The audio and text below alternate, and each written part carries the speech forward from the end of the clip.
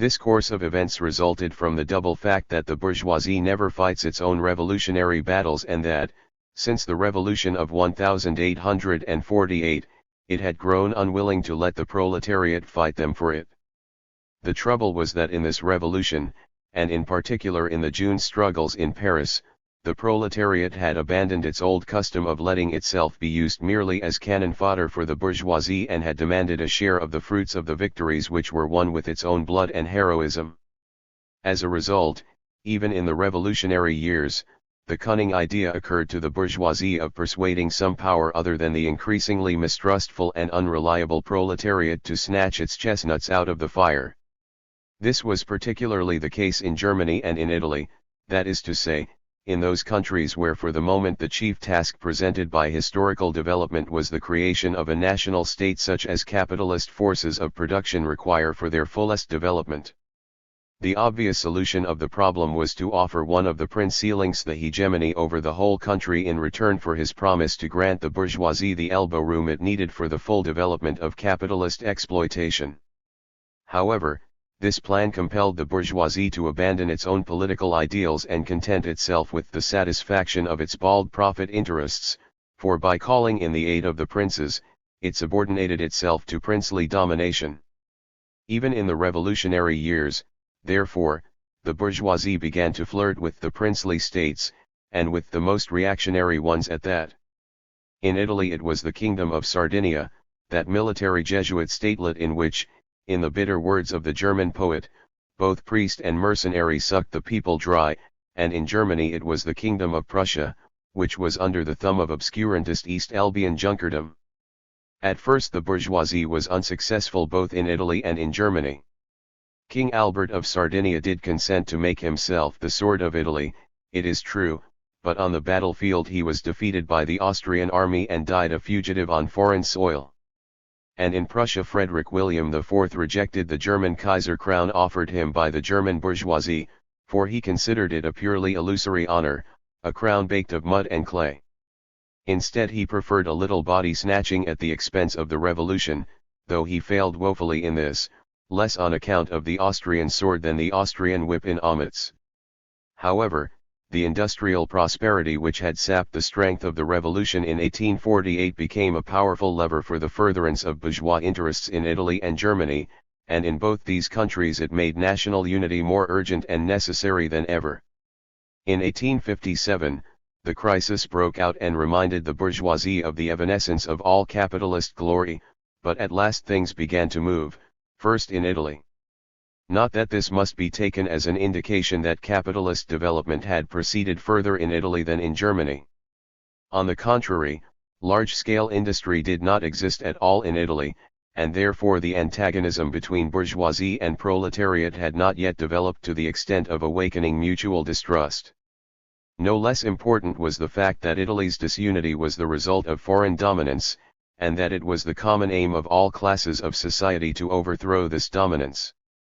Austria ruled directly over Lombardy and the province of Venice and indirectly over central Italy, whose little courts took their orders from the Vienna Hofburg.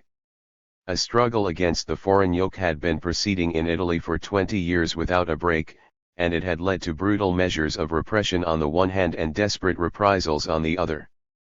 The Italian stiletto was the inevitable answer to the Austrian scourge.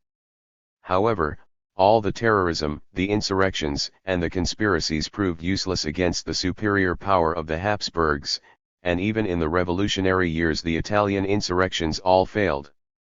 The promise that Italy should win its own independence, Italia farida esse, proved to be a delusion. Italy needed outside assistance in order to throw off the Austrian yoke, and therefore it turned to its sister nation, France. The maintenance of national disunity in Italy and Germany was a traditional principle of French foreign policy, but the adventurer who sat on the throne of France was prepared to bargain about the matter. The Second Empire was a farce so long as it was confined within the frontiers drawn for France by the European powers after the overthrow of the First Empire. France needed territorial conquests, but the false Bonaparte was unable to make them as the real one had done. The false Bonaparte had to content himself with borrowing the so-called nationality principle from his alleged uncle and presenting himself in the role of the messiah of the oppressed nations, naturally always on condition that his friendly services were generously rewarded in the way of land and population. At the same time, his whole situation was such that he could not take many risks. He was not in a position to wage a European war, not to speak of a revolutionary war, and the utmost he could do was belabor the scapegoat of Europe with the condescending permission of the other powers. At the beginning of the 50s the scapegoat had been Russia, but by the end of them it was Austria. The shameful regime maintained by the Austrian intruders in Italy had developed into a European scandal, whilst at the same time the House of Habsburg had quarrelled with its old partners of the Holy Alliance, with Prussia on account of Olmütz and with Russia on account of the Crimean War. In fact, Bonaparte was quite certain of Russian assistance in case he should attack Austria. The internal situation of France urgently demanded some foreign political action in order to bolster up Bonapartist prestige. The commercial crisis of 1857 had paralysed French industry, and thanks to the maneuvers with which the government had tried to prevent its outbreak, the evil had become chronic, and French trade had lain stagnant for years. As a result, both the bourgeoisie and the proletariat were becoming rebellious, whilst even the peasantry, the chief prop of the coup d'état regime, were beginning to grumble. The big drop in grain prices which took place from 1857 to 1859 caused the peasants to declare that, owing to the low prices they obtained for their produce and the heavy burdens on agriculture, the tilling of the soil was rapidly becoming impossible. In this situation Bonaparte was zealously courted by Cavour, the chief minister of the Kingdom of Sardinia. This man had taken up the tradition of King Albert, but he pursued his policy with incomparably greater skill. Still, with only the impotent methods of diplomacy at his disposal, he made little progress because the brooding and undecided character of Bonaparte made it difficult for him to take any rapid decision.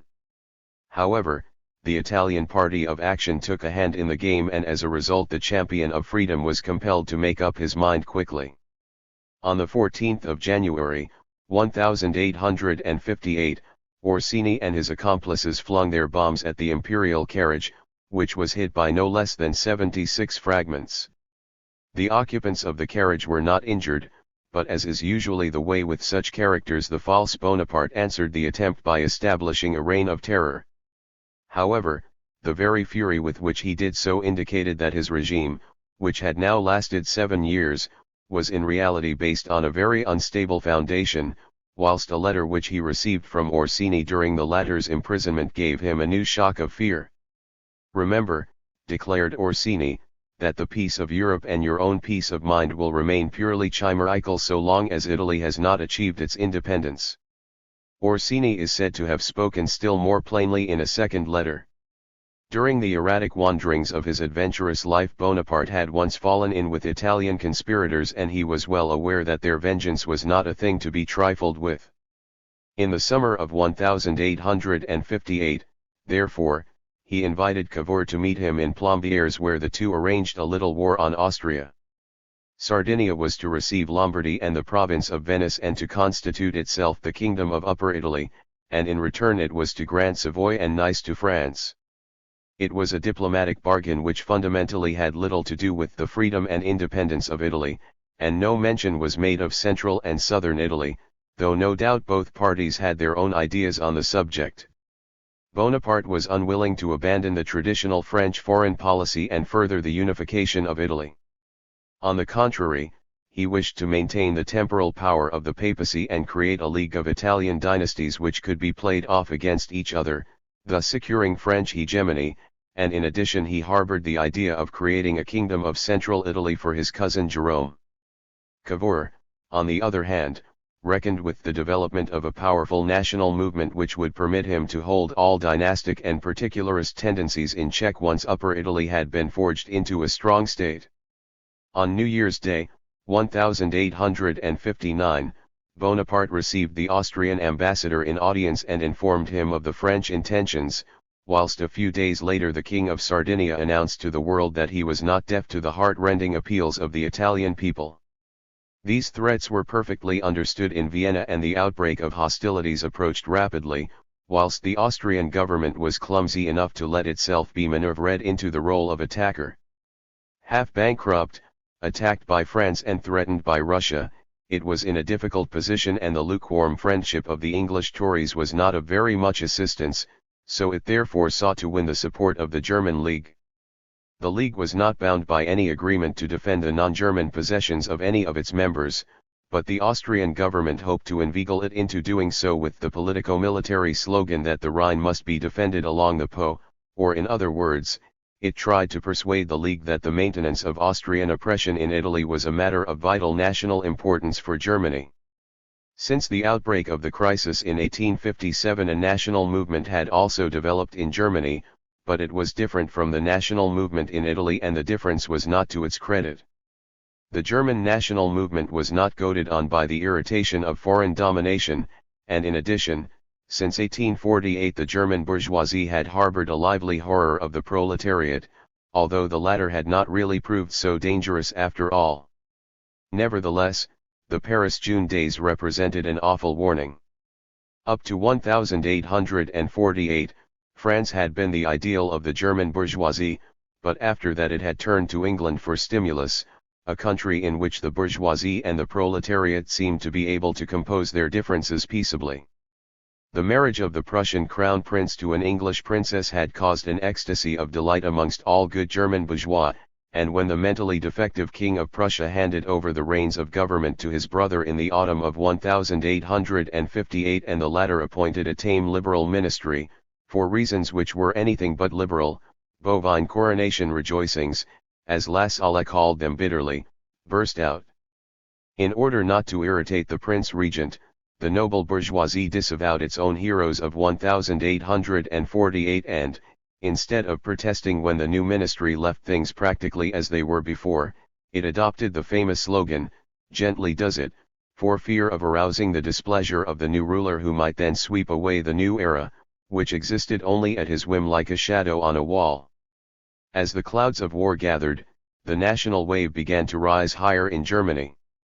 The way in which Cavour was working for Italian unity was very tempting to the German bourgeoisie, which had long ago chosen Prussia to play the role of Sardinia, but the attack of Germany's hereditary enemy, France, on Germany's ally, Austria, caused misgivings in the breast of the German bourgeoisie and awakened unpleasant memories.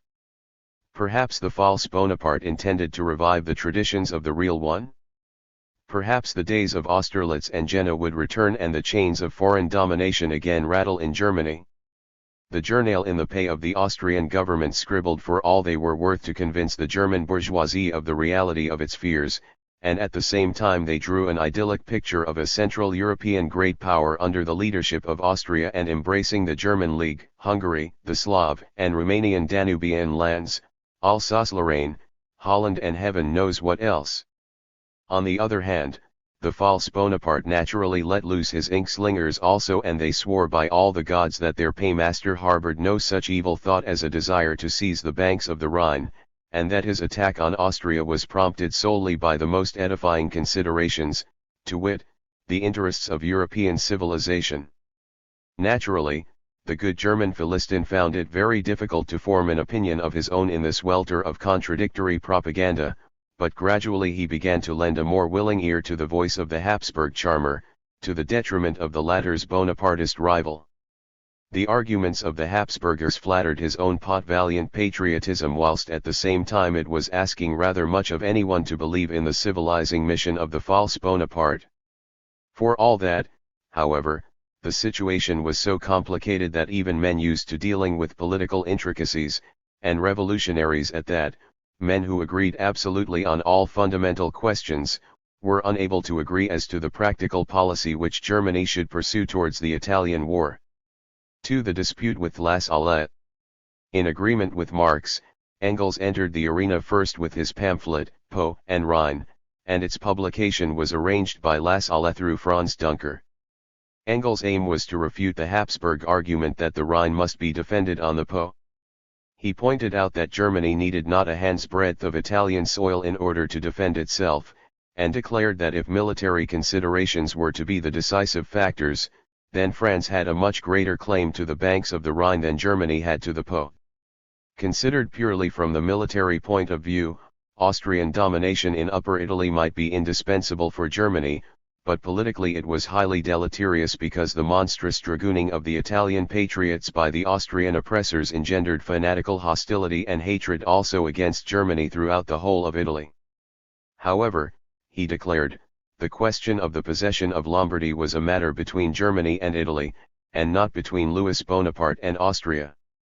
As far as a third party like Bonaparte was concerned, who was interfering purely in his own interests and anti-German interests at that, Germany's only attitude could be to keep its hold on the province and to yield only under compulsion, to maintain its military position and to evacuate it only when it became untenable. With regard to the Bonapartist threat, therefore, the Habsburg slogan was quite justified.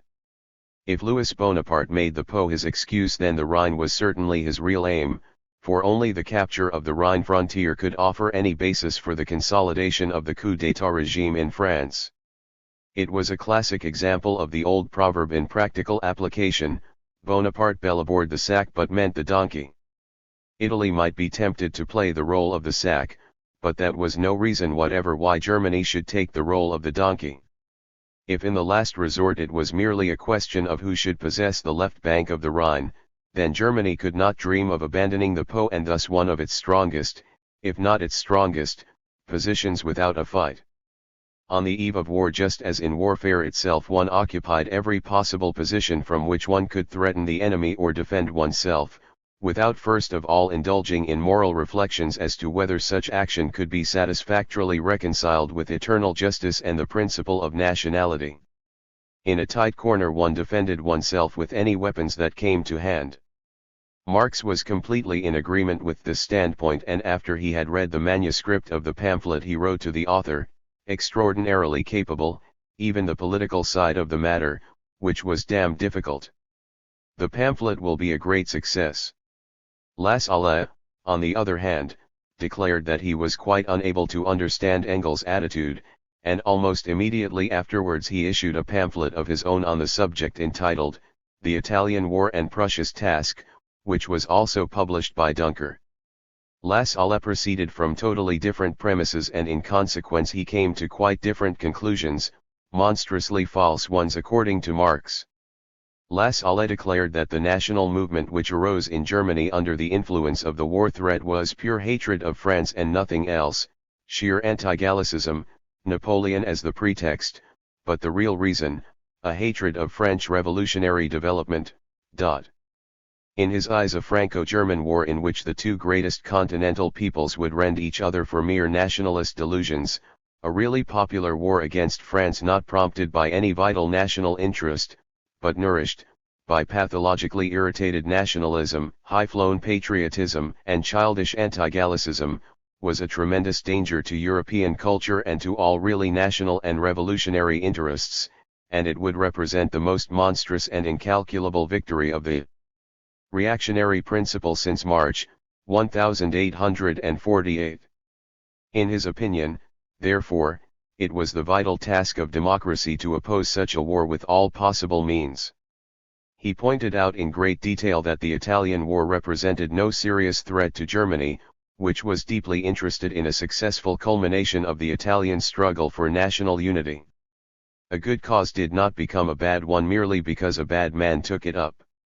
Bonaparte might hope to win a little popularity through the Italian war, but in that case it was the task of the democracy to see to it that he was unsuccessful, and thus make what he undertook in his own interests useless as a means of furthering those interests.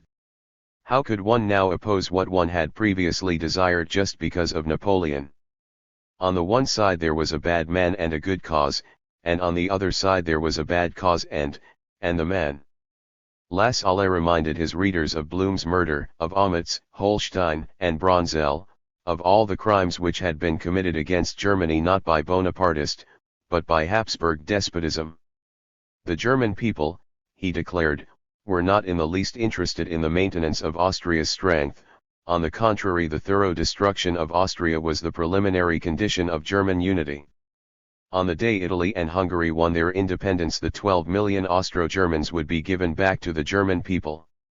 Only then would they be able to feel themselves as Germans, and only then would German unity be possible.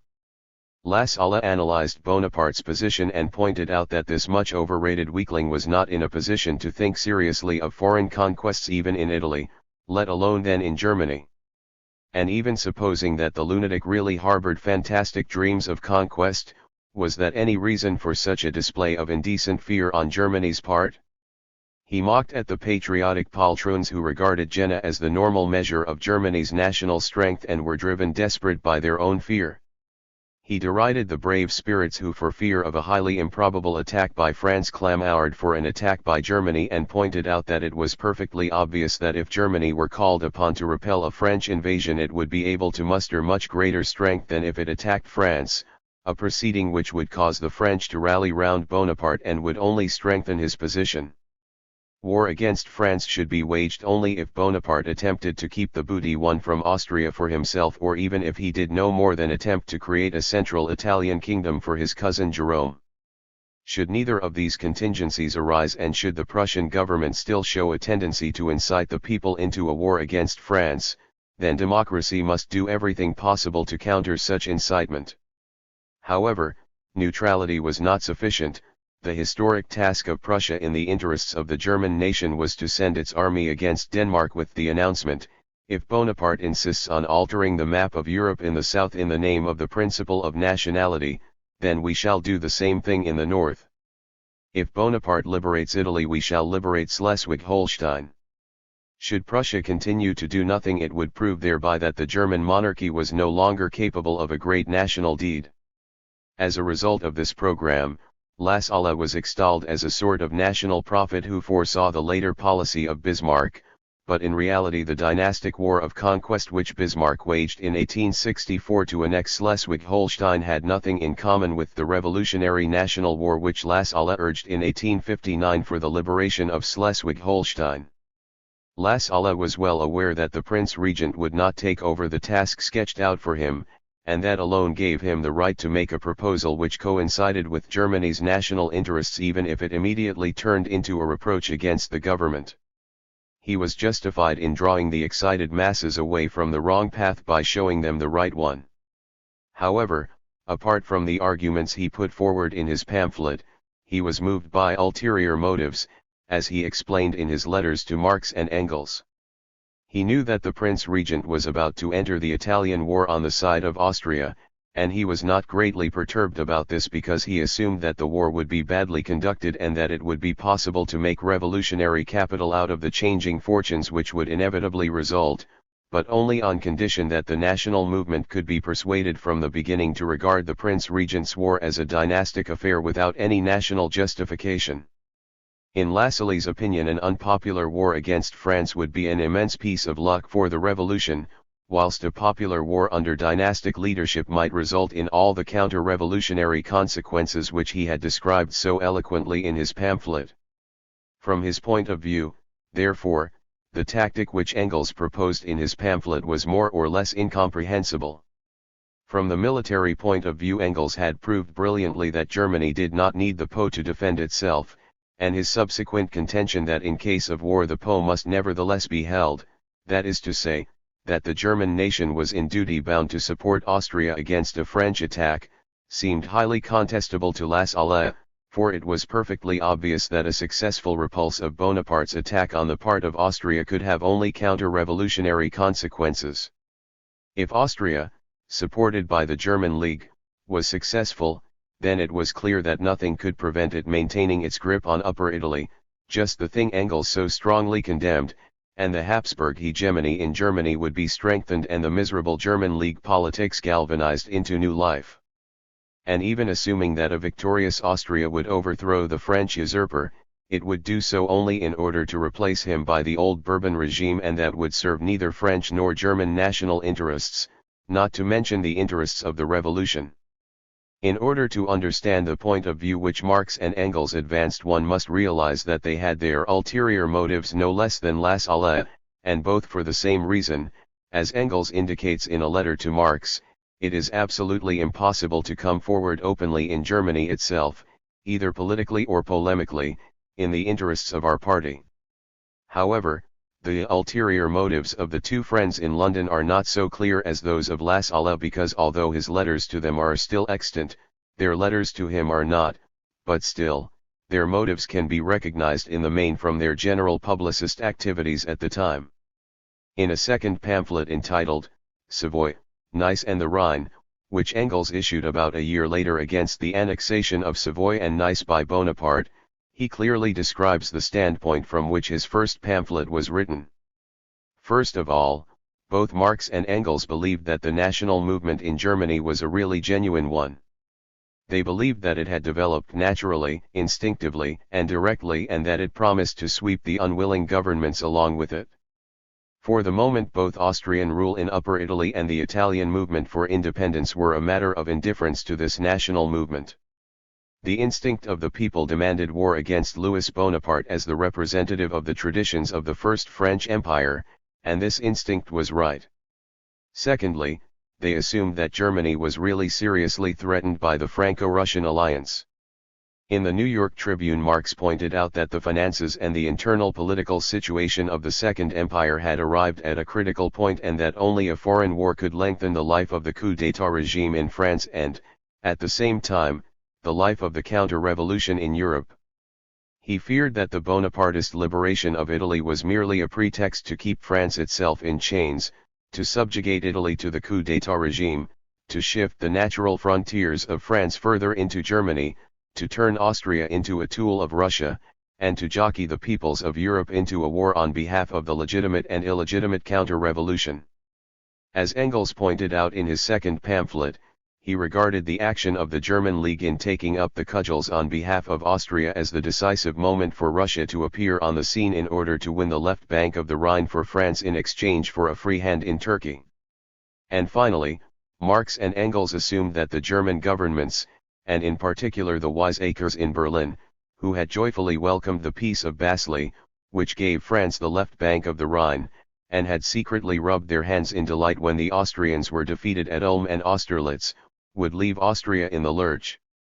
In their opinion, the German governments needed goading on by the national movement, and what they then expected was described by Engels in a passage of a letter to La Salle, which the latter quoted in full in his reply: "Long live a war in which we are attacked simultaneously by the French and the Russians, for in such a desperate situation, with disaster immediately threatening all parties, from those which are now ruling to Zitz and Blum, would exhaust themselves, and the nation would then finally turn to the most energetic party in order to save itself." La Salle answered that he quite agreed with this, and that he was wearing himself out in Berlin in order to prove that if the Prussian government declared war it would be playing into the hands of the revolution, but only on condition that from the very beginning the people regarded the war as a counter-revolutionary scheme of the Holy Alliance. If things turned out as Engels anticipated, then the German League system, Austrian domination in Upper Italy, and the French coup d'état regime would all be destroyed, and only from this point of view did he find it possible to understand Engels' tactic completely. All this shows clearly that there were no fundamental differences of opinion between the disputants, but only, as Marx put it a year later, opposing judgments on given conditions. There was no difference of opinion between them, either in their national or their revolutionary opinions. For all of them the final aim was the emancipation of the proletariat, and the absolutely necessary condition for the achievement of this aim was the formation of big national states. As Germans, they were all primarily interested in securing German national unity, and the absolutely necessary condition for this was the abolition of the multi-dynastic system in Germany. Just because they all had national interests, none of them supported the German governments, and all of them wished for their defeat. The brilliant idea that, in case of a war between the governments, the working class should abandon its own independent policy and place its fate in the hands of the ruling classes did not occur to any of them, for their national spirit was much too authentic and deeply rooted for them to be deceived by dynastic slogans. However, the situation was complicated by the fact that the heritage of the revolutionary years began to be liquidated in dynastic changes, And to find the correct attitude in this mixture of revolutionary and reactionary aims was less a question of fundamental principles than a question of facts. Neither standpoint was subjected to the acid test of fulfillment, but the very development which prevented this showed clearly enough that on the whole Lassalle had judged the given conditions more accurately than Marx and Engels. The two friends had to pay for having lost touch with conditions in Germany for so long. They had also overestimated, if not the lust of Tsarism for conquest, then at least the practical possibilities at its disposal for sating that lust. Lassalle may have exaggerated when he declared that the national movement in Germany was due to nothing but traditional hatred of France, but in any case, the movement was certainly not revolutionary, as was later demonstrated by the pitiful outcome of its labors, the miscarriage known as the German Nationalverein. Perhaps Lassalle also underestimated the Russian danger. In his pamphlet he treated it as an item of secondary importance, but in any case, the danger was not an imminent one, as was shown when, exactly as Lassalle had prophesied, the Prince Regent of Prussia mobilized the Prussian army and called upon the German League to mobilize the troops of the smaller states also. This military demonstration proved sufficient to make both the false Bonaparte and the Tsar very conciliatory. Vigorously encouraged by a Russian general who immediately appeared at the headquarters of the French army, Bonaparte offered peace to the defeated Emperor of Austria and half abandoned his official program, agreeing to content himself with Lombardy whilst the province of Venice remained under Austrian sway. He was not in a position to wage a European war on his own, and Russia was held in check by the troubles in Poland, the difficulties it was experiencing in connection with the emancipation of the serfs, and the blows it had received during the Crimean War, from which it had by no means fully recovered. It was the Peace of Villafranca which settled the dispute on revolutionary tactics in connection with the Italian War, but Lassalle returned to the matter again and again in his letters to Marx and Engels, and insisted that he had been right and that the course of events had demonstrated the correctness of his views. As we are not in possession of their answers and as they did not set out their own views in a manifesto as they had intended, it is impossible to weigh the arguments and counter-arguments. Lassalle could point with justification to the actual course of events, the actual development of the movement for Italian unity, the abolition of the central Italian dynasties by the revolt of their ill-treated subjects, the conquest of Sicily and Naples by Garibaldi and his volunteers, and the big spoke that all this had put in Bonaparte's wheel, ruining all his plans, but in the last resort it was the Savoy dynasty which schemed the cream from the milk. Unfortunately the dispute was aggravated by the circumstance that Marx was unable to overcome his mistrust of Lassalle although he was honestly anxious to win him over completely, declaring him to be an energetic fellow who would not temporize with the bourgeois party. Although his Heraclitus was a little crude, it was better than anything the Democrats could boast of. Still, even when Lassalle approached him with an open heart and an outstretched hand, Marx always felt that diplomacy was necessary in his dealings with him. Clever management was necessary, he declared, in order to keep Lassalle up to the scratch, and the least incident was sufficient to awaken all his old suspicions. For instance, Friedlander renewed his offer that Marx should contribute to Die Presse in Vienna. The offer was again made through Lassalle and this time without any conditions, but finally Friedlander let the matter drop, whereupon Marx immediately suspected Lassalle of having deliberately spoiled his prospects. And again, when the printing of Marx's works on political economy was delayed from the beginning of February to the end of May, he was quite sure that it was one of Lassalle's tricks and promised that he would not forget it. As a matter of fact the delay was caused solely by the dilatory publisher, and even then the latter had a fairly good excuse, pointing out that he had postponed the printing in order to get out the pamphlets of Engels and Lassalle, which were of greater urgency as they dealt with topical matters. 3 new struggles in exile. The ambiguous character of the Italian war renewed old antagonisms and brought new confusion into the ranks of the exiles.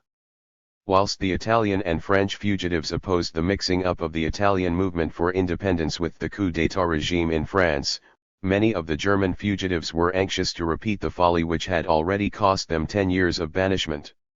However, they were very far removed from Lassalle's standpoint and even effusively in favor of the new era, which they believed to have opened up in Germany by the grace of the Prince Regent and in which they hoped to share. As Freiligrath declared contemptuously, they were bubbling over with a desire to be pardoned and were eager to perform any patriotic action if only His Royal Highness would fulfill Kinkel's prophecy before the court-martial in Rastatt and draw the sword to establish German unity. Kinkel once again sprang into the breach and made himself the mouthpiece of this tendency, and on January 1, 1859, he began issuing a weekly publication, Der Hermann, whose antediluvian title immediately betrayed the ideas it preached. To quote Freiligrath again, it immediately became the favorite organ of all those homesick heroes who were trembling with impatience to receive permission to plunge into the barrack square liberalism which now prevailed in Germany, but just for this reason it became very popular, so much so, in fact, that it killed Die Neue Zeit, a little working-class paper issued by Edgar Bauer on behalf of the Workers' Educational League. Die Neue Zeit lived chiefly on the credit granted to it by its printer, and it was naturally lost when Kinkel offered the latter the far more profitable and reliable order for the printing of Der Hermann. However, Kinkel's shabby trick did not meet with unanimous approval even amongst the bourgeois fugitives, and even the free trader Focher formed a finance committee in order to save Die Neue Zeit. These efforts were successful and Die Neue Zeit lived on under the new title of Das Volk, and Allard Biscamp became its editor. Biscamp was a fugitive from the electorate of Hesse and he had contributed to Die Neue Zeit from the provinces, but now he gave up his post as a teacher to devote his whole time to the paper.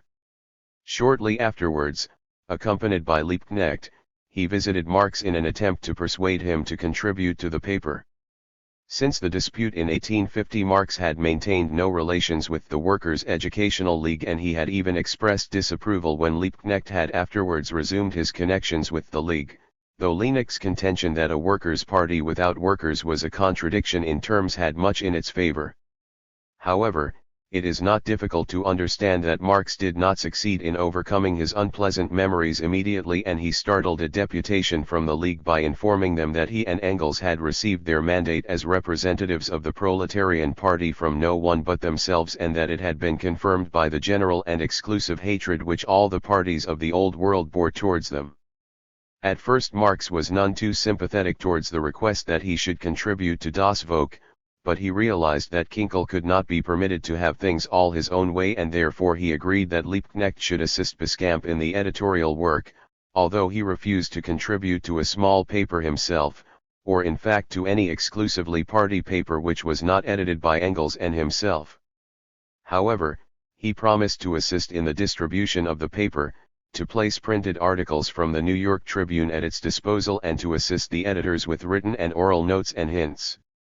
Writing to Engels, he declared that he regarded Das Volk as a boulevard sheet like the Paris Vorwärts and the Deutsche Brüsseler Zeitung, but still, a time might come when it would be useful to have a London newspaper at their disposal, and Biscamp deserved support because, after all, he was working for nothing.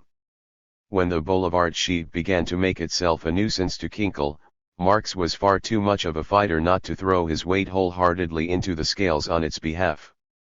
He gave a great deal of time and energy in order to keep its head above water, not so much by contributions, for according to his own account they consisted of no more than a few short notes, as by his efforts to provide the means for at least a hand-to-mouth existence for the paper, which appeared in a 4-page edition and a fairly big format.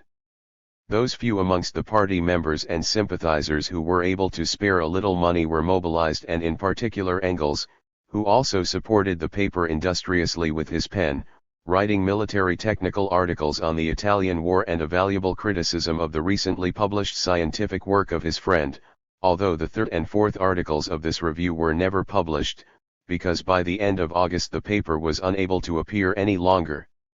A most disagreeable practical result of Marx's efforts to keep the paper alive was that the printer, a certain Fidelio Hollinger, made him responsible for the outstanding printing bill.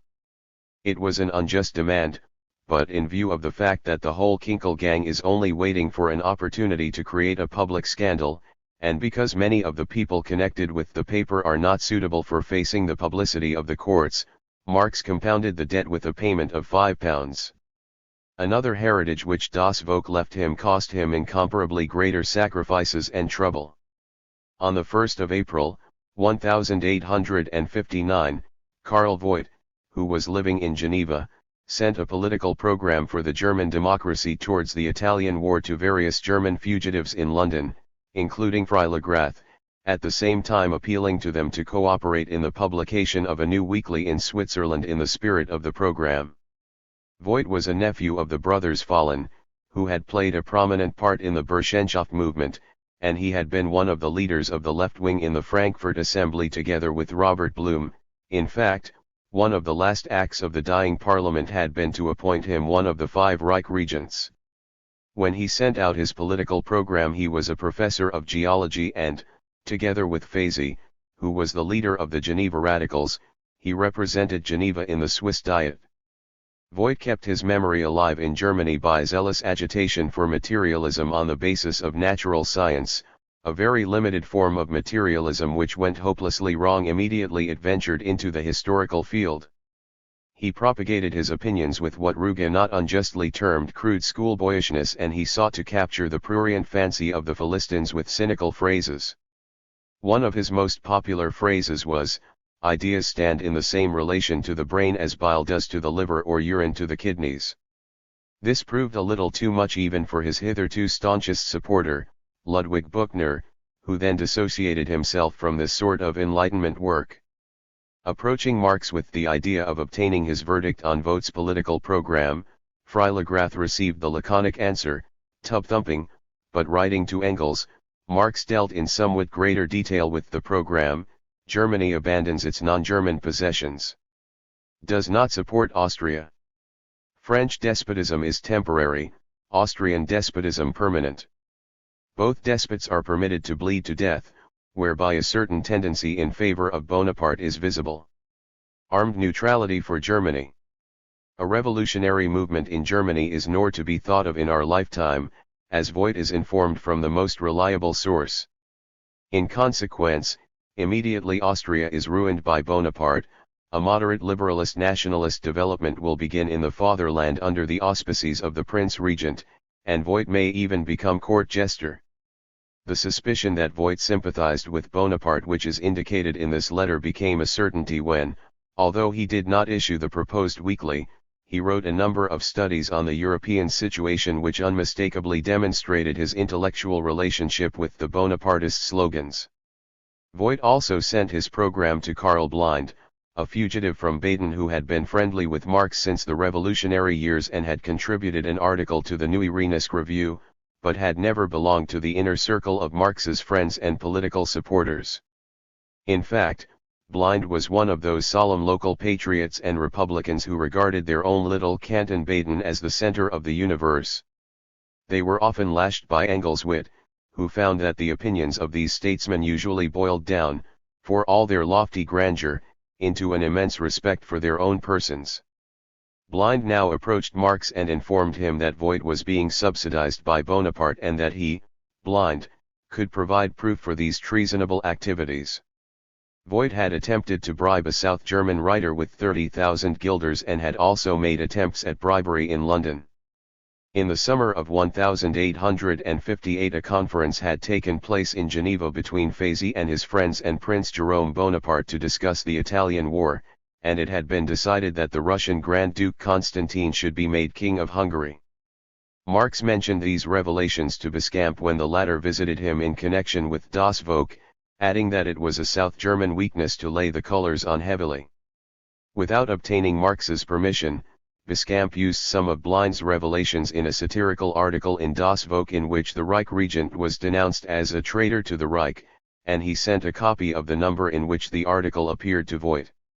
The latter answered the attack in the Bieler Handelscourier with a warning to the workers against a clique of fugitives who had formerly been known in Swiss exile under various uncomplimentary names, including the Vagabonds, and which had now gathered in London under its chief Marx in order to hatch conspiracies amongst the German workers, conspiracies which were known from the beginning to the Continental Police and only led the workers into a trap. Marx did not permit this filthy attack to distress him unduly, and he contented himself with holding it up to general contempt in Das Volk. At the beginning of June, Marx went to Manchester to collect funds among friends and sympathizers there for the support of Das Volk. During his absence, Liebknecht discovered the galleys of a pamphlet attacking Voigt and containing the revelations made by Blind. The compositor Vogel informed him that the manuscript of the pamphlet had been handed in by Blind himself and that the corrections on the galleys were in Blind's handwriting. A few days later Liebknecht received a copy of the printed pamphlet from the printer Hollinger, and he sent it to the Allgemeine Zeitung in Augsburg, whose correspondent he had been for a number of years. In a covering letter he informed the editor that the pamphlet was the work of a reputable German fugitive and its accusations could all be substantiated. The Allgemeine Zeitung published the material and Voigt then sued it for libel, whereupon the paper turned to Liebknecht to obtain the promised proofs.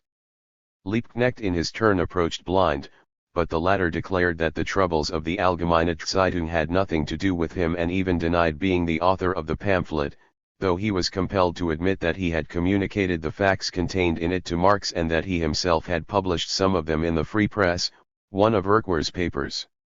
Naturally, Marx bore no responsibility in the matter at all, and Liebknecht had quite made up his mind that Marx would disavow him, but the latter thought it his duty to do everything possible to expose Voigt, particularly as the latter had dragged him into the affair quite gratuitously. But even his attempts to extract an admission of authorship from Blind failed owing to the latter's obstinacy, and he had to content himself with a written statement from the compositor Vogel to the effect that the original manuscript had been in Blind's handwriting, which was thoroughly familiar to him, and that the pamphlet had been set up and printed in Hollinger's printing works. Naturally, this proved nothing at all against Voigt. Before the case came up for trial in Augsburg, the Schiller celebrations, planned for the 10th of November, 1859, on the centenary of the great poet's birth, led to a new dispute in the ranks of the London exiles. To quote Lassalle, this day was celebrated by all Germans both at home and abroad as evidence of the cultural unity of the German people and as a joyful promise of national resurrection. Celebrations were also arranged in London and a great meeting was to take place at the Crystal Palace, the proceeds to be devoted to founding a Schiller Memorial Institute with a library and a course of lectures beginning annually on the anniversary of the poet's birth. Unfortunately, however, the Kinkel faction succeeded in getting control of the preparations, and it exploited them in the most hateful and petty fashion in its own narrow interests. This group invited an official of the Prussian embassy in London to grace the celebrations by his presence, although the man had earned a very unenviable reputation in the days of the Cologne Communist trial, and at the same time it did its best to keep the proletarian elements amongst the exiles away from the meeting.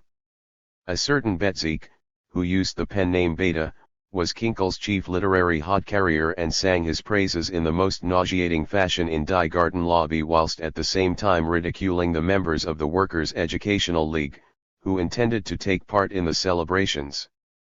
Under the circumstances, therefore, both Marx and Engels were unpleasantly surprised when Freiligrath consented to be present at the celebrations and to recite a poem after Kinkel had delivered the main speech of the evening. Marx warned his friend against having anything to do with what he termed the Kinkel demonstration, and Freiligrath admitted that he had his own misgivings and that perhaps the celebrations were being exploited to flatter Kinkel's personal vanity, but for all that he thought that as a German poet he could not very well absent himself from the celebrations, and even if the Kinkel people were trying to misuse the affair for their own purposes, that was not the aim of the meeting.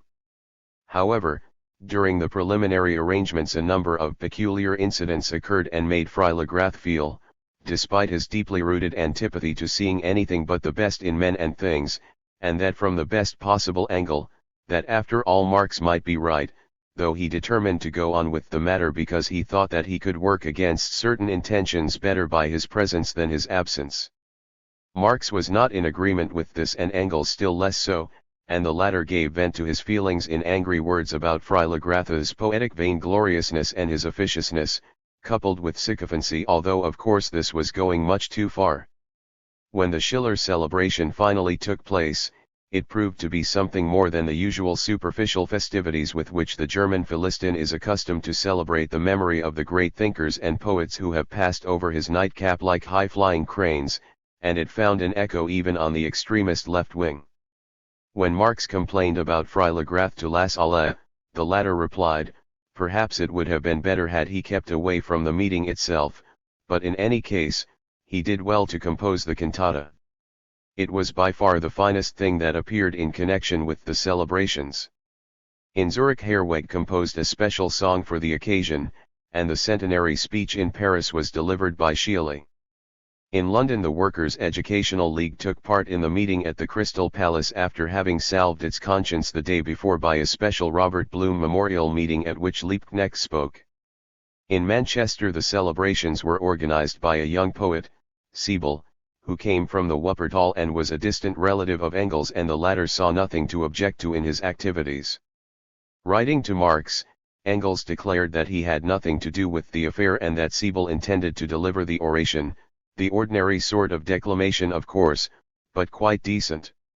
The fellow is also organizing a performance of Wallenstein's Camp. I was present at 2 of the rehearsals, and if they can summon up sufficient audacity, it ought to go off all right.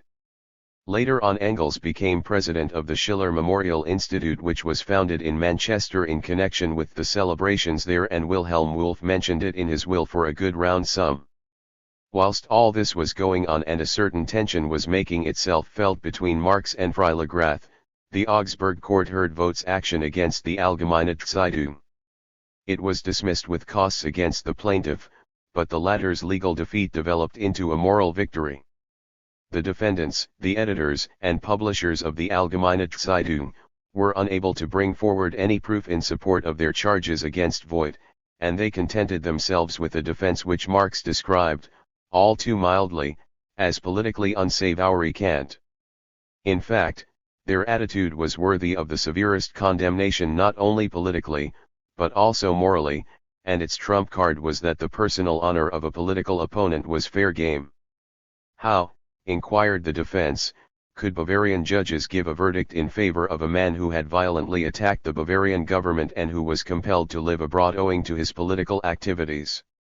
If the court found against the defendants, the social democratic elements in Germany, who had first sought to put their dreams of freedom into execution 11 years before with the murder of Generals Latour, Gagern and Auerswald and of Prince Lichnowsky, would burst into shouts of approval.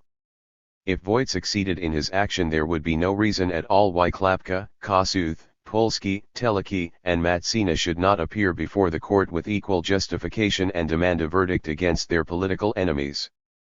Despite the low cunning of this defense, or perhaps just because of it, the judges were impressed. However, their legal consciences were not quite elastic enough to permit them to give a verdict for defendants who had so utterly failed to substantiate their charges, but they were also not vigorous enough to do justice to a man who was hated by the Bavarian government and the Bavarian people. The public prosecutor offered a way out of the quandary, and this the judges seized on eagerly. Under formal pretexts they sent the case for trial by jury, a proceeding which meant absolutely certain defeat for Voigt, because at such a trial no evidence was required to substantiate the truth of the charges against him, and the jurymen were not called upon to advance any reasons for their decision. Voigt did not take up the hopeless challenge, and he is not to be blamed for that. In any case, his situation was not unfavorable, for he could now bask in the sun of double martyrdom. Not only had he been falsely accused and his accusers unable to substantiate their charges against him, but the courts had refused to give him justice. 1 or 2 accompanying circumstances even heightened his triumph. For instance, it made a most embarrassing impression on public opinion when a letter from Biscamp to the Allgemeine Zeitung was read in court. Biscamp was really the chief accuser of Voigt, but in this letter he admitted that he had no real proofs for his charges, advanced a few vague suppositions, and concluded by asking the Allgemeine Zeitung whether, in view of the fact that Das Volk was going out of existence, it would care to engage him as a second London correspondent beside Liebknecht. Even after the trial the Allgemeine Zeitung kept up its vague attacks on Voigt, declaring that he had been condemned by his own people, by Marx and by Freilagrath, and everyone knew that Marx was a keener and more profound thinker than Voigt, whilst Freilagrath towered above him as far as political morality was concerned. In the written statement for the defense filed by the editor Kalb, Freilagrath was declared to be a contributor to Das Volk and one of the accusers of Voigt. These statements had been made by KARL owing to a misunderstanding arising out of one of Linnig's letters, in which the latter had not expressed himself any too clearly. When the report of the Allgemeine Zeitung on the trial arrived in London, Freilagrath immediately sent off a short statement to the effect that he had never been a contributor to Das Volk and that his name had been used against Voigt without his knowledge and permission. In view of the fact that Voigt and Fasey were intimate friends and that Freilagrath's employment by the Swiss bank depended on Fasey, disagreeable conclusions were drawn from this action, but they would have been justified only if it had been Freilagrath's duty to come forward openly against Voigt, which was not the case. Freilagrath had nothing whatever to do with the matter and he was quite entitled to protest against Kalb's attempt to shelter himself behind his name when things began to go wrong.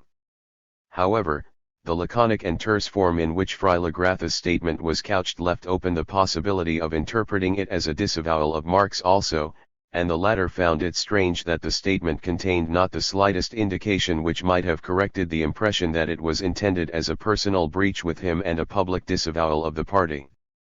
The form of Freilagrath's statement may very well have been due to a certain irritation at the fact that, in the name of the party, Marx had wanted to forbid him publishing a harmless poem in praise of Schiller, whilst he, Freilagrath, was expected to plunge into the breach immediately on behalf of Marx when the latter had begun an unnecessary quarrel. Appearances were made still worse when Blind published a declaration in the Allgemeine Zeitung condemning Voigt's policy unreservedly but declaring at the same time that it was a deliberate lie to say that he had written the pamphlet against Voigt. The statements of two witnesses were added to his letter. The printer Hollinger declared that the statement of the compositor Vogel that the pamphlet had been written by Blind and printed in Hollinger's works was a malicious invention, whilst a second compositor named Vehe made a statement corroborating Hollinger's evidence. The differences between Marx and Freilagrath were then aggravated by an unfortunate incident. Kinkel's literary hack, Beta, published an article in Die Gartenlobby praising the poet Freilagrath to the sky and ending with a scurrilous attack upon Marx, who was described as a malicious disseminator of poisonous hatred who had robbed Freilagrath of the power of song, of his freedom and of his character. Since he had come into contact with Marx's searing breath, the poet had sung but little. However, after one or two lively exchanges by letter between Marx and Freilagrath, all these things looked as though they would be cleared up and buried with the year 1859, when they were dragged up in the new year by Voigt, who seemed anxious to prove the truth of the old proverb that when a donkey is too well off it insists on venturing over thin ice. 4 interludes. In the new year of 1860 Voigt published a book entitled, My Action Against the Allgemeine Zeitung. It contained a stenographic report of the court proceedings and copies of all the written statements and other documents brought forward in connection with the case. All the documents were quoted in full and with perfect accuracy. However, apart from all this, the book contained a rehash in still greater detail of all the old nonsense about the vagabonds Voigt had previously published in the Bieler Handelscourier.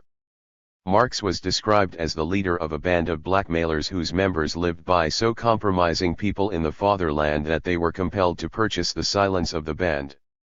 Not one letter, but hundreds of letters have been sent to people in Germany threatening to denounce their participation in this or that revolutionary action unless a sum of money specified was sent to a given address by a certain date, declared Voigt. That was the worst, but by no means the only libel against Marx published in the book. Although Voigt's story was thoroughly mendacious, it was so mixed up with all sorts of half-truths concerning life in exile that a fairly exact knowledge of the details was necessary in order to recognize its dishonesty immediately, and naturally, the German Philistine was the last person in the world likely to be in possession of such detailed knowledge. The book therefore made a great sensation in Germany and it was welcomed with enthusiasm by the liberal press. The National Zeitung published 2 long leading articles on the basis of Voigt's statements, and when a copy of the paper arrived in London towards the end of January, it created tremendous excitement in the Marx household, and Frau Marx in particular was deeply shaken. As no copy of the book could be obtained in London, Marx hurried to Freilagrath and asked him whether he had received a copy from his friend Voigt. Freilagrath was deeply offended and answered that Voigt was not his friend and that he had not received a copy of the book.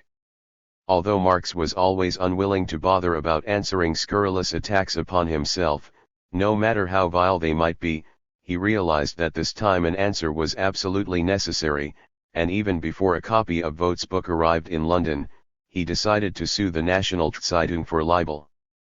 The paper had accused him of a number of criminal and infamous actions before a public whose political prejudices made it inclined to believe anything against him, no matter how monstrous it might be, though owing to his 11 years of absence from Germany it had no facts at all on which to judge his personal character.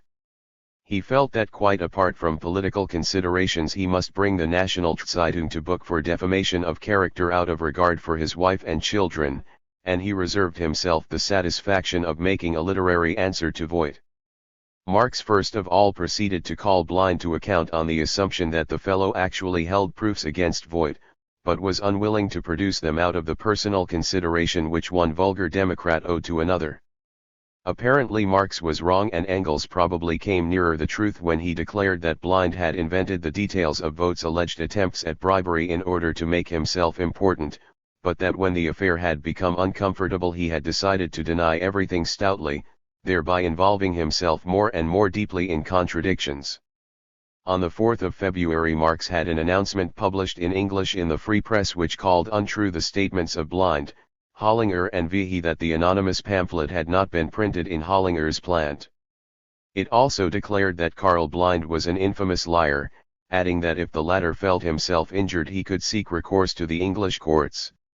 Blind was not such a fool as to accept this challenge, and he tried to defend himself by publishing a long statement in the Allgemeine Zeitung strongly condemning Vogt and again imputing bribery to him, but denying that he, Blind, had written the pamphlet in question. Marx was not content with this, and he succeeded in hauling Vehe before a magistrate and securing from him an affidavit to the effect that he, Vehe, had repaged the type of the pamphlet for reprinting in Das Volk, that he too had recognized Blind's handwriting in the corrections on the galleys, and that his first statement had been enticed from him by Hollinger and Blind, the former having offered him money and the latter future favors. With this Blind became liable to proceedings under English criminal law, and Ernest Jones offered to secure his arrest on the basis of Vehe's affidavit, but he pointed out that once an information had been laid it would be impossible to go back on the matter, and that if any attempt was made to compose the affair afterwards, he, Jones, as a lawyer, would be committing a punishable offense. Out of consideration for Blind's family, Marx did not want the matter to go so far, and he sent a copy of Vehe's affidavit to Louis Blanc, who was Blind's friend, together with a letter explaining that on account of Blind's family he, Marx, would be very sorry to have to lay an information against the man, though he thoroughly deserved it. This letter had its effect, and on the 15th of February, 1860, the Daily Telegraph, which had in the meantime repeated the scurrilous libels of the National Zeitung, published a notice to the effect that one Schabel, a friend of Blind's family, had in fact been the author of the anonymous pamphlet and not Blind. The maneuver was transparent enough, but Marx let it go at that because he had won his point and cleared himself of all responsibility for the pamphlet. Before launching his counter-attack against Vogt he made an attempt to bring about a reconciliation with Freilagrath, to whom he sent a copy of his own statement against Blind and a copy of Vehe's affidavit, but he received no reply. Despite this rebuff he made another attempt to convince Freilagrath of the importance of the Vogt case for the historical vindication of the party and for its later position in Germany. He did his best to dispel any resentment which Freilagrath might have harbored against him, and declared, "If I have offended you in any way I shall be glad at any time to make amends. Nothing human is foreign to me." He was, he said, quite able to understand how extremely unpleasant the whole thing must be for Freilagrath in his present situation, but he, Freilagrath, would realize at least that it was not possible to keep his name out of the affair altogether. We are both well aware that for years each of us in his own way, from the most unselfish motives and subordinating all private interests, has held aloft the banner of the class law plus laborious et law plus miserable above the heads of the Philistines, and it would be a petty crime against history if we were to drift apart now on account of trifling matters due in any case to misunderstandings. The letter closed by expressing the warmest feelings of friendship for Freilagrath. Freilagrath accepted the hand of friendship which was extended to him, but not quite so warmly as the heartless Marx had offered it. He declared that in the future as in the past he would remain loyal to the class law plus laborious et law plus miserable, and that he would gladly maintain his old relations with Marx as a friend and a comrade, but, he added, I have had nothing to do with the party now for 7 years, since the dissolution of the Communist League. I have never attended its meetings, and its decisions and its actions were agreed upon without my participation. In reality, therefore, my connections with the party were broken off long ago. We were never in any doubt about it, it was a sort of silent agreement between us. And I can only say that I still feel that I was right. My nature, like the nature of any poet, needs freedom. The party is a cage, and it is easier to sing outside it, even for the party, than inside it. I was a poet of the proletariat and of the revolution before I became a member of the Communist League and of the editorial board of the Neue Rheinische. In the future too I want to remain independent, to belong to myself alone and to order my actions as I think fit. Freilagrath's old dislike of the routine of political agitation expressed itself again in this letter, and it even caused him to see things which had no existence in fact. The party meetings he had never attended, and the party decisions and actions which had been taken without his participation, had in fact never taken place at all. Marx pointed this out in his reply, and after he had once again done everything he could to dispel all possible misunderstandings, he referred to a favorite saying of Freilagrath in the words, "The Philistines are on us," will always be a better slogan for us than to be amongst Philistines. I have explained my attitude frankly, and I hope that you are in general agreement with me.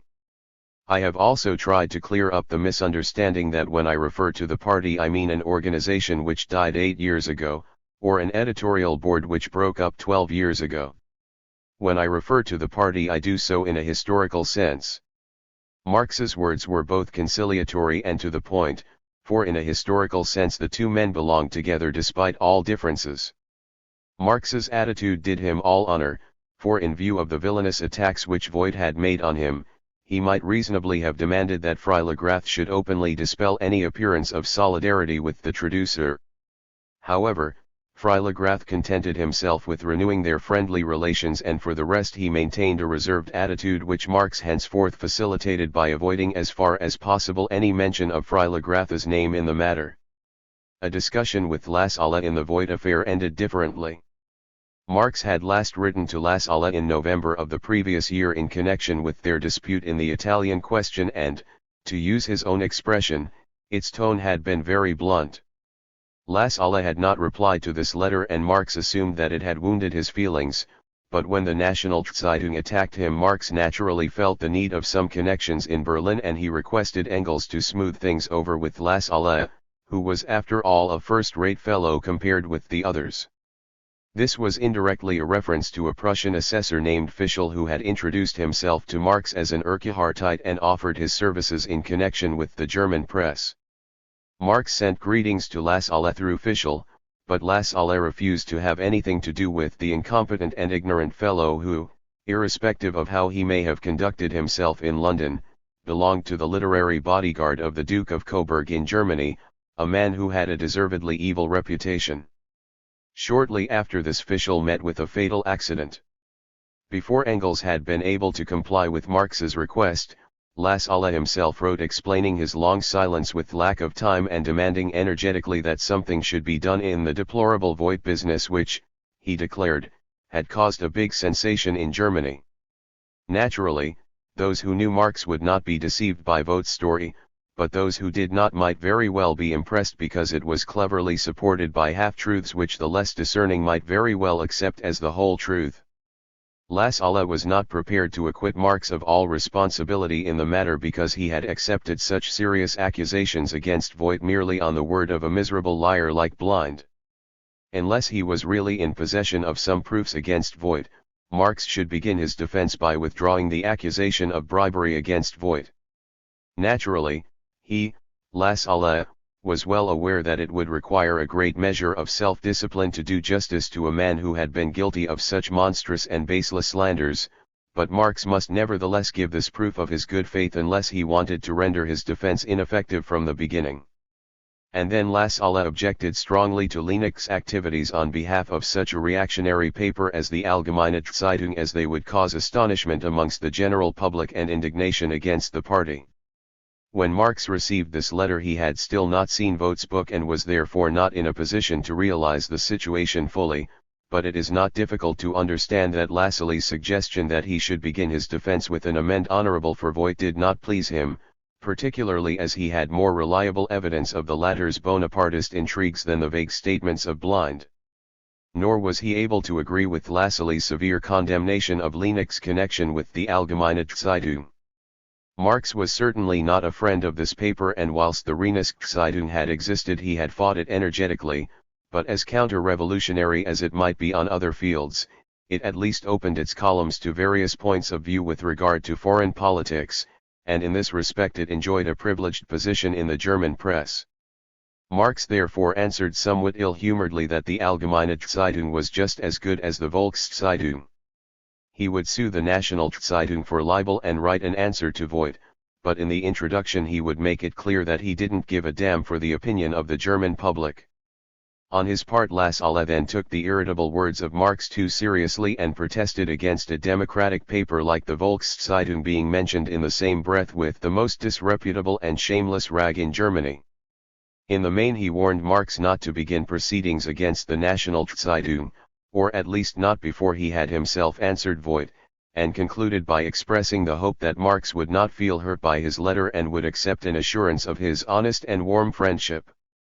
Lassalle's hope was ill-founded. In a letter to Engels, Marx used the strongest terms about Lassalle's letter and even recalled the official accusations which Louis had brought to London, though he did so in order to show that he had not harbored any precipitate distrust against Lassalle, and that despite these official accusations he had not changed his opinion of him. However, in view of the caliber of the accusations, Lassalle was unable to see any particular merit in Marx having ignored them, and he revenged himself in a dignified fashion by writing a fine and convincing description of the self-sacrifice he had shown and the services he had rendered to the workers in the Rhineland during the worst days of the reaction. Marx did not treat Lassalle as he had treated Freiligrath, and Lassalle's answer was different. He gave Marx the best advice he could give him, and he did not allow his willingness to assist him to be affected by the fact that the advice was ignored. 5. Herr Vogt. It was not long before Lassalle's warning against appealing to the Prussian courts was shown to be well-founded.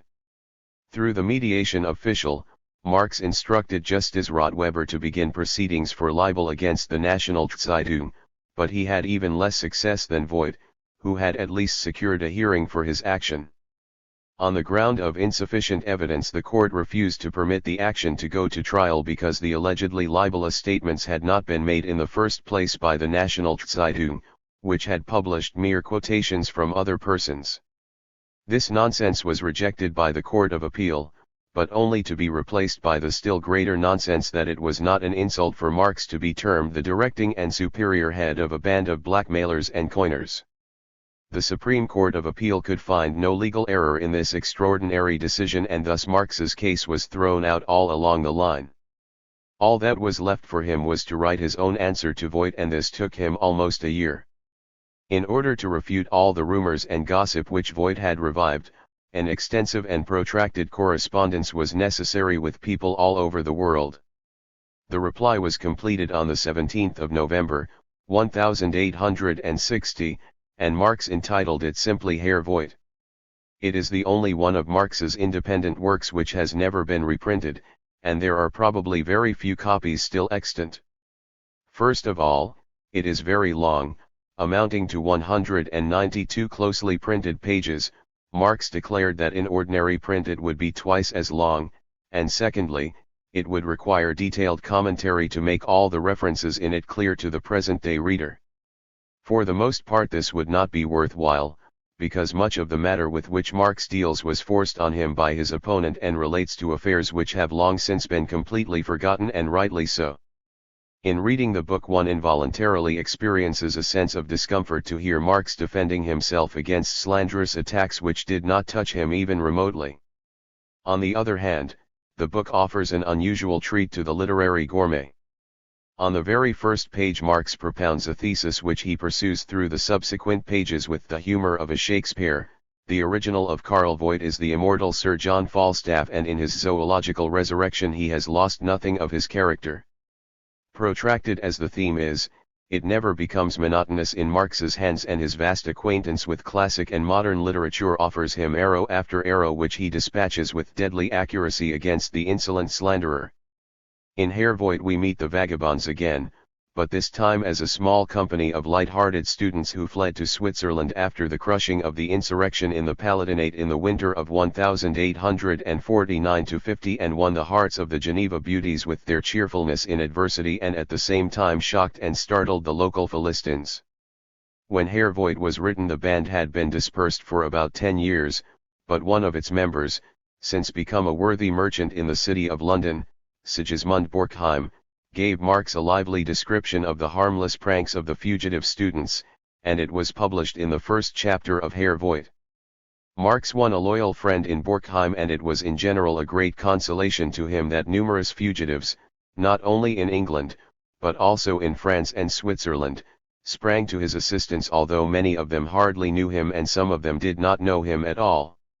He was gratified in particular by the generous assistance granted to him by Johann Philipp Becker, a tried and trusted veteran leader of the Swiss working class movement.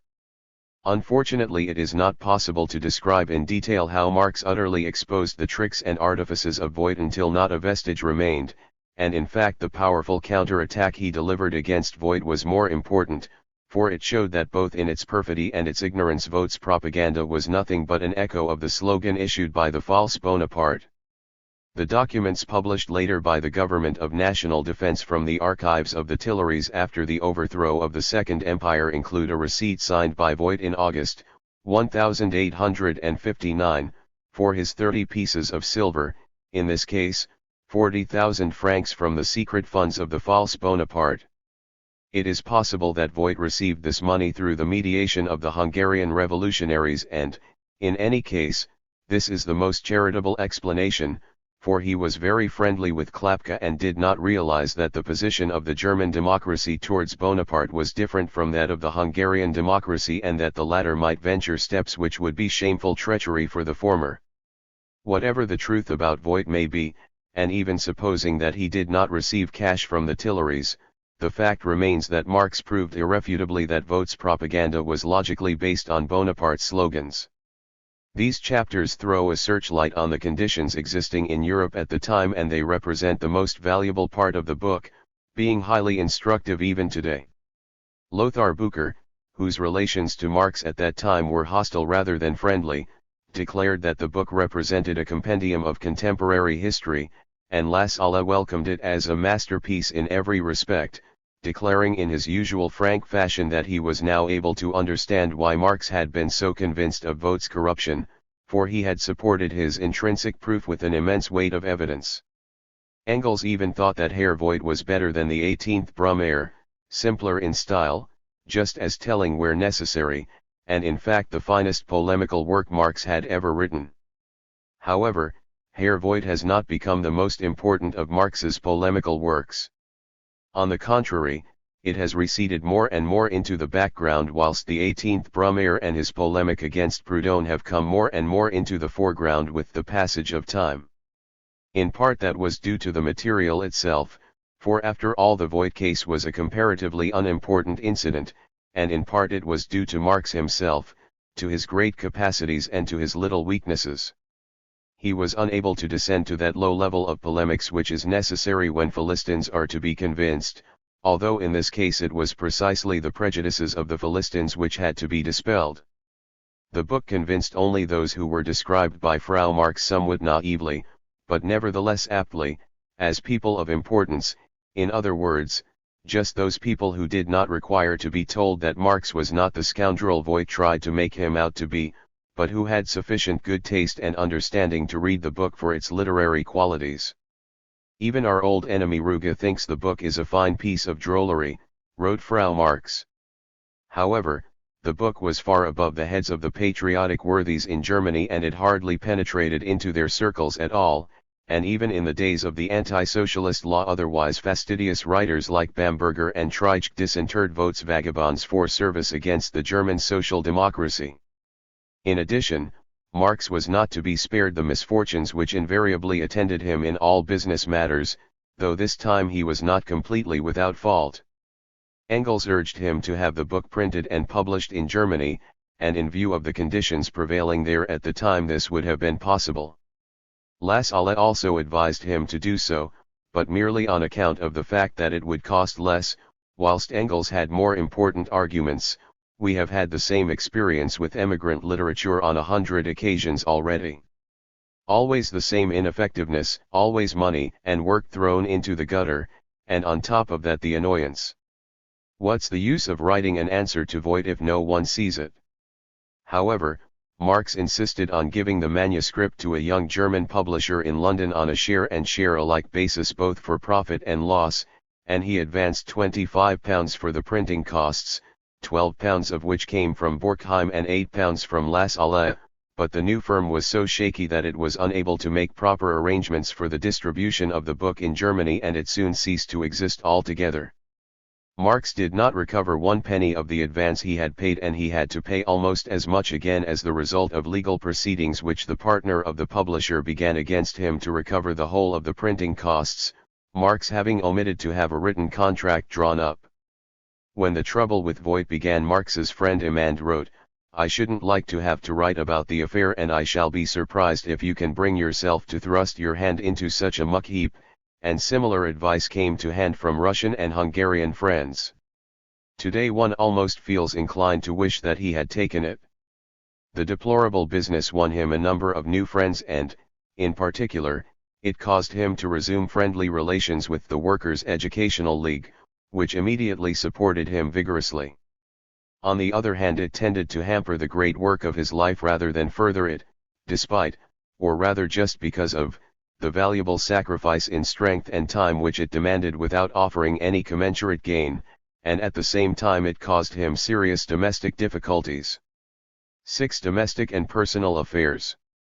Frau Marx, who clung to her husband with heart and soul, was even harder hit than Marx himself by the terrible vexation at the infamous attack of Voigt.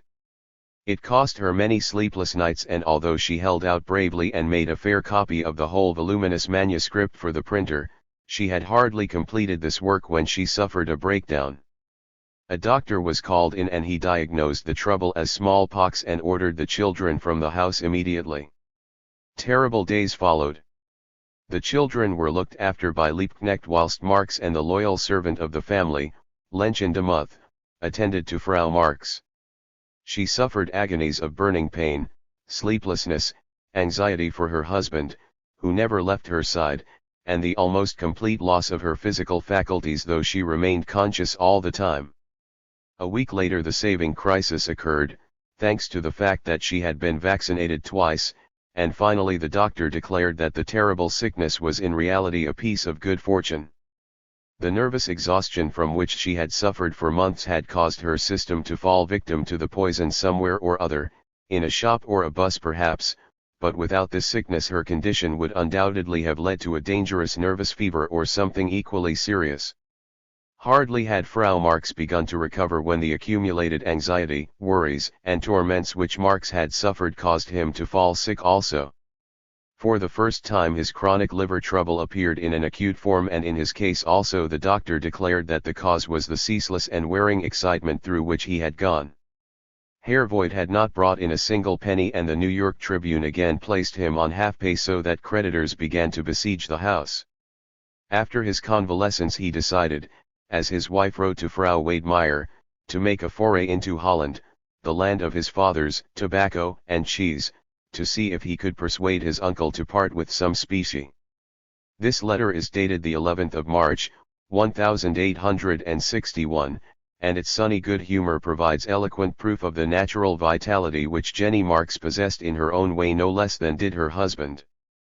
After long years of silence the Wedemeyers, who had suffered their share of this world's troubles during their American exile, wrote again, and Frau Marx immediately poured out her heart to the courageous and loyal companion in misfortune, the fighter and sufferer, declaring that the one thing which gave her sufficient courage to keep going in all the misery and wretchedness, the one bright spot in our existence, the light of our lives, was the joy in their children.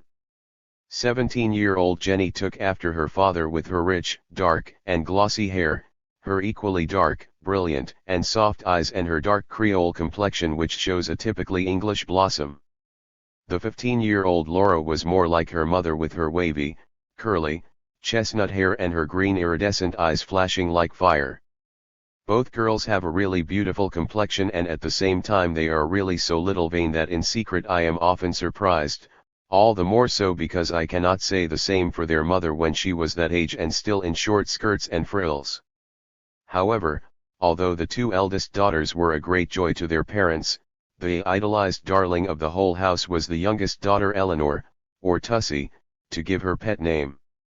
The child was born when our poor little Edgar died, and all the love and tenderness we bore him was then transferred to his little sister, and the older girls looked after her and nursed her with almost motherly care. But then it would really be difficult to find a more lovable child, as pretty as a picture and sweet-tempered. In particular, she prattles delightfully. She has learned that from the brothers Grimm, who are her constant companions day and night.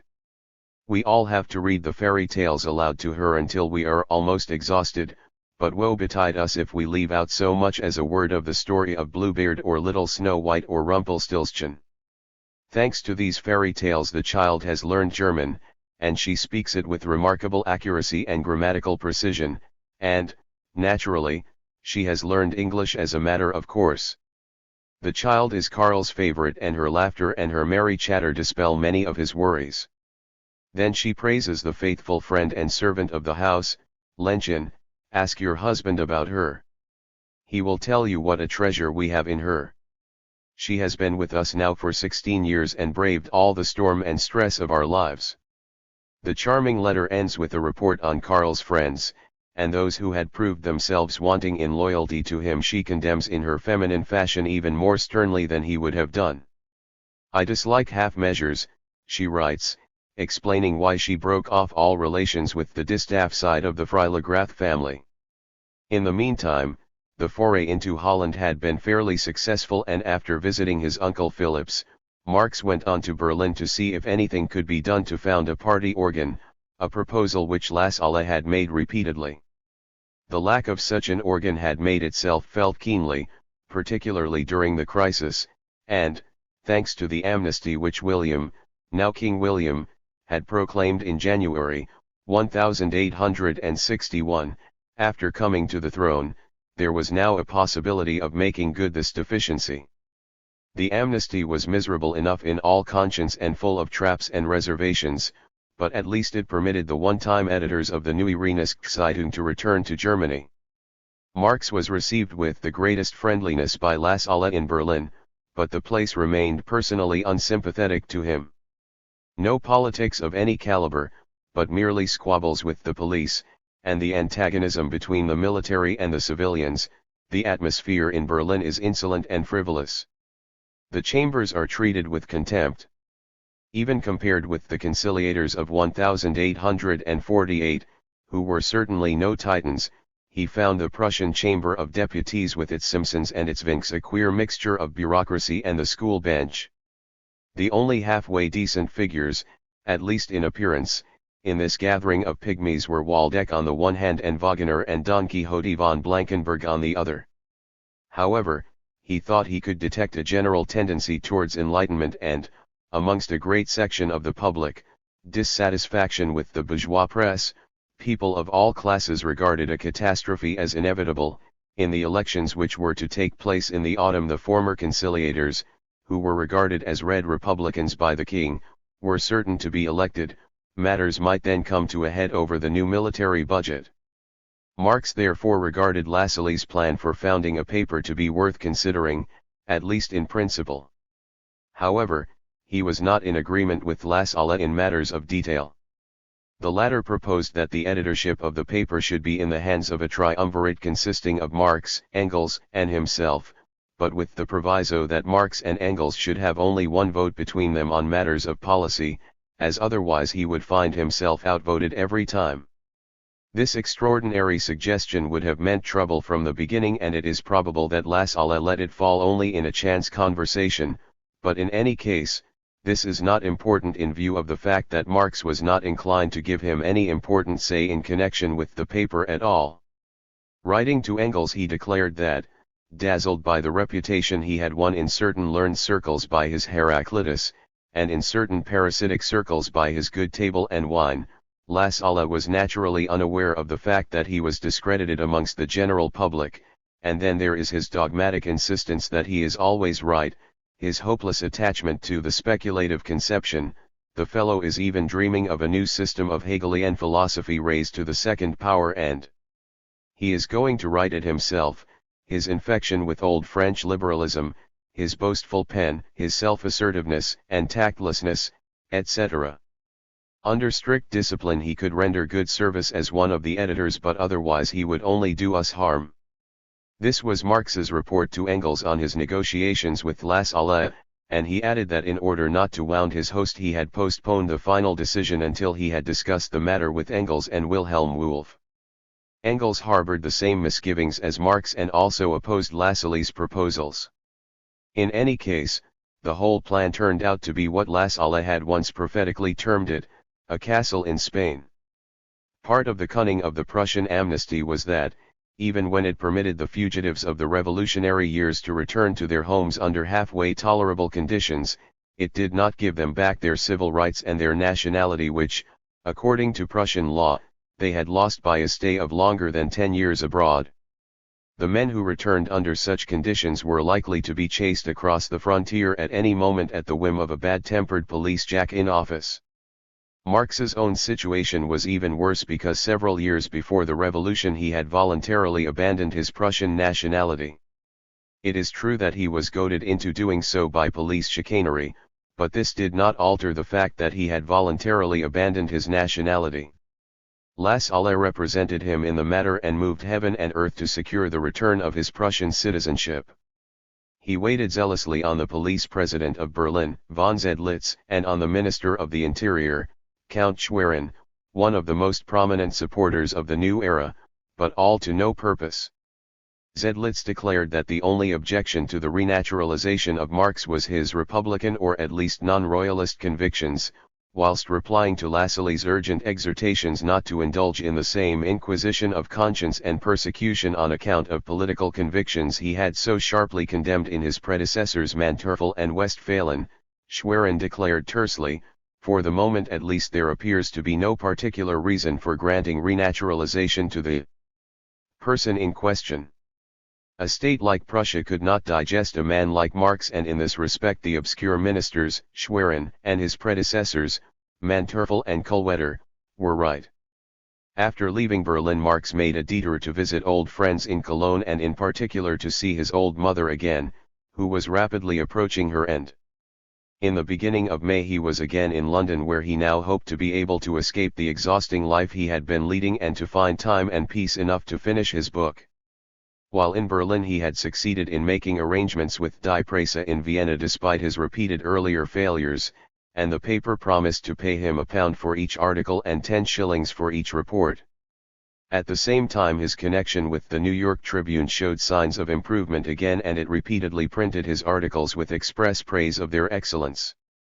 "These Yankees have a peculiar habit of handing out testimonials to their own correspondents," he wrote. Die Presse in Vienna also made a lot of his contributions, but still, his old debts had never been completely paid off, and the fact that he had earned nothing during his sickness, coupled with the expenses of the journey to Germany, combined to flush all the old filth to the surface again, as he put it. In his New Year's greetings to Engels he added that unless it turned out to be better than the old one it could go to the devil as far as he was concerned. Not only was the year 1862 no better for Marx, but it was even worse. Although Die Presse advertised his contributions widely, it treated him if anything in an even more scurvy fashion than did the American paper.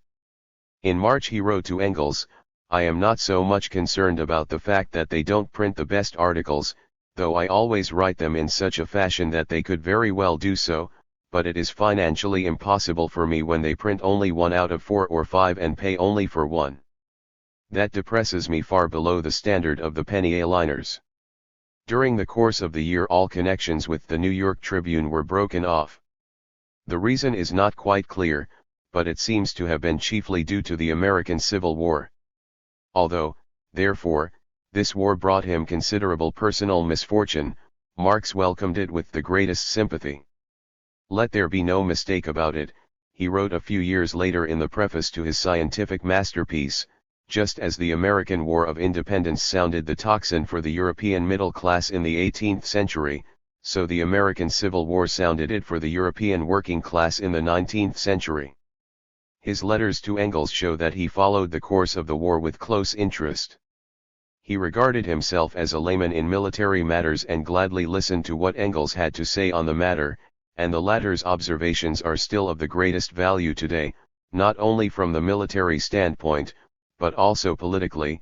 For instance, he went to the very core of the military and militia question with the words, "Only a society based on and educated in communism can approach closely to the militia system, and even then it will not completely achieve it."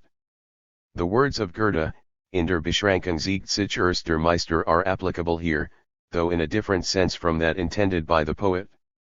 The mastery which Engels had achieved in military matters limited his general horizon, and the miserable military leadership of the northern armies sometimes made him doubt their final victory. Writing in May, 1862, he declared, "What makes me doubt the victory of the Yankees is not so much the military situation in itself, for that is merely the result of the general slackness and apathy which is typical of the North, but where is their revolutionary energy amongst the people? They let themselves be drubbed and are really proud of the kicks they are getting. Where can one find throughout the North a single indication that they mean serious business in any respect?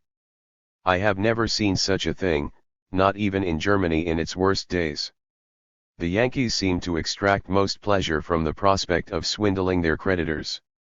In July he was afraid that all hope was lost for the North, and in September he declared that the Southerners, who at least knew what they wanted, seemed like heroes to him in comparison with the slackness of the Northerners. Marx, however, staunchly believed in the final victory of the Northern states, and in September he answered, "As far as the Yankees are concerned, I am still quite convinced that they will win in the end. The way in which they are waging the war is quite natural for a bourgeois republic which has been ruled so long by fraud. The Southern states are ruled by an oligarchy, and an oligarchy is better suited for waging war, particularly an oligarchy like the one in the Southern states where all productive labor is performed by the niggers and the 4 million whites are freebooters by profession, but for all that I am prepared to stake my head that these fellows will get the worst of it in the end." He was right, and his judgment that in the last resort war too would be decided by the economic conditions under which the belligerents lived was vindicated. This wonderful clarity was all the more remarkable because the same letter revealed the pressing straits in which Marx found himself at the time. They were so desperate in fact that he had decided to do something he could never bring himself to do previously and never did again. He informed Engels that he was doing his best to get some sort of job and that he had every prospect of obtaining employment in the offices of one of the English railway companies. In the end he failed. He was unable to decide at the time whether this was piece of misfortune or luck, because his handwriting was not good enough. The poverty of his family grew more and more bitter, and the situation was made worse by the fact that he repeatedly fell ill. Apart from his old liver trouble he began to suffer from painful boils and carbuncles, and this new trouble stayed with him on and off for years. The general hopelessness of the situation also threatened to cause another breakdown in his wife's health. The children had not even proper clothes and footwear to go to school in, and whilst their school friends were amusing themselves in the year of the Great Exhibition, they had a horror of visits on account of their poverty. The oldest daughter, who was by this time old enough to realize the truth of the situation, suffered terribly under it, and without her parents' knowledge she made an attempt to train herself for the stage. Things grew so bad that Marx finally made up his mind to a step which he had often considered but always abandoned out of consideration for his daughter's education.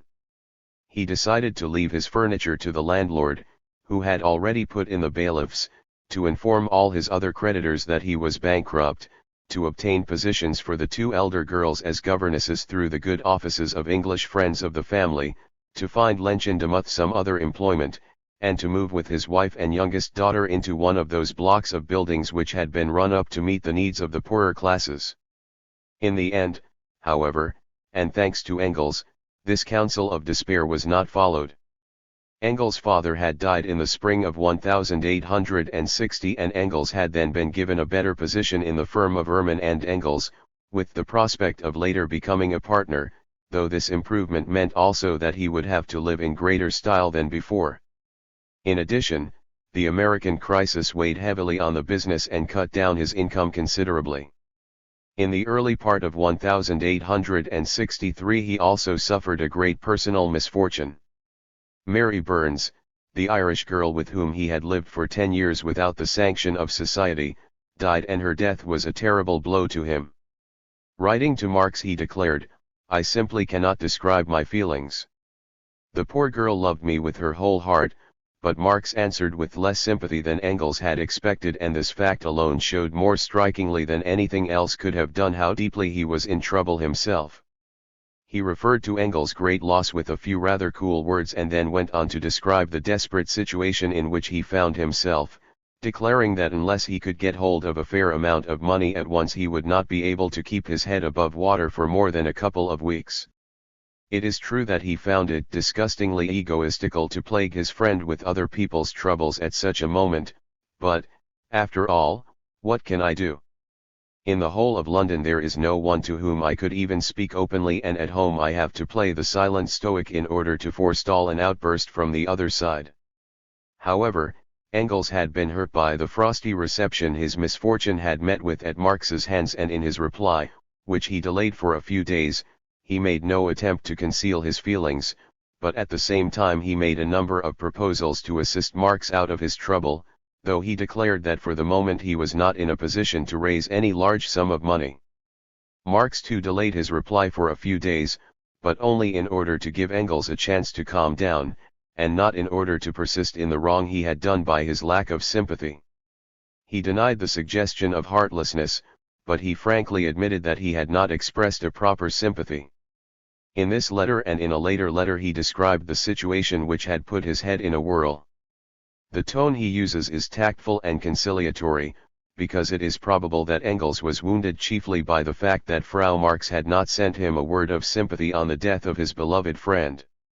"Women are funny creatures," wrote Marx, "even the most intelligent. In the morning my wife cried over the death of Mary and your loss so much that she quite forgot our own misfortunes, which culminated on that very day, but in the evening she felt that no one in the world knew what suffering was unless he had the bailiffs in the house and children to feed." The first words of regret had mollified Engels immediately, and he wrote, "One cannot live for years with a woman and then not feel her death terribly. I felt that my youth had been lowered into the grave with her. When I received your letter she was still unburied. Frankly, your letter was in my head for a week and I couldn't forget it. Never mind, your last letter has made up for it, and I am heartily glad that I did not lose my oldest and best friend together with Mary." This was the first and last sign of tension that ever showed itself between the two men. Thanks to an extremely daring coup, Engels succeeded in raising £100, and with this sum Marx was able to keep his head above water without moving into cheaper lodgings. He managed to scrape his way through the year 1863, and towards the end of it his mother died. It is unlikely that he inherited very much from her, and it was in fact the £800 or £900 which he received later as the chief legatee of Wilhelm Wolff which afforded him a generous breathing space. Wilhelm Wolff died in 1864, deeply mourned by both Marx and Engels. He was only 55 when he died, but in the storm and stress of an adventurous life he had never spared himself, and Engels even complained that his obstinate devotion to his duties as a teacher had hastened his end. Thanks to his great popularity amongst the Germans in Manchester, He had worked his way up into quite comfortable circumstances, but the first years of his exile had been difficult enough. It would seem too that shortly before his death his father had left him a small inheritance. Later Marx dedicated the first volume of his immortal work to his unforgettable friend, a brave, loyal and noble pioneer of the proletariat, and Wilhelm Wolff's last gesture of friendship did much to give Marx the peace he needed in order to work on it. The worries and troubles of his life had not been banished forever, but they never returned in quite the same heartbreaking fashion of the previous years, because in September 1864, Engels signed a contract with Ermans which made him a partner in the firm, and from then on he was in a position to continue his unfailing assistance with a still more generous hand. 7. Lassalle's agitation. In July 1862, at a time when the Marx family was in the severest straits, Lassalle made his return visit to London. In order to maintain certain decorum towards him, my wife had to take practically everything that wasn't actually nailed down to the pawn shop, wrote Marx to Engels.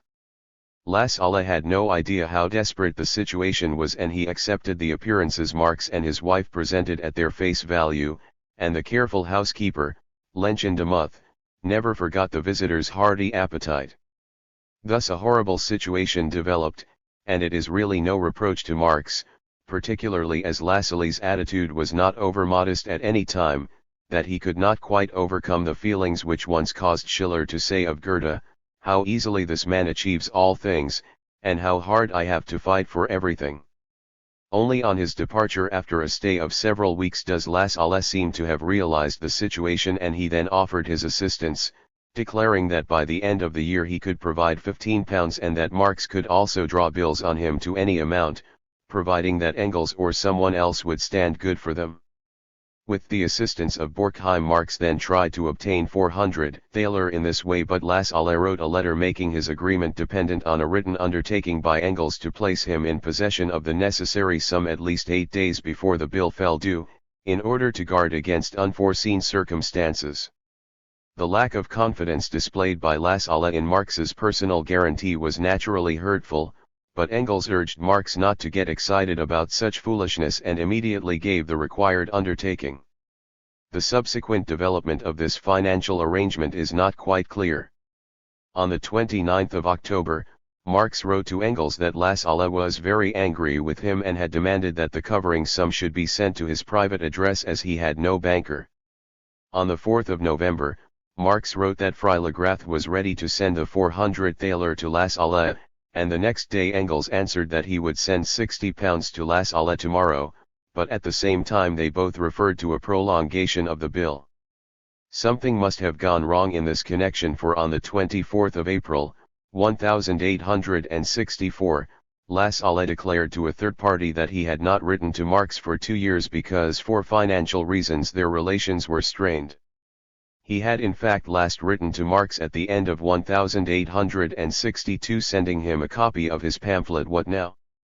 This letter is no longer extant, but in a letter to Engels on the 2nd of January, 1863, Marx declared that it was a request for the return of a book. In a further letter to Engels on the 12th of June, Marx severely criticized Lassalle's agitation in Germany and wrote, "Since the beginning of the year I have not been able to bring myself to write to the fellow." According to this letter, therefore, Marx broke off his correspondence with Lassalle for political reasons. However, there is not necessarily any real contradiction between the two versions, for one thing may very well have coincided with the other. The extremely uncomfortable circumstances under which the two men last met probably contributed to aggravating their political differences, which had certainly not grown less since Marx's visit to Berlin, to say the least of it. In the autumn of 1861 Lassalle had visited Switzerland and Italy. In Zurich he had made the acquaintance of Rusto, and on the island of Caprera that of Garibaldi, and whilst in London he had visited Mazzina. He seems to have been interested in a somewhat fantastic plan of the Italian party of action, according to which Garibaldi should land his volunteers in Dalmatia and from there proceed to raise the standards of revolt in Hungary. This plan was never carried into execution, and Lassalle makes no written references to it anywhere. At the utmost it was probably no more than a fleeting idea, for he had quite different affairs in his head, and even before he visited London he had begun to carry his own plans into execution. The winning of Marx as an ally was of far greater importance to him than all the Italian notions, but Marx proved even less approachable than he had been the year before. Lassalle still harbored the idea of founding a paper, but Marx declared that although he was prepared to act as its English correspondent in return for good pay, he would not take any share of the responsibility, political or otherwise, because he disagreed with Lassalle in everything except a few far-off and ultimate aims. He also showed himself no less opposed to the plans Lassalle laid before him for agitation amongst the workers. He declared that Lassalle let himself be influenced too much by the immediate circumstances of the moment. Lassalle wanted to oppose a pygmy like Schultz Delitzsch as the focus of his agitation, state aid against self-help. With this he was merely resuscitating the slogan which the Catholic socialist Butches had used against the real working class movement in France in the 40s. When adopting the Chartist demand for the general franchise, Lassalle had overlooked the difference between English and German conditions, as well as the important lesson which the Second Empire had given the world in the question of franchise. By denying all natural connections with the earlier movement in Germany he had fallen into the error of the sectarians, Proudhon's error, and instead of seeking the real basis in the genuine elements of the class movement he sought to lay down the lines of development of the latter according to a certain dogmatic recipe. However, Lassalle did not permit himself to be disheartened by these criticisms, and he continued his agitation as a purely working class movement from the spring of 1863 on. He still hoped to be able to convince Marx of the value of his work, and even after they had ceased corresponding he sent Marx his agitational material regularly, though its reception at Marx's hands was hardly what he had hoped for. In his letters to Engels Marx condemns Lassalle's activities with a severity which occasionally develops into bitter injustice. It is not necessary to go into the unpleasant details here, and they can be read in the correspondence between Marx and Engels. Sufficient to say that the writings which have since given new hope and new life to hundreds of thousands of German workers were flung contemptuously on one side by Marx as the plagiarisms of a schoolboy, when he read them at all, and as juvenile exercises not worth reading even to kill time, when he did not read them. Only shallow-pated Pharisees will attempt to gloss over these facts with the foolish remark that as Lassalle's teacher, Marx had the right to treat him in such a fashion. Marx was not a superman, and he never pretended to be anything more than a man, declaring that nothing human was foreign to him. The thoughtless repetition of the ideas of others was one of the things which annoyed him intensely. In justice to him, it is as necessary to repair the wrong he did to others as it is to repair the wrong others did to him. His figure gains more in fact by an unprejudiced criticism of his relations to Lassalle than it would if we were to follow the example of his all too orthodox adherents and plod along the path he laid down, looking neither to left nor right and, to quote Lessing, carrying his carpet slippers. In one sense Marx was certainly Lassalle's teacher, and in another sense he was not. From one point of view Marx might have said of Lassalle what Hegel is alleged to have said on his deathbed about his own pupils: only one of them understood me, and he misunderstood me. Lassalle was incomparably the most brilliant adherent Marx and Engels won during their lives, but he never fully grasped the alpha and omega of their New World outlook, historical materialism. Marx was quite right when he declared that Lassalle was unable to free himself from the speculative conception of Hegelian philosophy. Although he thoroughly grasped the tremendous historical importance of the proletarian class struggle, he understood it only in those idealist forms of thought which were peculiar above all to the bourgeois epoch, in the philosophical and legal forms. The result was that, as an economist, Lassalle did not approach Marx in stature, and either failed to grasp the full significance of the latter's economic teachings or misunderstood them altogether. Marx occasionally judged him too leniently in this respect, though more often his strictures were too severe.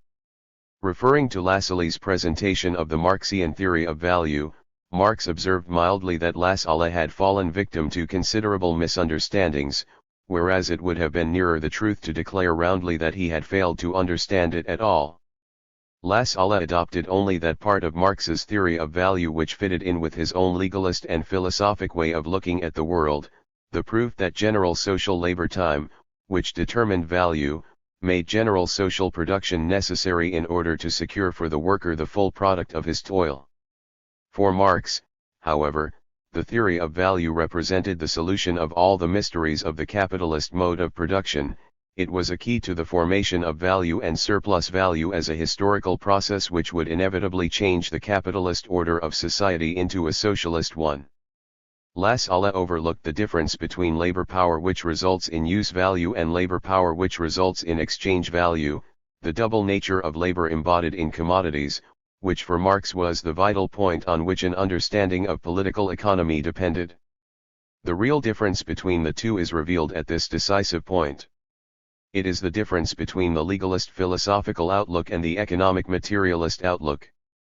In other economic questions Marx judged Lassalle's weaknesses all too harshly, and particularly the two main economic pillars of Lassalle's agitation, the iron law of wages, so called by Lassalle, and the workers' cooperatives working with state credit. Marx declared that Lassalle had borrowed the one from the English economists, Malthus and Ricardo, and the other from the French Catholic socialist, Butches, although as a matter of fact Lassalle had taken them both from the Communist Manifesto. On the basis of the theory of population put forward by Malthus, according to which population always increases more quickly than the production of foodstuffs, Ricardo developed his law that the average wage must limit itself to the amount necessary, generally speaking, to support bare existence and the perpetuation of the race. Lassalle never accepted this justification of the law of wages by an alleged natural law, and he opposed the population theory of Malthus just as energetically as did Marx and Engels. He insisted on the iron character of the law of wages only for capitalist society, under present-day conditions, under the rule of supply and demand, and in this he was only following in the footsteps of the Communist Manifesto. Lassalle had been dead 3 years before Marx proved the elastic character of the law of wages as it develops at the height of capitalist society, finding its highest level in the necessity for the utilization of capital and its lowest level in that depth of poverty which a worker can just tolerate without dying of starvation. Within these limits wage levels are not determined by the natural fluctuations of population, but by the degree of resistance which the workers offer to the steady tendency of capital to squeeze as much unpaid labor as possible out of their labor power. After this the organization of the working class in trade unions was seen to have a far greater significance than Lassalle had been prepared to grant it. In this respect, therefore, Lassalle was merely behind Marx in economic insight, but with regard to his productive associations, he fell into a serious error. He did not borrow them from Butches and he did not regard them as a panacea for all social evils, but as a step towards the socialization of production. In the same connection the Communist Manifesto mentions the centralization of credit in the hands of the state and the founding of state factories, together with a number of other measures, but at the same time it declares that these measures appear economically insufficient and untenable, but in the course of the movement they outstrip themselves and are unavoidable as a means of entirely revolutionizing the mode of production. On the other hand, Lassalle regarded his productive associations as the organic seed, unfolding from within and inevitably driving forward all further development. Here he certainly betrayed an infection with French socialism when he assumed that the laws of commodity production could be liquidated on the basis of commodity production. His economic weaknesses, which can be referred to only in their main points here, were certainly calculated to upset Marx, who observed him throwing into confusion again what he, Marx, had already laboriously solved. If Marx had contented himself with an energetic and even angry protest his attitude would have been understandable, but in his justifiable annoyance he failed to observe that Lassalle's policy was fundamentally his own, despite all Lassalle's theoretical misunderstandings. Marx himself had always been in favor of seizing on the extremist edge of an existing movement as a lever to impel it still further forward, and this is what he did in 1848. Lassalle was therefore no more influenced by the immediate circumstances of the moment than Marx himself had been in the revolutionary years.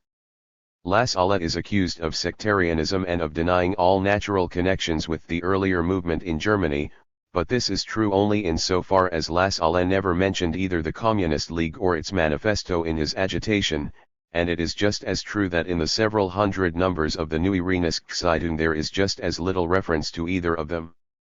After the death of both men, Engels indirectly, but nevertheless strikingly, justified Lassalle's tactics. In the years 1886 to 87 a proletarian mass movement began to develop in the United States with a very confused program, and Engels wrote to his friend Serge, "The first great step which must be taken in any country newly entering into the movement is to organize the workers into an independent political party, no matter how, providing it is a definite workers' party." And he went on to point out that if the program adopted by such a party was confused and even highly deficient, this was an inevitable and only temporary evil. He also wrote in a similar strain to other party friends in America, declaring that Marxist theory did not claim the monopoly of being the sole true dogma, but that it was the exposition of a process of development. One should not make the inevitable confusion of the first mobilization of working class forces worse confounded, by forcing the workers to swallow ideas which for the moment they were unable to digest, but which they would willingly accept later on. In support of his argument, Engels pointed to the attitude of Marx and himself in the revolutionary years in Germany. When we returned to Germany in the spring of 1848, we joined the Democratic Party as the only means of obtaining the ear of the working class. We were the most advanced wing of the party, but still we were a part of it. And just as the Neue Rheinische had avoided all mention of the Communist Manifesto, so Engels warned the Americans against making it their immediate creed, pointing out that like almost all other minor works of Marx it was too difficult for the American workers to understand at the moment. They were coming into the movement for the first time and they were still somewhat clumsy, and enormously backward in theoretical matters.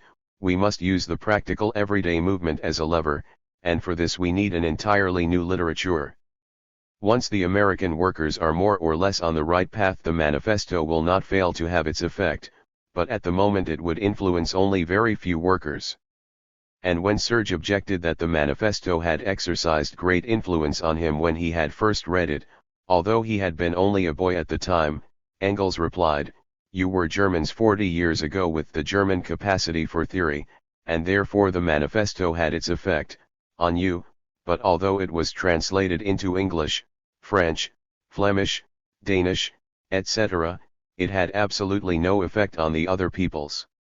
By 1863, long years of leaden oppression had left very little of this capacity for theory amongst the German workers, and years of education were necessary before they again began to understand the manifesto.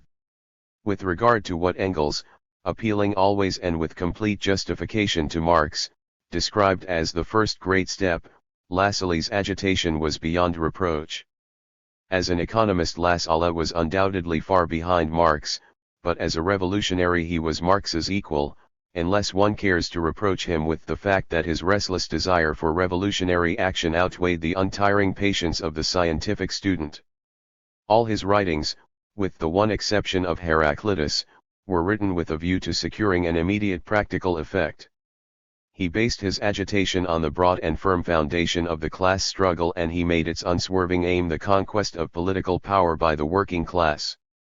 Marx's reproach that he sought to lay down the lines of development of the class struggle in accordance with a certain dogmatic recipe, was unjust, for Lassalle proceeded in fact from just those genuine elements which had naturally produced a movement amongst the German workers, the demand for the general franchise and the question of productive associations. His estimate of the general franchise as a lever of the proletarian class struggle was more correct than that of Marx and Engels, at least as far as his own day was concerned, and whatever may be said against his productive associations with state credit, they were nevertheless based on the correct fundamental idea that, to quote the words Marx himself used a few years later, in order to save the working people, cooperative labor must grow to national dimensions and logically therefore be supported by state means. Only as a result of the great and occasionally excessive admiration his followers had for him might Lassalle have appeared on the surface as a sectarian, but the real and original responsibility for this was at least not his, and he went to enough trouble to avoid the movement taking on the character of a one-man show in the eyes of the blockheads. He tried to win not only Marx and Engels, but also Bucher and Rodbertus. He did not succeed and he found no equal to work with him. It was therefore natural enough when the gratitude of the workers occasionally took on the not very agreeable form of a laissez-aller cult. On the other hand, it is also true that he was not the sort of man to hide his own light under a bushel, and he did not possess the self-effacement with which Marx always placed himself behind the cause. Another very important point remains to be considered, namely the apparently violent struggle of the liberal bourgeoisie against the Prussian government. It was out of this struggle that Lassalle's agitation developed. Since 1859, Marx and Engels had again been paying closer attention to German affairs, but, as their letters up to 1866 show, in various ways they did not always succeed in obtaining a correct grasp of the situation. Despite their experience in the revolutionary years, they still reckoned with the possibility of a bourgeois and even a military revolution, and as they overestimated the German bourgeoisie, so they underestimated the Greater Prussia policy. They never succeeded in overcoming the impressions of their youth, when their Rhenish homeland, proudly conscious of its modern culture, looked down with contempt on the old Prussian provinces, and the more they concentrated their attention on the Tsarist plans for world dominance, the more they came to regard the Prussian state as nothing but a Russian province. Even in Bismarck they were inclined to see no more than the tool of a Russian tool, the puppet of the mysterious man in the Tuileries, of whom they declared even in 1859 that he danced only to the tune of the Russian diplomatic pipe. The idea that the Greater Prussia policy might, for all its otherwise objectionable features, lead to results which would be equally unpleasant for Paris and St. Petersburg did not occur to them. They considered a bourgeois revolution in Germany to be still possible, and therefore they necessarily found Lassalle's agitation thoroughly out of tune with the developments. However, Lassalle saw things from close up and his judgment was sounder. He based his policy on the assumption that the Philistine movement of the progressive bourgeoisie would never lead to anything, not even if we wait for centuries, for geological eras, and he was right. Once the possibility of a bourgeois revolution was excluded, he realized correctly that the unification of Germany, as far as it was possible at all, could only be the result of dynastic changes, and in his opinion the new Workers' Party should act as a driving wedge. He therefore opened up negotiations with Bismarck and attempted to entice the latter onto thin ice with his Greater Prussia policy, but he ventured too far himself, and although he did not violate his principles, he certainly did violate the exigencies of political tact, a proceeding which caused Marx and Engels to object strongly and with justification. In the last resort, what separated Marx and Engels from Lassalle in the years 1863 to 64 was opposing judgments on given conditions, and thus the appearance of personal rancor which seems to pervade the harsh judgments which Marx passed on Lassalle during these years must be discounted. However, Marx was never completely able to overcome his prejudice against the man whom the history of the German social democracy will always mention in the same breath with him and Engels, and even the mitigating power of death had no permanent effect.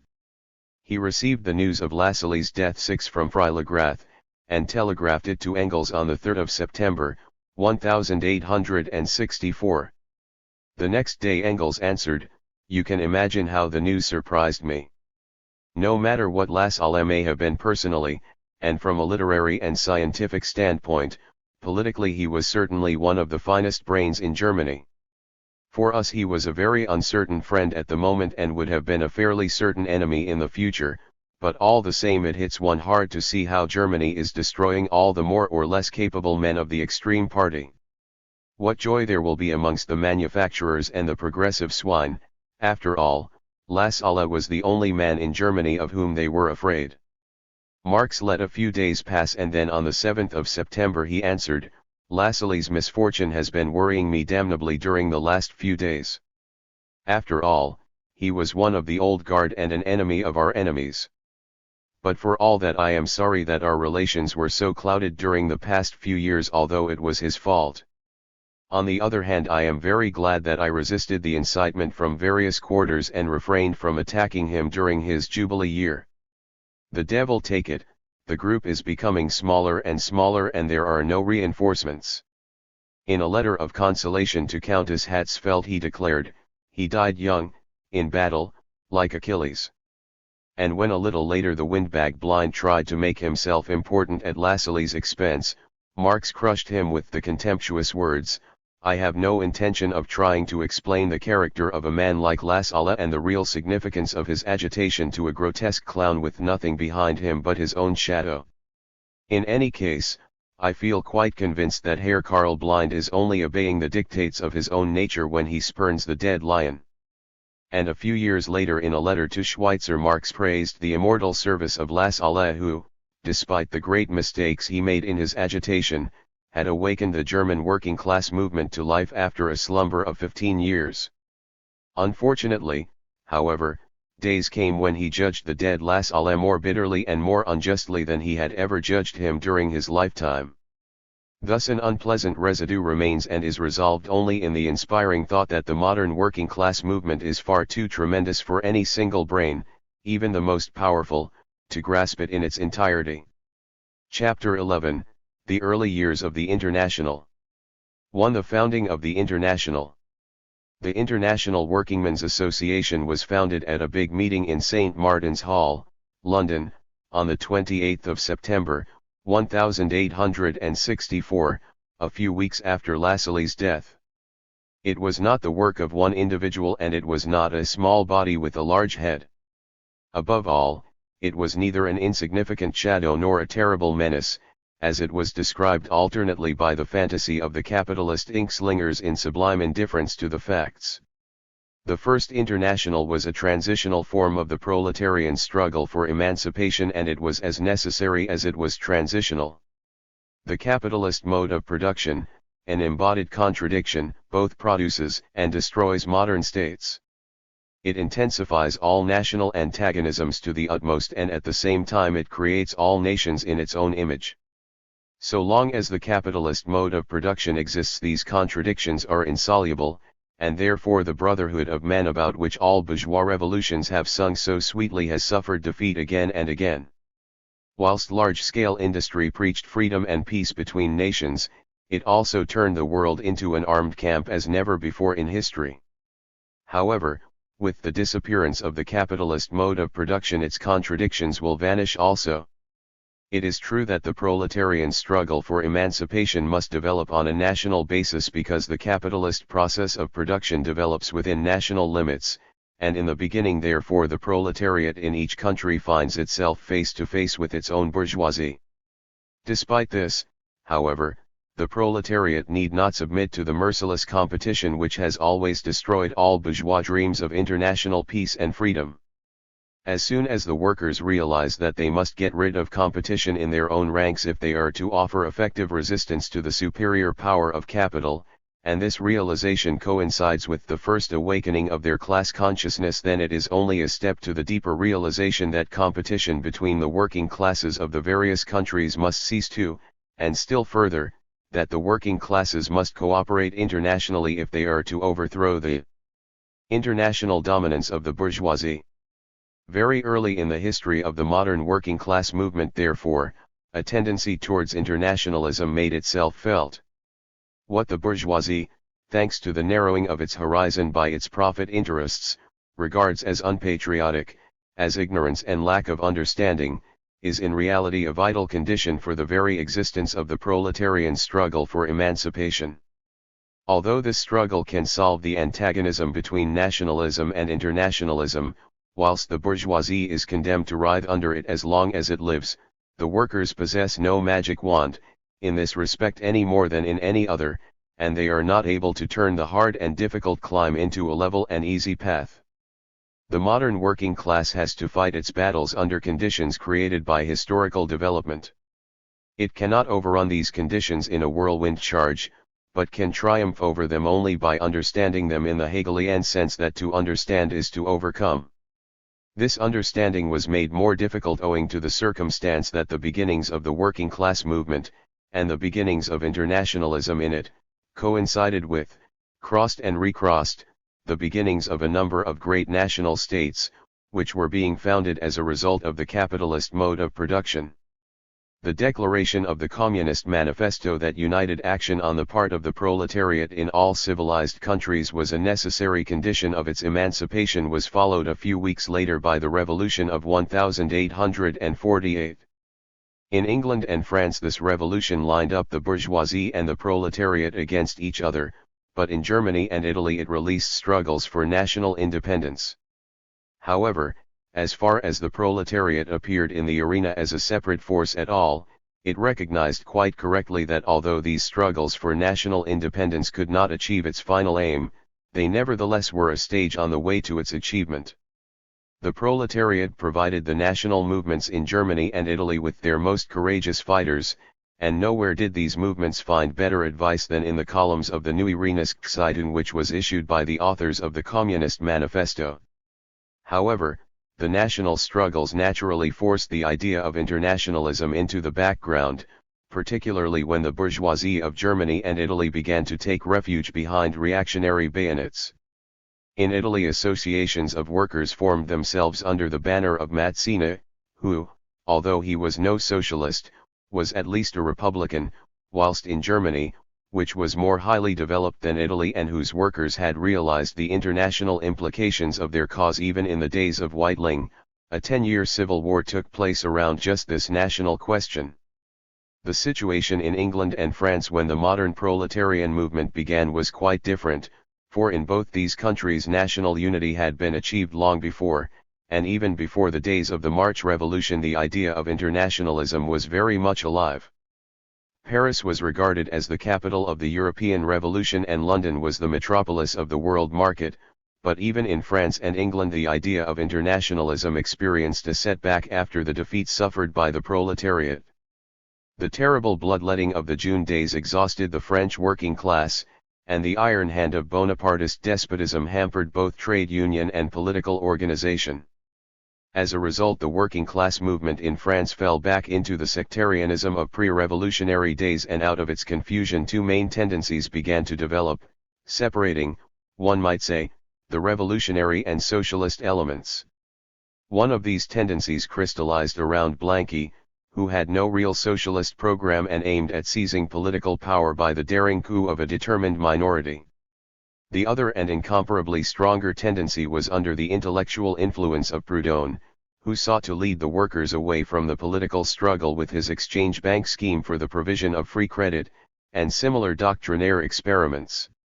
Marx had already pointed out in the 18th Brumaire that this movement abandoned all attempts to transform the old world with the tremendous means the latter offered for such purpose, whilst seeking salvation by backstair methods, by private means, and within its own limited conditions of existence. After the collapse of the Chartist movement a process of development which was in many respects similar began in England also.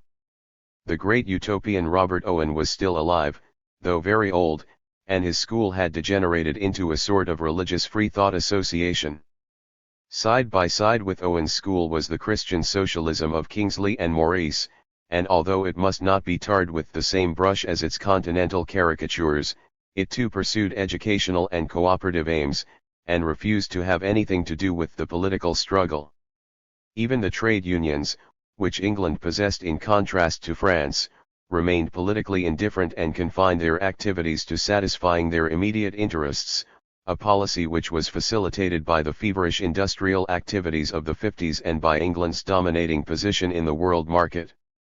Despite all this, the international working class movement on English territory sank only very slowly into a torpor and its traces can be followed into the end of the 50s. The fraternal Democrats had dragged on into the days of the Crimean War, and even when they finally disappeared, an international committee was formed and after that an international association, thanks chiefly to the energies of Ernest Jones. These organizations were never of any great significance, but at least they showed that the idea of internationalism had not died out completely and that its fire still glowed and might be fanned into leaping flames again by a strong breeze. This breeze sprang up in the form of the commercial crisis of 1857, the War of 1859, and in particular the Civil War which broke out between the northern and southern states in America in 1860. The commercial crisis of 1857 struck the first serious blow at Bonapartist rule in France, and the attempt to counter its effects by launching a foreign political adventure was by no means completely successful. The game which the false Bonaparte started quickly slid out of his hands. The movement for Italian unity grew too strong for him to control, whilst the French bourgeoisie showed little inclination to let itself be fobbed off with the somewhat sparse laurels of Magenta and Solferino. Under the circumstances, the idea of curbing the growing insolence of the bourgeoisie by giving the working class a little more leeway was a fairly obvious one, and in fact the very existence of the Second Empire depended on Bonaparte's successful solution of the problem of playing off the bourgeoisie and the proletariat against each other whilst holding both in check. Naturally, Bonaparte intended to make only trade union concessions to the working class and not political concessions. Proudhon, who enjoyed great influence on the working class movement, was opposed to the Second Empire, although some of his paradoxical utterances might very easily have awakened the contrary impression, but he was also an opponent of strikes. However, this was just the point on which the French workers were getting out of hand, and despite Proudhon's warnings and despite the severe anti-combination laws, no less than 3,909 workers were convicted from 1853 to 1866 for offences against these laws, and no less than 749 combinations were involved. The imitation Caesar then began to pardon the convicted men, and he also supported the sending of French workers to the World Exhibition in London in 1862, and it must be admitted that he did it in a much more effective and thorough fashion than did the German Nationalverein, which put the same ingenious idea into operation. The delegates were elected by their fellow workers in the same trades. 50 polling booths for 150 trades were established in Paris, and zoo delegates were elected and sent to London, the expenses of the journey being borne partly by voluntary subscription and partly by subsidies from the imperial and municipal treasuries, which contributed 20,000 francs each. On their return, the delegates were permitted to publish detailed reports, and generally speaking these reports went far beyond the limits of trade affairs. Under the conditions existing in France at the time, the affair represented a first-class state action, and it caused the police prefect of Paris, prophetic in his presentiments, to sigh that before the emperor went in for such experiments it would be better to abolish the anti-combination laws altogether. In fact, the French workers rewarded their self-seeking patron not in the way he expected, but in the way he deserved. During the elections of 1863, the government candidates in Paris received only 82,000 votes as against 153,000 for the candidates of the opposition, whereas in the elections of 1857 the government candidates had received 111,000 votes and the candidates of the opposition only 96,000 votes. It was generally assumed that this was due only to a slight degree to the changed attitude of the bourgeoisie and chiefly to the changed attitude of the working class, which proclaimed its independence just at the moment when the false Bonaparte began to flirt with the workers, though it still marched under the banner of bourgeois radicalism. This assumption was confirmed by subsequent by-elections in Paris in 1864, when 60 workers put forward the metal worker Tolain as their candidate and issued a manifesto announcing the rebirth of socialism. The socialists had learned from past experience, it declared. In 1848 the workers had possessed no clear program and had adopted this or that social theory more by instinct than deliberation, but today they rejected all utopian exaggerations and sought relief in social reforms such as the freedom of the press, the right to organize, the repeal of the anti-combination laws, compulsory free education, and the abolition of the religious budget. At the election, however, Tolain received only a few hundred votes. Proudhon was in agreement with the contents of the manifesto but condemned the participation in the election, regarding the polling of blank ballot papers as a more effective protest against the Second Empire regime. The Blanquists found the manifesto too moderate for them, whilst the bourgeoisie in all its liberal and radical shades, with one or two exceptions, attacked Tolain with mockery and jibes, though in reality there was nothing in his program to give them any cause for anxiety. It was a phenomenon similar to the one which was taking place at the same time in Germany.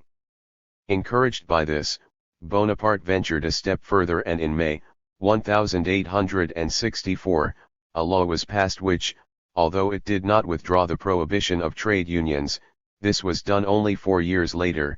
At least, it repealed the paragraphs of the Penal Code which provided punishments for workers convicted of joining combinations with a view to improving their working conditions. In England, the anti-combination laws had been repealed in 1825, but the existence of the trade unions was still not absolutely secure either legally or actually, whilst the masses of their members did not have the franchise which would have permitted them to abolish the legal hindrances hampering their struggle for better working conditions. The development of continental capitalism destroyed innumerable existences and created dangerous competition for the English workers in the form of sweated labor, and every time they made an attempt to secure higher wages or shorter working hours, the English capitalists threatened to import cheap foreign labor power from France, Belgium, Germany, and other countries. In this situation, the American Civil War particularly aroused the workers. It produced a cotton crisis which caused great misery amongst the English textile workers. In this way, the English trade unions were shaken out of their comfortable torpor, and the new unionism developed, represented by a number of experienced leaders of the older unions, Allen of the engineers, Applegarth of the carpenters, Lucraft of the joiners, Creamer of the builders, Odger of the shoemakers, and others. These men recognized the necessity of a political struggle on behalf of the trade unions, and they turned their attention to the question of reforming the franchise. They were the moving spirits behind a monster meeting which took place in St. Tames Hall under the chairmanship of the radical leader John Bright, and registered a fierce protest against Palmerston's intention of intervening in the American Civil War on the side of the Southern states. When Garibaldi came to London on a visit in the spring of 1864, these leaders organized a tremendous reception for him. The political reawakening of the English and French working classes also revived the idea of internationalism. A fraternal celebration had taken place in 1862 at the World Exhibition in London between the English workers and the French delegates, and this bond was strengthened still further by the Polish insurrection of 1863. The Polish cause had always been extremely popular amongst the revolutionary elements in the countries of Western Europe. The oppression and dismemberment of Poland had made the three Eastern European powers into a reactionary bloc, and the restoration of Polish independence would have struck a deadly blow against Russian hegemony in Europe. The Fraternal Democrats had always celebrated the anniversary of the Polish Revolution of 1830, and these celebrations had been enthusiastic demonstrations in favor of a united and independent Poland, but always with the basic idea that the restoration of a free and democratic Poland was a necessary condition for the proletarian struggle for emancipation. This was also the case in 1863, and the social note was sounded very sharply at the celebrations which took place in London in the presence of representatives of the French workers. The social question was also at the basis of an address which a committee of English workers under the chairmanship of Odger sent to the French workers to thank them for having sent representatives to the celebrations in London, and it pointed out in particular that English capital was able to hold the English workers in check by importing sweated foreign labor, only because the working classes in the various countries had not yet established close and fraternal relations with each other. This address was translated into French by Professor Beazley, a professor of history at London University who had rendered many services to the workers, and it met with a powerful echo in the workshops of Paris, where the workers decided to send their answer to London in the hands of a special deputation. A meeting to welcome this French deputation took place in St. Martin's Hall, London, on the 28th of September, 1864, under the chairmanship of Professor Beazley. The hall was packed to the doors, and the English workers heard Tolaine read the answer of the French workers, which referred to the Polish insurrection in the words, "Once again Poland has been drenched with the blood of its best sons and we were impotent spectators," and went on to demand that the voice of the people should be heard in all important political and social questions. The despotic power of capital must be broken. Owing to the division of labor, the worker had been turned into a mechanical tool, and free trade without international proletarian solidarity must develop into a form of industrial serfdom more merciless and more terrible than the serfdom which the Great French Revolution had destroyed. The workers of the world must unite in order to offer stern resistance to such a terrible system. After a lively debate in which Icarius spoke on behalf of the German workers, the meeting adopted the proposal of the trade unionist Wheeler to elect a committee with the power of co-option, and to instruct it to draw up the statutes of an international workers' association to be enforced temporarily until an international congress to be held in Belgium the next year should decide finally on them. The committee was elected and consisted of numerous trade unionists and representatives of foreign workers, including, for the German workers, Karl Marx, whose name the newspaper reports mentioned last of all. To the inaugural address. Up to this meeting Marx had taken no active part in the movement, but he had been called upon by the Frenchman Elie Lebez to be present at it on behalf of the German workers and to name a German worker as a speaker. Marx put forward Icarius whilst he remained a silent observer on the platform. He estimated the importance of his scientific work highly enough to place it ahead of frivolous or hopeless organizational efforts, but he willingly placed it on one side when there was really useful practical work to be done for the cause of the proletariat, and this time he recognized that affairs of importance were at stake. He wrote in the same strain to Wedemeyer and other friends, "The recently formed International Workers' Committee is not unimportant. Its English members consist chiefly of the heads of the trade unions, that is to say, the real labour lords of London, the men who organised the tremendous reception for Garibaldi and the monster meeting in St. James's Hall, under Bright's chairmanship, which prevented Palmerston from declaring war on the northern states as he intended. As far as the French are concerned, the members of the committee are not very important, but they are the direct representatives of the workers in Paris. Connections have also been established with the Italian associations which held their congress in Naples recently. Although for years I have systematically refused to take part in any organizations, I accepted this time because here there is a possibility of doing some real good." Writing to Engels he declared, "There is now evidently a revival of the working classes taking place, and he considered it his primary duty to guide it along the right lines." Fortunately the circumstances gave him the intellectual leadership automatically. The committee co-opted new members until it was about 50 strong, whole of the members being English workers, whilst the strongest single group after the English was the German group, which included Marx, Icarius, Lessner, Lochner, and Pfander, all of whom had been members of the Communist League. France had representatives, Italy 6, and Poland and Switzerland 2 each. After constituting itself, the committee then appointed a subcommittee to draw up a program and statutes. Marx was also elected to the subcommittee, but owing to illness and the fact that the invitations were sometimes sent out too late he was unable to attend many of its meetings. In the meantime Major Wolff, the private secretary of Mazzina, the Englishman Weston and the Frenchman Elie Lebez had vainly tried to perform the task which the subcommittee had been set. Although Mazzina was very popular amongst the English workers at the time, he understood far too little about the modern working class movement to impress trained trade unionists with the draft he drew up. He simply did not understand the proletarian class struggle and therefore he hated it. His program contained a few socialist phrases, but they were the sort which the proletariat had already abandoned in the 60s, and the statutes he drew up were also conceived in the spirit of a bygone era and provided for a high degree of centralization such as was demanded by the exigencies of political conspiracies. As a result, Mazzina's attempt was utterly foreign not only to the conditions of trade unionism in general, but to the aims of an international association of workers in particular, whose aim was not to create any new movement, but merely to link up the working class movements which already existed in the various countries. The drafts which Elie Lebez and Weston put forward also represented little more than collections of general phrases.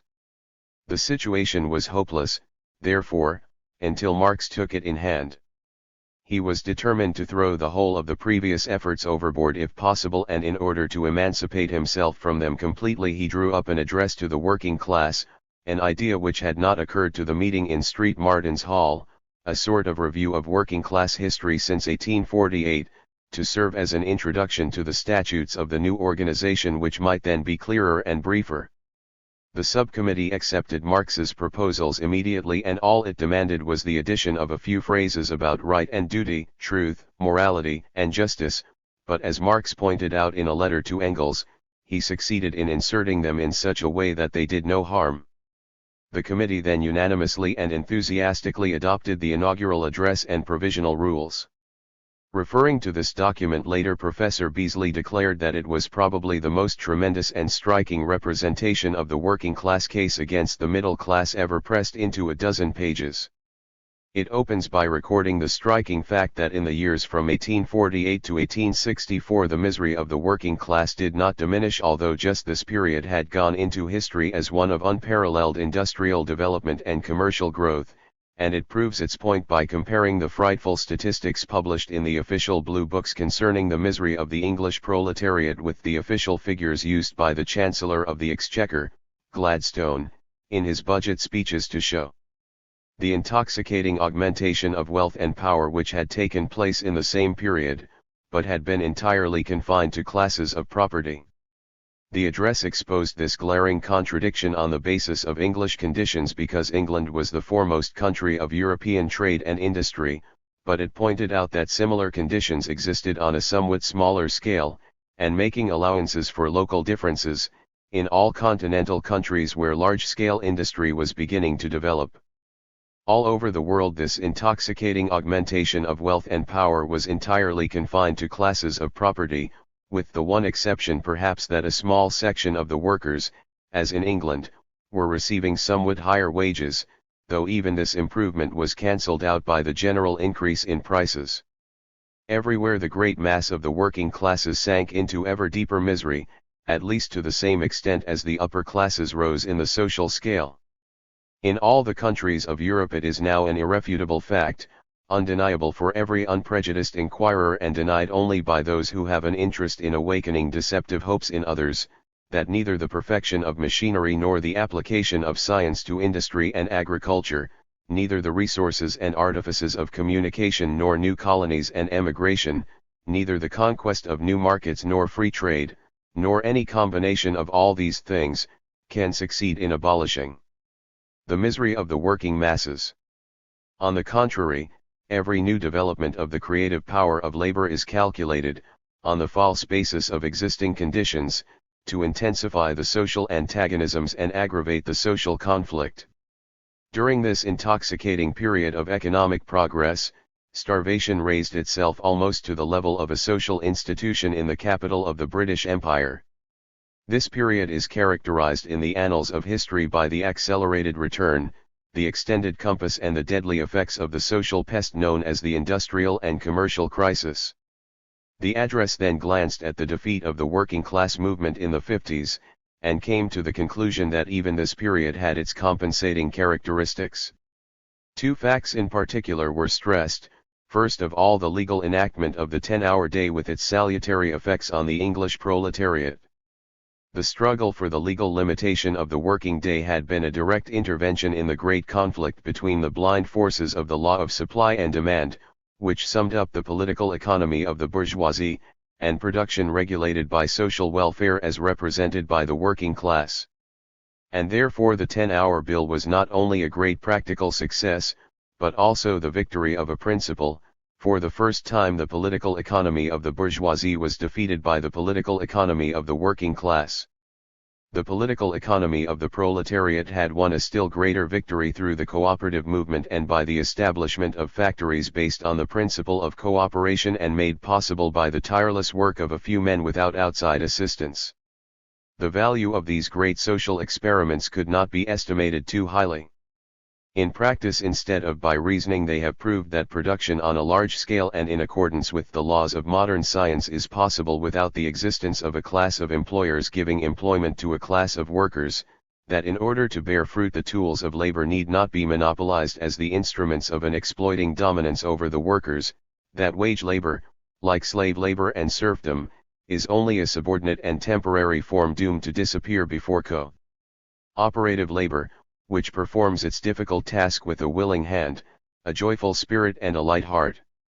However, cooperative labor limited to occasional attempts would not be able to break the monopoly of capital.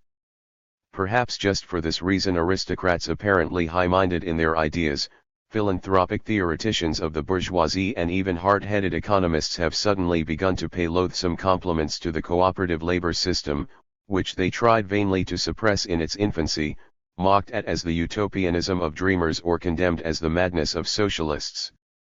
Only the development of cooperative labor to national dimensions could save the working masses, but the owners of land and capital would always mobilize their political privileges to perpetuate their economic monopoly indefinitely, and it was therefore the great duty of the working class to conquer political power. The workers seemed to have grasped the necessity of this, as was proved by the simultaneous resuscitation of the working class movement in England, France, Germany, and Italy, and by the simultaneous efforts to reorganize the workers politically. They possess one element of success: numbers. But numbers are weighty in the scales only when they are united in an organization and led towards a conscious aim. Past experience had shown that to ignore the fraternity which should exist between the workers of all countries and spur them on to stand shoulder to shoulder in all the struggles for their emancipation, always revenged itself in a general failure of all their unrelated efforts. This consideration had moved the meeting in St. Martin's Hall to found the International Workingmen's Association.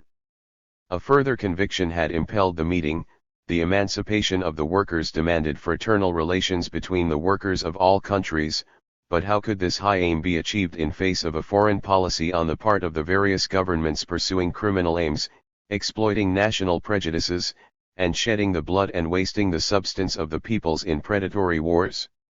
Not the wisdom of the ruling classes but the heroic resistance of the proletariat against criminal folly had saved the countries of Western Europe from an infamous crusade to perpetuate slavery on the other side of the Atlantic.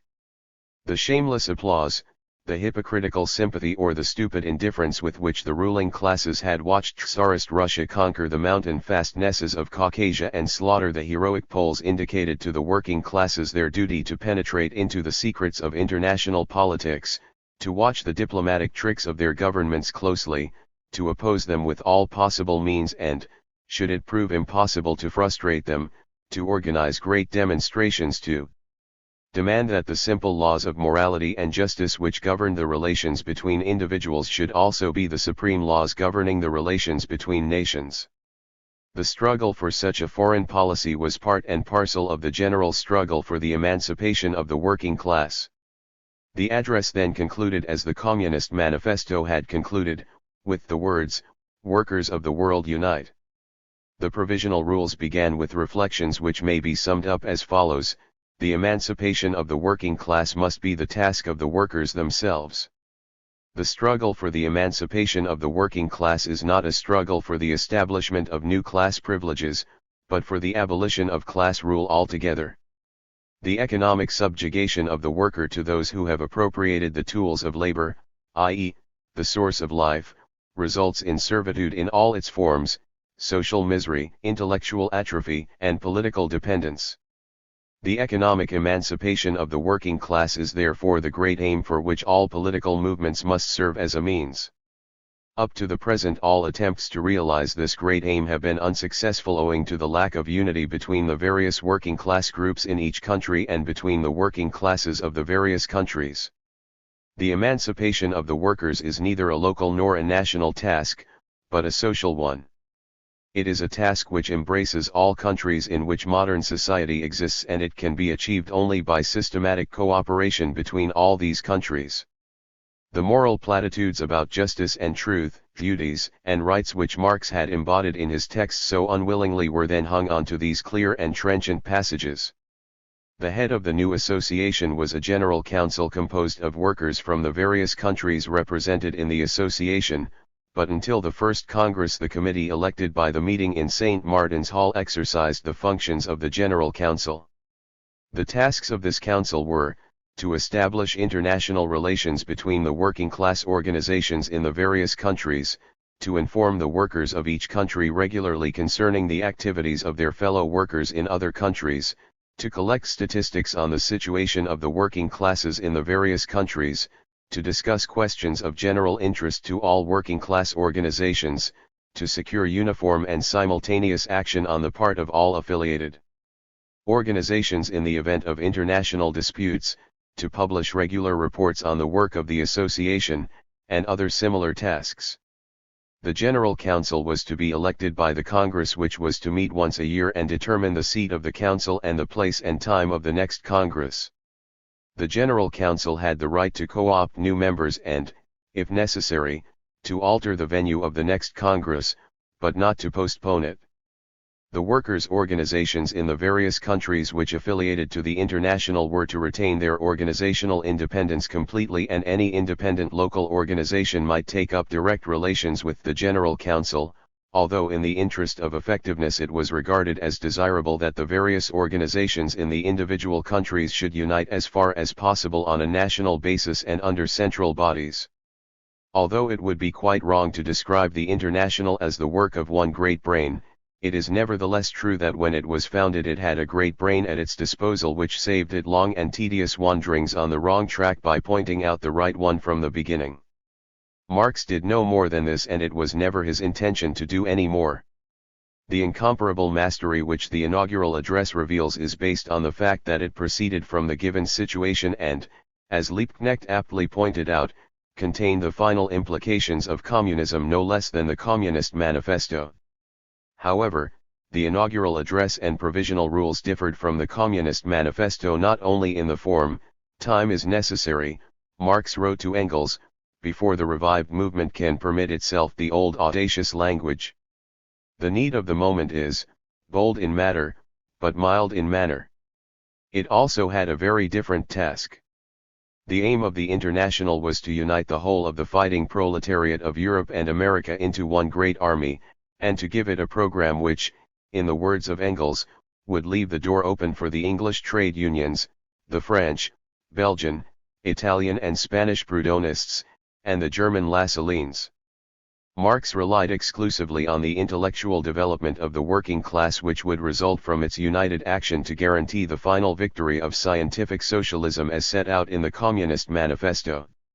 It was not long before his hopes were subjected to a severe test, for hardly had the propaganda work of the International begun when it came into severe conflict with that section of the European working class which understood the principles of the International better than any other.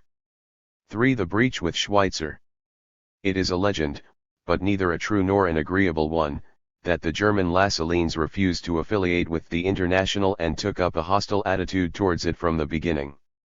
In the first place, it is quite impossible to find any reason which might have caused them to take up such an attitude. It is true that they attached great importance to their own closely knit organization, but the provisional rules of the International threatened no sort of interference, and above all they could subscribe to the inaugural address from beginning to end, and with particular satisfaction to that section which declared that only the development of the cooperatives to national dimensions and their furtherance by state means could save the working masses. The truth is that from the very beginning the Lassalleans in Germany took up a friendly attitude towards the International, although at the time of its foundation they were deeply engrossed in their own troubles.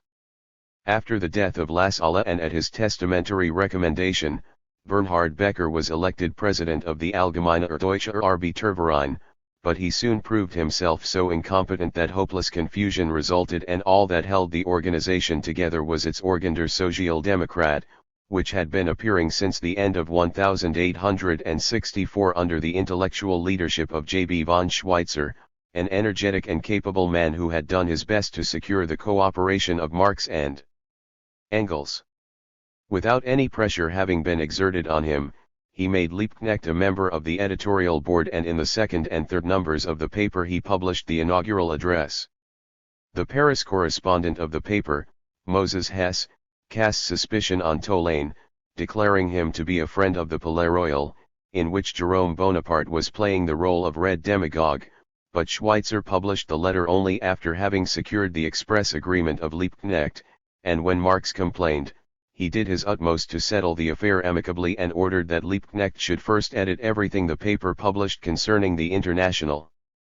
On the 15th of February, 1865, Schweitzer wrote to Marx informing him that he intended to put forward a resolution declaring his organization completely in agreement with the principles of the International and deciding to send delegates to its congresses. His organization would not, however, affiliate formally with the International, solely on account of the German federal laws which prohibited the establishment of any connections between working-class organizations. Schweitzer received no answer to this letter, and instead Marx and Engels issued a public declaration breaking off all connections with the Social Democrat. These facts show clearly enough that the unfortunate breach had nothing whatever to do with disagreements in connection with the International, and its real cause is explained quite frankly by Marx and Engels in their declaration. They had never failed to take the difficult situation of the Social Democrat into consideration, they declared, and they had never put forward any demands unsuited to the Berlin Meridian, but they had repeatedly demanded that the paper at least should be no less audacious towards the government and the feudal absolutist party than towards the progressives. The tactics pursued by the Social Democrat made it impossible for them to contribute any further to it. They still subscribed word for word to what they had once written on Royal Prussian governmental socialism and the attitude of a working-class party to such a tawdry deception. This statement had been given in the Deutsche Brüsseler Zeitung, in answer to the Rheinischer Beobachter, which had proposed an alliance of the proletariat with the government against the liberal bourgeoisie. As a matter of fact, the tactics pursued by the Social Democrat had nothing to do with any such alliance or with any Royal Prussian governmental socialism.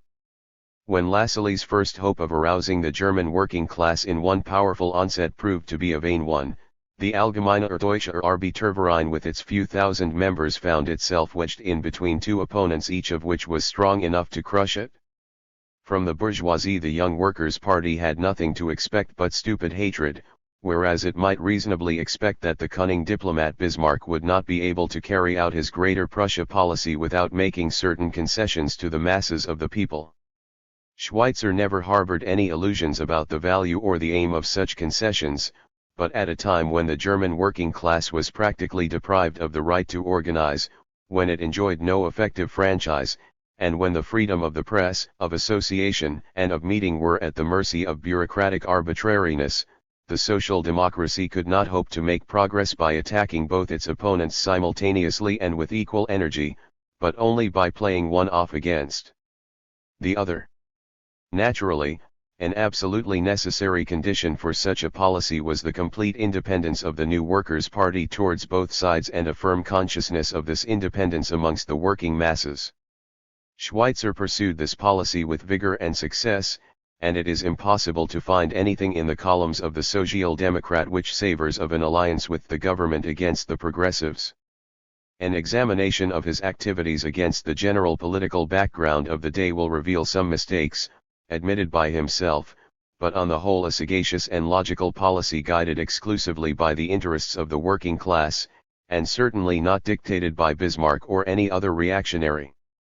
Although in other respects Schweitzer was not the equal of Marx and Engels, he had at least one advantage over them, and that was a thorough knowledge of conditions in Prussia.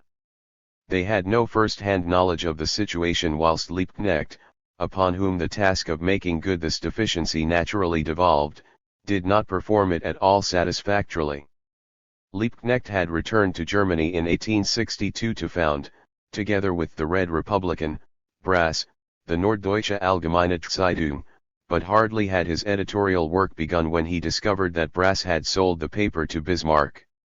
He immediately parted company with the paper, but this first experience on German territory was unfortunate not only in the sense that it left him once again in a critical financial situation reminiscent of the days of his exile.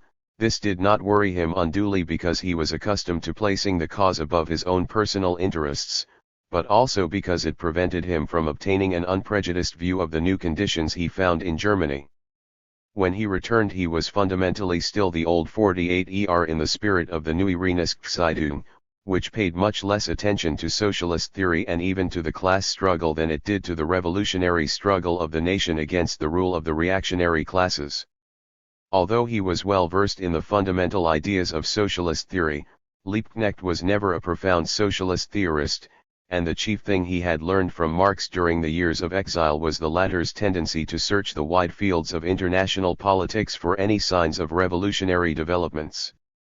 As Rhinelanders, Marx and Engels were inclined to regard everything East Albion too contemptuously, and they therefore underestimated the importance of the Prussian state, but Liebknecht was still worse, for he had been born in South Germany, and in the early years of the movement he had been either in Baden or in Switzerland, the two strongholds of particularism. He regarded Prussia as the Russian vassal of pre-March days, as a reactionary state which fought against historical progress with the contemptible means of corruption, a state which must be defeated before it would be possible to think of any modern class struggle in Germany. He failed to recognize how much the economic development of the 50s had changed the Prussian state and created circumstances which made the separation of the working class from bourgeois democracy a historical necessity. In consequence, any permanent understanding between Liebknecht and Schweitzer was impossible, and in Liebknecht's eyes it was the last straw when Schweitzer published a series of 5 articles on Bismarck's ministry, drawing a masterly parallel between the Greater Prussia policy and the proletarian revolutionary policy in the question of German unity, but committing the error of describing the dangerous energy of Bismarck's policy so eloquently that the description seemed almost a glorification. On the other hand, in a letter to Schweitzer on the 13th of February, Marx committed the error of declaring that although the Prussian government might adopt all sorts of frivolous experiments with the idea of productive cooperatives, it would not repeal the anti-combination laws and curb bureaucracy and police rule. However, Marx was inclined to overlook what he had himself so eloquently put forward against Proudhon, namely, that governments could not control economic circumstances but were themselves controlled by them. A few years later the Bismarck ministry was compelled willy-nilly to repeal the anti-combination laws.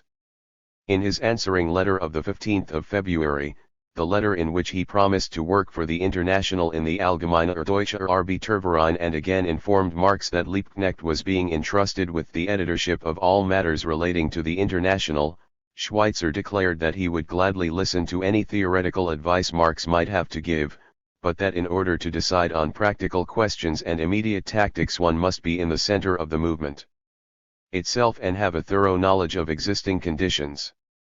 Marx and Engels then broke with him. These misunderstandings and complications can be fully understood only in connection with the unfortunate activities of Countess Hatzfeld, who sinned grievously against the memory of the man who had once saved her name from obloquy. She sought to turn Lassalle's creation into an orthodox sect upholding the words of the Master as its supreme law, but even then it was not so much the word of the Master as the interpretation Countess Hatzfeld put upon it which was to be the supreme law. The mischief she did can be seen from a letter written by Engels to Wedemeyer on the 10th of March, in which after a few words on the founding of the Social Democrat he declares, an intolerable Lassalle cult developed in the paper, and in the meantime we learned definitely, old Countess Hatzfeld informed Liebknecht and appealed to him to act in the same spirit, that Lassalle was much more deeply involved with Bismarck than we had thought. A formal alliance existed between them, and things had gone so far that Lassalle was to go to Schleswig-Holstein to support the annexation of the duchies, whilst in return Bismarck made a vague promise to introduce a sort of general franchise and a rather more definite promise to grant the right to organize, to make social concessions, to give state support to the workers' organizations, etc.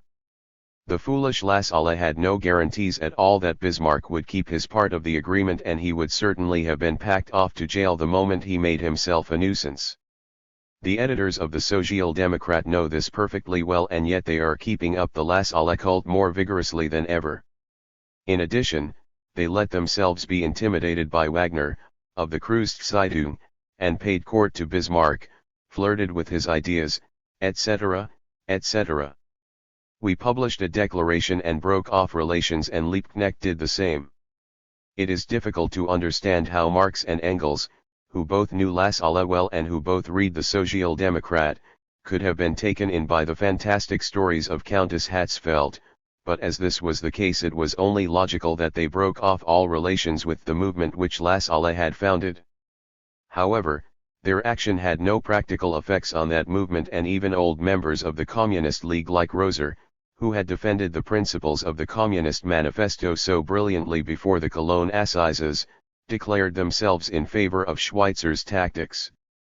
For the first conference in London, the German Lassalleans were thus excluded from the sphere of the international from the beginning, and at first the propaganda amongst the English trade unionists and the French Proudhonists made very slow progress.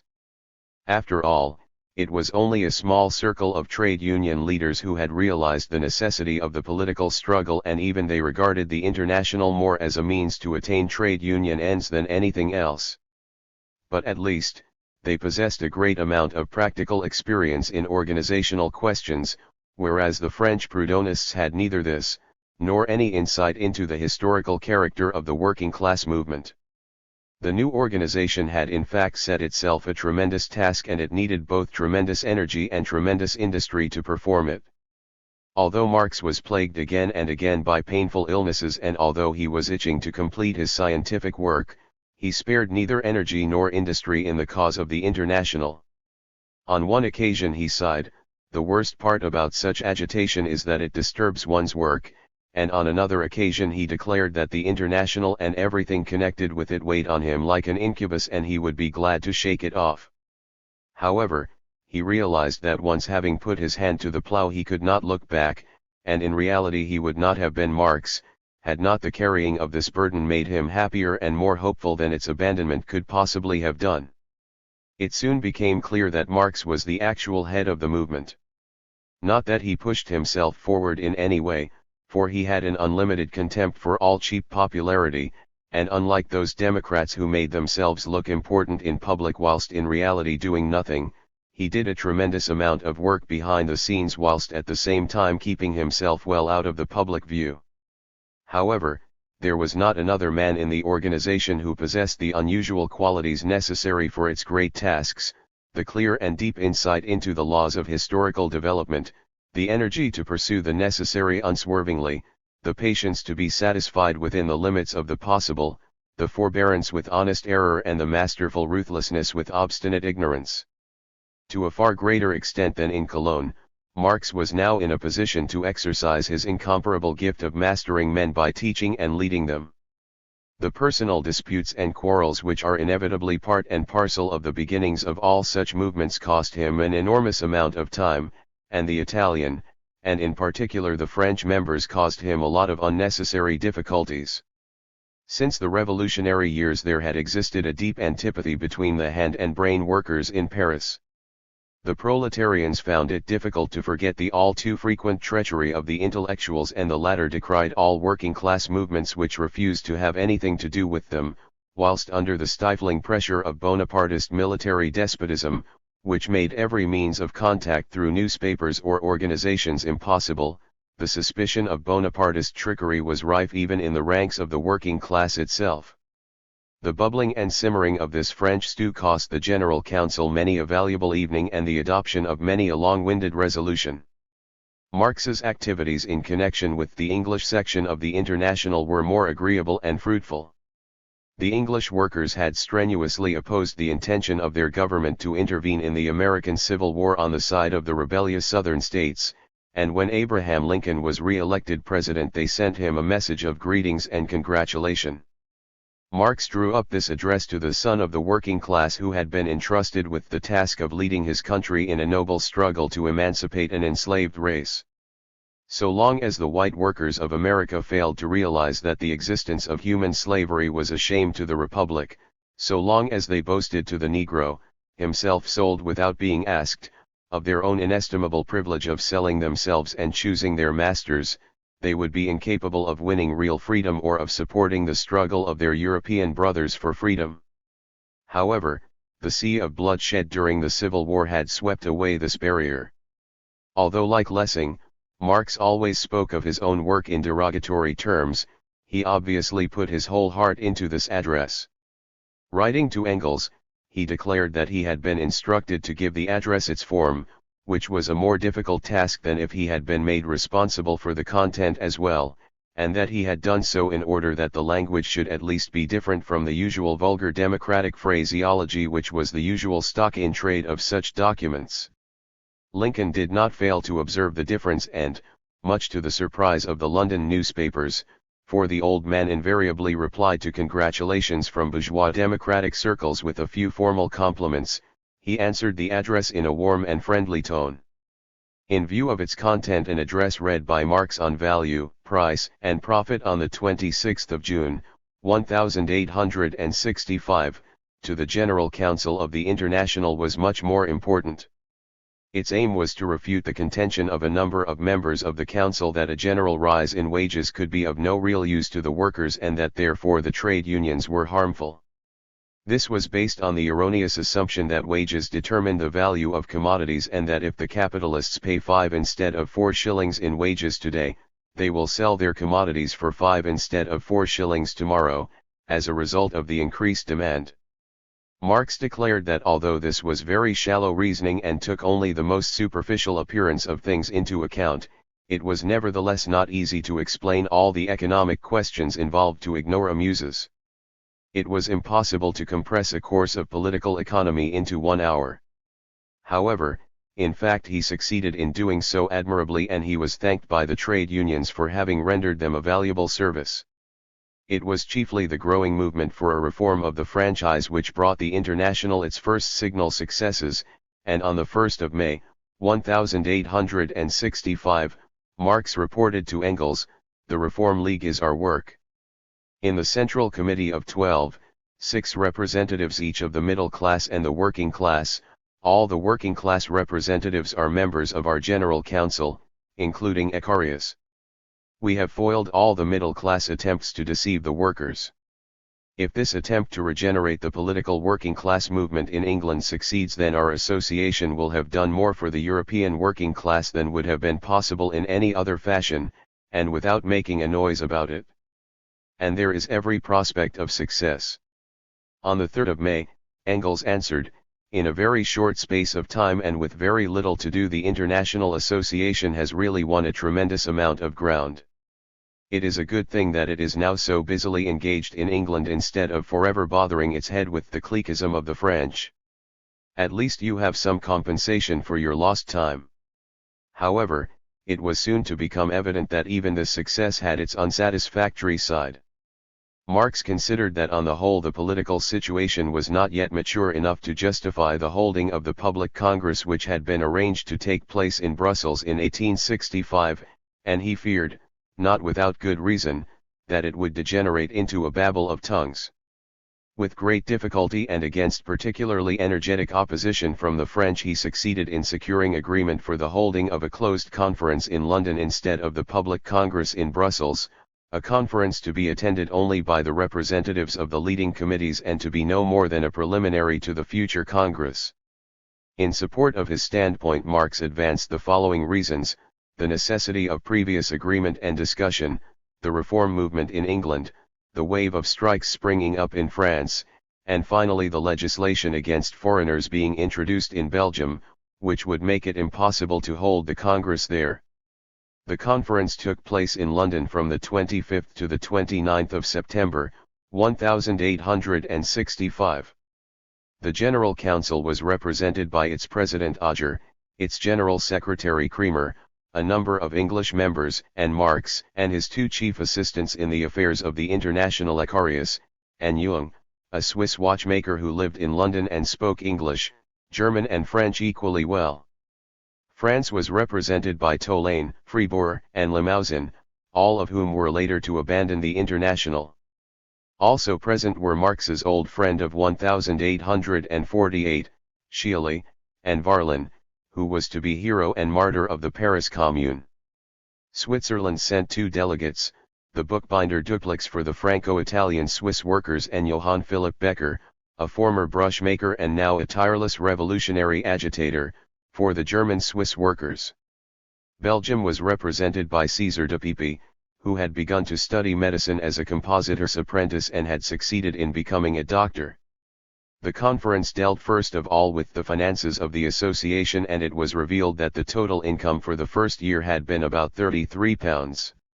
No agreement was reached with regard to regular membership subscriptions, but it was agreed to raise £150 for propaganda purposes and to cover the expenses in connection with the forthcoming Congress, £80 to be raised in England, £40 in France and £10 each in Belgium and Switzerland.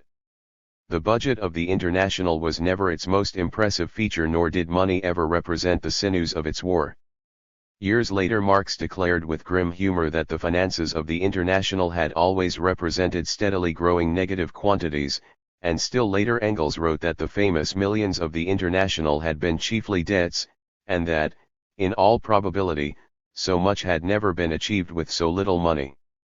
The report on the situation in England was delivered by the General Secretary Cremer, who declared that although it was generally believed on the continent that the English trade unions were very rich and well able to support a cause they felt to be their own, they were in fact bound down by petty statutes which kept their expenditure within very narrow limits. With very few exceptions, English trade unionists knew nothing about politics, and it was very difficult to enlighten them. However, a certain amount of progress was being made. A few years ago representatives of the International would have been unable to obtain even a hearing, whereas today they received a friendly reception and their principles met with approval. It was the first time that an organization connected with politics had succeeded in establishing such relations with the trade unions. Fribourg and Tolaine reported that the International was meeting with a good reception in France. Apart from Paris, members had been won in Rouen, Nantes, Elbeuf, Caen, and other places, and a considerable number of membership cards had been sold at 1.25 francs for the annual subscription. Unfortunately, the proceeds had been exhausted by the setting up of a bureau in Paris and by the expenses of the delegates to the conference.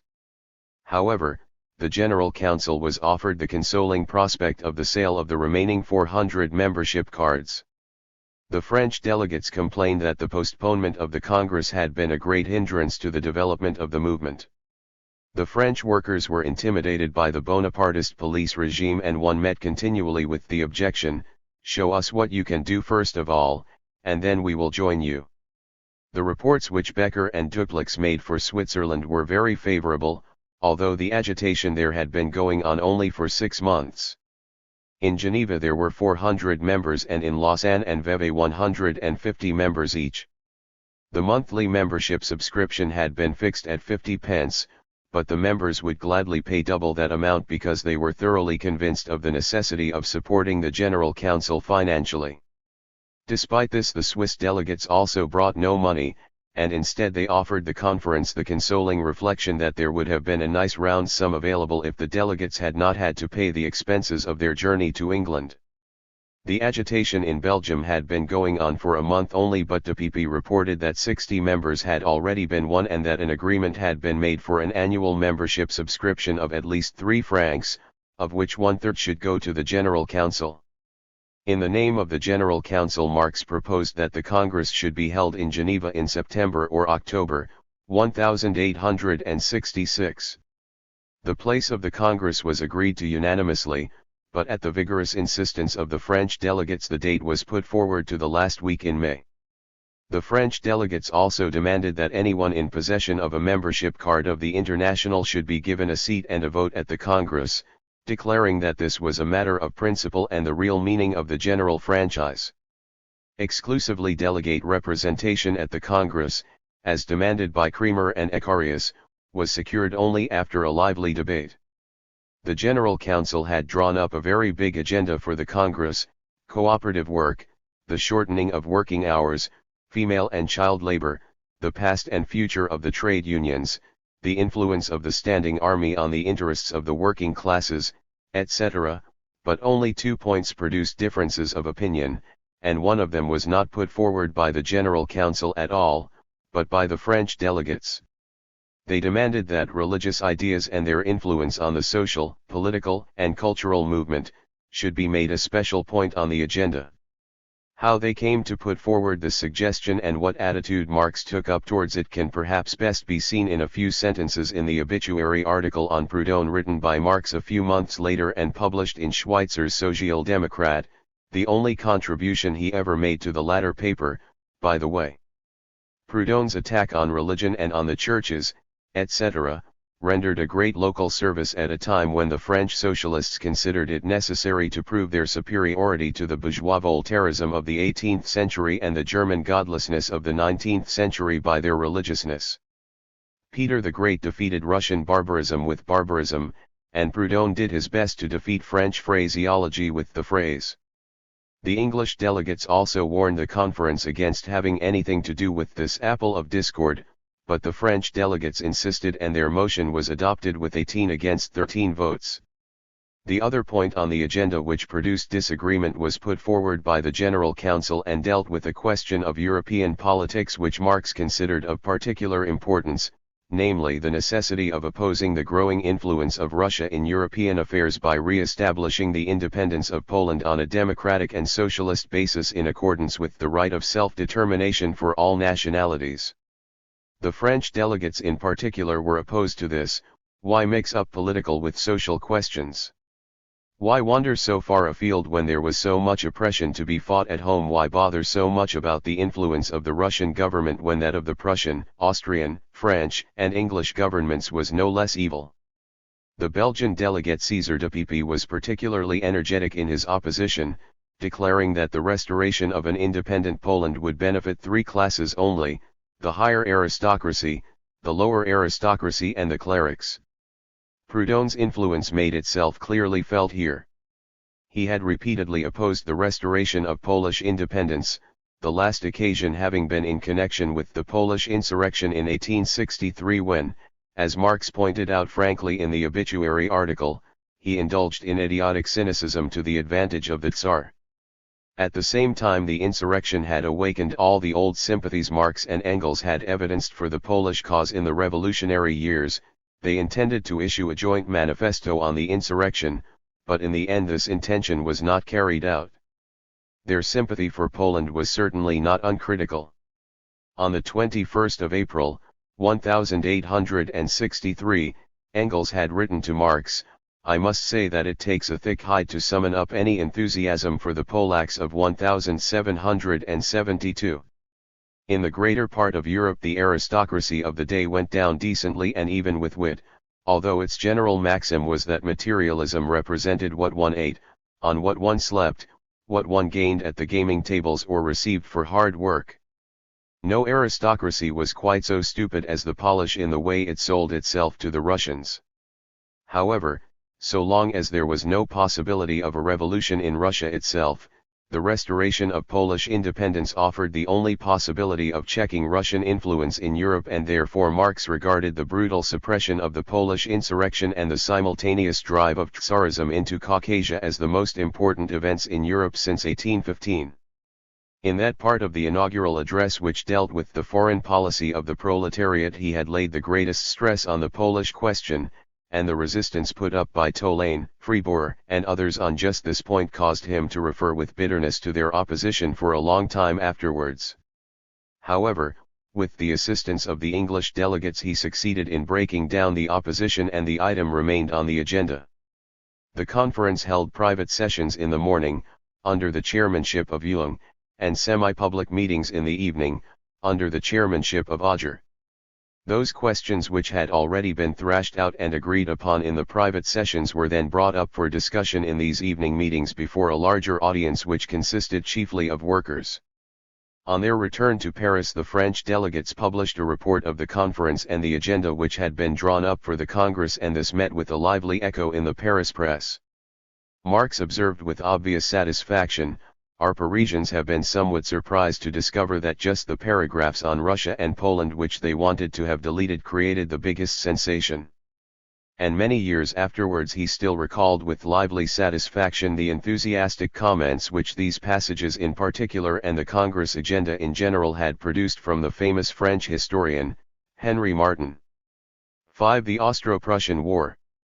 The time and energy which Marx devoted to the cause of the International had the disagreeable result that his efforts to earn a living were interfered with and his old financial troubles arose again.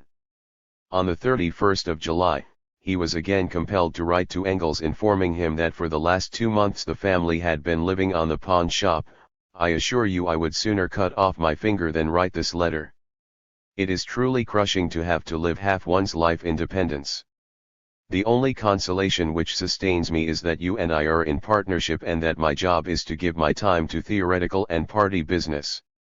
I am afraid this house is rather above my means, and this year we have lived a little better than usual, but it was the only way to give the children an opportunity of establishing connections which might offer them some security for their future, not to mention the fact that it was some little recompense for all they have gone through. I think you will agree with me that even purely from the business point of view a completely proletarian household would be unsuitable here, although as far as my wife and I are concerned it would be all right, or if the girls were boys. Engels assisted his friend immediately, but the petty worries and troubles of securing a bare existence again began to plague Marx and his family, and they continued to do so for a number of years. A few months later, on the 5th of October, 1865, a letter from Lothar Bücher offered Marx an unexpected opportunity of earning money, and in a most peculiar fashion. Bücher had lived as an emigrant in London, but the two men had maintained no relations and certainly not friendly ones. Even when Bücher began to take up an independent position in the general emigrant tangle and joined Erckwer as the latter's enthusiastic supporter, Marx remained critical towards him, but Bücher spoke very favorably to Borkheim of Marx's answer to Voigt and wanted to review it for the Allgemeine Zeitung. No such review ever appeared, but whether this was because Bücher did not write it or because the Allgemeine Zeitung refused to print it, there is now no means of telling. After the granting of the Prussian amnesty, Bücher returned to Germany, and in Berlin he made friends with Lassalle. With the latter he visited the Great Exhibition in London in 1862, and through him he became acquainted with Marx, who described him as a fine but rather confused chappie, and thought it unlikely that he was in agreement with Lassalle's foreign policy. After Lassalle's death, Bücher had entered the service of the Prussian government, and in a letter to Engels, Marx had dismissed him and Rodbertus with the Roundabouts, a miserable pack, all that rabble from Berlin, Brandenburg, and Pomerania. And now Bücher wrote, first of all to business, the Staatsanzeiger would like a monthly report on the movements of the money market, and naturally of the commodity market, in so far as the two cannot be separated, and I was asked whether I could recommend anyone. I replied that I knew of no one better suited to the job than you, and in consequence I have been asked to approach you in the matter. You would not be limited with regard to the length of the articles, the more thorough and comprehensive the better. With regard to the content you would naturally follow only the dictates of your scientific convictions. However, consideration for the readers, haute finance, and not for the editorial board would make it advisable to leave the inner core of the matter visible only to experts, and to avoid all polemics. A few business observations then followed, a reference to a joint outing with Lassalle, whose end would always remain a psychological riddle to the writer, and then the remark that he, Marx, was no doubt aware that the writer had since returned to his first love, the files.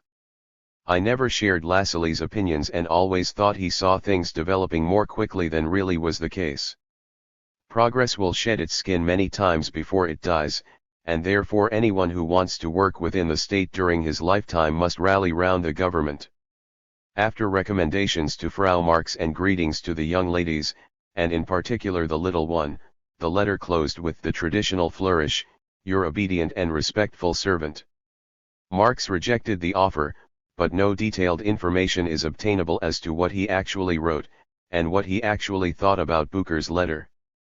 Immediately after having received it he went to Manchester, where no doubt he discussed the matter with Engels, but there is no mention of the matter at all in their letters to each other, and only one passing reference in Marx's letters to his other friends, as far as they are known. 14 years later, when the terrorist attempts of Hodel and Nobling let loose a fierce campaign of incitement against the socialists, he published Bücher's letter, and its effect was like a bombshell in the camp of the socialist baiters. At the time of the publication Bücher was secretary to the Berlin Congress, and according to the statement of his semi-official biographer it was he who drew up the first anti-socialist bill brought forward after the Hodel and Nobling outrages, but rejected by the Reichstag. Since then there has been much discussion as to whether Bücher's letter was an attempt by Bismarck to buy Marx, and it is certain at least that in the autumn of 1865, after the signing of the Treaty of Gastein had ineffectively patched up the threatening breach with Austria, Bismarck was inclined, to use his own hunting simile, to let loose any dog willing to bark. Bismarck himself was far too much an inveterate East Albion junker to flirt with the working class in the way Disraeli, or even Louis Bonaparte, did, and the droll ideas he formed about Lassalle, whom he met personally on a number of occasions, are sufficiently known. However, in his immediate entourage he had two people who were better equipped to deal with this delicate question. These were Lothar Bücher and Hermann Wagner. It is a fact that at the time Wagner was doing his best to decoy the German working class movement, and as far as Countess Hatzfeld had any say in the matter he succeeded. As the intellectual leader of the Junkers and an old friend of Bismarck from the pre-March days, Wagner was in an incomparably stronger position than Bücher, who was completely dependent on Bismarck's goodwill owing to the fact that the bureaucracy regarded him with suspicion as an intruder, whilst the king refused to have anything whatever to do with him on account of 1848. And in any case, Bücher was a weakling, a fish without bones, as his friend Rodbertus declared. If Bücher's letter was really an attempt to buy Marx, it was certainly not made without Bismarck's knowledge, but it is doubtful whether it actually was such an attempt. The way in which Marx used the letter in 1878 during the anti-socialist campaign was irreproachable, and it was a clever move, but it does not even prove that Marx himself considered the letter an attempt to buy him, much less that the letter actually was such an attempt. Bücher was well aware that since Marx had broken off relations with Schweitzer, the German Lassalleans had no very high opinion of him, and further, a monthly report on the movements of the money market in the most boring of all German newspapers can hardly have recommended itself as an effective means to pacify the general discontent with Bismarck's policy, not to speak of winning the support of the workers for that policy. Under the circumstances, therefore, there is more than a little to be said in favor of Bücher's statement that he recommended his old companion in exile to the curator of the Staatsanzeiger without any ulterior political motive, though perhaps with the proviso that the curator had already refused to accept a representative of the Manchester Schule. Having suffered a rebuff at Marx's hands, Bücher then approached Düring, who agreed to take over the work but very soon gave it up when it turned out that the curator of the Staatsanzeiger was very far from possessing that respect for scientific convictions with which Bücher had credited him. Worse even than the increasing economic difficulties with which Marx had to contend as a result of his active work for the International and his own scientific work was the fact that his health began to suffer more and more. On the 10th of February, 1866, Engels wrote, "You must really do something to get rid of this carbuncle business. Stop your night work for a time and lead more regular life." And on the 13th of February Marx replied, "Yesterday I was on my back again with a malignant boil which formed in my left groin. If I had money enough for my family and my book were finished, I shouldn't care in the least whether I went to the knacker's yard today or tomorrow. As it is, however, I do care." And a week later Engels received the alarming information, this time it was touch and go. "My family didn't know how serious the matter really was. If the thing breaks out again 3 or 4 times in the same fashion, I am a dead man. I have fallen away terribly and still feel damned weak, not so much in my head as in my loins and legs. The doctors are right of course when they say that excessive night work was the cause of the relapse, but I can't tell them what compels me to commit such extravagances, and it would be no use if I could." However, Engels now insisted that he should give himself a rest for a few weeks, and he went to Margate. In Margate he soon recovered his spirits, and in a cheerful letter to his daughter Laura he wrote, "I am really glad that I went to a private house and not to a hotel where I should inevitably have been bothered with local politics, domestic scandals and neighborly tittle-tattle, but still, I can't sing with the Miller of D that I care for nobody and nobody cares for me, because after all there is my landlady, who is as deaf as a post, and her daughter, who is troubled with chronic hoarseness. However, they are nice people, attentive and not intrusive. I have developed into a perambulating walking stick. The greater part of the day I am out in the air, and at 10 o'clock I go to bed. I read nothing, write less, and am gradually working myself into that state of nirvana which Buddhism regards as the consummation of human bliss." And at the foot of the letter there is a teasing remark which apparently foreshadows coming events. That little devil Lafargue is still plaguing me with his Prudhonism, and I suppose he won't be satisfied until I've knocked some sense into his Creole skull." Whilst Marx was still in Margate, the first lightning flashes pierced the war clouds which had gathered over Germany. On the 8th of April Bismarck concluded an offensive alliance with Italy against Austria, and the next day he approached the Federal Diet with the request that a German parliament should be convened on the basis of the general franchise to discuss a reform of the League for presentation to the German governments. The attitude which Marx and Engels took up to these events reveals how far they had lost touch with the German situation. Their judgment vacillated. Referring to Bismarck's proposal to convene a German parliament, Engels wrote on the 10th of April, "What an ass the fellow must be to believe that will help him in the least. If things really come to a head, then for the first time in history future developments will depend on the attitude of Berlin. If the Berliners deliver their blow at the right moment, then things may develop favorably, but who can rely on them?" 3 days later he wrote again, but this time with extraordinarily clear foresight, "It looks as though the German bourgeoisie will agree to the proposal, the general franchise, after a little resistance, for, after all, Bonapartism is the real religion of the bourgeoisie. I am beginning to realize more and more clearly that the bourgeoisie is not cut out to rule directly, and that therefore where there is no oligarchy, like the one in England, prepared to govern in the interests of the bourgeoisie in return for liberal rewards, a Bonapartist semi-dictatorship is the normal form of bourgeois rule. Such a form advances the great material interests of the bourgeoisie even against the bourgeoisie, but refuses to give the latter a share in the government. On the other hand, such a dictatorship itself is compelled to further these material interests of the bourgeoisie against its will, and thus we now observe Monsieur Bismarck adopting the program of the Nationalverein. Carrying it out is, of course, quite another matter, but he is hardly likely to come to grief on account of the German bourgeoisie. Engels thought that Bismarck would fail because of the Austrian army. Benedict was in any case a better general than Prince Frederick Karl.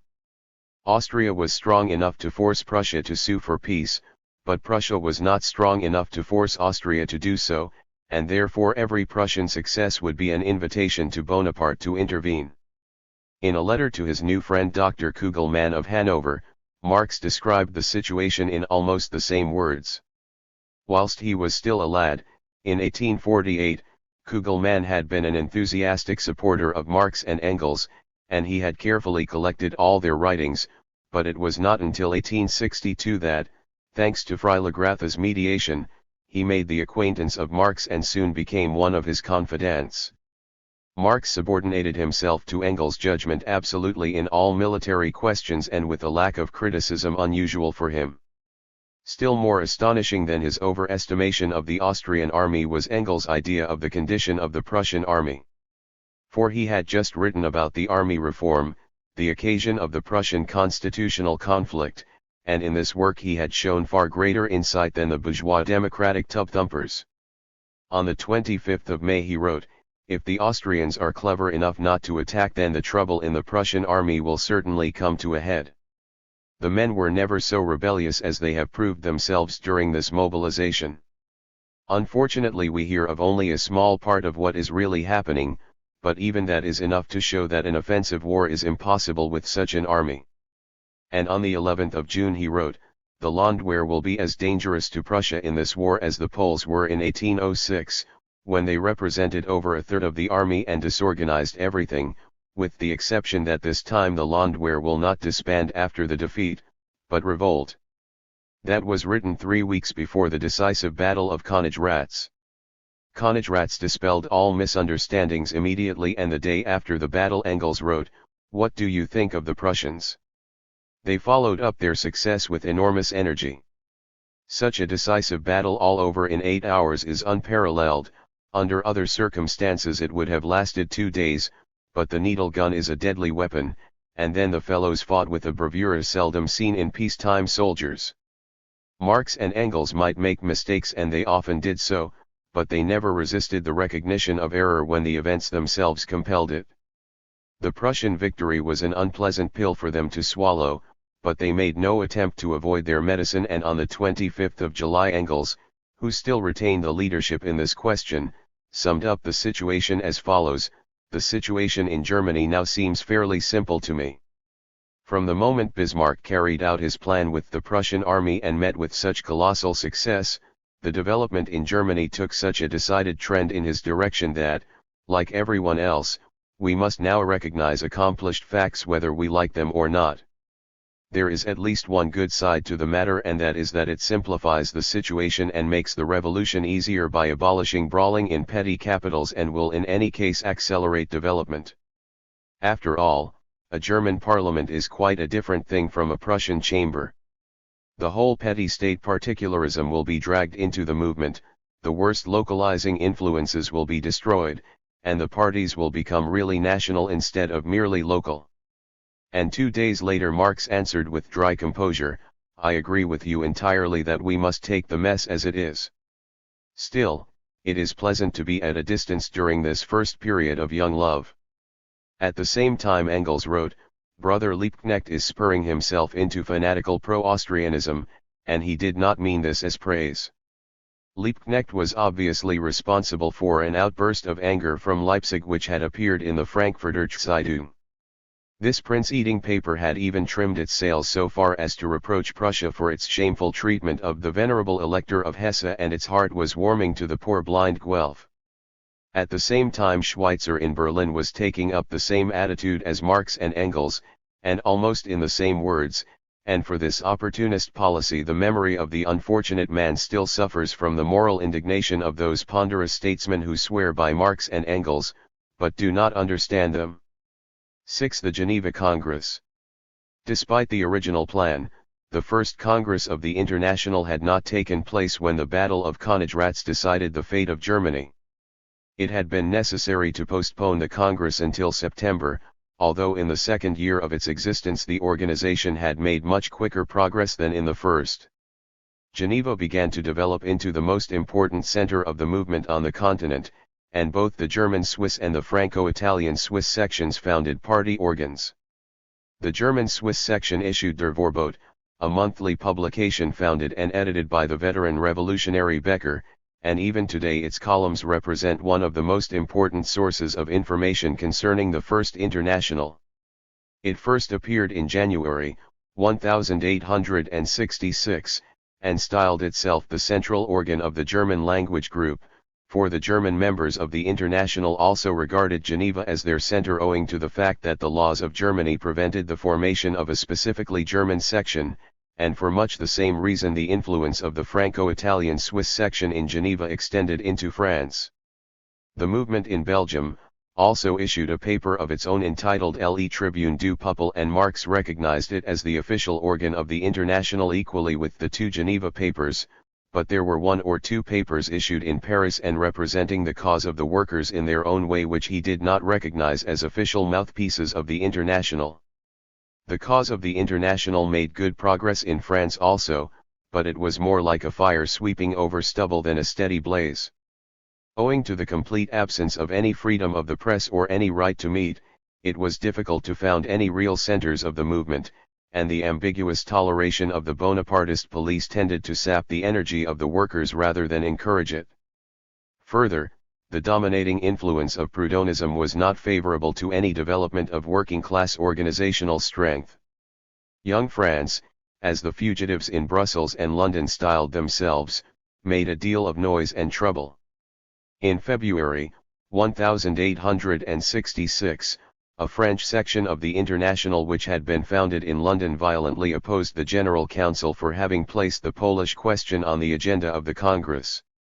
Under the influence of Proudhonism, its representatives asked how one could possibly think of opposing Russian influence by the restoration of Polish unity at a time when Russia was freeing the serfs, whilst the Polish aristocracy and clergy obstinately refused to do so.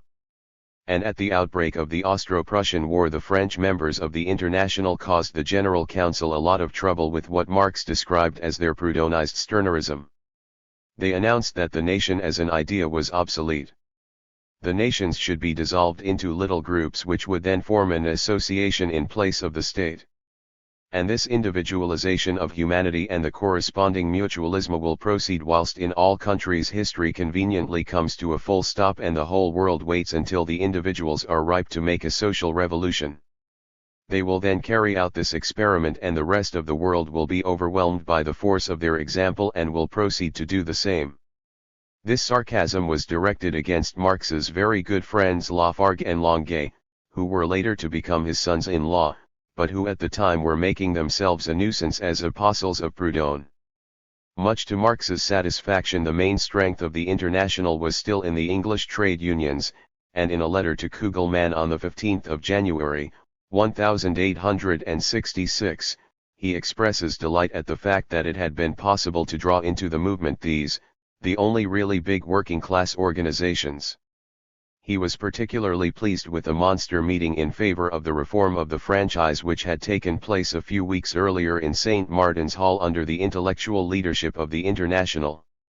In March, 1866, Gladstone's Whig cabinet brought in a bill for electoral reform, but it proved too radical for a section of Gladstone's own party, which went over to the Tories and caused the fall of the government and its replacement by a Tory ministry with Disraeli as Prime Minister. When Disraeli then attempted to postpone the question of electoral reform indefinitely, the movement in its favor grew more and more vigorous.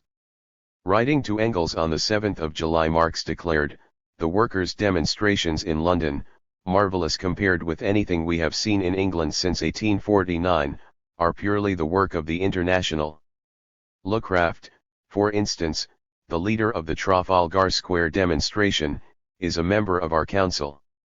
At a meeting of 20,000 people in Trafalgar Square, Lucraft proposed a demonstration in Whitehall Gardens, where we once chopped off the head of a king, and shortly afterwards a great demonstration of 60,000 people in Hyde Park almost developed into an insurrection.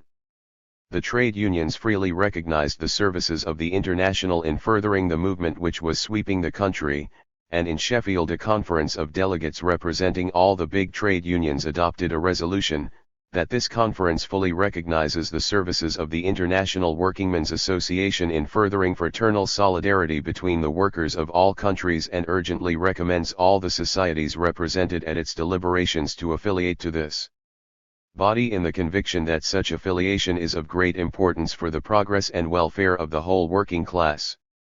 As a result of this resolution, many trade unions then affiliated to the International, but although this was a great moral and political success, it did not yield proportionate material advantages.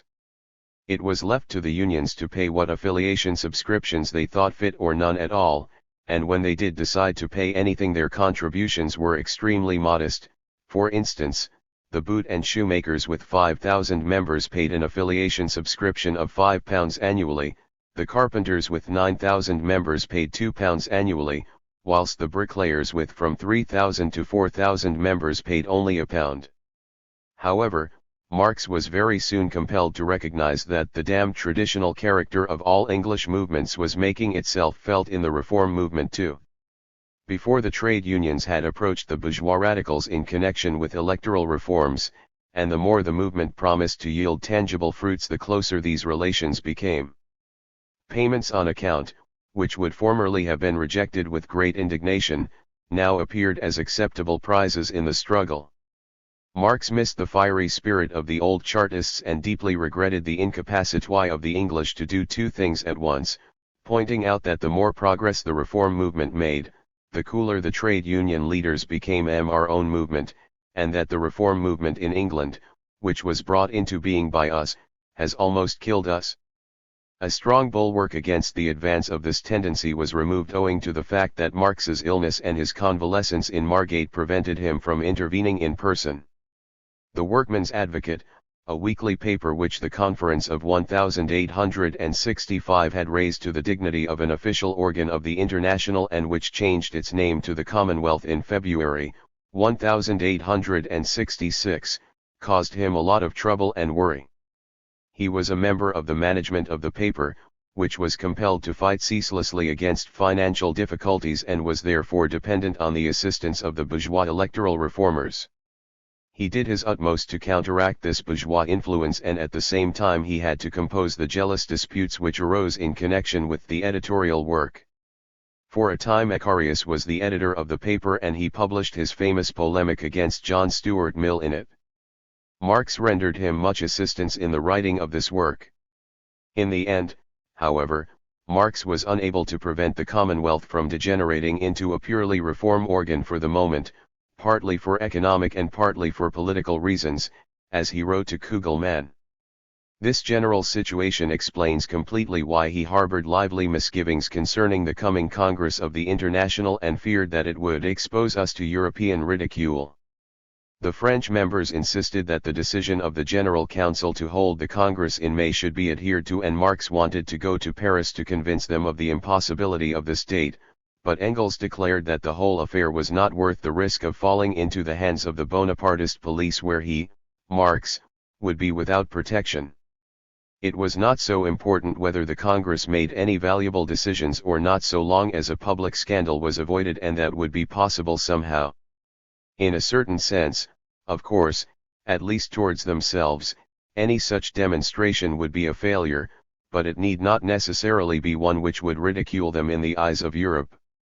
The matter was finally settled by the Geneva Organization, which had not completed its preparations for the Congress and therefore decided to postpone it until September, and this was agreed to everywhere except in Paris.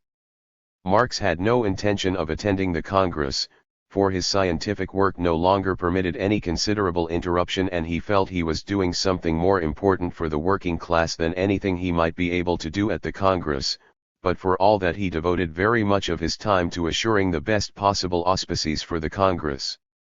He drew up a memorandum for the London delegates and deliberately limited it to such points as would permit immediate cooperation and understanding between the workers and serve the immediate needs of the class struggle and the organization of the workers as a class.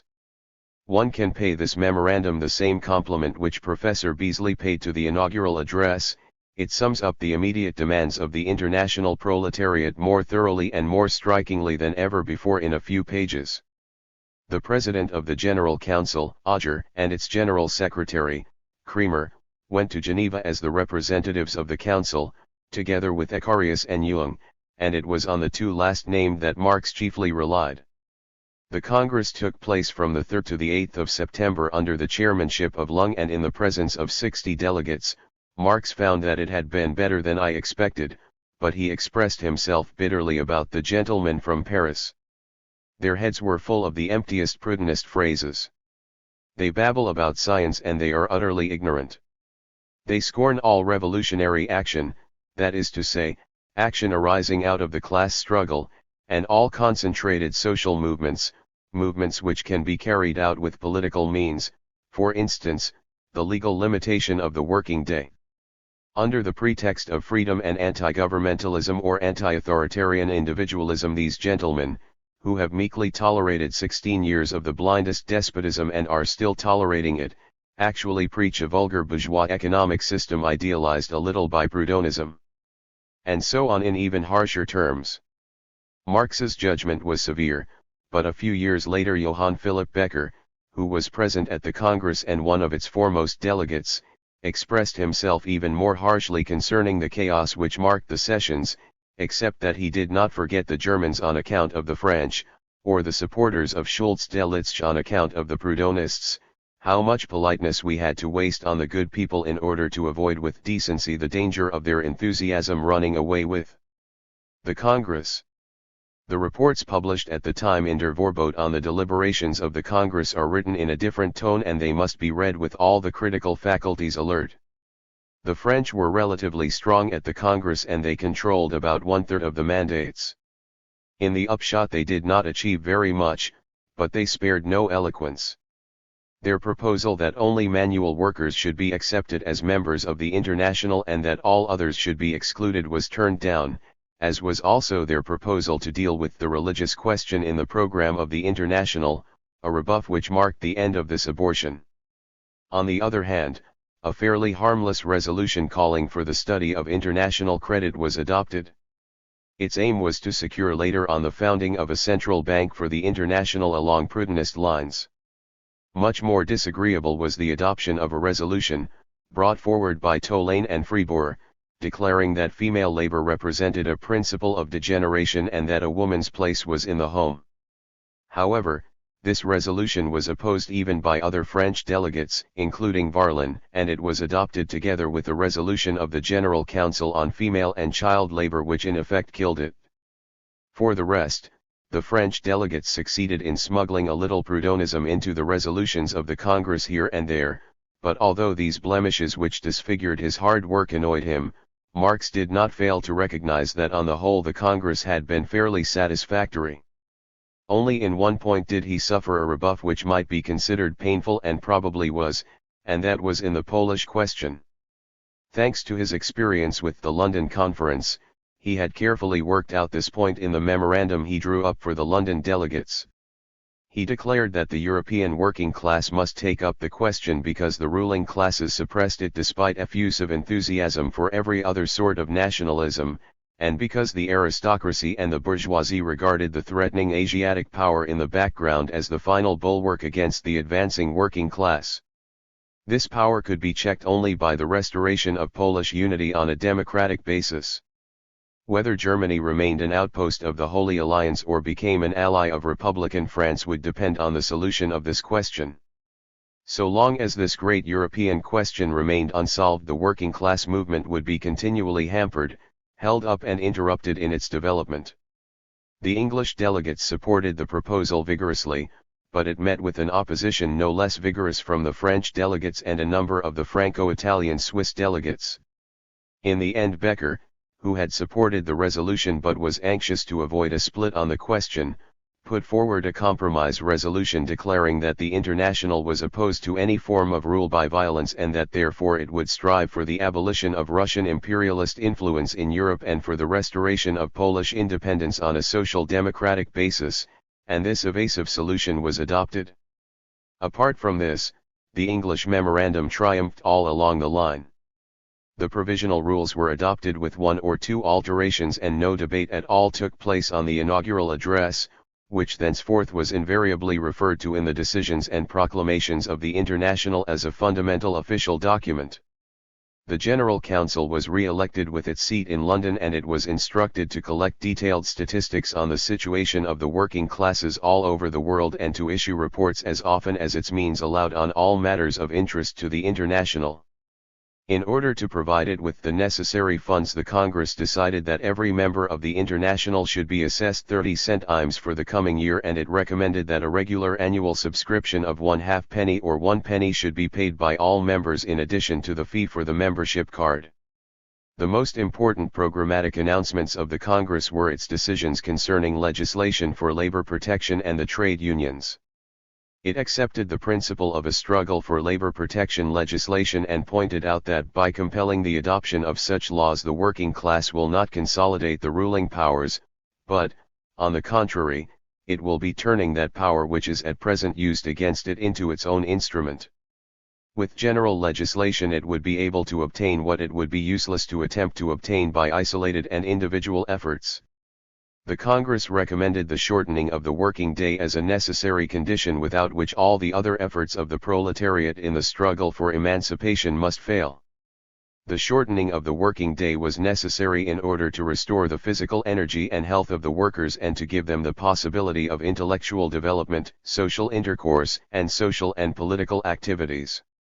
As the legal maximum working day, the Congress proposed 8 hours, the working time to be arranged in such a way as to comprise only the actual working hours and reasonable pauses for meals. This maximum 8-hour day should apply to all adult workers, both men and women, adults being all persons having completed their 18th year. Night work was condemned on principle as dangerous to the health of the workers, unavoidable exceptions to be laid down by law. Women workers should be strictly excluded from night work and from all forms of work harmful to the female constitution or morally objectionable for the female sex. The Congress regarded the tendency of modern industry to draw children and young persons of both sexes into the process of social production as salutary and legitimate progress, although it condemned as revolting the form in which this took place in capitalist society. In any reasonable system of society, it declared, each child would become a productive worker from its 9th year on, whilst at the same time no adult person would be excepted from the general law of nature which prescribed that in order to eat a man must first work, and furthermore all men should work not only with their brains, but also with their hands. In the prevailing system of society it was desirable to divide children and young people into 3 categories and treat them accordingly: children from 9 to 13 years old, children from 13 to 15 years, and young people from 15 to 17 years old. The working hours of the first category should not exceed 2 per day, whether in household or workshop, of the second category not more than 4 hours, and of the third category not more than 6 hours, with a break of 1 hour in the working time of this last category for meals and recreation. Productive labor on the part of children and young persons should be permitted only when combined with educational training, including mental, physical and technical training, giving them instruction in the general scientific principles of all processes of production and at the same time acquainting them with the practical use of the simpler forms of tools.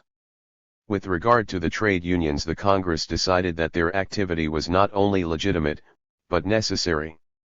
The trade unions were a means of using the only social power of the proletariat, namely its numbers, against the centralized social power of capitalism, and so long as the capitalist mode of production existed it would not be possible to do without trade unions.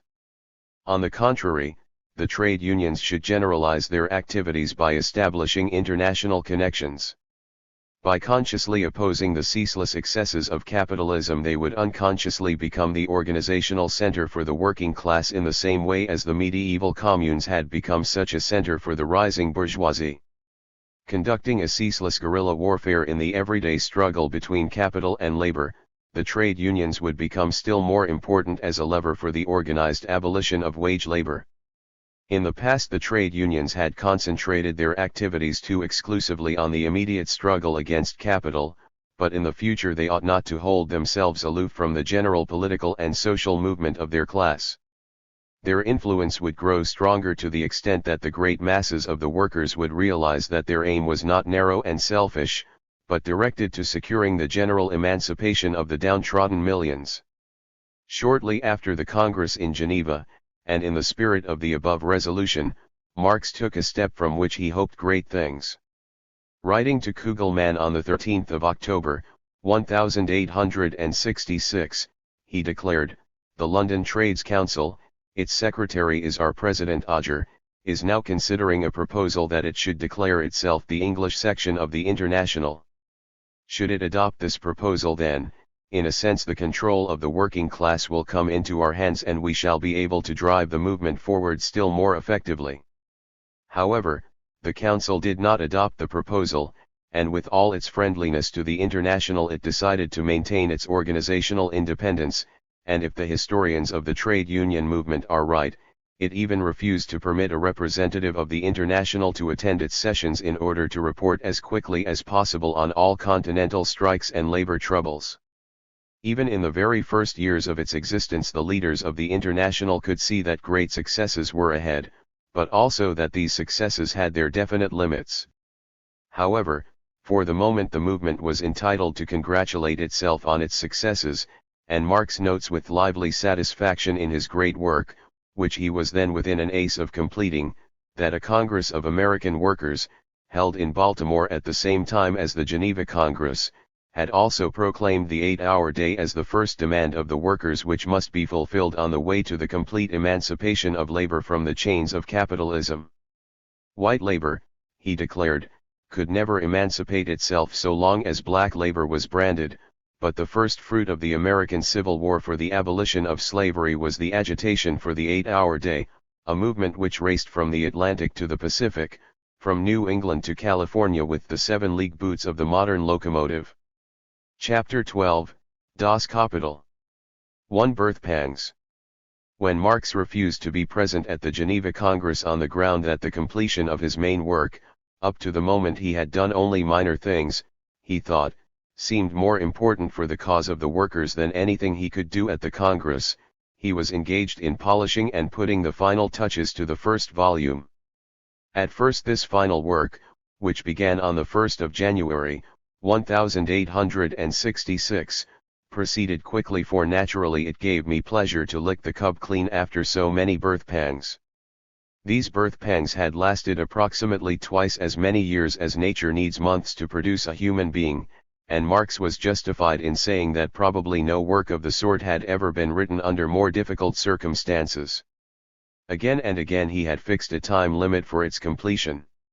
In 1851 it was 5 weeks, and in 1859 it was 6 weeks, but always the time limit had been ignored owing to his merciless self-criticism and the tremendous conscientiousness which continually drove him to make new investigations, neither of which could be shaken by even the most impatient exhortations of his best friend.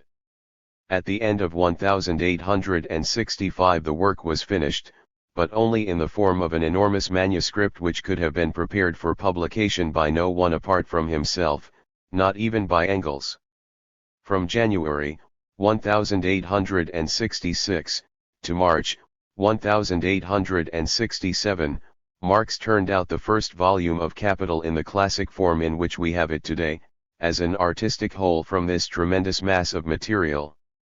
It was a feat which bore eloquent witness to his magnificent working capacity, for the year and a quarter in which it was performed was troubled by chronic ill health and even really dangerous illnesses, such as the one in February 1866, by an accumulation of debts which threatened to overwhelm him, and not least by the wearisome preparations for the Geneva Congress of the International.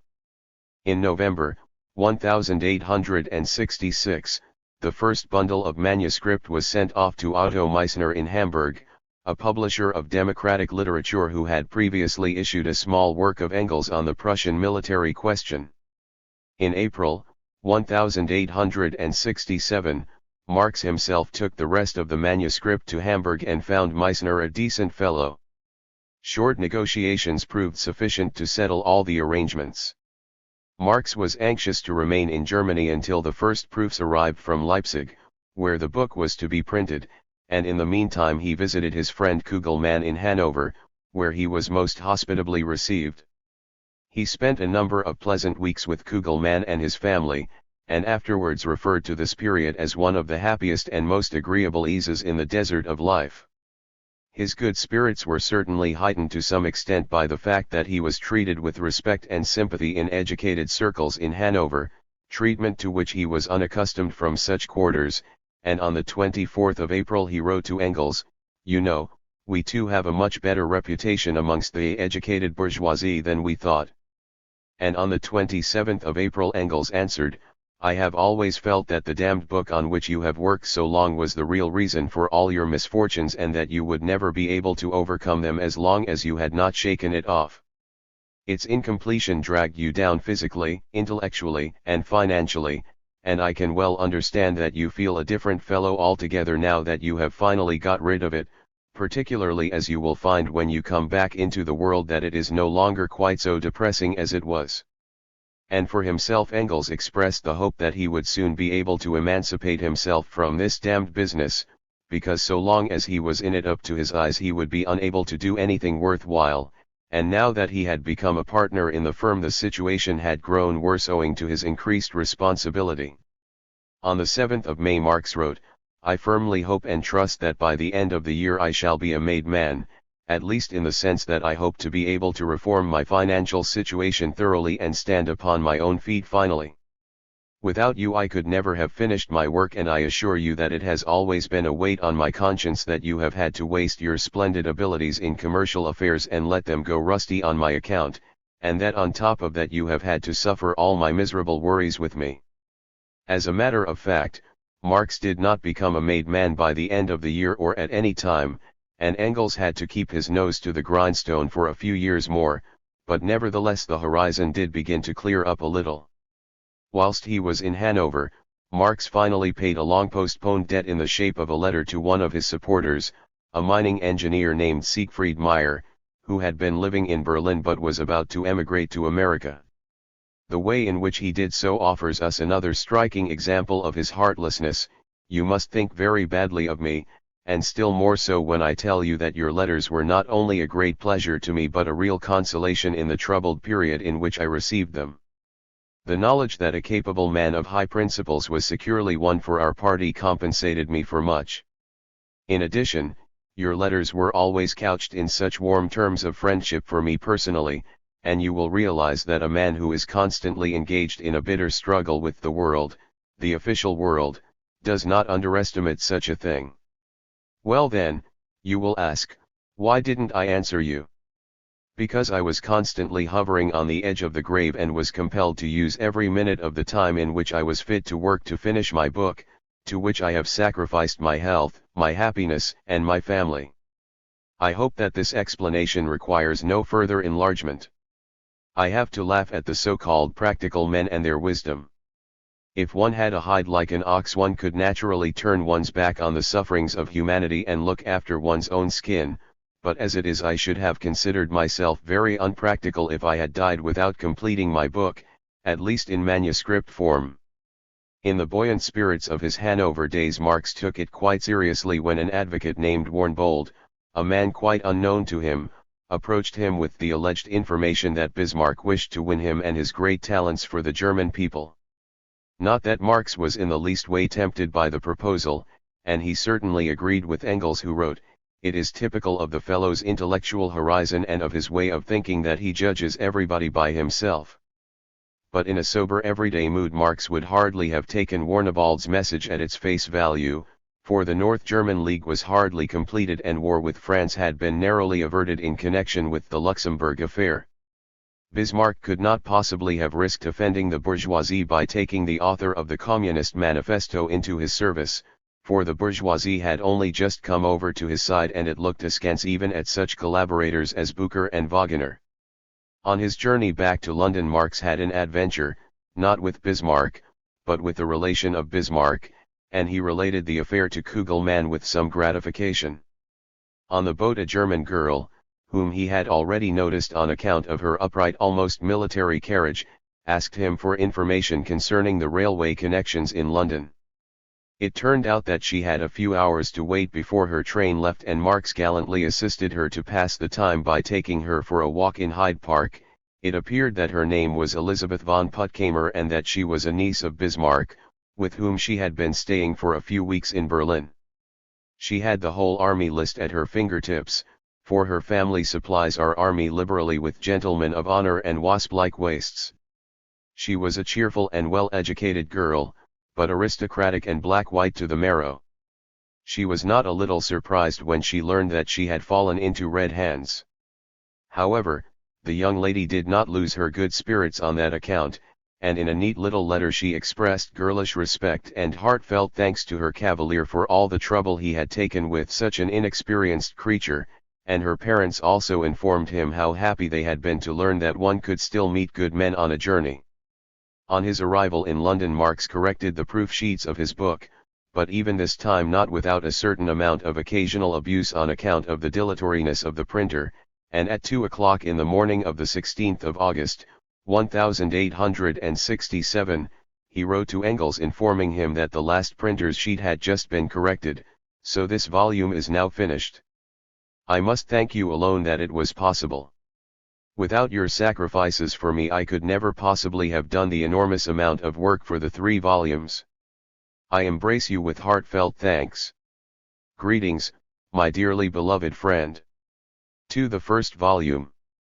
The first chapter of Marx's book summed up once again what he had already written in 1859 in his critique of political economy concerning the nature of commodities and money.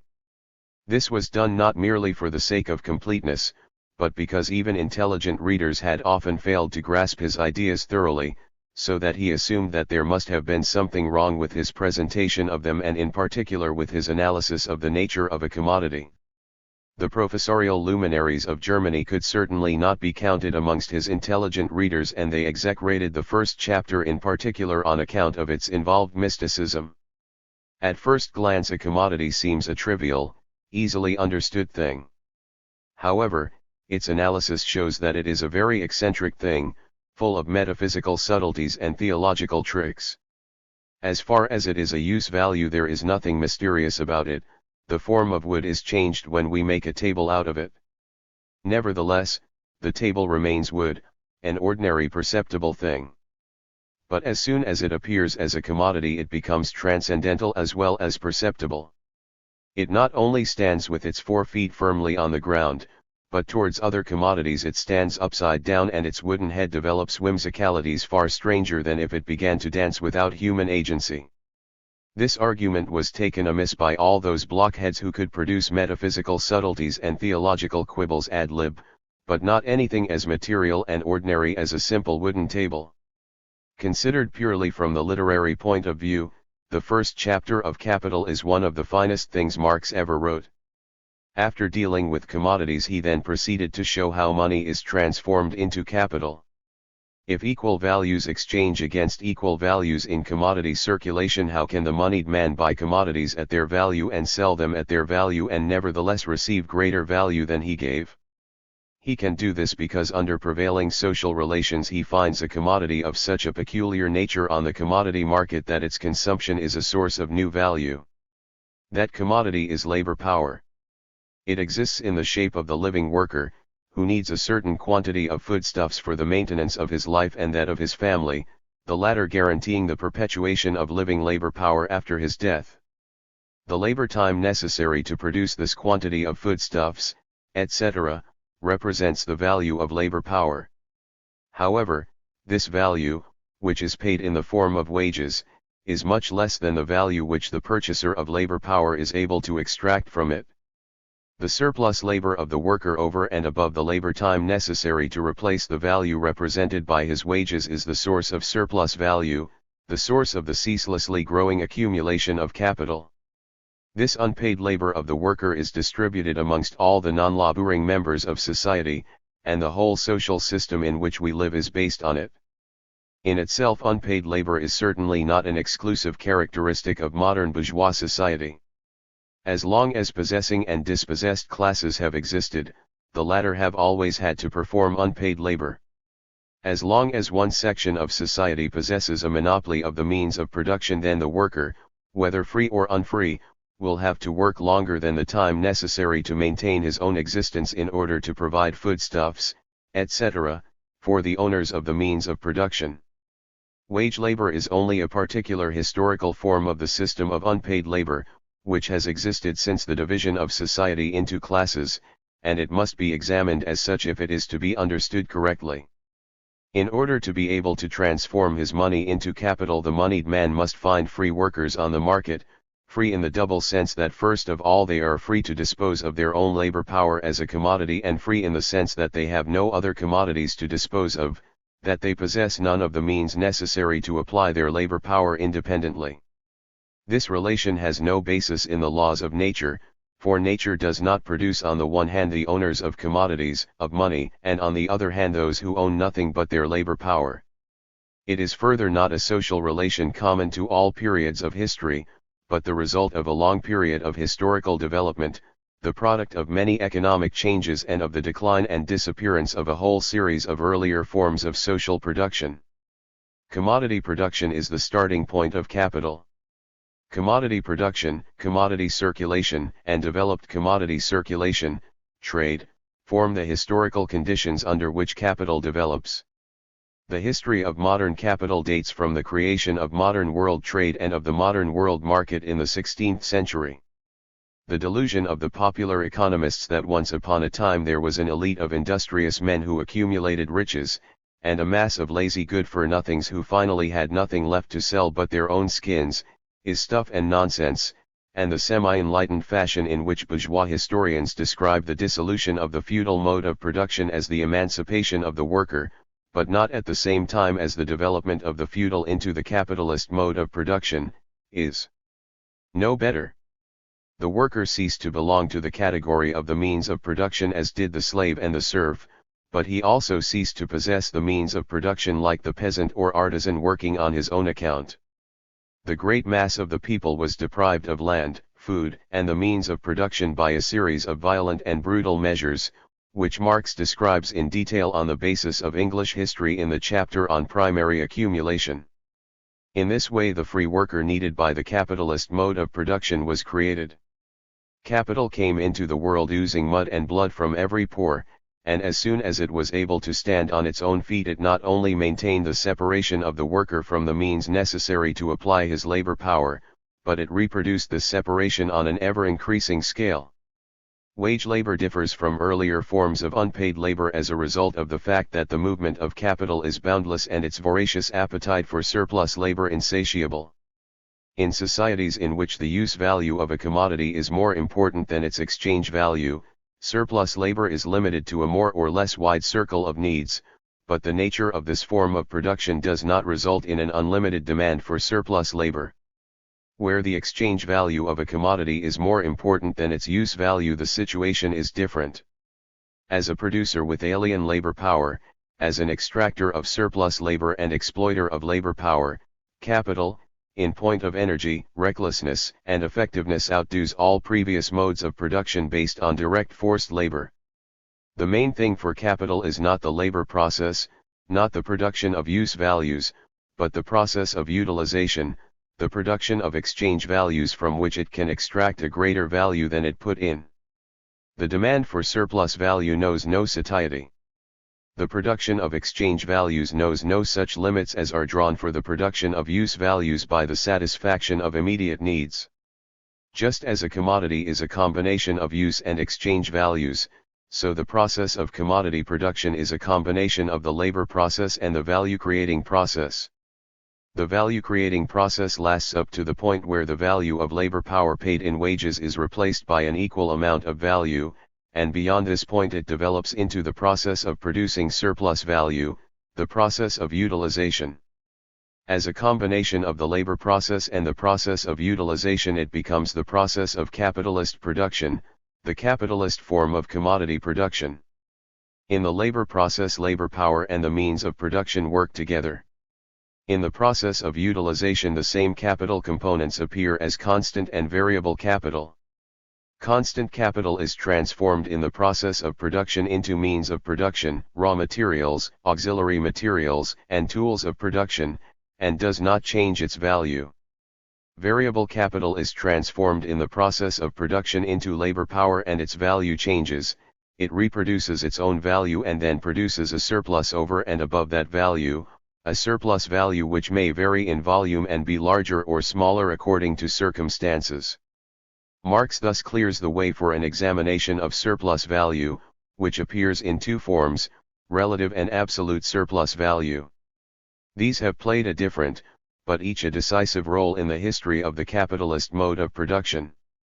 Absolute surplus value is produced when the capitalist causes the worker to work beyond the time necessary for the reproduction of his labor power.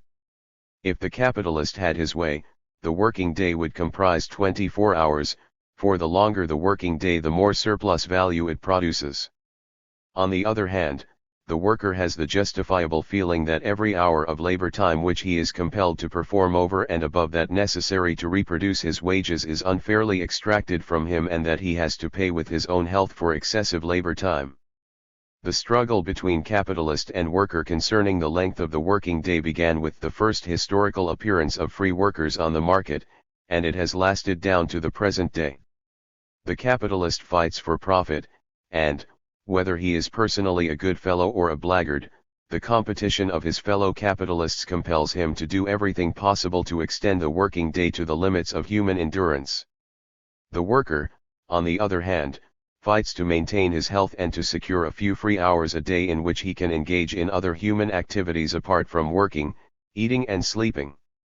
Marx describes powerfully the 50 years of civil war between the working class and the capitalist class in England, from the birth of large-scale industry, which drove the capitalists to break down every limit placed on the exploitation of the proletariat by nature and custom, age and sex, and day and night, up to the passing of the 10-hour bill, won by the working class in the struggle against capital as a powerful social obstacle preventing the workers selling themselves and their kind into death and slavery by free contract with capital.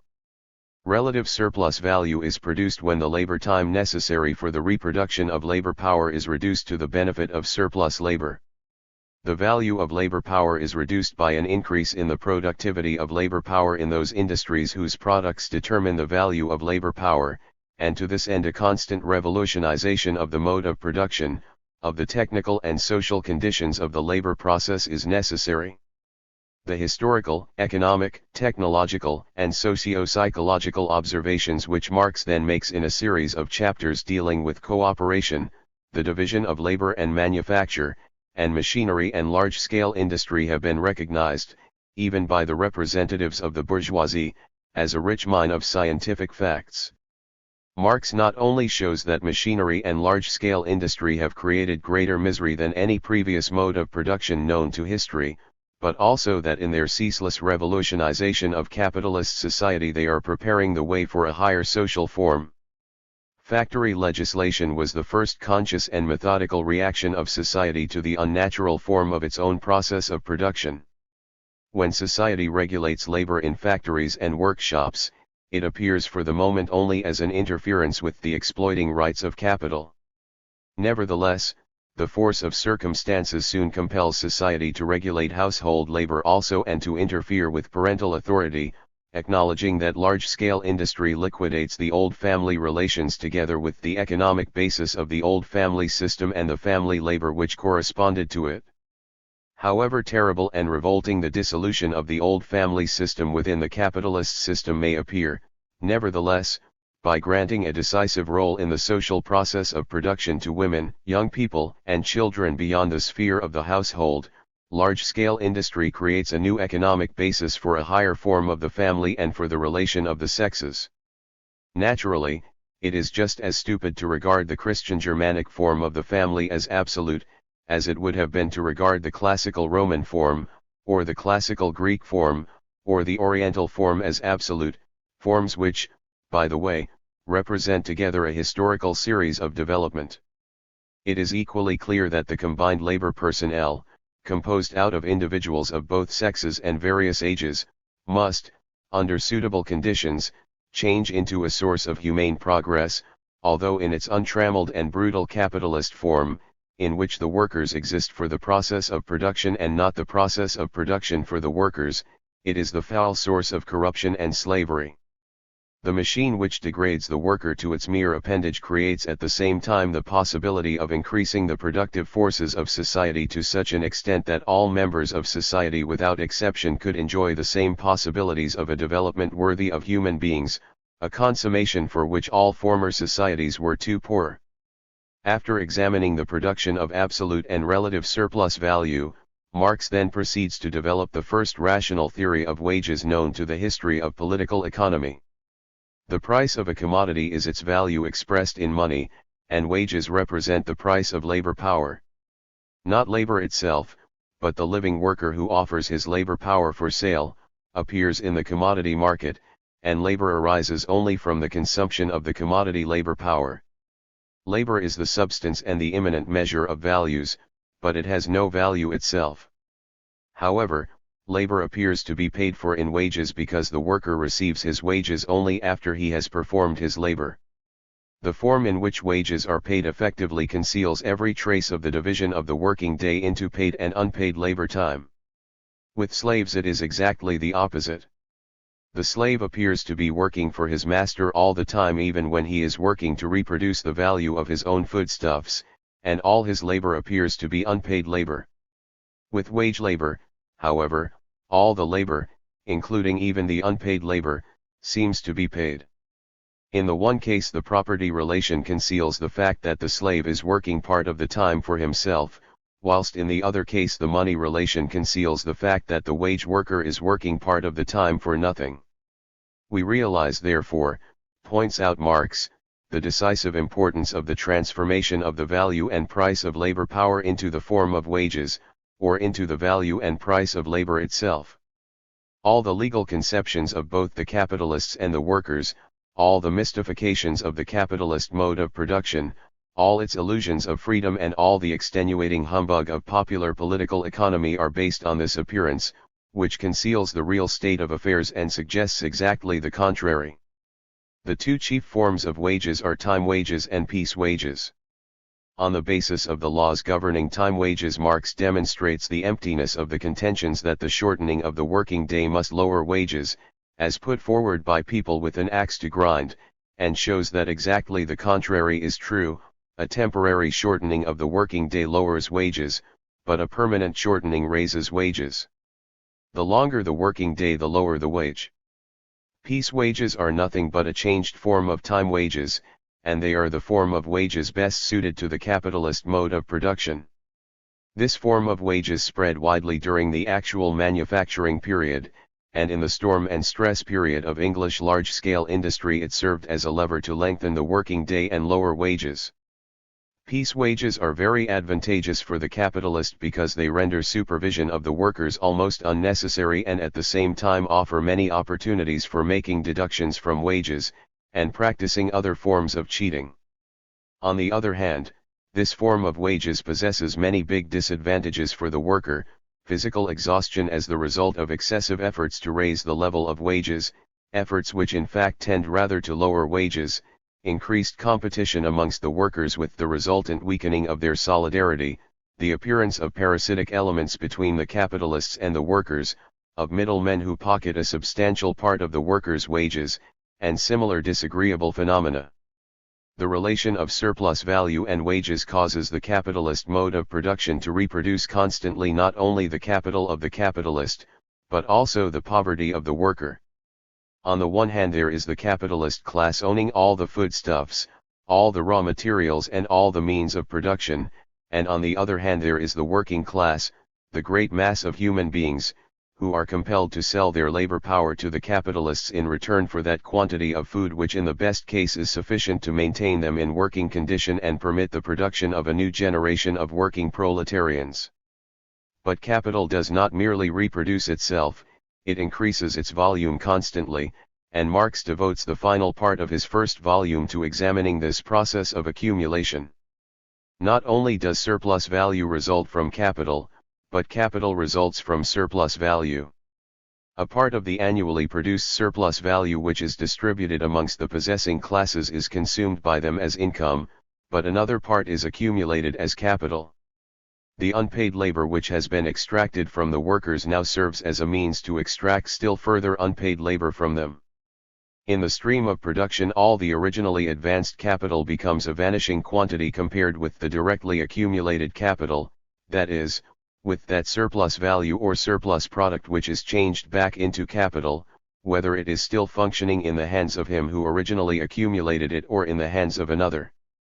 The law of private property, based on commodity production and commodity circulation, transforms itself into its direct opposite thanks to its own internal and inevitable dialectic. The laws of commodity production seem to justify a property right in individual labor. Commodity owners with equal rights face each other. The means to obtain the other commodity is only the sale of one's own commodity, and one's own commodity can be produced only by labor. Property, on the side of the capitalist, now appears as the right to appropriate the unpaid labor of others or its produce, and on the side of the worker as the impossibility of appropriating his own product. When the modern proletariat began to grasp the meaning of this, when the urban proletariat in Lyons sounded the tocsin and the rural proletariat in England laid fire to the houses of their oppressors, the popular political economists invented the abstinence theory, according to which capital was accumulated by the voluntary abstinence of the capitalists, a theory which Marx scourged as mercilessly as Lassalle had done before him. An instance of abstinence really contributing to the accumulation of capital is the compulsory abstinence of the workers, the brutal depression of wages below the value of labor power in order to turn the necessary consumption funds of the workers into the accumulation funds of the capitalists, at least in part. This is the real origin of all the lamentations about the luxurious life of the workers, the endless jeremiad about the grand pianos which some workers are alleged to have purchased at some time or other, all the cheap and nasty concoctions of the Christian social reformers, and all the other related tricks and frauds used by the intellectual hod carriers of capitalism. The general law of capitalist accumulation is as follows: the growth of capital includes the growth of its variable section, or that part which is changed into labor power. If the composition of capital remains unchanged, if a certain quantity of the means of production demands always the same quantity of labor power to set it into motion, then obviously the demand for labor power will grow in proportion with the growth of capital, as will also the subsistence funds of the workers, the quicker capital grows, the quicker they must grow also. As simple reproduction constantly reproduces the capital relation itself, so accumulation reproduces the capital relation on a larger scale, more capitalists or bigger capitalists on the one hand, and more wage workers on the other. The accumulation of capital is therefore the increase of the proletariat also, and in the case supposed this increase takes place under the most favorable conditions for the workers. A larger part of their own increasing surplus product, which increasingly changes into capital, returns to them in the form of means of payment so that they are able to increase their consumption and to equip themselves more generously with clothing, furniture, etc. However, their relation of dependency towards the capitalist does not change in any way, just as a slave does not cease to be a slave if he is well fed and well clothed. They must always provide a certain quantity of unpaid labor, and although this may diminish, it can never do so to an extent seriously endangering the capitalist character of the process of production. If wages rise above this point, then the profit incentive is blunted and the accumulation of capital slackens until wages sink again to a level corresponding to the needs of its utilization.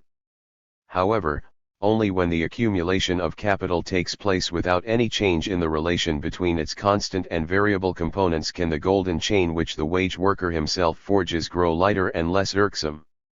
In reality, the process of accumulation is accompanied by a great revolution in what Marx calls the organic composition of capital. Constant capital grows at the expense of variable capital. The growing productivity of labor causes the mass of the means of production to increase more quickly than the mass of labor power embodied in them. The demand for labor power does not rise proportionately with the accumulation of capital, but sinks relatively. The same effect is produced in another form by the concentration of capital which takes place, quite apart from its accumulation, owing to the fact that the laws of capitalist competition lead to the swallowing up of the smaller capitalists by the larger ones. Whilst the supplementary capital formed in the process of accumulation demands fewer and fewer workers in comparison with its quantity, the old capital which is reproduced in a new composition disposes more and more of the workers formerly employed by it. In this way there develops a relative surplus mass of workers, relative that is to the needs of the utilization of capital, an industrial reserve army which is paid below the value of its labor power in bad or middling business periods, which is employed irregularly and which at other times is dependent on public assistance, but which at all times serves to lower the resistance of the employed workers and to depress their wage standards. This industrial reserve army is a necessary product of the process of accumulation, or of the development of wealth on a capitalist basis, and at the same time it develops into a lever of the capitalist mode of production. With accumulation and the accompanying development of the productivity of labor, capital's power of sudden expansion also grows and demands large masses of workers who can be employed at a moment's notice in new markets or in new branches of production without interrupting the work of production in other spheres. The characteristic course of modern industry, the form of a decennial cycle, broken only by minor vacillations, of periods of average activity, of production at high pressure, of crisis and stagnation, is based on the continuous formation, the greater or lesser absorption, and reconstitution of the industrial reserve army. This industrial reserve army, or relative overpopulation, grows in proportion with the social wealth, the amount of capital at work, the extent and energy of its growth, and therefore with the absolute size of the working population and the productivity of its labor. The comparative size of the industrial reserve army increases with the increase of wealth. The larger the industrial reserve army in relation to the active industrial army, the larger are those sections of workers whose poverty is in inverse ratio to their labor torment. And finally, the larger the Lazarus section of the working class and the larger the industrial reserve army, the greater are the numbers of those who are officially acknowledged paupers. This is the absolute general law of capitalist accumulation. From this general law its historical tendencies may be derived. Along with the accumulation and concentration of capital develops the cooperative form of the labor process on a steadily growing scale, the conscious technological application of science to production, the organized and joint cultivation of the land, the transformation of the means of production into forms usable only jointly, and the economizing of the means of production by their use as joint means of production by combined social labor. With the steadily diminishing number of those capital magnates who usurp and monopolize all the advantages of this process of transformation, there is a corresponding increase in the volume of misery, oppression, slavery, degradation, and exploitation, but at the same time also in the indignation of the working class, which steadily grows in size and is trained, united, and organized by the mechanism of the capitalist process of production itself. The monopoly of capital becomes a fetter to the mode of production which has grown up with it and under it. The centralization of the means of production and the socialization of labor reach a point where they become incompatible with their capitalist shell. The knell of capitalist private property sounds and the expropriators are expropriated. Individual property based on individual labor is restored, but on the basis of the achievements of the capitalist era, as the cooperation of free workers and as their common title to the land and means of production produced by labor. Naturally, the transformation of capitalist property, which in practice is already based on a social mode of production, into social property is by no means as wearisome and difficult as was the transformation of scattered property, based on individual labor, into capitalist property. In the one case it was the expropriation of the masses of the people by a few usurpers, and in the other case it will be the expropriation of a few usurpers by the masses of the people. 3. The second and third volumes. The fate of the second and third volumes of Capital was similar to that of the first. Marx hoped to be able to publish them soon after the appearance of the first, but in fact many years passed and in the end he did not succeed in preparing them for the press. Ever new and deeper studies, lingering illness, and finally death prevented him from completing the whole work, and it was Engels who prepared the second and third volumes from the unfinished manuscripts his friend left behind. The wealth of material which he found consisted of drafts, jottings, and the brief notes made by a scholar for his own eyes alone, with here and there long and connected passages. All in all it represented the results of tremendous intellectual labors extending, with considerable interruptions, from 1861 to 1878. In these circumstances we must not look to the last 2 volumes of Capital to provide us with a final and completed solution of all economic problems. In some cases these problems are merely formulated, together with an indication here and there as to the direction in which one must work to arrive at a solution. In accordance with Marx's whole attitude, his Capital is not a Bible containing final and unalterable truths, but rather an inexhaustible source of stimulation for further study, further scientific investigations and further struggles for truth. The same circumstances also explain why the second and third volumes are not so finished in their form as the first volume, why they do not sparkle with quite the same intellectual brilliance. However, they give even greater pleasure to some readers just because they present sheer intellectual problems without bothering greatly about the form. The contents of the 2 volumes represent an essential supplement to and development of the first volume, and they are indispensable for an understanding of the Marxian system as a whole. Unfortunately, they have not been presented in popular form up to the present and they are therefore still unknown to the broad masses of even the enlightened workers. In the first volume Marx deals with the cardinal question of political economy: what is the origin of wealth? What is the source of profit? Before his investigations this question was answered in 2 different ways. The scientific defenders of the best of all worlds in which we live, some of them men like Schultz Delitzsch, who enjoyed respect and confidence even amongst the workers, explained capitalist wealth by a series of more or less plausible vindications and cunning manipulations, as the result of systematically marking up the prices of commodities in order to compensate the employer for his generosity in giving his capital for productive purposes, as compensation for the risk every employer runs, as a reward for the intellectual management of business, and so on in the same strain. These explanations have all one common aim, that of presenting the wealth of the one and therefore the poverty of the other as something just and in consequence unalterable. On the other hand, the critics of bourgeois society, that is to say, all the socialist schools of thought which existed prior to Marx, declared capitalist wealth to be simply the result of swindling, theft from the workers made possible by the intervention of money or by deficiencies in the organization of the process of production. Proceeding from this standpoint, these socialists developed various utopian plans for abolishing exploitation by doing away with money, by the organization of labor, and similar plans. The real source of capitalist wealth was revealed for the first time in the first volume of Capital, which wasted no time either in finding justifications for the capitalists or in reproaching them with their injustice. Marx showed for the first time how profit originated and how it flowed into the pockets of the capitalists. He did so on the basis of two decisive economic facts: first, that the mass of the workers consists of proletarians who are compelled to sell their labor power as a commodity in order to exist, and secondly that this commodity, labor power, possesses such a high degree of productivity in our own day that it is able to produce in a certain time a much greater product than is necessary for its own maintenance in that time.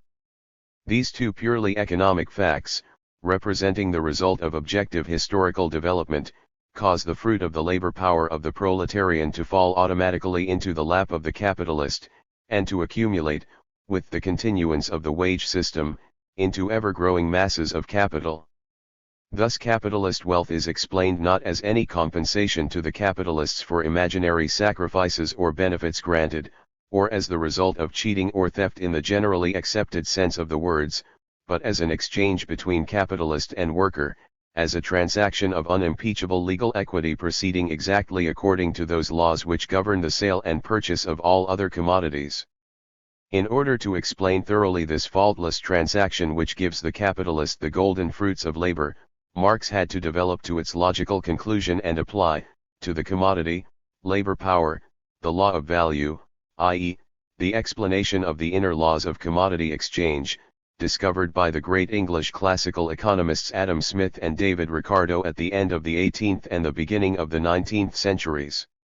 The first volume deals chiefly with the law of value, and, resulting from it, wages and surplus value, i.e., the explanation of how the product of wage labor divides itself naturally and without any violence or cheating into a pittance for the wage worker and effortless wealth for the capitalist. And here lies the great historical significance of the first volume of Capital. It demonstrated that exploitation can be abolished only by abolishing the sale of labor power, that is by abolishing the wage system. In the first volume we are all the time at the point of production, in a factory, in a mine or in a modern agricultural undertaking, and what is said applies equally to all capitalist undertakings. We are given an individual example as the type of the whole capitalist mode of production.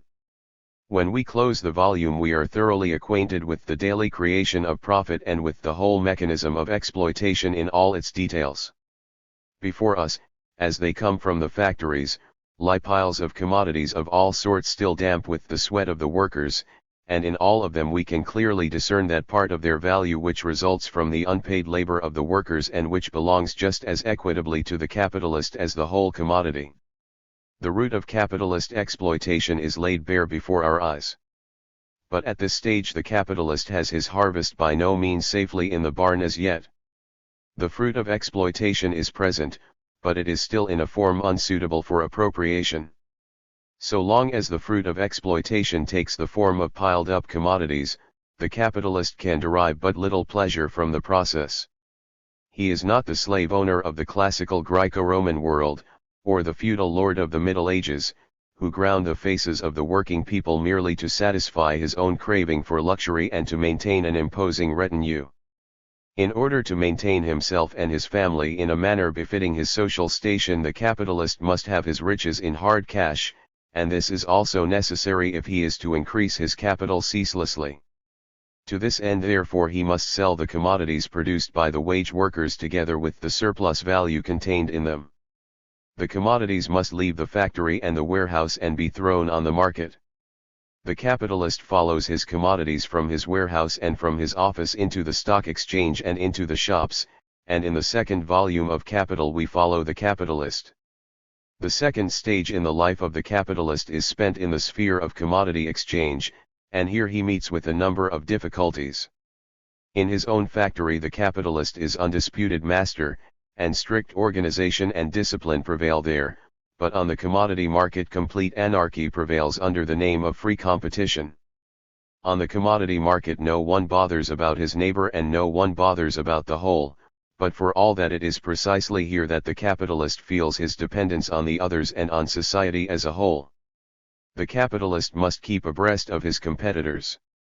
Should he take more time than absolutely necessary in selling his commodities, should he fail to provide himself with sufficient money to purchase raw materials and all the other things he needs at the right moment in order to prevent his factory coming to a standstill for lack of supplies, should he fail to invest promptly and profitably the money he receives for the sale of his commodities, he is bound to fall behind in one way or the other.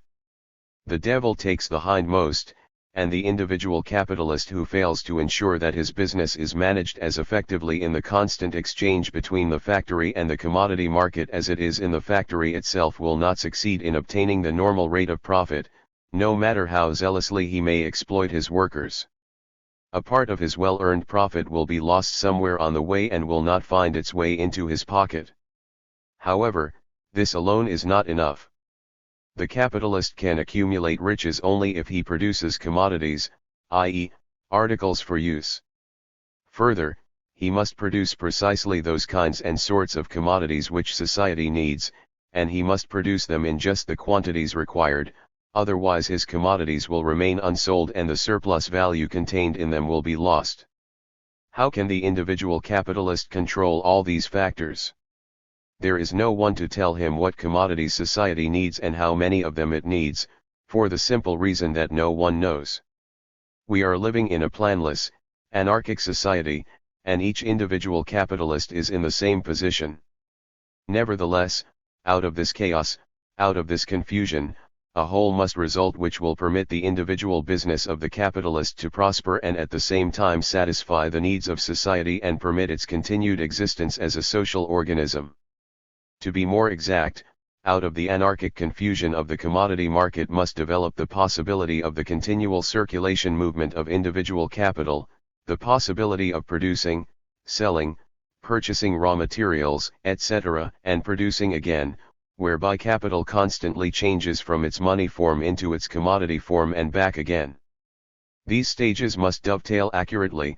Money must be in reserve to utilize every favorable market opportunity for the purchase of raw materials, etc., and to meet the current expenses of production, and the money which comes flowing back as the commodities are sold must be given an opportunity of immediate utilization again. The individual capitalists, who are apparently quite independent of each other, now join together in fact and form a great brotherhood, and, thanks to the credit system and the banks, they continually advance each other the money they need and take up the available money, so that the uninterrupted progress of production and the sale of commodities is ensured both for the individual capitalist and for society as a whole. Bourgeois economists have never found any explanation for the credit system beyond calling it an ingenious institution for facilitating commodity exchange, but in the second volume of Capital Marx demonstrates, quite incidentally, that the credit system is a necessary part of capitalist life, the connecting link between two phases of capital, in production and on the commodity market, and between the apparently arbitrary movements of individual capital. And then, the permanent circulation of production and consumption in society as a whole must be kept in movement in the confusion of individual capitals, and this must be done in such a fashion that the necessary conditions of capitalist production are assured, the production of the means of production, the maintenance of the working class and the progressive enrichment of the capitalist class, i.e., the increasing accumulation and activity of all the capital of society. The second volume of Capital investigates how a whole is developed from the innumerable deviating movements of individual capital, how this movement of the whole vacillates between the surplus of the boom years and the collapse of the crisis years, but is wrenched back again and again into correct proportions only to swing out of them again immediately, and how out of all this there develops in ever more powerful dimensions that which is only a means for present-day society, its own maintenance and economic progress, and that which is its end, the progressive accumulation of capital. Marx offers us no final solution, but for the first time in 100 years, since Adam Smith, the whole is presented on the firm foundations of definite laws. But even with this, the capitalist has not completely traversed the thorny path before him, for although profit has been turned and is being turned in increasing measure into money, the great problem now arises of how to distribute the booty. Many different groups of capitalists put forward their demands. Apart from the employer, there is the merchant, the loan capitalist, and the landowner. Each of these has done his share to make possible the exploitation of the wage worker and the sale of the commodities produced by the latter, and each now demands his share of the profit. This distribution of profit is a much more complicated affair than it might appear to be on the surface, for even amongst the employers themselves big differences exist in the profits obtained, so to speak, fresh from the factory, according to the type of undertaking. In one branch of production, commodities are produced and sold quickly, and capital plus the normal addition returns to the undertaking in a short space of time. Under such circumstances, business and profits are made rapidly. In other branches of production, capital is held fast in production for years and yields profit only after a long time. In some branches of production, the employer must invest the greater part of his capital in lifeless means of production, in buildings, expensive machinery, etc., i.e., in things which yield no profit on their own account, no matter how necessary they may be for profit making.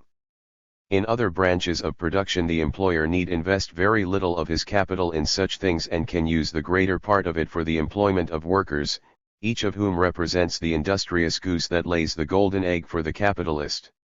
Thus, in the process of profit making, big differences develop as between the individual capitalists, and in the eyes of bourgeois society these differences represent a much more urgent injustice than the peculiar division which takes place between the capitalist and the worker.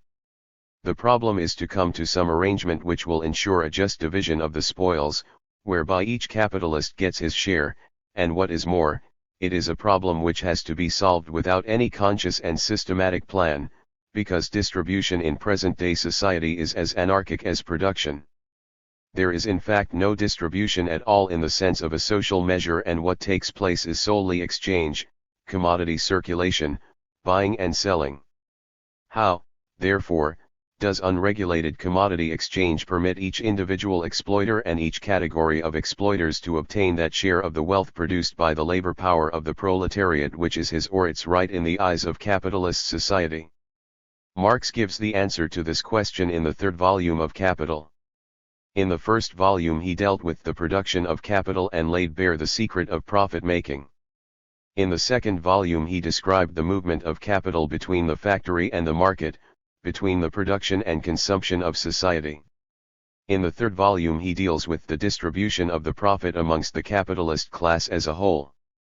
And all the time he proceeds from the basis of the three fundamental principles of capitalist society: first, that everything happening in capitalist society is not the result of arbitrary forces, but the result of definite and regularly operating laws, although these laws are unknown to the capitalists themselves.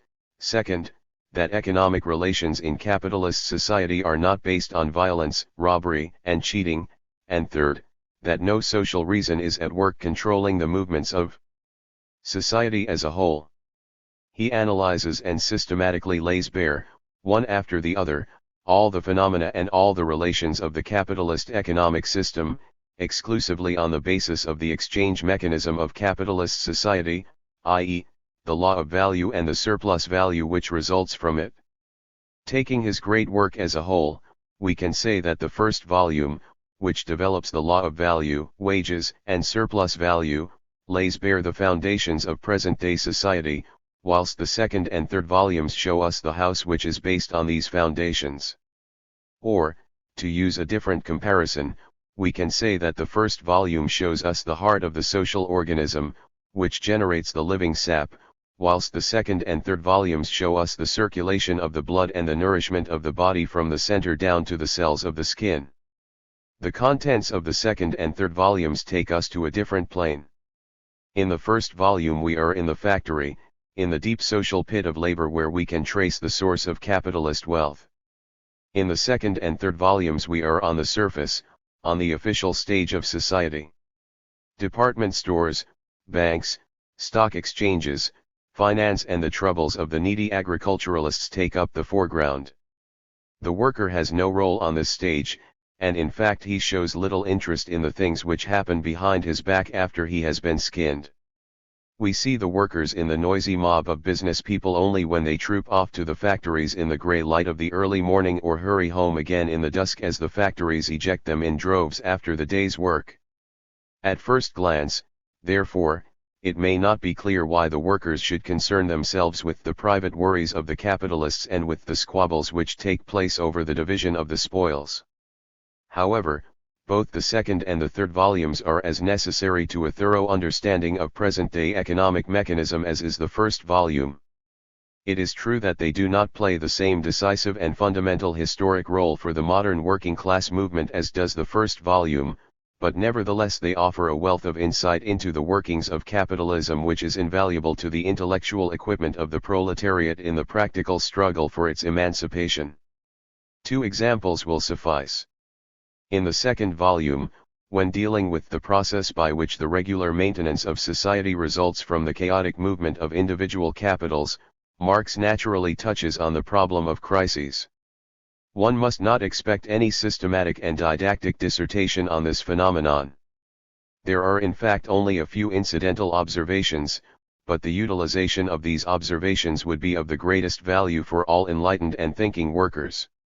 For instance, it is one of the main planks in the agitation of the socialists, and above all of the trade union leaders, that economic crises take place chiefly as the result of the short-sightedness of the capitalists, who simply will not grasp the fact that the masses of the workers are their best customers and that all they need do is to pay these workers higher wages in order to ensure the existence of unfailing purchasing power for their goods and thus avoid all danger of crises.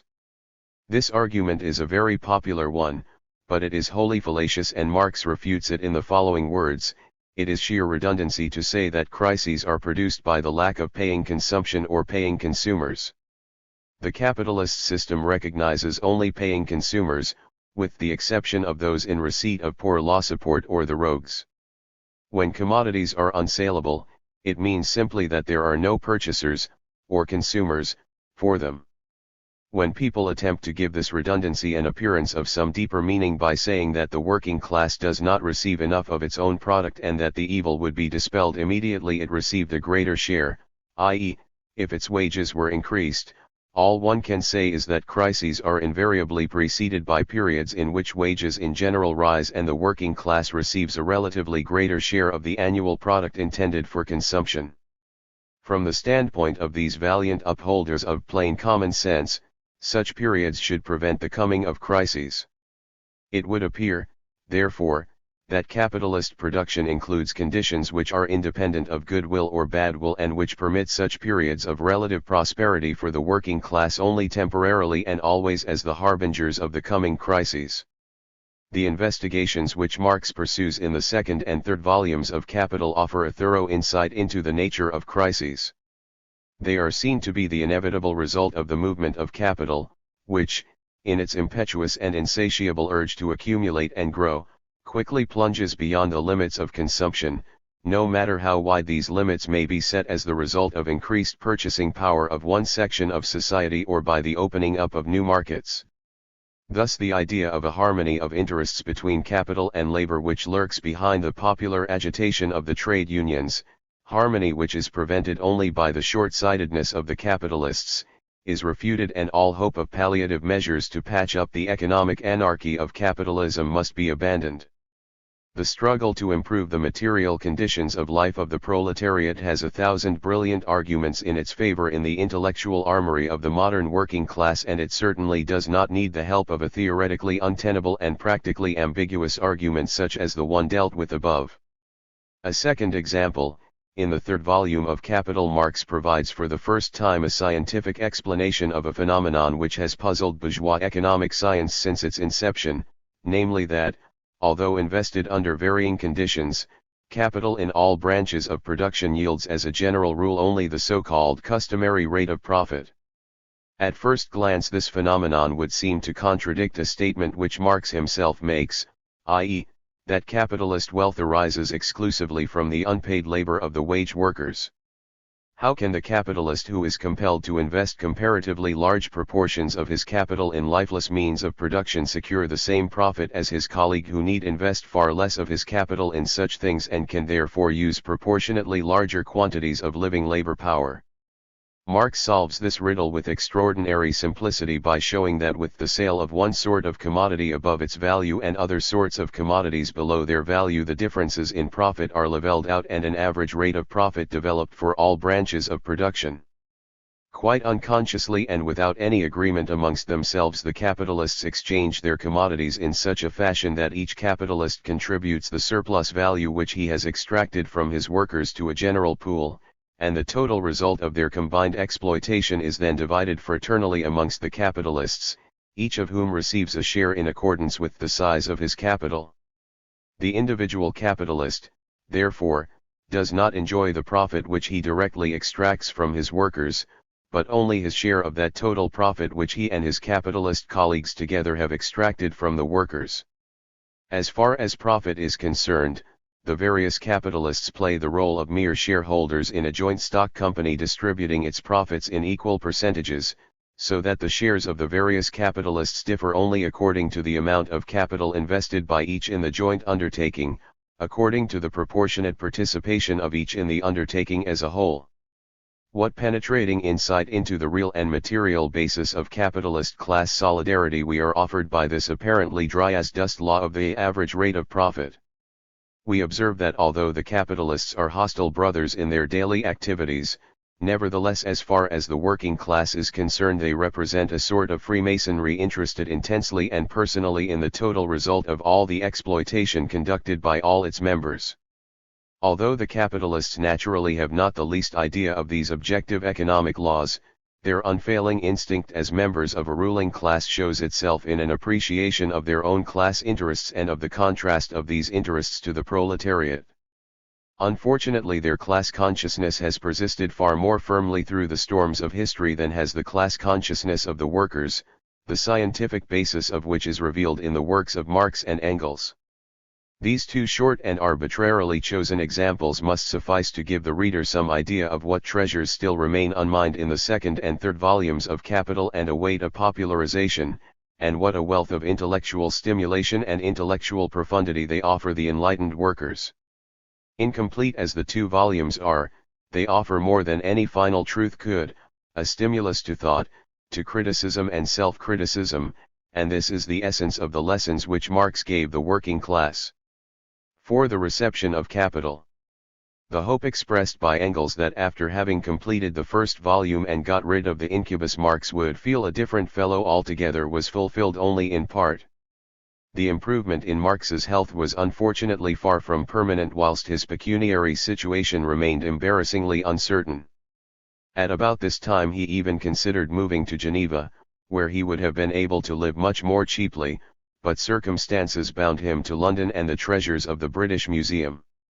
He hoped to find a publisher for an English translation of his work, and he was unable and unwilling to surrender the intellectual leadership of the International before he had seen it safely started along the correct path.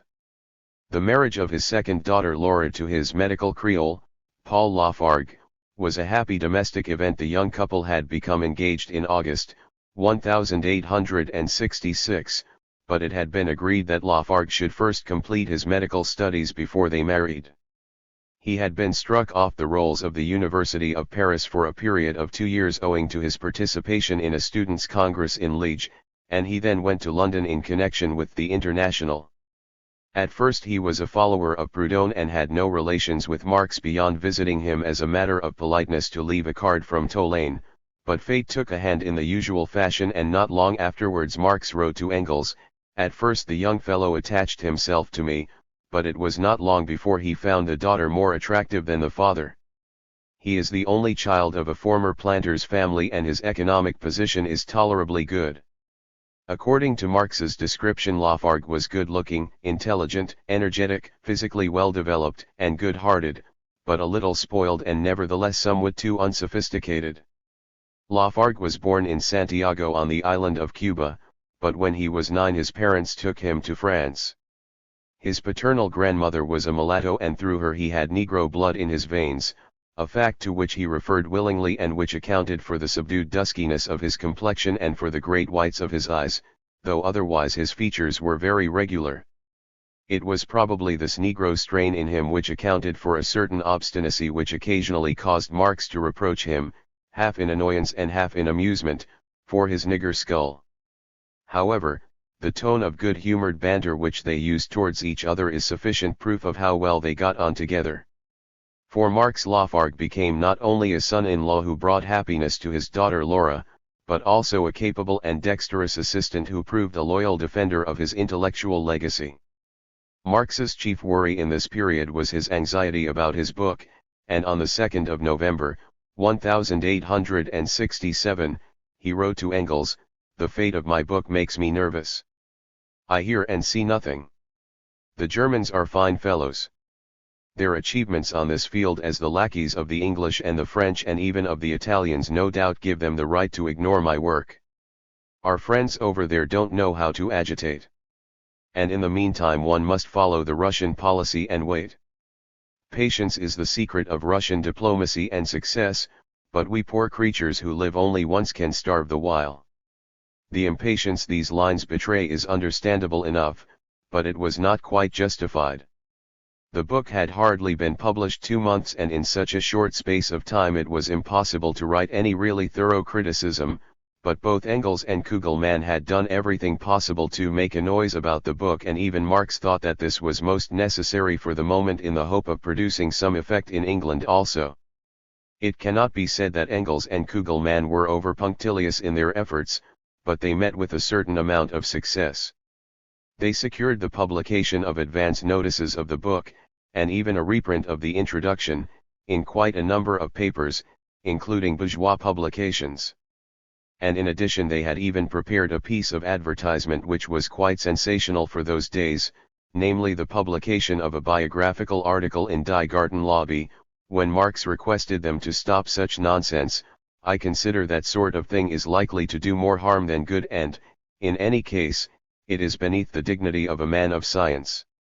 For instance, long ago Meyer's Encyclopedia asked me for biographical notes, but I did not even answer their letter, much less give them the information they wanted. Every man to his taste.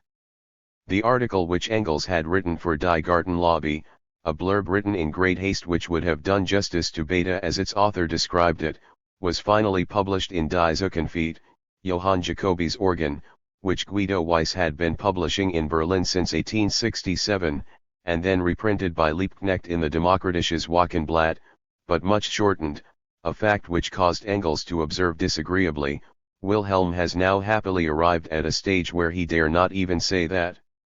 Las alla copied you and did it badly." He has completely emasculated the article, and why he thought it worth while printing at all after that only he can know. Liebknecht was, in fact, completely in agreement with the passages he cut out of the article, but he cut them out nevertheless in order to avoid giving offense to a number of Lassalleans who had just fallen away from Schweitzer and were helping to found the Eisenach faction. Later on Marx's work received some excellent criticisms, for instance, a review by Engels in the Demokratisches Wochenblatt, one by Schweitzer in the Sozialdemokrat, and a second review by Joseph Dietzgen in the former publication. Apart from Engels' review, which naturally showed a thorough understanding of the points at issue, Marx was compelled to recognize that despite a number of errors Schweitzer had certainly studied the book and understood its importance. Marx heard of Dietzgen for the first time after the publication of Capital, and he welcomed him as a capable philosophic brain, but without forming any excessively high opinion of him. The first expert also took the floor in 1867. This was Eugen Düring, who reviewed the book in one of the supplements to Meyer's Encyclopedia. Although Marx felt that Düring had not grasped the fundamentally new elements in his work, he was on the whole not dissatisfied with the review, declaring it quite decent, though he suspected that Düring's attitude had been determined more by his hatred of Roscher and the other university luminaries than by any real interest for or understanding of the points at issue. Engels' opinion of Düring's review was much less favorable, and in fact his judgment was the keener, for it was not long before Düring turned round completely and did his best to tear the book to pieces. Marx had no better luck at the hands of the other experts, and 8 years later one of these worthies, who cautiously concealed his name, oracularly informed the world that Marx was an autodidact who had overlooked a whole generation of scientific progress. After such and similar achievements on the part of the experts, the bitterness which Marx invariably showed towards them was thoroughly justified, although he probably set down much to their malice which should have been set down to their ignorance, for they were utterly unable to grasp his dialectical method. This was also the case with men who lacked neither goodwill nor economic knowledge, but who nevertheless found it difficult to understand the book, whilst on the other hand men who were by no means familiar with economic matters and who were more or less hostile to communism, but who had passed through the Hegelian school, spoke with the greatest enthusiasm of it. For instance, Marx was unconscionably severe in his judgment on the second edition of F.A. Lang's book on the labor question, in which the author dealt in detail with the first volume of Capital, declaring, "Herr Lang is loud in his praises, but only in order to make himself important." This was certainly not true, for Lang's honest interest in the labor question was beyond all doubt, though Marx was right enough when he observed that Lang knew nothing of the Hegelian method and even less of the critical way in which he, Marx, had applied it. In fact, Lang turned the truth upside down when he declared that speculatively considered Lassalle was freer and more independent of Hegel than was Marx, whose speculative form adhered closely to the manner of its philosophic model and in certain sections of the book mastered its matter only with difficulties, for instance, with regard to the theory of value, to which, by the way, Lang credited no permanent worth. Freiligrath's verdict on the first volume, a copy of which Marx had presented him, was even more peculiar. Friendly relations had existed between the two men since the year 1859, although occasionally they had been overclouded through the fault of third persons, and Freiligrath was about to return to Germany where a collection on his behalf promised him a carefree old age after the closing down of the London branch of the bank for which he worked had deprived the almost 60-year-old man of his livelihood. The last letter he wrote to his old friend, no further correspondence passed between them, contained hearty congratulations on the marriage of Marx's daughter Laura to young Lafargue and no less hearty thanks for a copy of the first volume of Capital which Marx had sent him. The study of the book had enlightened him in many ways, he declared, and had been a source of great pleasure. The success of the book would probably not be sudden and sensational, but its effect would be all the deeper and more permanent. So far so good, but then he declared, I know that many young merchants and manufacturers in the Rhineland are enthusiastic about the book, and in such circles it will fulfill its real aim, and besides it will prove an indispensable work of reference for the scholar. It is true that Freiligrath never claimed to be anything but an economist by instinct, and all his life he hated heckling and hageling, as he put it, but after all, he had spent almost 2 decades in the pulsating life of the English metropolis, and it was therefore an extraordinary performance on his part when he regarded the first volume of Capital as a sort of guide-book for young merchants and manufacturers, and at the utmost, besides, a reference work for scholars. Ruget's judgment, on the other hand, was quite different. Although he hated communism like poison and was not burdened with any knowledge of economics, he had once fought courageously as a young Hegelian. It is an epoch-making work and it sheds a brilliant, sometimes dazzling, light on the development, decline, birth pangs, and the horribly painful maladies of social periods. The passages on the production of surplus value by unpaid labor, the expropriation of the workers who once worked for themselves, and the approaching expropriation of the expropriators are classic. Marx's knowledge is wide and scholarly, and he possesses splendid dialectical talent. The book is far above the intellectual horizon of many people and many newspaper writers, but it will certainly make its way despite the breadth of its plan, or perhaps it will exercise a powerful influence just for this reason. Ludwig Feuerbach passed a similar judgment with the difference, in accordance with his own development, that he was less interested in the dialectics of the author than the fact that the book was rich in undeniable facts of the most interesting, but at the same time most horrible nature, which, he thought, went to prove the truth of his moral philosophy that where the necessities of life were absent moral compulsion was also absent. The first translation of the first volume appeared in Russia. On the 12th of October, 1868, Marx reported to Kugelmann that a publisher in St. Petersburg had surprised him with the information that a translation was already in print, and with a request for a photo to be used as a frontispiece. He was unwilling to refuse his good friends the Russians this little favor and found it one of the ironies of fate that the Russians against whom he had fought in German, French, and English for 25 years should always have been his patrons. His reply to Proudhon and his critique of political economy had sold nowhere so well as in Russia.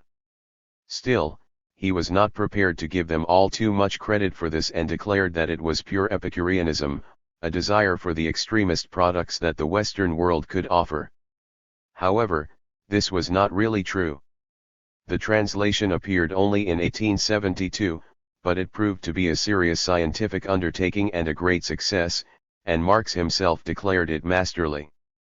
The translator was Danielson, better known under his pen name Nikolayan, and he was assisted in the translation of a number of the most important chapters by Lopatin, a daring young revolutionary, a very wide-awake and critical brain, a cheerful character and as stoical as a Russian peasant, taking everything as he finds it, as Marx described him after making his acquaintance in the summer of 1870.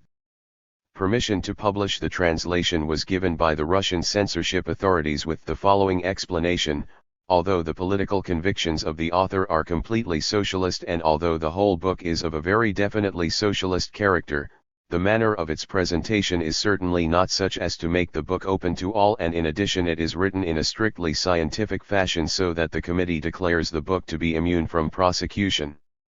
The translation was published on the 27th of March and by the 25th of May 1,000 copies, or one-third of the total edition, had been sold. At the same time a French translation began to appear and also a second edition of the German original, both in two parts. The French edition was prepared by J. Roy with considerable assistance from Marx himself, who had the devil's own job with it and often complained that it cost him more time and trouble than if he had done the whole thing himself. However, as a consolation he was able to credit the French translation with a particular scientific value apart from the original.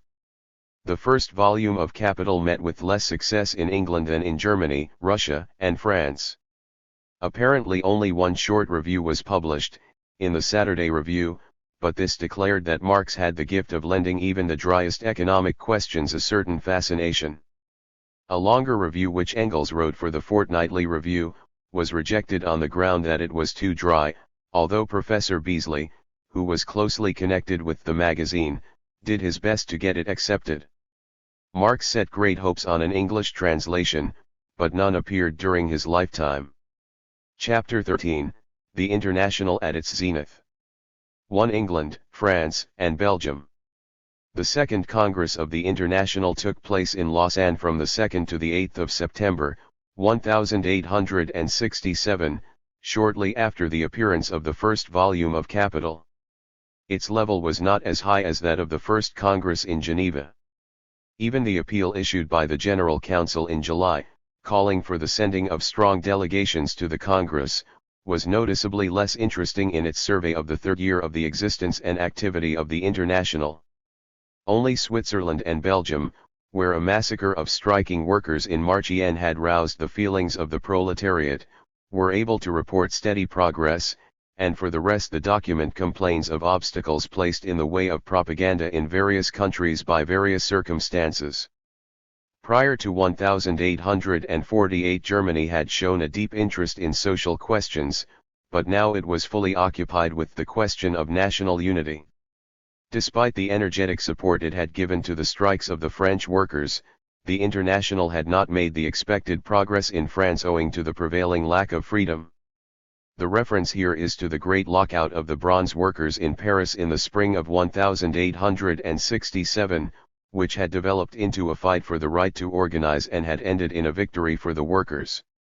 England also received a mild rebuke, the appeal pointing out that it was so taken up with the movement for the reform of the franchise that for the moment it had lost sight of economic questions.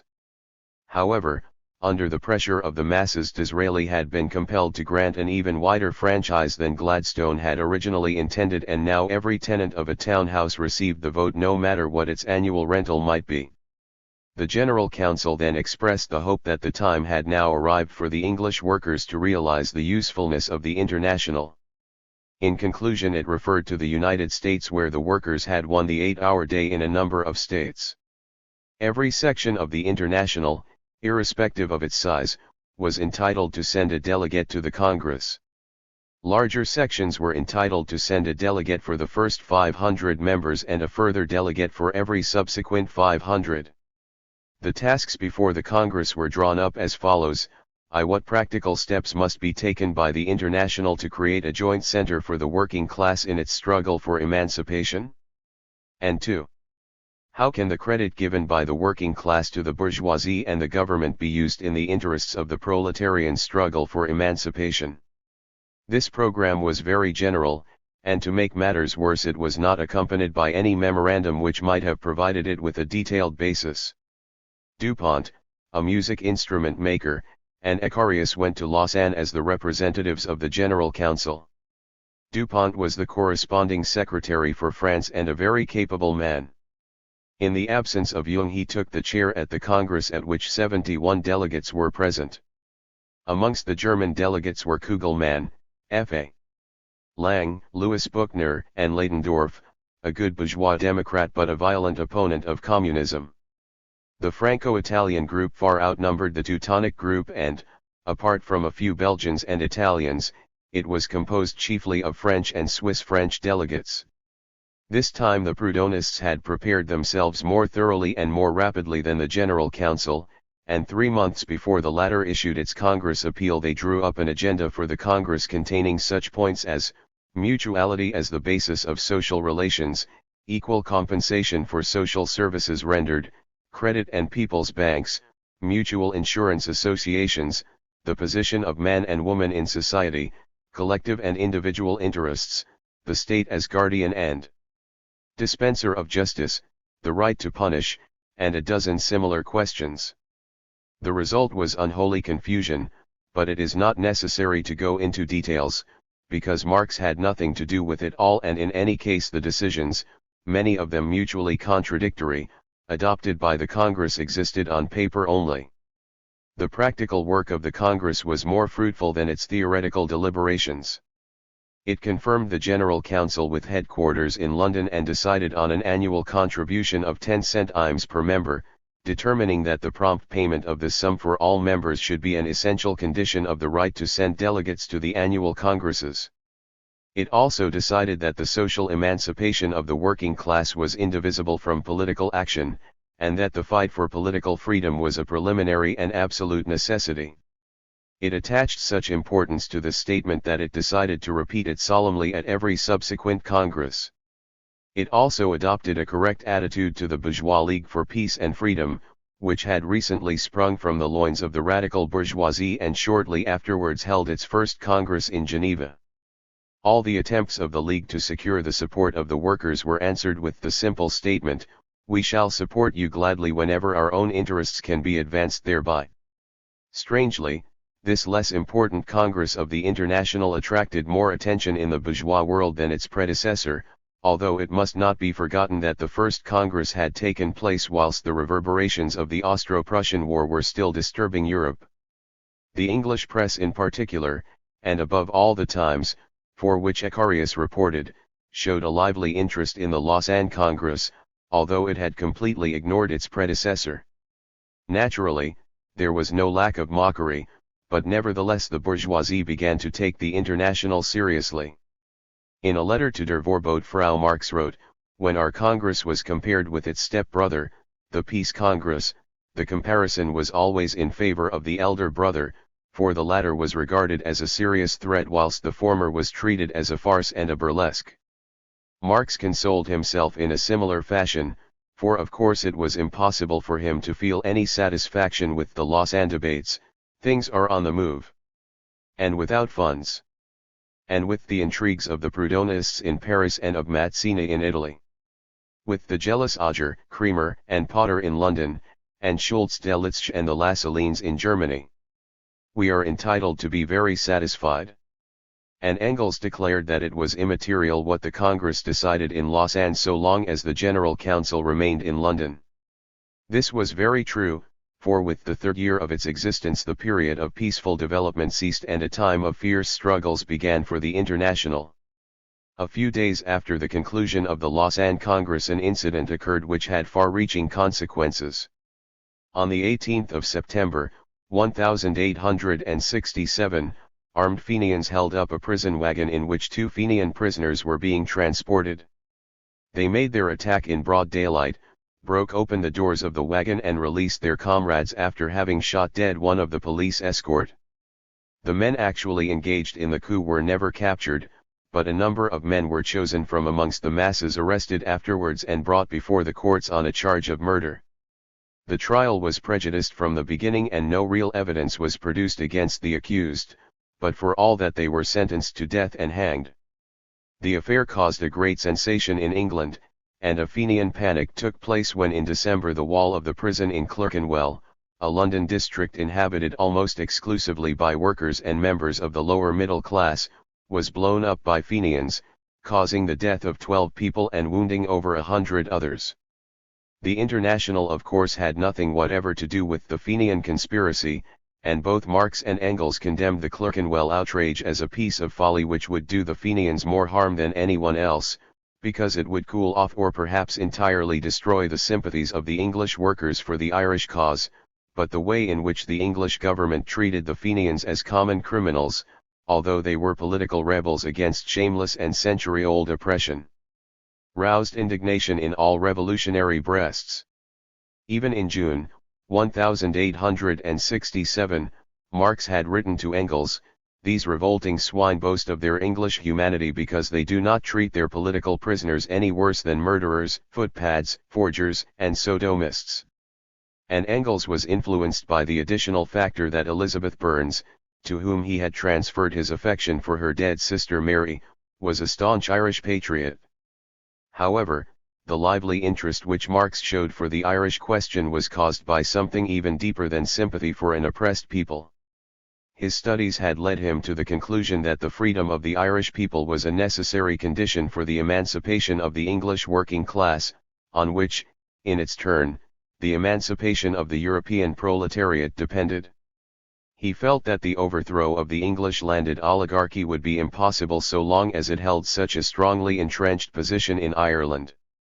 Immediately the Irish people took charge of its own destiny, elected its legislators, appointed its government and became autonomous, the destruction of the landed aristocracy, which consisted for the most part of English landlords, would be much easier than in England, because in Ireland it was not merely an economic, but a national question. In England the landlords were the traditional dignitaries, but in Ireland they were the bitterly hated representatives of national oppression. With the disappearance of the English troops and the English police from Ireland an agrarian revolution would take place. As far as the English bourgeoisie was concerned, it had a common interest with the English aristocracy in turning Ireland into a mere pasture land to provide the English market with meat and wool at the lowest possible prices. But apart from that it had still more important reasons for desiring the continuation of the existing Irish regime. Owing to the steadily increasing concentration of tenant farming, Ireland provided a steady surplus of its population for the English labour market, thus depressing wages and the material and moral position of the English working class.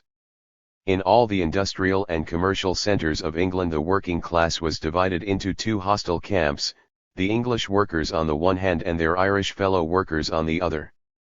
The ordinary English worker hated the Irish worker as a competitor, and felt himself superior as a member of a dominant race, thus becoming a tool of the aristocrats and capitalists against Ireland and at the same time strengthening the dominance of those classes over himself.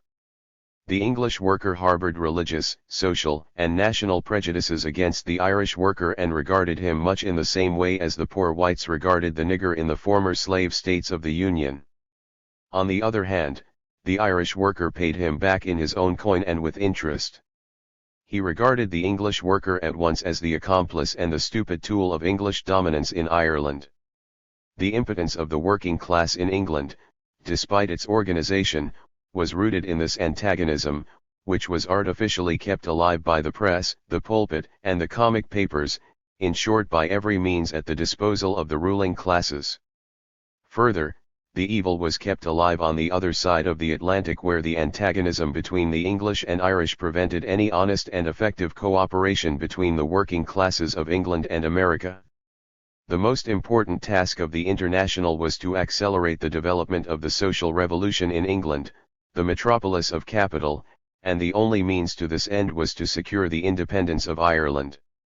The International must come out openly on the side of Ireland on every possible occasion, and the General Council must make it its special task to convince the English workers that the national independence of Ireland was not merely a question of abstract justice and human sympathy, but the preliminary condition for their own social emancipation.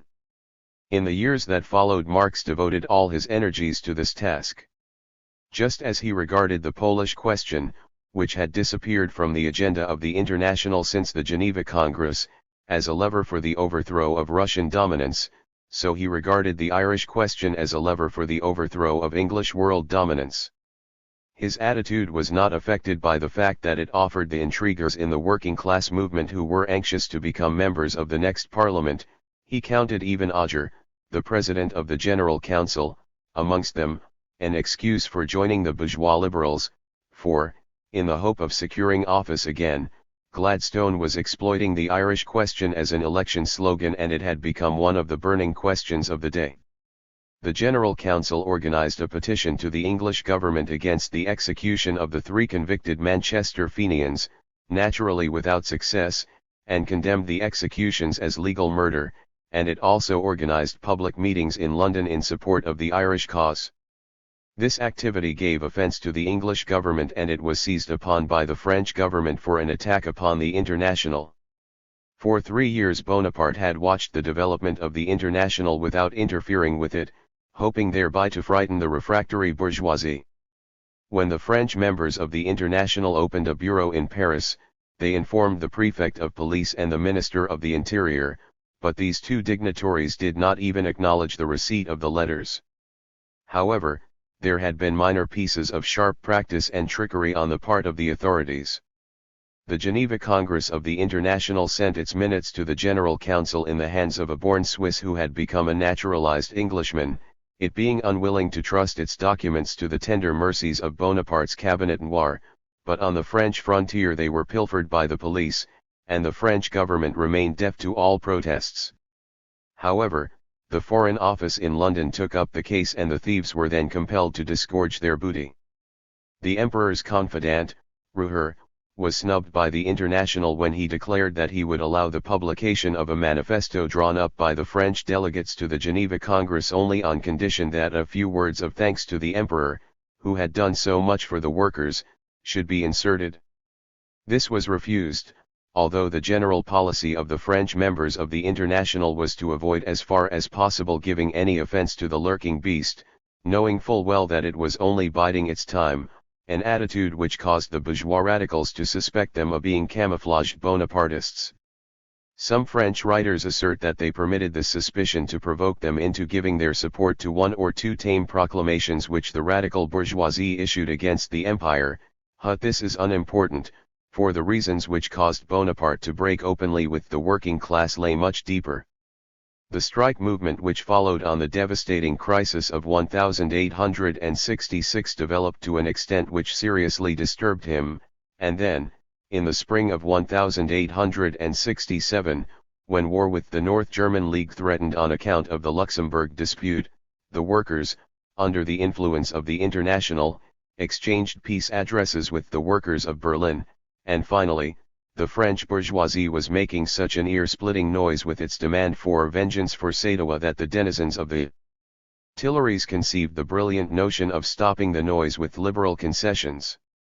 In these circumstances Bonaparte imagined that he would be killing 2 birds with 1 stone when he prepared a blow against the Paris Bureau of the International under the pretext that it was the center of a Fenian conspiracy.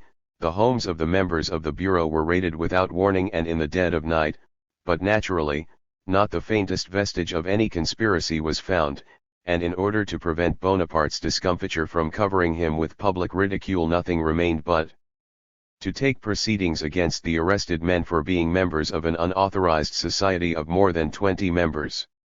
On the 6th and 20th of March 15 members of the International were tried and found guilty. They were fined 100 francs each and the bureau was declared dissolved. An appeal against the verdict proved fruitless. However, before the appeal had been heard, new proceedings had been commenced.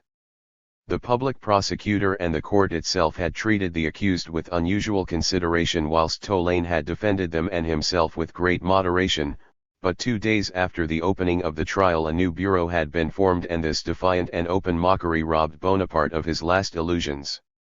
On the 22nd of May 9 members of this bureau were hauled before the courts, and after a brilliant and caustic defense by Varlin they were sentenced to 3 months' imprisonment each.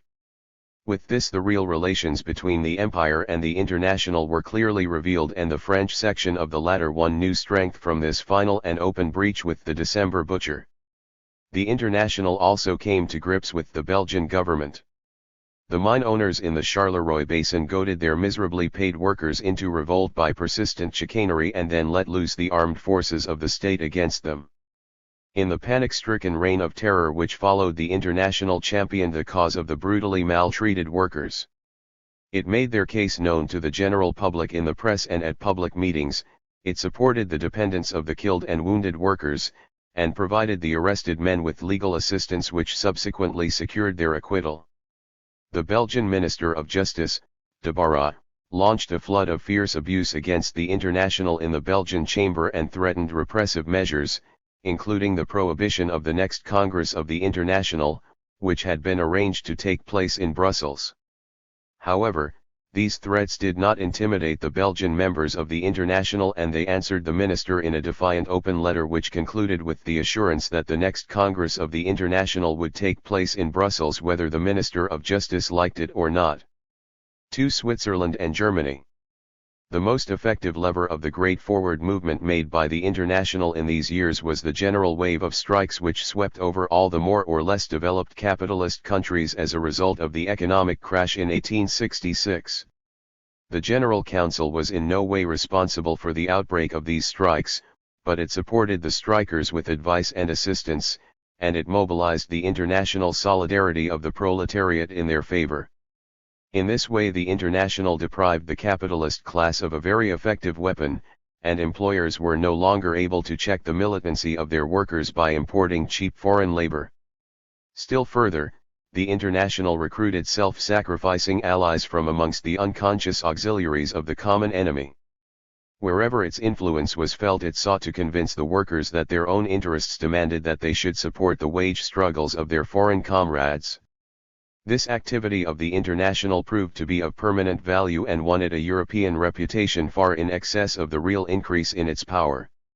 The bourgeois world either would not or could not realize that the origin of the strike wave must be looked for in the miserable situation of the workers, and it therefore sought to explain the strikes as the result of the secret machinations of the International. In consequence, the latter developed into a demoniacal monster which the bourgeoisie sallied out to destroy in every strike struggle. Each big strike quickly became a struggle around the International, and from each strike the International emerged with increased power. Typical struggles of this kind were the strike of the building workers in the spring of 1868 in Geneva, and the strike of the ribbon weavers and silk dyers which broke out in the autumn of the same year in Basel and continued until the following spring. The strike of the building workers in Geneva began with a demand for higher wages and a shorter working day, but the employers soon altered its character by demanding that the workers should sever all connections with the International as the preliminary condition to the conclusion of any agreement. The striking workers immediately rejected this piece of insolence, and thanks to the assistance which the General Council secured on their behalf in England, France, and other countries, they were able to carry through their original demands. In Basel, capitalist arrogance played a still more brutal game. The ribbon weavers of a factory in the town were informed that this year they would not be granted the few hours holiday which they had enjoyed traditionally for many years on the last day of the autumn fair, and that any workers who took time off despite the warning would be instantly dismissed. A section of the workers insisted on their traditional rights, and the next day they were turned away from the factory gates by the police, despite the fact that they were entitled to 14 days' notice. This piece of capitalist brutality and insolence aroused the workers of Basel, and a struggle began which lasted many months and culminated in an attempt on the part of the cantonal government to intimidate the workers with military measures, including the imposition of regulations amounting practically to martial law. The aim of this fierce attack soon proved to be an attempt to destroy the International. The capitalists did everything possible to crush the workers, from brutalities such as the eviction of strikers' families from their homes and the stopping of credit at the shops, to such ludicrous measures as the dispatch of an emissary to London to investigate the financial sources of the International.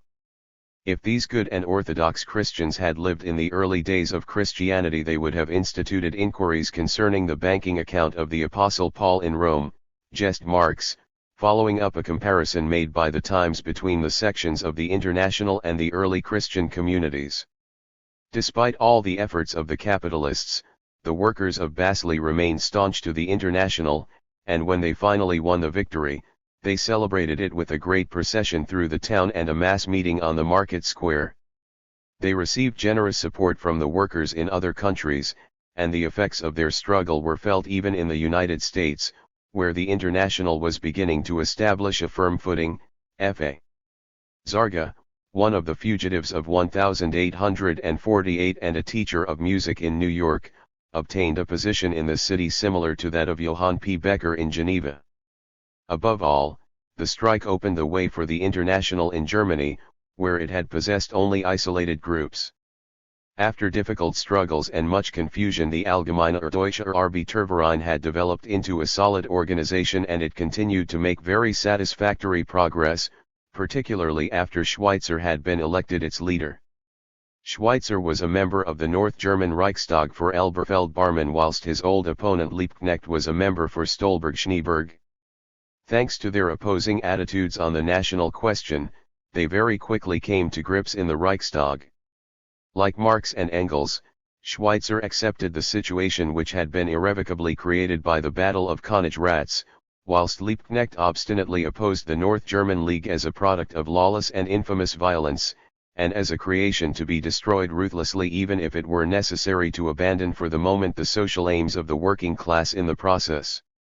In the autumn of 1866, Liebknecht helped to found the Saxon People's Party, which adopted a radical democratic, but not a socialist program, and in 1868 he issued the Demokratisches Wochenblatt in Leipzig as the organ of this party, which recruited its members chiefly from the ranks of the workers, differing happily in this respect from the German People's Party, which, apart from a handful of honest intellectuals like Johann Jacobi, consisted chiefly of Frankfurt Stock Exchange Democrats, Swabian particularist Republicans, and those elements whose moral indignation had been aroused at the wanton violation of legality committed by Bismarck when he brusquely dismissed a few of the pocket princes.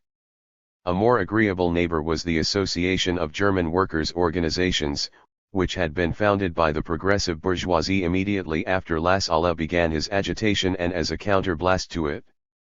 However, the very fact that it fought against the Lassalleans forced it to the left, and this tendency was strengthened by the election to the chairmanship of the Association of August Bebel, in whom Liebknecht found a loyal ally.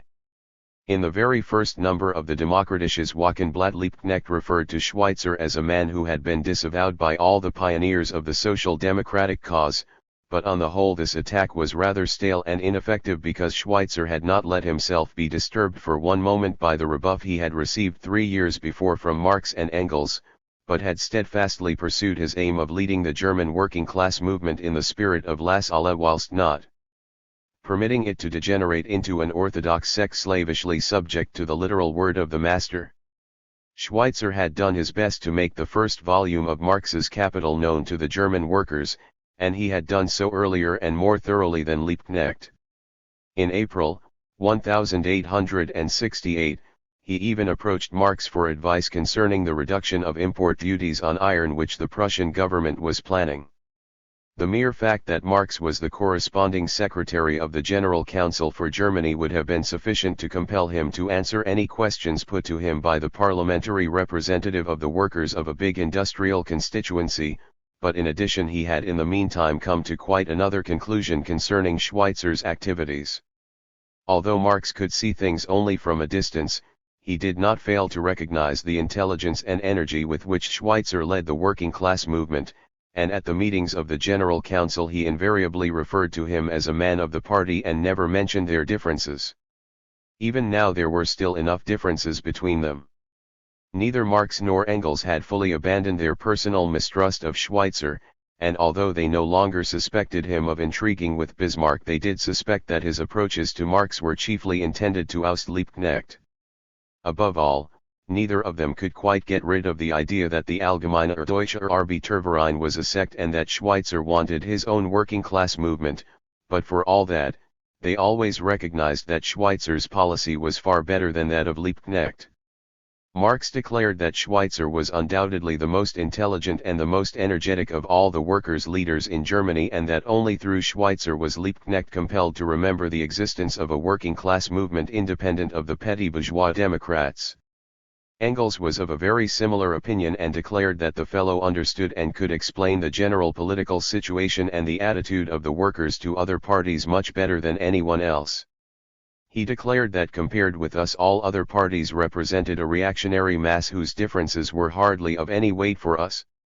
He recognizes, it is true, that 1866 and its consequences ruined the princelets, undermined the principle of legitimacy, shook the reaction to the core and brought the people into movement, but, now, he is attacking the other consequences, tax impositions, etc., and he conducts himself far more correctly, as the Berliners say, towards Bismarck than does Liebknecht towards the ex-princes. Referring to Liebknecht's tactics on another occasion, Engels declared that he was sick and tired of being told again and again, we must not make any revolution until the Federal Diet, the blind Guelph and the worthy Elector of Hesse have been restored, and just but merciless vengeance wrought on the godless Bismarck. Engels was guilty of a certain amount of impatient exaggeration here, but at the same time there was a great deal of truth in what he said. At a later date Marx declared that at one time it had been supposed that the development of Christian mythology under the Roman Empire had been possible only because of the absence of the printing press, but today exactly the contrary was true. The daily papers and the telegraph spread their inventions over the whole world in a trice and invented more myths in a single day, myths which the bourgeois donkeys believed and passed on, than would have been possible previously in a century. A particularly striking confirmation of this observation is the fact that for decades credence was attached, and not only by bourgeois donkeys, to the myth that Schweitzer had tried to sell the German working class to Bismarck, and that it had been saved thanks only to the intervention of Liebknecht and Bebel. The exact contrary is true. Schweitzer championed a fundamental socialist standpoint, whilst the Demokratisches Wochenblatt flirted with the particularist supporters of the ex-princes and with the liberal corruptionist regime in Vienna in a fashion which it was impossible to justify on socialist grounds. In his memoirs Rebel declares that the victory of Austria over Prussia would have been desirable because the revolution could have more easily disposed of an internally weak state like Austria than of an internally strong state like Prussia, but this is an afterthought and, quite apart from the value of this idea, not a trace of any such standpoint can be found in the literature of the day. Despite his personal friendship with Liebknecht and his personal mistrust of Schweitzer, Marx did not fail to realize the true state of affairs. His answer to Schweitzer on the question of the iron import duties is marked with cautious reserve in the form, but it is exhaustive and objective in content. Schweitzer then did a thing he had suggested 3 years before. At the general meeting of the Allgemeine Deutsche Arbeiterverein which took place in Hamburg at the end of August, 1868, he proposed affiliation to the International. In view of the anti-combination laws, the affiliation was to take the form of a declaration of sympathy with the aims of the International and not to be a formal organizational tie. Marx was invited to attend the general meeting to receive the thanks of the German workers for his scientific services to the working class cause, and a preliminary inquiry made by Schweitzer was answered in a friendly spirit by Marx, who, however, did not attend the meeting in the end despite Schweitzer's urgent invitation.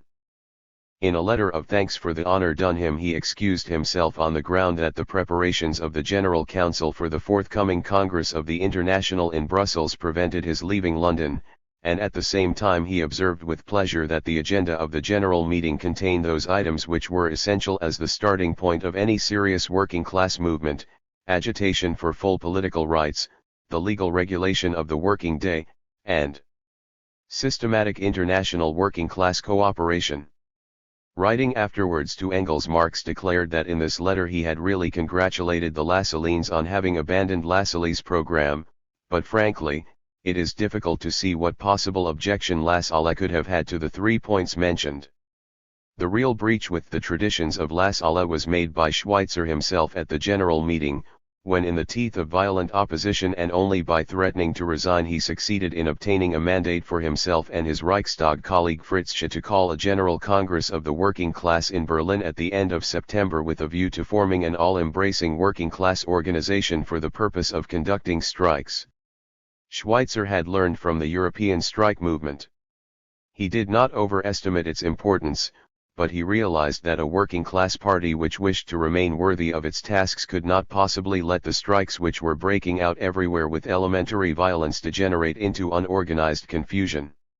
He therefore did not hesitate to found trade unions, though he failed to realize the particular conditions of their existence and wished to organize them as strictly as the Allgemeine Deutsche Arbeiterverein itself and more or less as mere auxiliary organizations of the latter.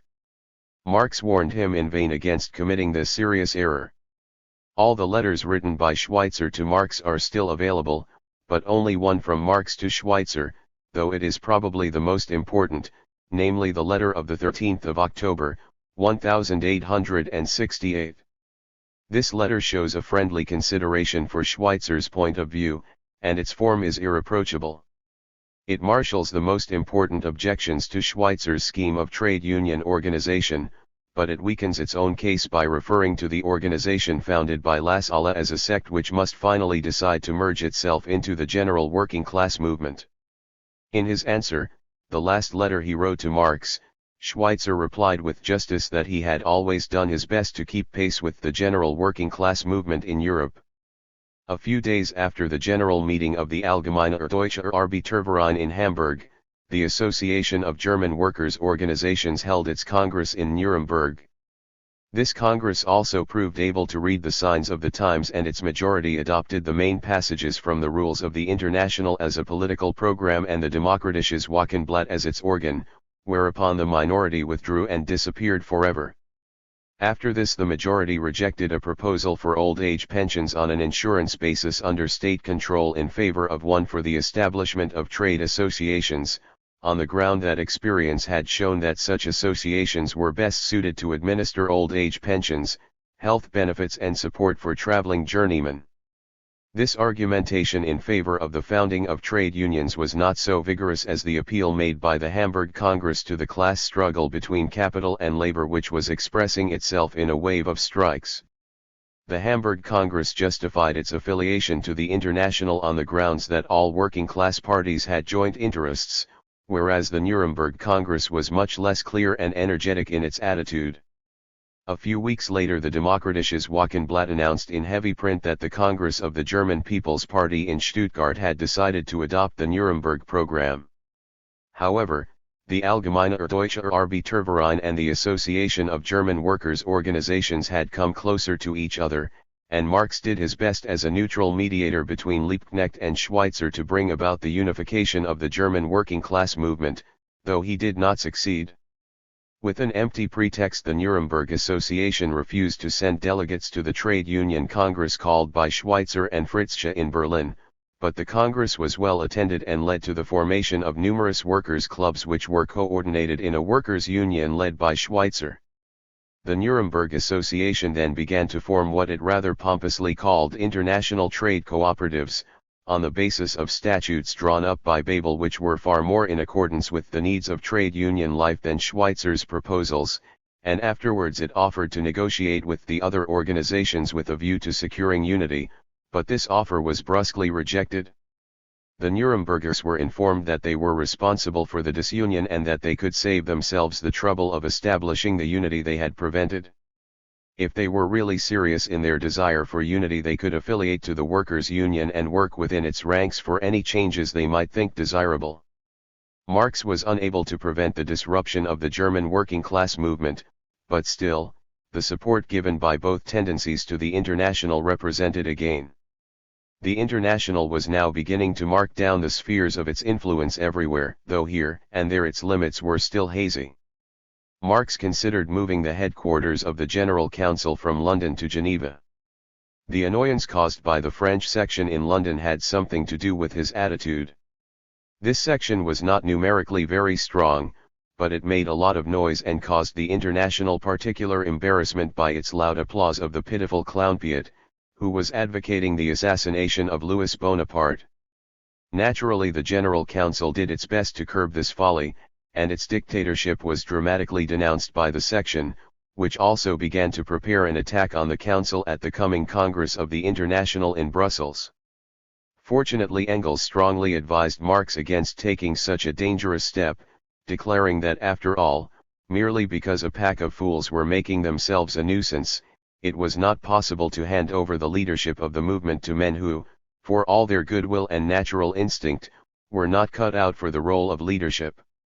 The bigger the movement became, and particularly now that it was making progress in Germany, the more important it was that Marx should keep the reins in his hands. And it was not long before it was demonstrated, precisely in Geneva, that goodwill and mere instinct were certainly not sufficient in themselves. 3. Bakunin's agitation. The Third Congress of the International took place in Brussels from the 6th to the 13th of September, 1868. It was better attended than any other Congress either before or afterwards, but it was strongly local in character, more than half of those present being from Belgium. About 1/5 of the delegates came from France. 11 delegates represented England, 6 of them being members of the General Council, including Ecarius, Jung, Lessner, and the trade unionist Lecraft. 8 delegates were present from Switzerland, but from Germany only 3, including Moses Hess of the Cologne section. Schweitzer had received an official invitation but was unable to attend owing to the fact that legal business required his presence in Germany. Instead, he sent a message declaring the agreement of the Allgemeine Deutsche Arbeiterverein with the aims of the International and explaining that formal affiliation was prevented only by the anti-combination laws of Germany. Italy and Spain sent 1 representative each. The more vigorous life of the International in the 4th year of its existence made itself very definitely felt in the proceedings of the Congress. The resistance which the Proudhonists had offered to trade unionism and strikes at the Geneva and Lausanne Congresses had almost turned into its contrary, yet they still clung to their old ideas of free credit and the exchange bank, and succeeded in securing the adoption of an academic resolution in their favor, although Ecarius demonstrated the practical impossibility of these Proudhonist remedies on the basis of English experience, whilst Hess demonstrated their theoretical untenableness on the basis of Marx's reply to Proudhon 20 years earlier. In the property question, the French delegates suffered complete eclipse. At the proposal of Dupuy, a long resolution on the subject was adopted demanding that a well-organized system of society should take over and administer the mines and the railways in the interests of the whole of society, i.e., a new state based on canons of justice, and that until that time they should be run by companies of workers affording the necessary guarantees to society as a whole. The land and the forests were also to be taken over by the state and entrusted to similar companies of workers offering the same guarantees. And finally, all canals, roads, telegraphs, and in short all the means of transport and communication were to become the common property of society as a whole. The French delegates protested violently against this primitive communism, but all they could secure was an agreement that the next Congress, which it was decided should take place in Basel, should discuss the question anew. We have Marx's word that he had no part in drawing up the resolutions of the Brussels Congress, but he was not dissatisfied with the proceedings. First of all, the Congress followed the example of the Hamburg and Nuremberg Congresses and thanked him in the name of the international proletariat for his scientific work on its behalf, a fact which afforded him both personal and political satisfaction, and secondly, the attack launched by the French section in London against the General Council was repulsed. However, a resolution proposed by the Geneva section and adopted by the Congress to the effect that threatening wars should be warded off by general strikes, by a general strike of the peoples, he described as nonsense, but he approved of a decision to break off relations with the League for Peace and Freedom, which held its second Congress a little while later in Bern. The League proposed an alliance to the International, but it received the terse answer from Brussels that there seemed no obvious reason for its continued existence and that the best thing it could do would be to liquidate itself and advise its members to join the various sections of the International. The idea of this alliance was supported chiefly by Michael Bakunin, who had been present at the first Congress of the League for Peace and Freedom in Geneva and had joined the International a few months before the Brussels Congress. When the International rejected his proposal for an alliance between the two organizations, he did his best to persuade the Bern Congress of the League for Peace and Freedom to advocate the destruction of all states and the establishment on the ruins of a federation of free productive cooperatives of all countries. However, he was in the minority at the Congress of the League also, together with Johann Philipp Becker and others, and with this minority he then founded the International Alliance of Socialist Democracy.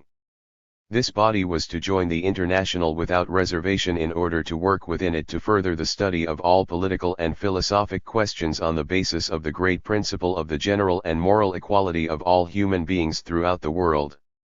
The coming of the alliance was announced by Becker in the September number of Der Vorbote, and its aim was declared to be the formation of sections of the International in France, Italy, and Spain and wherever it had influence, but it was 3 months later, on the 15th of December, 1868, that Becker formally requested the General Council to accept the alliance into the International, and in the meantime this request had been made to and rejected by the French and Belgian Federal Councils.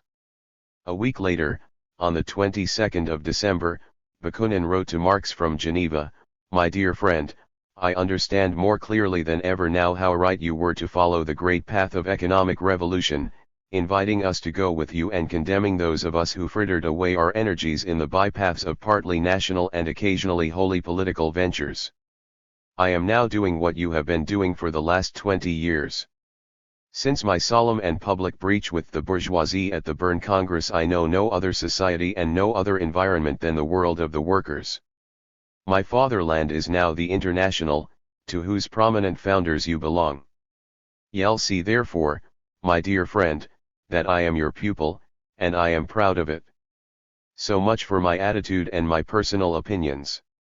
There is no reason to doubt the honesty of these assurances. A rapid and fundamental grasp of the relations between the two men can be gained from a comparison between Marx and Proudhon made several years later by Bakunin at a time when he was already in violent opposition to Marx. Marx is a serious and profound economic thinker, and he has the tremendous advantage over Proudhon of really being a materialist.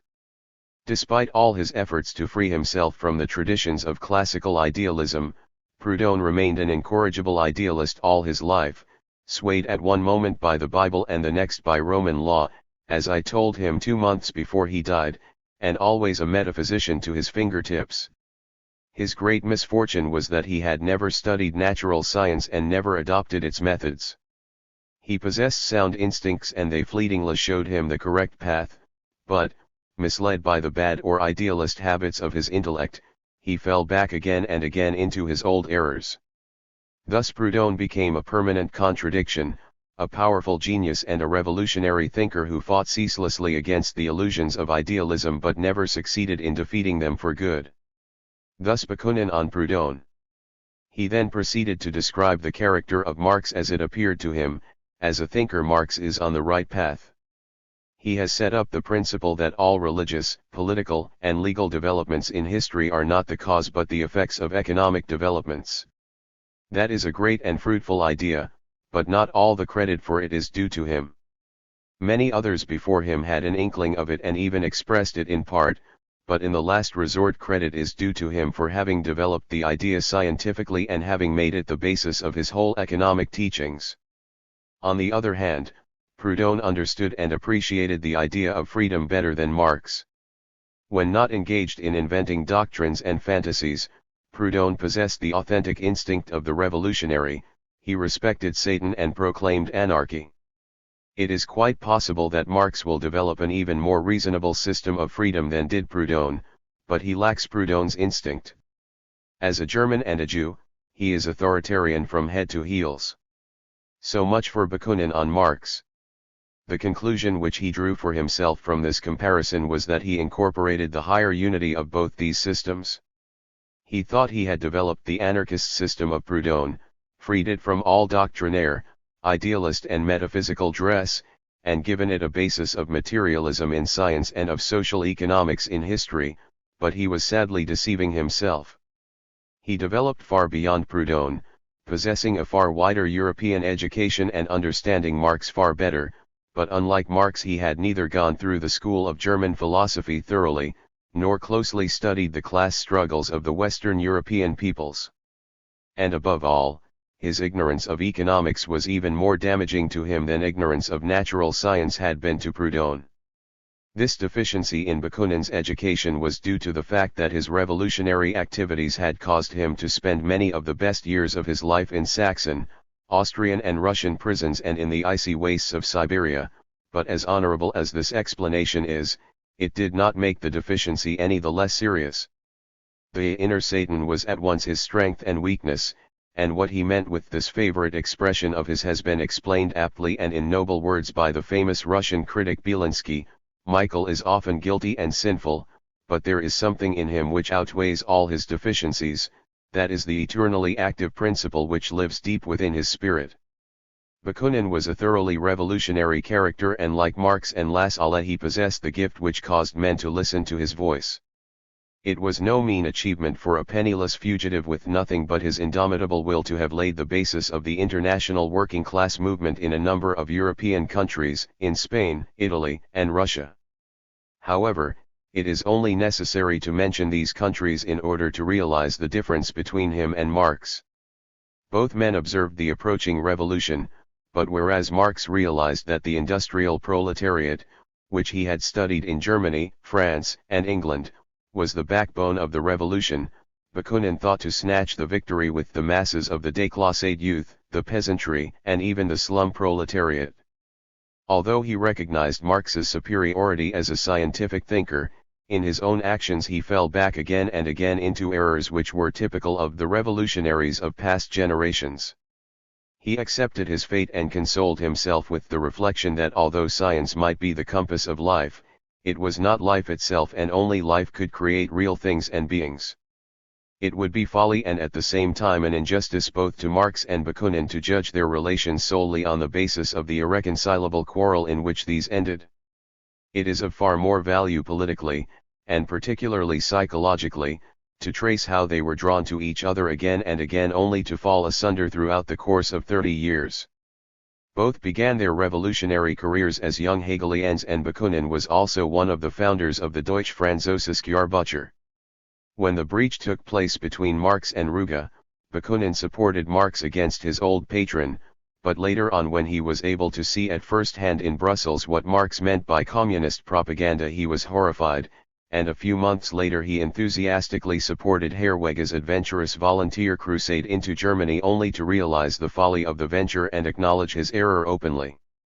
Soon afterwards, in the summer of 1848, the Neue Rheinische Zeitung accused him of being a tool of the Russian government, but its subsequent reparation for an error into which it had been led by two independent sources was magnanimous enough to satisfy Bakunin completely. Marx and Bakunin met again in Berlin and renewed their old friendship, and when Bakunin was expelled from Prussia, the Neue Rheinische Zeitung championed his cause energetically. His subsequent Pan-Slav agitation came in for severe criticism, but an introductory remark declared, "Bakunin is our friend," pointed out that he was acting from democratic motives, and granted that his self-deception in the Slav question was very understandable. And for the rest, Engels, who was the author of this article, was wrong in his chief objection to Bakunin's propaganda, for the Slav peoples then under Austrian domination have since proved that they did in fact possess the historical future which Engels denied them. Bakunin's revolutionary participation in the Dresden insurrection was appreciated by Marx and Engels sooner and more enthusiastically than by anyone else. Bakunin was taken prisoner during the retreat from Dresden and twice sentenced to death, first by a Saxon and then by an Austrian court-martial. In both cases the sentence was commuted to lifelong hard labor, and in the end he was extradited to Russia, where he spent many terrible years in the fortress of St. Peter Paul. During his incarceration, an idiotic Urquhartite again brought forward the exploded accusation that Bakunin was an agent of the Russian government, and declared in an article in the Morning Advertiser that he was in fact not in prison at all. The same paper was then compelled to publish letters of protest from Herzen, Matzina, Ruga, and Marx. An unfortunate coincidence was the fact that Bakunin's slanderer was also called Marx, and this became known to a few people, although he obstinately refused to abandon his public anonymity. This coincidence was later exploited by the sham revolutionary Herzen to launch a shameful intrigue. In 1857 Bakunin was sent from the St. Peter Paul fortress to Siberia, and in 1861 he succeeded in making his escape over Japan and the United States to London, where Herzen persuaded him that Marx had denounced him in the English press as a Russian spy during his imprisonment. This was the beginning of that infamous scandal-mongering which caused much of the trouble between the two men. Bakunin had been completely isolated from European life for over a decade, and it is therefore understandable that on his arrival in London he first sought contact with Russian fugitives of the Herzen type, though fundamentally he had little in common with them. Even in his panslavism, as far as it is possible to give his aims such a name, Bakunin always remained a revolutionary, whereas Herzen was in reality playing the game of Tsarism under a mildly liberalist mask, with his attacks on the degenerate West and his mystic cult of the Russian village community. It is nothing against Bakunin that he maintained friendly personal relations with Herzen up to the latter's death, for Herzen had been of assistance to him in his youthful troubles. The political breach between the two was brought about by Bakunin in 1866 in a letter to Herzen reproaching him for wanting a social transformation without a political one, and for being prepared to forgive the state everything provided it left the Russian village community intact, because this was the basis of Herzen's hopes for the regeneration not only of Russia and the Slav countries, but of the whole world. Bakunin subjected this fantasy to annihilating criticism. However, after his successful aid from Siberia he stayed in Herzen's house and was thus kept from any contact with Marx. Despite this fact he translated the Communist Manifesto into Russian and secured its publication in Herzen's colloquial. This was typical of him. During Bakunin's second stay in London, at the time when the International was founded, Marx broke the ice and visited him. He was able to assure Bakunin truthfully that far from having been the originator of the slander, he had expressly opposed it. After this explanation the two parted as friends. Bakunin was enthusiastically in favor of the plan for an international working-class organization, and on the 4th of November Marx wrote to Engels, "Bakunin sends you his greetings. He left for Italy today, where he is now living, Florence. I must say that he impressed me favorably, more so than formerly. On the whole he is one of the few people I have met during the past 16 years who have progressed and not retrogressed." The enthusiasm which Bakunin felt for the cause of the International did not last very long, and his stay in Italy soon awakened the revolutionary of a past generation in him. He had chosen Italy to live in on account of its agreeable climate and its cheapness, but also for political reasons and because both France and Germany were closed to him. He regarded the Italians as the natural allies of the Slavs in the struggle against Austrian oppression, and whilst he was still in Siberia the exploits of Garibaldi had stirred his imagination. His first conclusion from these exploits was that the revolutionary movement was once again resurgent. In Italy he found numerous political secret societies, a déclassée intelligentsia prepared to plunge at a moment's notice into all sorts of conspiratorial adventures, a mass of peasants always on the verge of starvation, and finally an eternally seething slum proletariat. This latter was particularly strongly represented by the Lazzaroni of Naples, where Bakunin went to live after a short stay in Florence. These classes appeared to him as the real driving forces of the revolution, and he regarded Italy as the country in which the social revolution was probably nearest, though he was soon compelled to recognize his error. Mazzini's propaganda was still the dominant factor in Italy, and Mazzini was an opponent of socialism. The sole aim of his vague religious battle cries and of his strictly centralized movement was to secure a united bourgeois republic. During the years he spent in Italy, Bakunin's revolutionary agitation took on a more definite form. Owing to his lack of theoretical knowledge, his surplus of intellectual agility and his impetuous desire for action, he was always very strongly under the influence of his environment. The politico-religious dogmatism of Mazzini drove Bakunin to stress his own atheism and anarchism and his denial of all state authority. And on the other hand, the revolutionary traditions of those classes which he regarded as the pioneers of the general transformation of society greatly influenced his own inclination to indulge in secret conspiracies and local insurrections. Bakunin therefore founded a revolutionary socialist secret society which was composed chiefly of Italians in the beginning and aimed at combating the disgusting bourgeois rhetoric of Mazzini and Garibaldi, but which soon extended its influence internationally. In the autumn of 1867 he moved to Geneva, where he first tried to influence the League for Peace and Freedom in favor of his secret society, and when he failed to do so he did his best to secure the acceptance of its affiliation to the International, an organization about which he had not bothered his head for 4 years. For the Alliance of Socialist Democracy. Marx continued to harbor feelings of friendship for the old revolutionary Bakunin, and he opposed various attacks which were made or planned against Bakunin amongst his, Marx's, immediate circle. The originator of these attacks was Sigismund Borkheim, an honest Democrat to whom Marx was indebted in connection with the Voigt affair and other matters.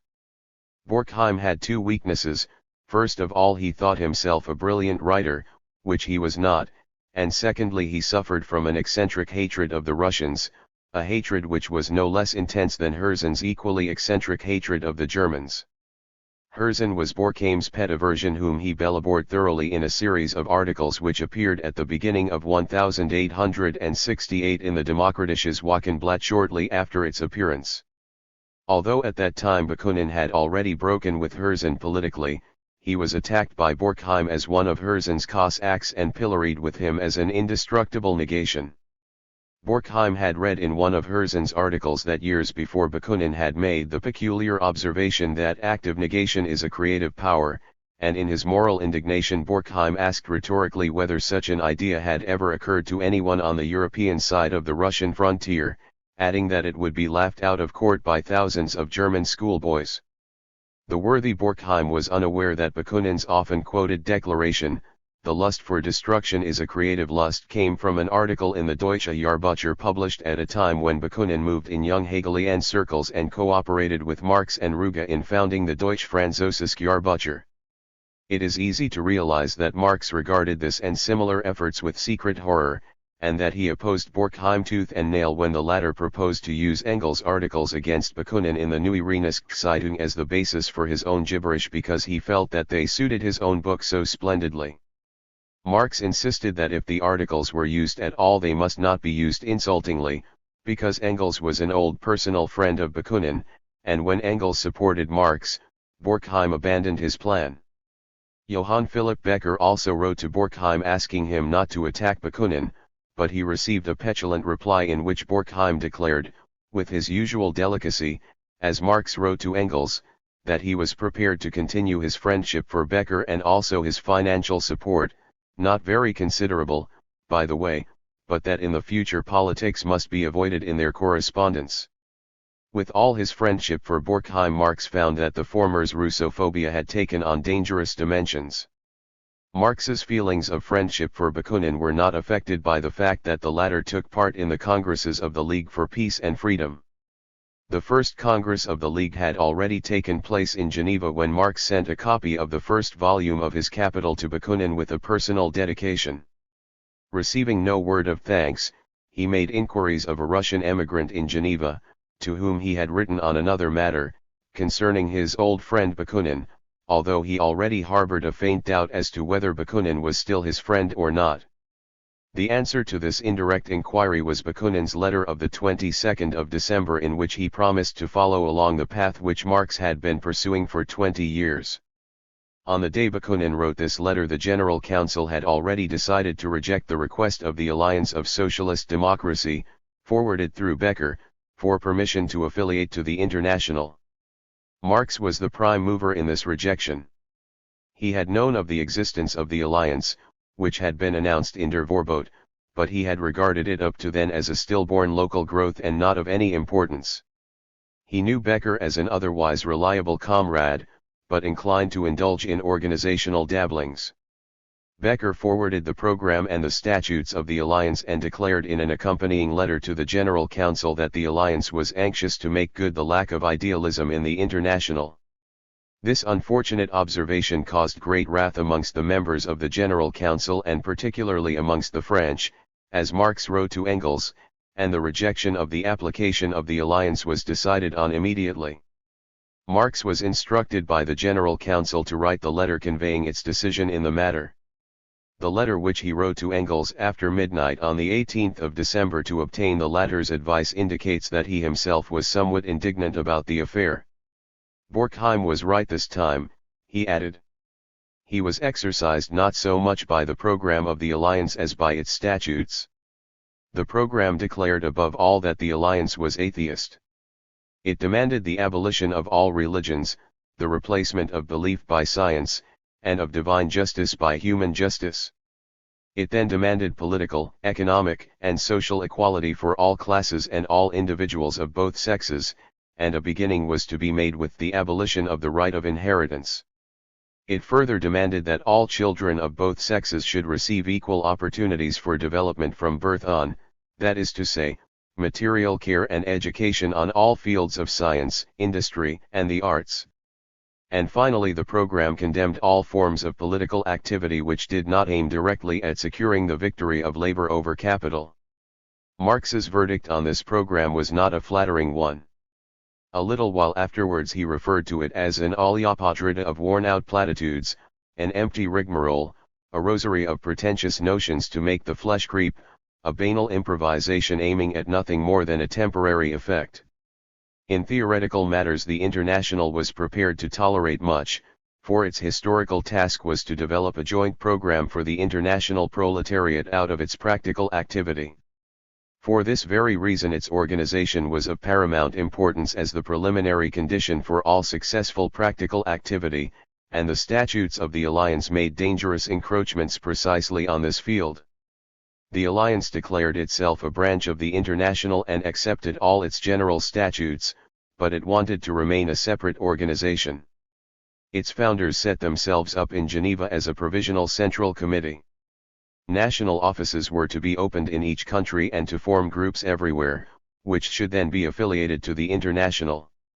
At the annual congresses of the International the representatives of the Alliance, as a branch of the International, proposed to hold their own public sessions in a special room. Engels decided immediately. Acceptance was impossible. The result would be 2 general councils and 2 congresses. At the first opportunity the practical General Council in London would find itself at loggerheads with the idealist General Council in Geneva. For the rest, he advised coolness in dealing with the matter. Any violent rejection would excite the very numerous Philistines amongst the workers, particularly in Switzerland, and do the International harm. One should reject the application of the Alliance calmly and firmly, and point out that it had chosen a special field for its activities and that the International would wait and see what success it had. In the meantime there was no reason why the members of the one association should not also be members of the other if they wanted to. His verdict on the program of the Alliance was very much like Marx's. He had never read anything so miserable in his life. Bakunin must have become a perfect donkey, an observation which indicated no particular resentment against Bakunin, or at least no more than when Marx referred to his old and loyal friend Becker as an old Confucianist. In their private correspondence the two friends made generous use of such hearty invective. In the meantime Marx had calmed down and he drew up the decision of the General Council refusing permission for the Alliance to affiliate to the International in a form to which no objection could be taken. An indirect sally at Becker was contained in the statement that actually a number of the founders of the Alliance had already settled the question by their cooperation as members of the International in the adoption of the decision of the Brussels Congress not to amalgamate with the League for Peace and Freedom.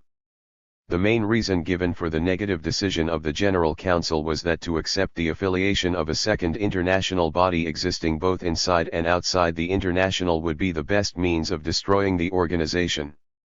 It is very unlikely that Becker fell into a great rage when he received the decision of the General Council. More credible is the statement of Bakunin that he was opposed from the beginning to the formation of the alliance, but was outvoted by the members of his secret society. He had wished to maintain this secret society, whose members were to work within the international for the aims of the society, and he had wished for the immediate affiliation of the organization to the international in order to prevent all rivalries. In any case, the Central Committee of the Alliance in Geneva answered the refusal of the General Council with an offer to turn the sections of the Alliance into sections of the International, if the General Council would recognize the theoretical program of the Alliance.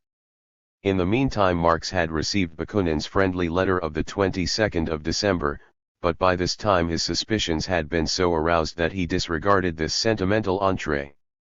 The new proposal of the Alliance also aroused his mistrust. Nevertheless, he did not permit himself to answer it in any but a thoroughly objective fashion. At his proposal, the General Council decided on the 9th of March, 1869, that it was not within its province to examine the theoretical programs of the various workers' organizations affiliated to the International. The working class in various countries was at various stages of development, and in consequence their practical activity found theoretical expression in varying forms. Joint action, which was the aim of the International, the exchange of ideas between the various sections of the International, and finally the direct discussions at the annual congresses, would gradually result in the development of a joint theoretical program for the whole of the working class movement, but for the moment the task of the General Council was to determine only whether the general tendency of the various programs was in accordance with the general tendency of the International. That is to say, the struggle for the complete emancipation of the working class. In this connection, the decision pointed out, the program of the Alliance contained a phrase which was open to dangerous misunderstanding: political, economic, and social equality for all classes, when taken literally meant nothing but harmony between capital and labor, such as was preached by bourgeois socialists. The real secret of the proletarian movement and the great aim of the International was rather the destruction of all classes. However, as the context indicated, the phrase concerning the equality of the classes was probably due to a slip of the pen, and the General Council had no doubt that the Alliance would be prepared to abandon this dangerous phrase, and then there would be no obstacle to the transformation of its sections into sections of the International. When this was finally done, the General Council, according to the statutes of the International, should be informed of the place and the membership figures of all new sections. The Alliance then altered the phrase objected to by the General Council and announced on the 22nd of June that it had dissolved itself and called upon its sections to transform themselves into sections of the International. The Geneva section of the Alliance, which was led by Bakunin, was accepted into the International by a unanimous vote of the General Council. Allegedly, Bakunin's secret society had also dissolved itself, but it continued to exist in a more or less loose form, and Bakunin himself continued to work for the program which the Alliance had set itself. From the autumn of 1867 to the autumn of 1869 he lived on the shores of the Lake of Geneva, sometimes in Geneva and at others in Vevey or Clarens, and won considerable influence amongst the Franco-Italian Swiss workers. He was supported in his activity by the peculiar circumstances in which these workers lived.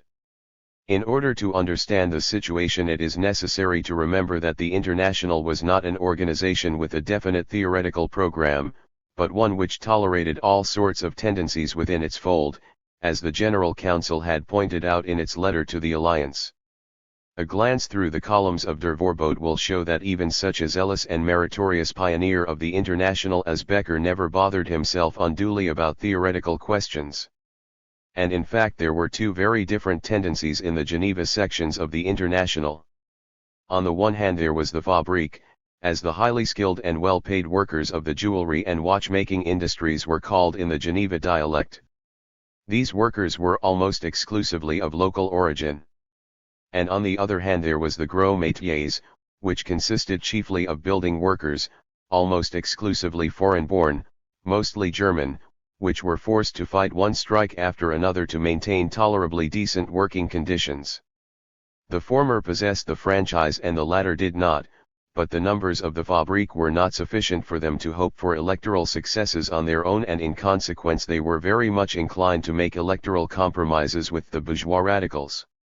The workers of the gros métiers were subjected to no such temptation, and they were much more in favor of direct revolutionary action of the kind propagated by Bakunin. Bakunin found an even more favorable recruiting field amongst the watchmakers of the Jura. These workers were not highly skilled men engaged in the luxury trades, but chiefly domestic workers whose already miserable conditions of life were being threatened by American mass production. They were scattered in little villages all over the mountains and little suited to a mass movement with political aims.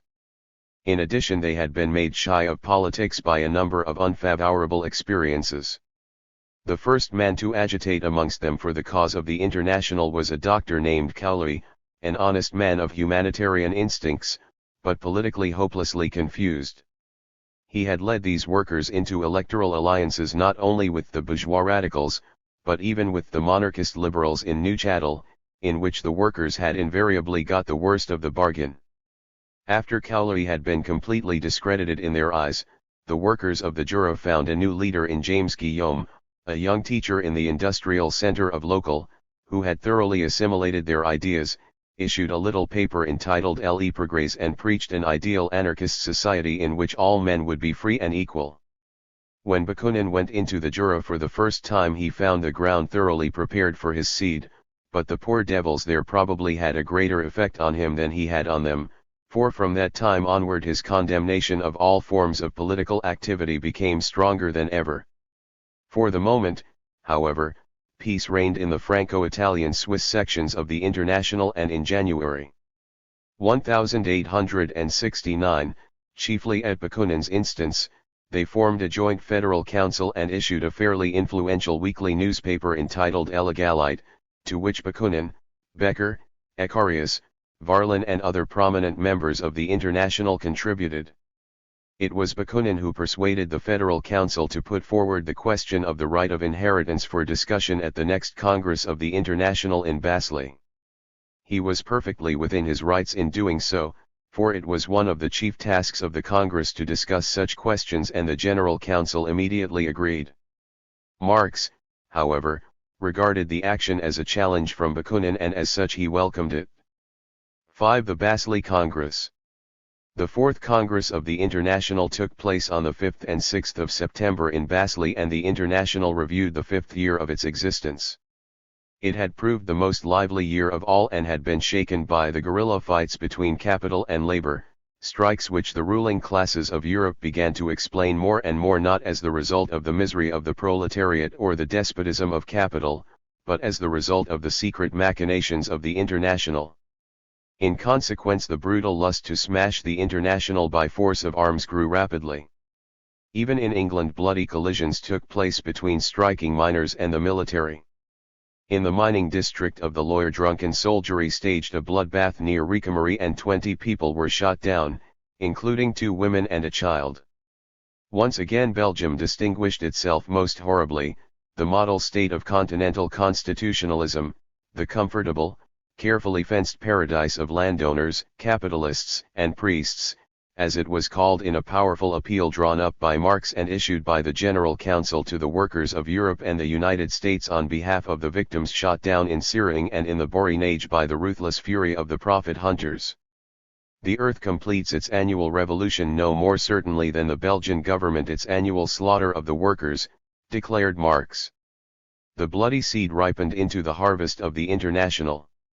In the autumn of 1868 the first elections took place in England on the basis of the reformed franchise, but the results confirmed the warnings which Marx had given the workers against the one-sided policy of the Reform League. Not a single workers' representative was elected. The big moneybags were victorious and Gladstone again came to the helm, but he had no intention of bringing about a thorough settlement of the Irish question or redressing the just complaints of the trade unions, and as a result the new unionism caught fresh wind in its sails. At the annual Congress of the Trade Unions which took place in Birmingham in 1869, an urgent appeal was issued to all working-class organizations in the United Kingdom to affiliate to the International, not only because the interests of the working class were everywhere the same, but because the principles of the International were calculated to secure permanent peace amongst the peoples of the world. In the summer of 1869 war had threatened between England and the United States, and an address was drawn up by Marx to the National Labor Union in the United States declaring, "It is now your turn to prevent a war whose inevitable result would be to throw back the advancing working class movements on both sides of the Atlantic." The address met with a lively echo in the United States. In France also the cause of the working class was making good progress, and the police persecutions had the usual result of recruiting new supporters for the International. The helpful intervention of the General Council in numerous strikes led to the formation of trade unions which could not be suppressed, no matter how obviously the spirit of the International lived in them. The workers took no part in the elections of 1869 by putting forward candidates of their own, but they supported the candidates of the extreme bourgeois left, which came forward with a very radical election program. In this way the workers contributed at least indirectly to the heavy defeat which Bonaparte suffered, particularly in the big towns, although the fruits of their efforts fell for the moment into the lap of bourgeois democracy. The Second Empire began to creak ominously, and from outside it received a heavy blow as the result of the revolution which took place in Spain in the autumn of 1868 and drove Queen Isabella from the country. The course of development in Germany was somewhat different, for their Bonapartism was still advancing and not yet on the decline. The national question split the German working class, and this split represented a great obstacle to the progress of the developing trade union movement. Thanks to his wrong policy in the trade union agitation, Schweitzer had slithered into a situation which he could no longer control. The baseless attacks which were continuously directed against his personal honesty caused even some of his own followers to doubt him, and he was ill-advised enough to endanger his reputation, which had not been seriously damaged, by a little coup d'état. A minority in the Allgemeine Deutsche Arbeiterverein therefore turned its back on the organization and amalgamated with the Nuremberg associations into a new social democratic party, whose members became known as the Eisenachers, owing to the fact that their inaugural congress took place in Eisenach. In the beginning both factions fought each other violently, but they took up more or less the same attitude towards the International. They were in agreement in principle, but disagreed in form as long as the German combination laws existed. Marx and Engels were very much annoyed when Liebknecht played off the General Council of the International against Schweitzer, a thing he had no right to do. Although they welcomed the dissolution of the La Saline Church, they could not do much with the other group until it had separated itself definitely from the German People's Party, or, at least, maintained only a loose cartel arrangement with the latter. For the rest, they were still of the opinion that as a debater Schweitzer was superior to all his opponents. The progress of the Austro-Hungarian working class movement, which had begun to develop only since the defeats of 1866, was more harmonious. La Saline tendencies found no foothold, and the masses of the workers began to rally to the standard of the International, as the General Council pointed out in its report to the Basel Congress. The Congress thus met under favorable circumstances. Only 78 delegates were present, but the Congress was much more international than the previous Congresses had been. 9 countries were represented.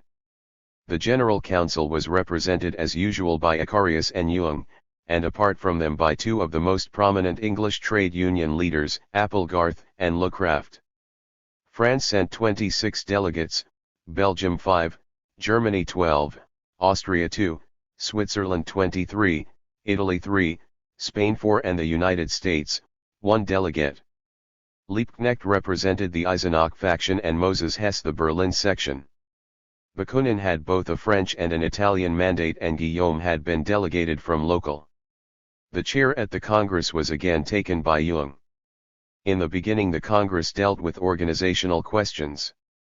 At the proposal of the General Council, it unanimously decided to recommend all its sections and affiliated bodies to abolish the office of President, an action which the General Council had taken on its own account several years previously, on the ground that it was not in accordance with the dignity of a working-class organization to maintain a monarchical and authoritarian principle within its ranks, for even where the presidency was only an honorary office it represented a violation of the democratic principle.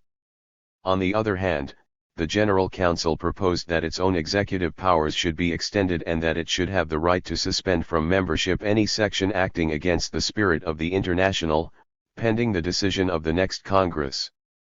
The proposal was adopted with the amendment that where federal councils existed, they should be consulted before the General Council took any such action. Both Bakunin and Liebknecht vigorously supported the proposal. Liebknecht's support was natural, but not that of Bakunin, who thereby violated his own anarchist principle, whatever his opportunist motives for so doing may have been.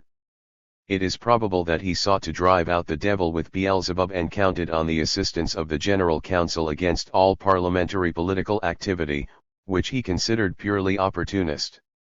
Perhaps he was supported in this idea by Liebknecht's well-known attack on the participation of Schweitzer and Bebel in the work of the North German Reichstag. However, Marx disapproved of Liebknecht's speech, and Bakunin, who had reckoned without his host, was soon to learn that violations of principle always revenge themselves. The most important theoretical problems on the agenda of the Congress were the question of common ownership of the land and the question of the right of inheritance. The former question had actually already been settled at the Brussels Congress, and this time it was disposed of summarily. With 54 votes the Congress decided that society had the right to establish common ownership of the land, and with 53 votes that such an action was necessary in the interests of society as a whole. For the most part the minority abstained from voting. 8 delegates voted against the second decision, and 4 against the first. A variety of opinions resulted as to the practical measures for putting the decisions into effect, and it was left to the next Congress in Paris to discuss the question thoroughly. In the question of the right of inheritance the General Council had drawn up a report which summed up the most important points in a few words in the masterly fashion typical of Marx. Like all other bourgeois legislation, the inheritance laws were not the cause, but the effect, the legal consequence of the economic organization of a society based on private property in the means of production. The right to inherit slaves had not been the cause of slavery. On the contrary, slavery had been the cause of the right to inherit slaves. If the means of production were turned into common property, then the right of inheritance would disappear as far as it was of social importance, because a man could leave to his heirs only that which he had possessed during his life. The great aim of the working class was, therefore, to abolish those institutions which gave a few people the economic power to appropriate the fruits of the labor of the many. To proclaim the abolition of the laws of inheritance as the starting point of a social revolution would, therefore, be just as absurd as to proclaim the abolition of the laws of contract between buyers and sellers so long as the present system of commodity exchange prevailed. It would prove false in theory and reactionary in practice. The right of inheritance could be altered only in a period of transition when on the one hand the existing economic basis of society had not yet been altered, whilst on the other hand the working class already possessed sufficient power to carry through measures preparatory to a thorough transformation of society. As such transitional measures the General Council recommended the extension of death duties and the limitation of testamentary inheritance rights, which, as distinct from the right of family inheritance, exaggerated the principles of private property in a superstitious and arbitrary fashion. However, the commission to which the question had been delegated for discussion proposed that the abolition of the right of inheritance should be proclaimed as one of the fundamental demands of the working class, although it could produce nothing in support of its proposal apart from a few ideological phrases about privileges, political and economic justice and social order. In the comparatively brief discussion which followed, Ecarius, the Belgian delegate de PP and the French delegate Varlin spoke in favor of the report of the General Council, whilst Bakunin spoke on behalf of the Commission's proposal, whose spiritual father he was. He recommended the adoption of the proposal for reasons which were allegedly practical, but which were in reality quite illusory. It would be quite impossible to establish common property without first abolishing the right of inheritance. If one tried to take the land away from the peasants, they would resist, but they would not feel themselves directly affected by the abolition of the right of inheritance, and thus private property would gradually die out. When a vote was taken, it was then that there were 32 in favor of the proposal of the Commission, 23 against, 13 abstentions and 7 delegates absent. The report of the General Council received 19 votes, 37 against, 6 abstentions and 13 delegates absent. Thus neither the report of the General Council nor the proposal of the Commission received a clear majority, so that the discussion remained without any tangible result. The Basel Congress produced a louder echo than any of its predecessors, both in the bourgeois and in the proletarian world. The most learned representatives of the bourgeoisie observed, half with horror and half with malicious satisfaction, that at last the communist character of the International had been revealed, whilst in the proletarian world the decisions in favor of the common ownership of the land were welcomed with joy. In Geneva, the German language section published a manifesto to the agricultural population, which was translated into French, Italian, Spanish, Polish, and Russian and widely distributed. In Barcelona and in Naples the first sections of agricultural workers arose. In London the Land and Labour League was formed at a big public meeting with the slogan, "The Land for the People." 10 members of the General Council of the International were also members of its committee. In Germany the worthy gentlemen of the German People's Party were furious at the decisions of the Basel Congress, and at first Liebknecht permitted himself to be intimidated by their fury, even issuing a declaration to the effect that the Eisenach faction was not bound by the decisions of the Congress. Fortunately, however, the indignant and highly respectable leaders of the German People's Party were not content with this and demanded that the decisions of the Congress should be expressly disavowed, whereupon Liebknecht finally broke off relations with them, a step to which Marx and Engels had urged him long before. However, his initial hesitation had brought grist to Schweitzer's mill, for Schweitzer had preached the common ownership of the land in the Allgemeine Deutsche Arbeiterverein for years, and had not just adopted it in order to ridicule his opponents, as was assumed by Marx, who found this a piece of insolence. Engels controlled his anger over the blackguard sufficiently to recognize that it was very clever of Schweitzer always to maintain a correct theoretical attitude, well knowing that his opponents were hopelessly lost immediately any question of theory arose. For the moment, therefore, the Lassalleans remained not only the most firmly organized, but theoretically the most advanced of all the German working-class parties. 6. Confusion in Geneva. In so far as the discussion at the Basel Congress on the right of inheritance had been a sort of intellectual duel between Bakunin and Marx, it had brought no final decision, but had been unfavorable rather than favorable for the latter. However, the contention that Marx was heavily hit and now prepared for a powerful counterblast against Bakunin would not be in accordance with the facts. Marx was quite satisfied with the result of the Basel Congress. At the time he was with his daughter Jenny on a journey through Germany for the benefit of his health, and on the 25th of September he wrote to his daughter Laura from Hanover, "I am glad that the Basel Congress is now over and that its results were comparatively good. Such open displays of the party with all its sores always worry me. None of the actors was up to the level of his principles, but the idiocy of the upper class repairs the errors of the working class. Even the obscurest sheets in the smallest German towns through which we have passed were full of the deeds of this terrible Congress." Bakunin was no more disappointed with the results of the Basel Congress than was Marx. It has been said that Bakunin, with his proposal concerning the right of inheritance, wished to defeat Marx and obtain the removal of the General Council from London to Geneva as the fruit of his theoretical victory, and that when he did not succeed in this he attacked the General Council with increased violence in illegalite. These statements have been made so often that they have crystallized into a sort of legend, but nevertheless there is not a word of truth in them. After the Basel Congress Bakunin did not write a line for illegalite.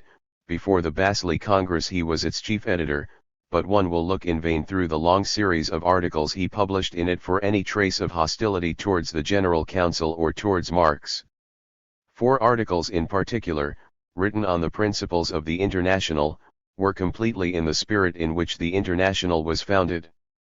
It is true that in these articles he expresses misgivings concerning the disastrous influences of what Marx termed parliamentary cretinism on the parliamentary representatives of the workers, but first of all such misgivings have been justified again and again since, and secondly his remarks were quite harmless compared with the violent attacks which Liebknecht was then making on the participation of the working class in bourgeois parliamentarism. Further, Bakunin's ideas on the inheritance question may have been eccentric, but it was nevertheless his right to put them forward for discussion at the Congress, and in fact the Congresses of the International have discussed much more eccentric ideas without those who put them forward being credited with any ulterior motives.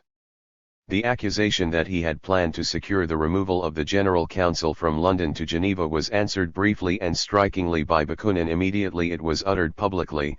If such a proposal had been put forward, I should have been the first to oppose it, and with all possible energy, because it would have seemed to me to be fatal for the future of the International. It is true that the Geneva sections have made tremendous progress in a very short space of time, but the atmosphere of Geneva is still too specifically local for it to be a good spot for the General Council. Apart from that, it is clear that so long as the present political organization of Europe exists, London will remain the only place suitable for the seat of the General Council, and one would be a fool or an enemy of the International to propose to move it anywhere else. There are people who consider that Bakunin was a liar from the very beginning and that his reply to the accusation against him was a subsequent excuse, but this theory collapses immediately in face of the fact that prior to the Basel Congress Bakunin had arranged to move after the Congress from Geneva to Locarno. His decision was taken for reasons over which he had no control. He was in urgent financial straits and his wife was expecting a child. He wished to settle down in Locarno and translate the first volume of Marx's Capital into Russian. A young admirer named Lyubavin had persuaded a Russian publisher to pay 1,200 rubles for the translation, and of this sum Bakunin received an advance of 300 rubles.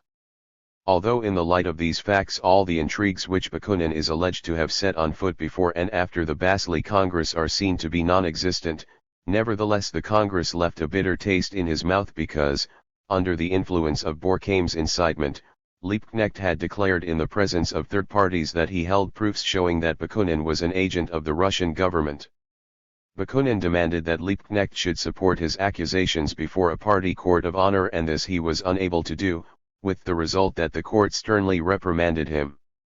After the Cologne Communist trial and his experiences in exile, Liebknecht was rather inclined to suspect spies everywhere, but he accepted the verdict of the court and offered Bakunin his hand as a sign of reconciliation, and the latter accepted it. Bakunin was all the more embittered when a few weeks later, on the 2nd of October, Moses Hess revived the old slanders in the Paris Reveil. Hess, who was present at the Basel Congress as a German delegate, was giving the secret history of the Congress, and in this connection he dealt with Bakunin's intrigues with a view to undermining the fundamental basis of the International and securing the removal of the General Council from London to Geneva. He declared that Bakunin's plans had come to nothing at the Congress and concluded with the baseless insinuation that he, Hess, did not want to impugn Bakunin's revolutionary honesty, but that the Russian was closely related to Schweitzer, who had been accused by the German delegates at the Basel Congress of being an agent of the German government. The malicious intent of this denunciation was made all the clearer by the fact that it was quite impossible to establish any close relation between the agitation of Schweitzer and the agitation of Bakunin, and that personally the two men had never had anything whatever to do with each other. It would certainly have been wiser for Bakunin to have ignored this article, which was ignoble enough in all conscience, but it is easy to understand that he was provoked to anger by the repeated attacks on his political honesty, particularly when the attacks were underhanded and malicious. He therefore wrote a reply, but in his initial anger the reply grew so long that he realized himself that the Reveil could not possibly publish it. He attacked the German Jews with particular violence, but expressly accepted giants like Lassalle and Marx from the race of pygmies à la Bourkheim and Hess. He then decided to use this long reply as an introduction to a book on his revolutionary beliefs and sent it to Herzen in Paris with the request that the latter should try to find a publisher, adding a shorter reply for the Reveil. However, Herzen feared that even this would not be published, and he himself wrote a defense of Bakunin against Hess, and this defense was published by the Reveil together with an editorial comment which completely pacified Bakunin. Herzen was not at all satisfied with the longer reply. He disapproved of the attacks on the German Jews, and was surprised that Bakunin attacked little-known people like Borkheim and Hess instead of challenging Marx. Bakunin answered on the 28th of October, declaring that although he considered Marx responsible for the attacks made on him, he had refrained from attacking Marx for two reasons and had even called him a giant. The first reason was one of justice. Apart from all the nasty tricks he has played us, we, or at least I, cannot ignore his tremendous services to the cause of socialism, which he has served for almost 25 years with insight, energy, and disinterestedness, and in which he has undoubtedly excelled us all. He was one of the founders, the chief founder in fact, of the International, and in my eyes that is a tremendous service and one which I shall always recognize no matter what he may have done against us. And then he was guided by political and tactical considerations towards Marx, who cannot stand me and loves no one but himself and perhaps those who are nearest to him. Marx's influence in the International is undoubtedly very useful. He has exercised a wise influence on his party down to the present day, and he is the strongest support of socialism and the firmest bulwark against the invasion of bourgeois ideas and intentions. I should never forgive myself if I had ever tried to destroy or even weaken his beneficial influence merely in order to revenge myself on him. However, a situation may arise, and shortly at that, in which I shall take up the struggle against him, though certainly not in order to attack him personally, but on a question of principle, on account of the state communism which he, and the English and Germans he leads, support so enthusiastically. That would be a life and death struggle, but everything comes in its own good time and the hour of conflict has not yet arrived. And finally Bakunin mentions a tactical reason which prevented him from attacking Marx. If he attacked Marx openly, then 3/4 of the International would be against him, but on the other hand, if he attacked the ragtag and bobtail that crowded around Marx, the majority of the International would be on his side and Marx himself would find a certain amount of malicious pleasure in it. Schadenfreude is the German word which Bakunin uses in his letter to Herzen, otherwise written in French. Immediately after writing this letter Bakunin moved to Locarno. He was so occupied with his personal affairs that during the last few weeks he spent in Geneva after the Basel Congress he took no part at all in the working class movement and did not write a line for Illegalite. His successor on the editorial board was Robin, a Belgian teacher who had moved to Geneva about a year previously, and together with him Perron, the enameler who had edited the paper before Bakunin. Both were supporters of Bakunin, but they did not act on his instructions. Bakunin's aim was to enlighten the workers of the gros métiers, in whom the revolutionary proletarian spirit was much more alive than in the workers of the Fabrique, and to encourage them to undertake independent action. In this he found himself in opposition to their own committees, and what he has to say about the objective dangers of such a departmental policy, as we should call it nowadays, is well worth reading even now, not to speak of the Fabrique, which had supported the workers of the gros métiers in their strikes and drew from this undeniable service the false conclusion that the workers of the gros métiers should follow faithfully every step of their colleagues of the Fabrique. Bakunin had fought against these tendencies, particularly in view of the incurable leanings of the Fabrique towards alliances with bourgeois radicalism. However, Robin and Perron thought that they could whitewash and patch up the differences between the gros métiers and the Fabrique, differences which had not been created by Bakunin, but which had their basis in a social antagonism. As a result they slithered into a seesaw system which satisfied neither the gros métiers nor the Fabrique and opened the door to all sorts of intrigues. A master of such intrigues was a Russian fugitive named Nicholas Yudin, who lived in Geneva at the time. He had taken part in the Russian student disturbances at the beginning of the 60s, and when the country grew too hot for him he fled abroad where he lived comfortably on a considerable income, from 12 to 15,000 francs have been mentioned, which he derived from the trade of his father in spirits. This fact won him a position which the intellectual capacities of the vain and garrulous fellow could never have obtained for him. his successes were exclusively on the field of tittle-tattle where, as Engels once said, the man with something serious to do can never compete with those who have all day to gossip in. In the beginning Judin had made up to Bakunin, only to be thoroughly snubbed by him, and when Bakunin left Geneva, Judin seized the opportunity to revenge himself for his wounded vanity by pursuing him with underhand slander. His efforts to this edifying end were not without result, and afterwards he cast himself humbly at the feet of the Tsar and begged for mercy. The Tsar proved he was not adamant, and during the Russo-Turkish War of 1877, Judin became a contractor to the Tsarist army, in which capacity he no doubt worshipped Mammon even more successfully than he had done through the paternal spirits business. People like Robin and Perron were easy game for Judin, for although their personal honesty was above reproach they were almost incredibly clumsy, and to make matters worse they began a squabble with the General Council on questions which were certainly not of any urgent interest to the France-Swiss workers. Illegalite complained bitterly that the General Council paid far too much attention to the Irish question, that it failed to set up a federal council for the English sections, that it did not arbitrate in the conflict between Liebknecht and Schweitzer, etc. Bakunin had nothing to do with all this, and the wrong impression that he approved of these attacks on the General Council or even instigated them was caused exclusively by the fact that Robin and Perron were his supporters and that Guillaume's paper took up the same attitude. The General Council replied to Robin's attacks in a private circular dated the 1st of January, 1870, and addressed, apart from Geneva, only to the French-speaking federal councils. Although this circular was sharp in its tone, it remained well within the limits of objective argument. The reasons which the General Council gave for not forming a federal council in England are interesting still.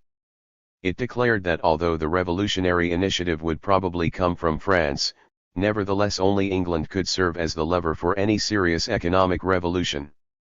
It was the only country where there were no longer any peasants and where the ownership of the land was concentrated in the hands of a few landowners. It was the only country where the capitalist mode of production had established itself in almost the whole of production and where the great mass of the population consisted of wage workers.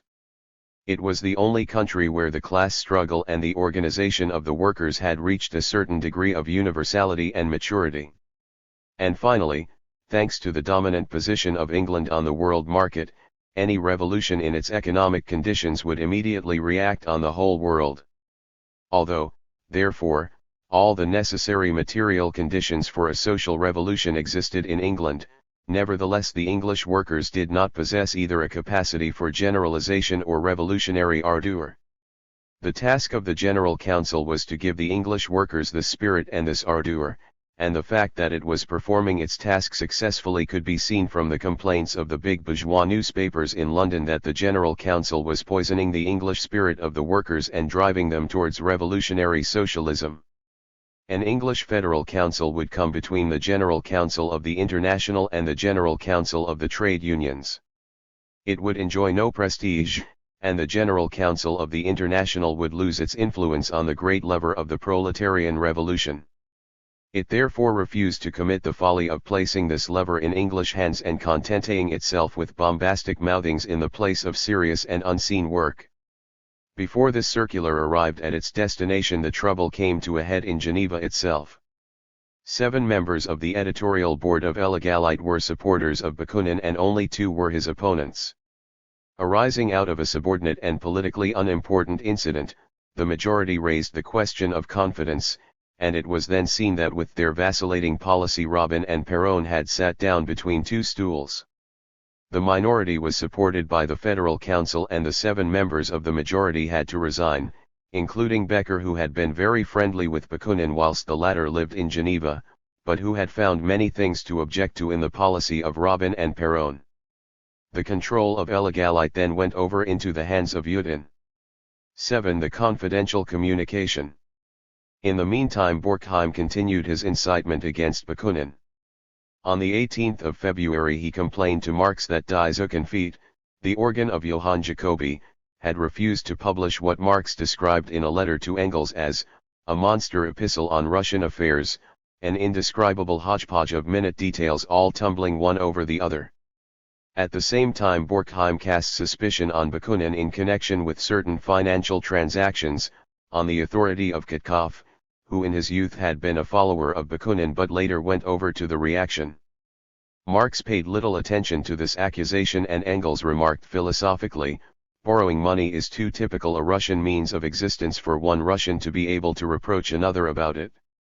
After informing Engels about Borkheim's continued incitement against Bakunin, Marx declared that the General Council had been called upon to decide whether a certain Richard, who later really turned out to be a bad lot, had been expelled from the International in Lyons with justification, and added that as far as he could see the man could be accused of nothing more than a slavish support of Bakunin and an accompanying self-conceit. It appears that our last circular made a sensation, and that in France and Switzerland a regular hunt against the Bakuninists has begun. However, there must be moderation in all things, and I shall see to it that no injustice is done.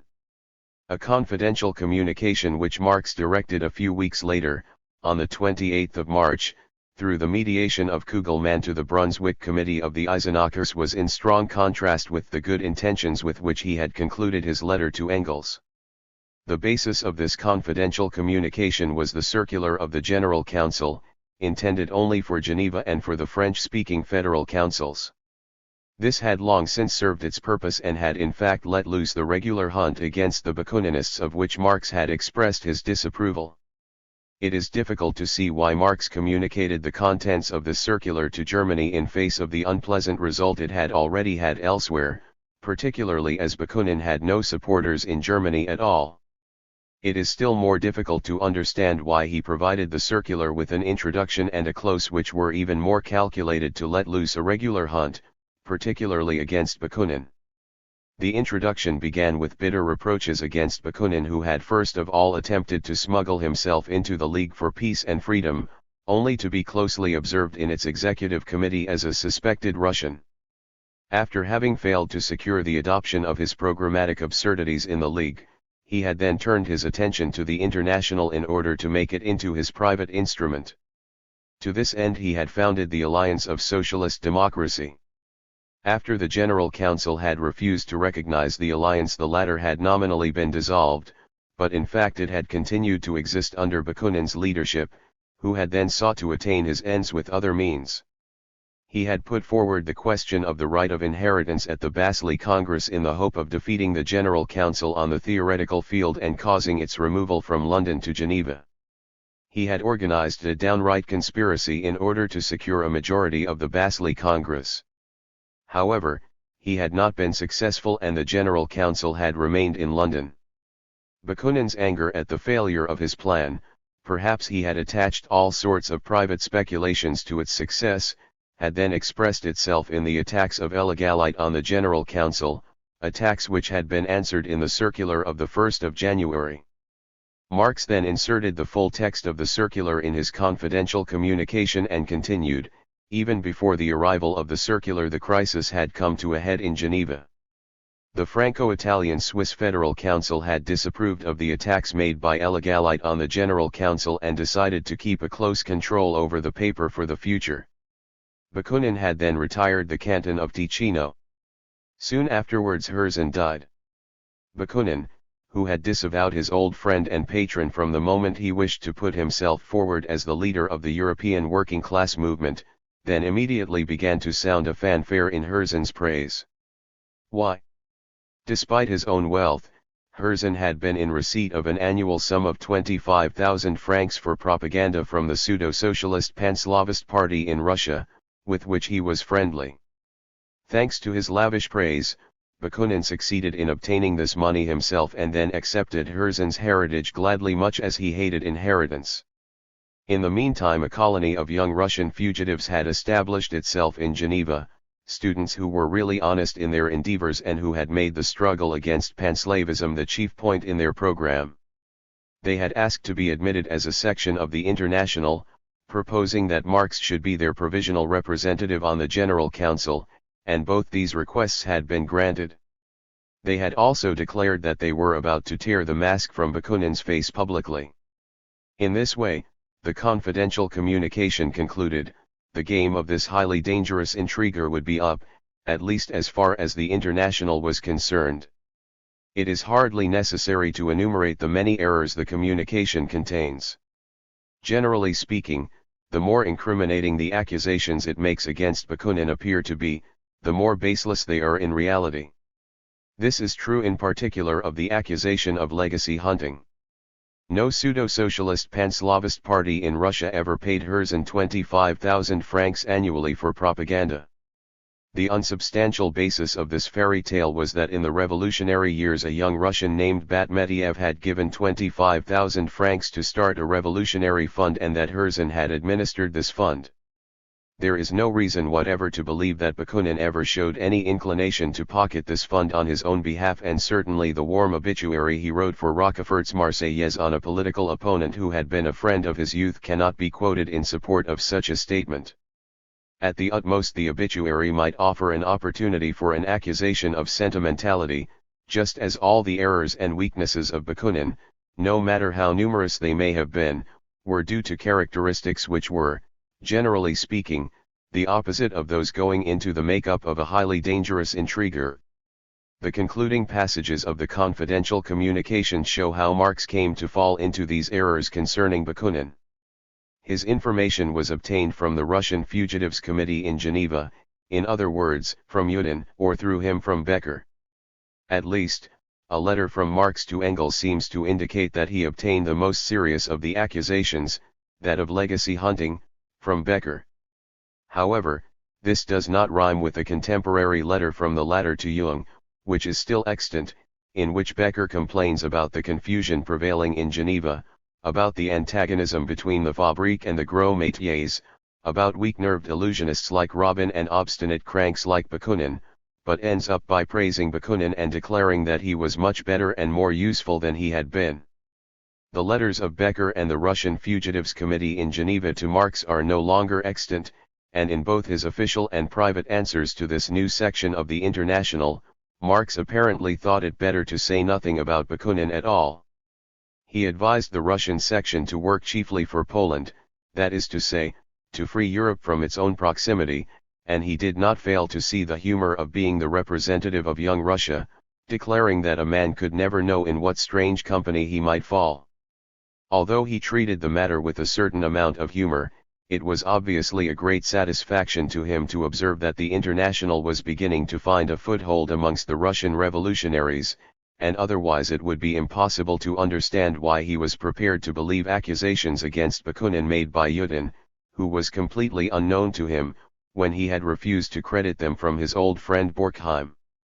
By a peculiar coincidence Bakunin fell victim just at that time to an error of judgment with regard to a Russian fugitive, whom he regarded as the first swallow of the coming Russian revolutionary summer, and even let himself be drawn into an adventure which was to do his reputation more harm than any other incident in his whole adventurous life. A few days after the confidential communication had been written, on the 4th of April, the Second Annual Congress of the Franco-Italian Swiss Federation took place in La Chaux-de-Fonds, and an open breach occurred.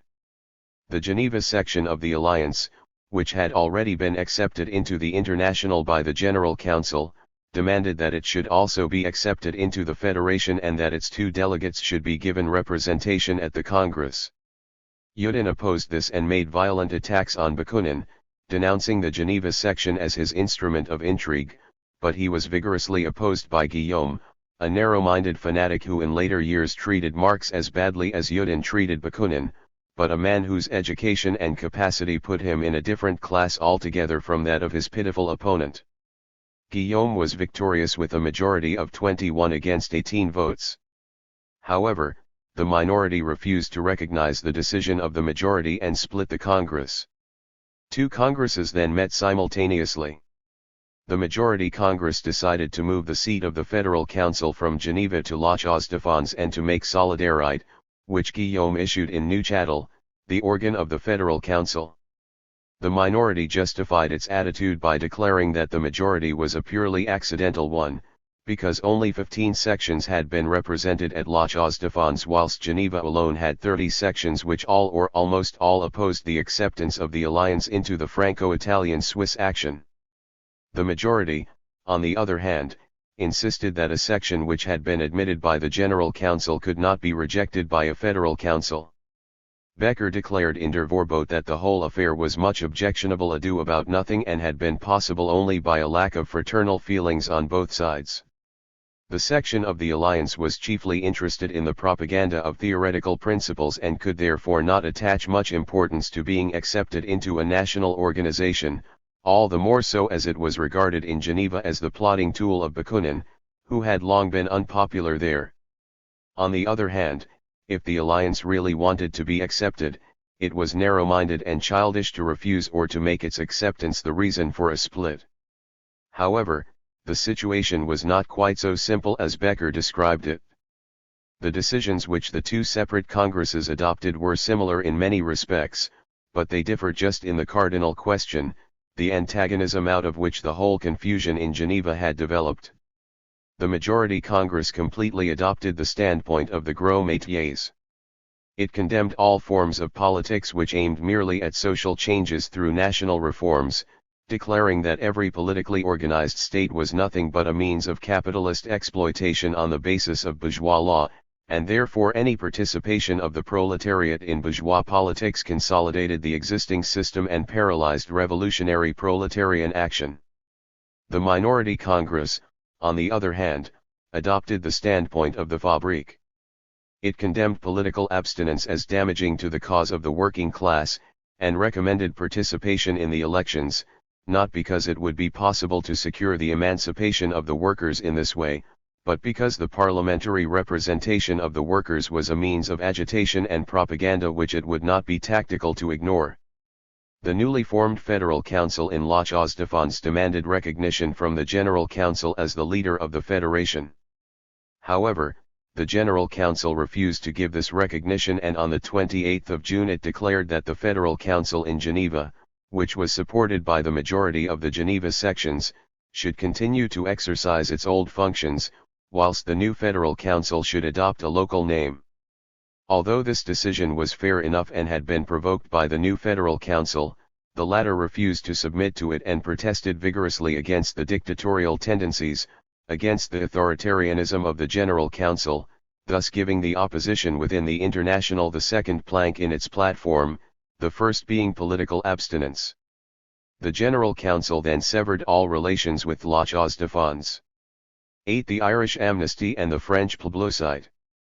The winter of 1869–70 was again a period of numerous physical ailments for Marx, but at least he had got rid of his constant money troubles.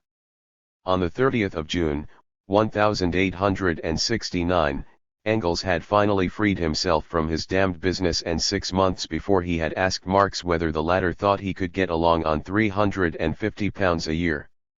Engels wanted to liquidate his affairs with his partner in such a fashion that this sum would be available for Marx for a period of 5 or 6 years. The correspondence between the two friends does not show what arrangements were made in the end, but in any case, Engels banished Marx's financial troubles not only for a period of 5 or 6 years, but up to the latter's death. In this period both of them occupied themselves very much with the Irish question. Engels conducted detailed studies into the historical development of the movement. Unfortunately, the fruits of his studies were never published, whilst Marx urged the General Council to support the Irish movement, which demanded an amnesty for the irregularly condemned Fenians, who were being infamously treated in prison. The General Council expressed its admiration for the firm, great-hearted and courageous fashion in which the Irish people fought for its rights, and it condemned the policy of Gladstone, who despite all the promises he had made at the elections refused to grant an amnesty or made its granting subject to conditions which were an insult to the victims of English misgovernment and to the Irish people. The Prime Minister was reproached in the sharpest terms for preaching the doctrine of subjugation to the English people after he had expressed his enthusiastic approval of the revolt of the American slave owners despite his responsible position, and the General Council declared that his whole attitude in the question of the Irish amnesty was an authentic product of that policy of conquest whose flaming denunciation by Gladstone had driven his Tory rivals from office. In a letter to Kugelmann, Marx declared that he was now attacking Gladstone as he had once attacked Palmerston, and added, the democratic fugitives here love to attack continental despots from a safe distance. I like to attack only when I can see my enemy face to face. Marx was particularly delighted by the fact that his eldest daughter won a signal success in the Irish campaign. The English press obstinately remained silent about the barbarities committed against the imprisoned Fenians, so Jenny Marx sent a number of articles to Roquefort's Marseillaise under the pseudonym of Williams, a name which her father had used quite a lot in the 50s. In these articles she described passionately how democratic England treated its political prisoners, and these revelations in a paper which was probably more read than any other on the continent were too much for Gladstone. A few weeks later most of the imprisoned Fenians were free and on their way to America. The Marseillaise had won its European reputation as the result of its intrepid attacks on the fake Bonaparte, whose regime was by this time cracking at all its joints. At the beginning of 1870, Bonaparte made a last desperate attempt to save his bloody and shabby regime by making concessions to the bourgeoisie, and he appointed the garrulous liberal Ollivier prime minister. Ollivier did his best by means of so-called reforms, but, as the leopard cannot change its spots at will, Bonaparte demanded that these reforms should receive the typically Bonapartist blessing of a plebiscite. Ollivier was weak enough to give way and even recommended the prefects to do their utmost to make the plebiscite a success, but the Bonapartist police knew better than the vain chatterer how to secure the success of a plebiscite, and on the eve of the voting it discovered an alleged bomb plot on the part of members of the International against the life of Napoleon. Ollivier was cowardly enough to submit to the police, particularly as the action was chiefly directed against workers, and everywhere in France the leaders of the International, as far as they were known to the police, were surprised by searches and arrests. The General Council lost no time in parrying the blow, and a protest was published on the 3rd of May declaring, "Our statutes make it the duty of all sections of our association to act openly, and even if the statutes were not clear on the point, the character of an association which identifies itself with the working class excludes any possibility of such an association taking on the form of a secret society. If the working class, which forms the great majority of any nation and produces all riches and in whose name even the usurping powers allegedly rule, conspires, then it conspires publicly in the same way as the sun conspires against darkness, and in the full consciousness that no legitimate power exists outside its own orbit. The loud and violent measures taken against our French sections have been calculated exclusively to serve one purpose, as a manipulation to support the plebiscite." This was the plain truth, but the contemptible means once again served their contemptible end, and the liberal empire was ushered in with 7 million votes against 1.5 million. After that, however, the authorities had to let their bomb plot swindle drop. The police declared that they had found a code dictionary in the possession of the members of the International, but all they could make out of it was one or two names like Napoleon and one or two chemical expressions such as nitroglycerin, and this was rather too much to ask even the Bonapartist courts to swallow. The indictment therefore shrunk to the same alleged offense for which French members of the International had twice been tried and convicted previously, membership in a secret or unlawful society. After a brilliant defense conducted this time by the coppersmith Châtaign, who was later a member of the Paris Commune, a number of convictions were secured by the prosecution on the 9th of July, the maximum sentence being 1 year's imprisonment and 1 year's loss of all civil rights, but simultaneously the storm broke which was to sweep the Second Empire off the face of the earth. Chapter 14, The Decline of the International. 1. Sedan.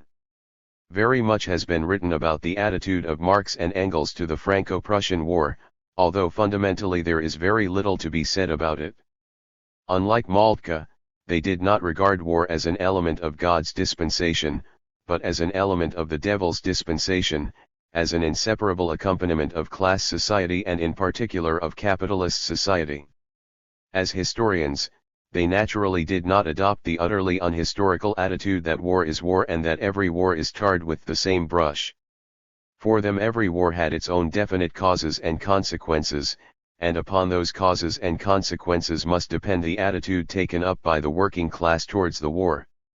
That was also the attitude of Lassalle, with whom they disputed in 1859 on the actual determining conditions of the war, whilst all three of them adopted the same fundamental attitude towards it, i.e., all three aimed at utilizing the war as thoroughly as possible in the interests of the proletarian struggle for emancipation. The attitude of Marx and Engels to the War of 1866 was determined by the same consideration. After the failure of the German Revolution of 1848 to establish national unity, the Prussian government sought to exploit the German movement for unity, which was awakened again and again by the course of economic development, in its own interests, and to establish instead of a united Germany an extended Prussia, as old Kaiser Wilhelm had put it. Marx and Engels, Lassalle and Schweitzer, Liebknecht and Bebel were all completely in agreement about the fact that German unity, which the German proletariat needed as a preliminary stage in its own struggle for emancipation, could only come through a national revolution, and they therefore sharply opposed all the dynastic particularist tendencies of the Greater Prussia policy. However, after the decision had been fought out at Königgrätz, they all sooner or later, according to the measure of their insight into the actual conditions, swallowed the unpleasant pill. They realized that a national revolution was no longer possible, owing to the cowardice of the bourgeoisie and the weakness of the proletariat, and that Greater Prussia, built up with blood and iron, offered more favorable conditions to the class struggle of the proletariat than the Restoration. Impossible in any case of the German Federal Diet with its pitiful hole and corner policy. Marx and Engels immediately came to this conclusion, as also did Schweitzer as the successor of Lassalle. They accepted the North German League, despite its crippled and stunted form, as a given fact which offered the struggle of the German working class a firmer basis than the ghastly mismanagement of the Federal Diet, though their acceptance was hardly a willing, much less an enthusiastic one. On the other hand, Liebknecht and Bebel still maintained their Greater German revolutionary outlook, and even after 1866 they continued to work for the destruction of the North German League. After the decision to which Marx and Engels came in 1866, their attitude towards the War of 1870 was already more or less settled. They never expressed any opinions on the immediate happenings which led up to the war, either on Bismarck's advocacy of a Hohenzollern prince for the Spanish throne, directed against Bonaparte, or on Bonaparte's policy of a Franco-Austro-Italian alliance against Bismarck. In any case, it was at that time hardly possible to express a reasonable judgment on either. However, as far as Bonaparte's war policy was directed against the national unity of Germany, they both recognized that Germany was on the defensive. In an address issued by the General Council of the International on the 23rd of July and drawn up by Marx, the latter gave detailed reasons for this standpoint. He declared that the war plot of 1870 was an improved edition of the coup d'état of 1851, but that it sounded the death knell of the Second Empire, which would end as it had begun, as a parody. However, one must not forget that it was the ruling classes and the governments of Europe which had made it possible for Bonaparte to play the brutal farce of a restored empire for 18 years. The war was a defensive war as far as Germany was concerned, but who had forced Germany into such a situation, who had made it possible for Louis Bonaparte to make war on Germany? Prussia. Before Königgrätz, Bismarck had conspired with Bonaparte, and after Königgrätz, Bismarck had not established a free Germany in contrast to an enslaved France, but had crowned all the native perfidies of the old system with all the underhand tricks of the Second Empire, so that the Bonapartist regime flourished on both banks of the Rhine. What other result could there have been but war? If the German working class permits the present war to lose its strictly defensive character and to degenerate into a war against the French people, then both defeat and victory will be equally fatal. All the misery which Germany suffered as the result of the so-called wars of liberation would return with increased intensity. The address pointed out that the demonstrations of the German and French workers against the war made it unnecessary to fear such a sad result, and reminded the workers that in the background of the suicidal struggle the evil figure of Russia was on the watch. All the sympathies which the Germans could demand as their right in their defensive struggle against the Bonapartist attack would be flung away, if they permitted the Prussian government to call for or accept the assistance of the Cossacks. On the 21st of July, 2 days before this address was issued, the North German Reichstag had voted a war credit of 120 million thaler. In accordance with their policy since 1866, the Lassaline parliamentary representatives had voted for the credit. Liebknecht and Bebel, the parliamentary representatives of the Eisenachers, had abstained from voting, because a vote in favor of the credit would have been a vote of confidence in the Prussian government, which had sown the seeds of the present war by its attitude in 1866, whilst a vote against the credit might have been interpreted as expressing approval for the atrocious and criminal policy of Bonaparte. Liebknecht and Bebel regarded the war chiefly from the moral point of view, as Liebknecht demonstrated later in his work on the EMS dispatch and Bebel in his memoirs. Their attitude met with vigorous opposition in their own faction and in particular from its leadership, the Brunswick Committee. In reality, the abstention of Liebknecht and Bebel was not practical politics, but a moral protest which, irrespective of how justified it might be in itself, was not in accordance with the political exigencies of the situation. Although it may be possible and perhaps effective in private life to declare to two opponents, "You are both wrong and I refuse to have anything to do with your quarrel," it is not possible in the life of states when whole peoples have to suffer from the quarrels of kings. The practical consequences of this impossible neutrality were revealed during the very first weeks of the war in the confused and illogical attitude of the Leipziger Volksstaat, the organ of the Eisenach faction. As a result, the conflict between the editorial board, that is to say, Liebknecht, and the Brunswick Committee was intensified, and the latter appealed to Marx for advice and support. On the 20th of July, immediately after the outbreak of war and before the abstention of Liebknecht and Rebel, Marx had written to Engels sharply criticizing Republican chauvinism in France. "The French need a drubbing. If the Prussians are victorious, then the centralization of the state power will be favorable to the centralization of the working class. German preponderance will shift the center of the working class movement in Western Europe from France to Germany, and one has only to compare the movement of 1866 in both countries to see that the German working class is theoretically and organizationally superior to the French. The superiority of the Germans over the French in the world arena would mean at the same time the superiority of our theory over Proudhon's, etc." When Marx received the appeal of the Brunswick Committee, he approached Engels, as he always did in all important questions, to secure his advice, and, as in 1866, it was Engels who decided the details of the tactics adopted.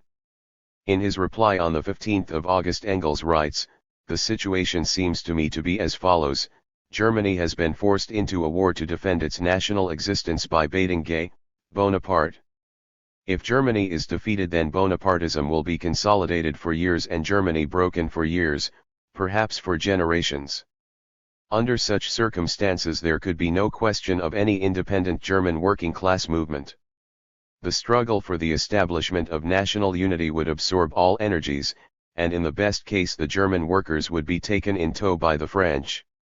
If Germany is victorious, then French Bonapartism is destroyed in any case, the eternal squabbling about the establishment of German unity will be ended at last, the German workers will be able to organize themselves on a far broader basis than previously, whilst the French workers will also have much greater freedom of movement than under Bonapartism, no matter what sort of a government may follow there. The great masses of the German people, all classes, have realized that the national existence of Germany is at stake, and they have therefore immediately sprung into the breach. Under these circumstances it seems impossible to me that a German political party can preach total obstruction, à la Wilhelm, Liebknecht, and place all sorts of subordinate considerations before the main issue." Engels condemned French chauvinism, which made its influence deeply felt even in the ranks of the Republican elements, as severely as Marx. Baiting gay could never have begun this war without the chauvinism of the masses of the French people, the bourgeoisie, the petty bourgeoisie, the peasants, and the imperialist houseman-building proletariat created by Bonaparte in the big towns and recruited chiefly from the peasantry. Peace between France and Germany is impossible so long as the chauvinism has not been crushed, and thoroughly at that. One might have expected a proletarian revolution to undertake this task, but now that the war has begun, the Germans have no alternative but to do it themselves and at once. The subordinate considerations, namely that the war had been planned by Bismarck and company, and that a German victory would reflect glory on Bismarck's system, were due to the miserable quality of the German bourgeoisie. It was all very unpleasant, but nothing could be done about it, but to raise anti-Bismarckism to a guiding principle for this reason would be absurd. First of all, just as in 1866, Bismarck is doing a share of our work, he is doing it in his own way and without wanting to, but nevertheless he is doing it. He is giving us a clearer field than we had before. And then we are no longer living in AD 1815. The South Germans must now necessarily enter the Reichstag, and with their entry a counterweight to Prussia is established. In any case, Liebknecht's desire to turn back the whole course of history since 1866, just because it doesn't please him, is nonsense, but then, we know our exemplary South Germans. In this letter, Engels once again returns to Liebknecht's policy. Amusing is Wilhelm's contention that because Bismarck was once an accomplice of baiting Gay, the correct attitude is therefore one of neutrality. If that opinion were generally prevalent in Germany, we should soon have the Rhineland League again, and the noble Wilhelm would be hard-pressed to find what role he could play in it, not to speak of the working class movement. A people used only to blows and kicks is just the right stuff to make a social revolution, particularly in Wilhelm's beloved statelets. Wilhelm obviously reckons with the victory of Bonaparte merely in order that his Bismarck may be done for in the process. You can remember how he always used to threaten him with the French. You are on Wilhelm's side, of course. The last remark was intended ironically because Liebknecht had declared that Marx had been in agreement with his and Bebel's abstention in the war credit vote. Marx admitted that he had expressed approval of the declaration of Liebknecht. It had been made at a moment when a certain stickling for principles was an act of courage, but one must not conclude from this that the moment would continue, and still less that the attitude of the German proletariat in a war which had become national, could be summed up in Liebknecht's antipathy towards Prussia. Marx had good reason for referring to the declaration and not to the abstention itself. Whilst the Lassalleans had voted for the war credit in the general chorus of the bourgeois majority without stressing in any way their socialist standpoint, Liebknecht and Bebel had made a declaration giving the reasons for their abstention. They not only gave the reasons for their attitude, but as social republicans and members of the International which fought against all oppressors irrespective of their nationality and sought to unite all the oppressed in a fraternal alliance, they added a protest on principle against the war and all dynastic wars, and expressed the hope that the peoples of Europe would learn from their present disastrous experiences and do everything possible to win the right of self-determination for themselves and abolish the existing strong-arm and class rule which was the cause of all state and social evils. Naturally, Marx was very satisfied with this declaration, which defiantly and openly raised the banner of the International for the first time in history in a European Parliament, and, at that, in a question of world historic importance. That his approval referred to this declaration can be seen from his choice of words. The abstention itself was not at all a stickling for principles, but rather a compromise, for Liebknecht had in fact intended to vote against the credit, but had been persuaded by Bebel to abstain from voting instead. Further, as every issue of the Volksstaat showed, the abstention was not an action which determined their policy merely for the moment. And finally, it was not an act of courage in the sense that it contained its own justification. If Marx had meant his act of courage in that sense, then he would have had to praise the worthy Thiers still more highly, for Thiers spoke vigorously against the war in the French Chamber, although the Mamelukes of the Second Empire raged against him and overwhelmed him with the wildest abuse, or the bourgeois Democrats of the Favre-Grieve school, who did not abstain from voting, but refused to grant the credits point blank, although the patriotic storm was at least as violent in Paris as in Berlin. The conclusion which Engels drew for the policy of the German working class from his estimate of the situation may be summed up as follows: to join the national movement as long as it limited itself to the defense of Germany, an action which did not under certain circumstances exclude the conduct of an offensive until the signing of peace, to stress the difference between German national interests and the dynastic Prussian interests, to oppose any annexation of Alsace and Lorraine, immediately. A Republican government had taken the place of the chauvinist government in Paris to work with it to secure an honorable peace, always to stress the unity of interests between the French and German workers, who had not approved of the war and who were not fighting against each other. Marx declared himself completely in agreement with this summing up, and he wrote to the Brunswick Committee in this sense. 2. After Sedan. Before the Brunswick Committee was able to make any practical use of the advice it received from London, the situation had completely changed. The Battle of Sedan had taken place, Bonaparte was a prisoner of war, the Second Empire lay in ruins, and a bourgeois republic had been declared in Paris. The former deputies of the French capital placed themselves at the head of the republic and proclaimed themselves a government of national defense. As far as the Germans were concerned, therefore, the war had ceased to be one of national defense.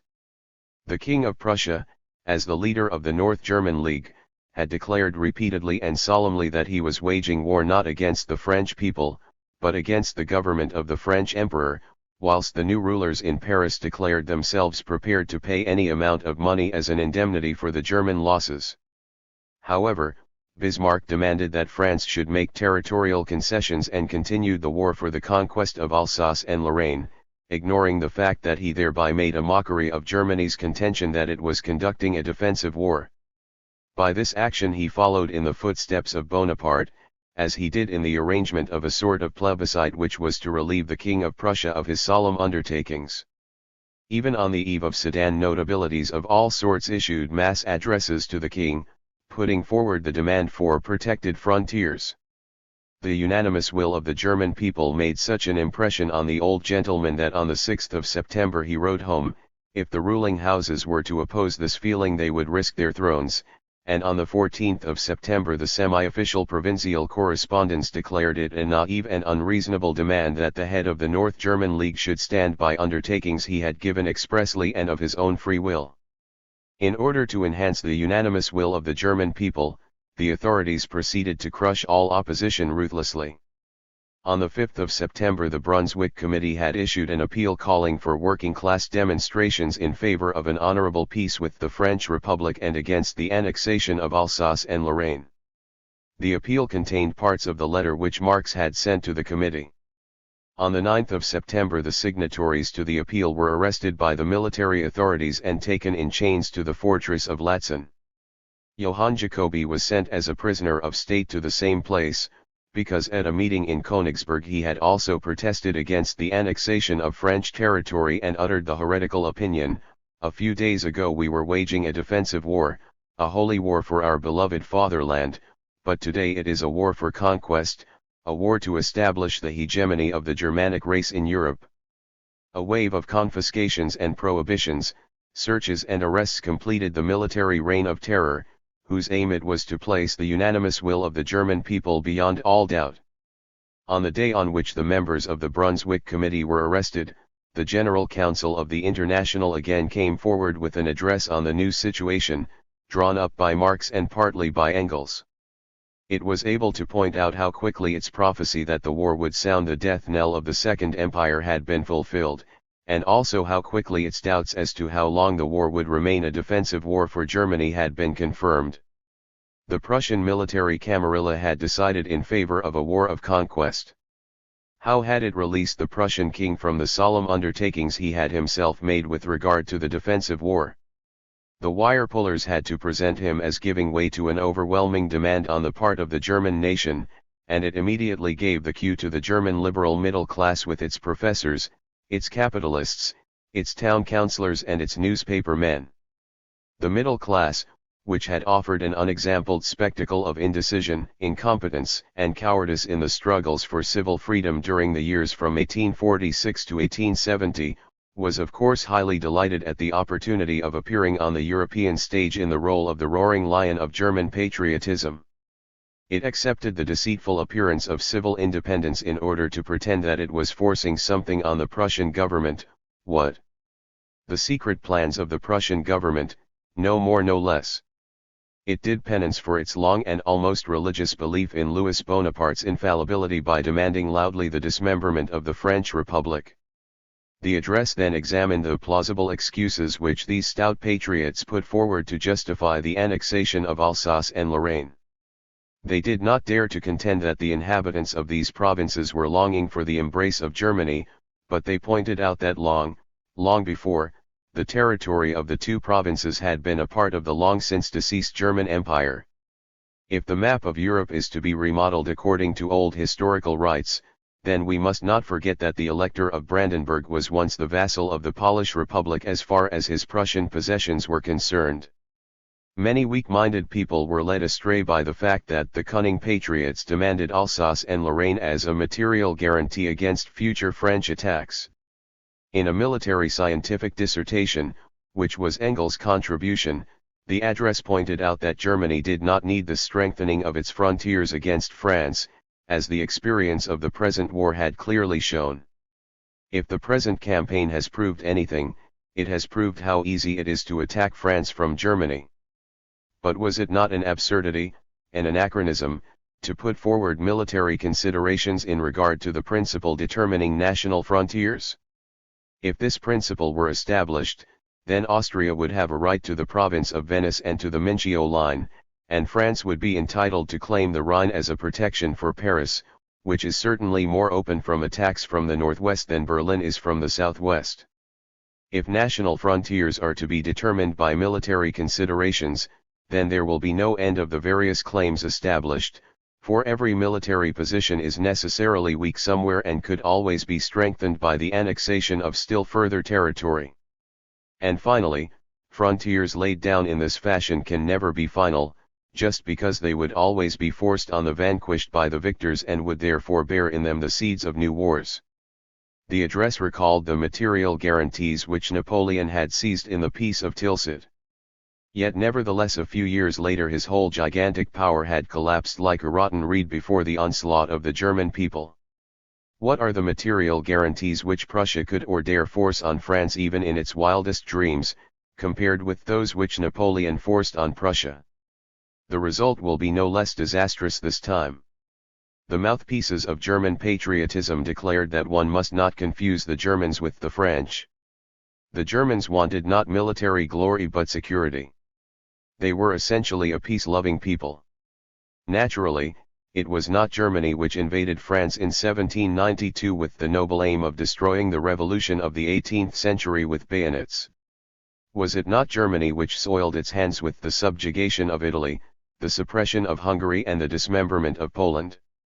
Its present military system, which divides the whole of the physically fit adult male population into two parts, a standing army on duty and a second standing army on leave, both of them equally enjoined to passive obedience to the orders of the regent by the grace of God, such a military system is naturally a material guarantee of world peace and beyond that the highest aim of civilization.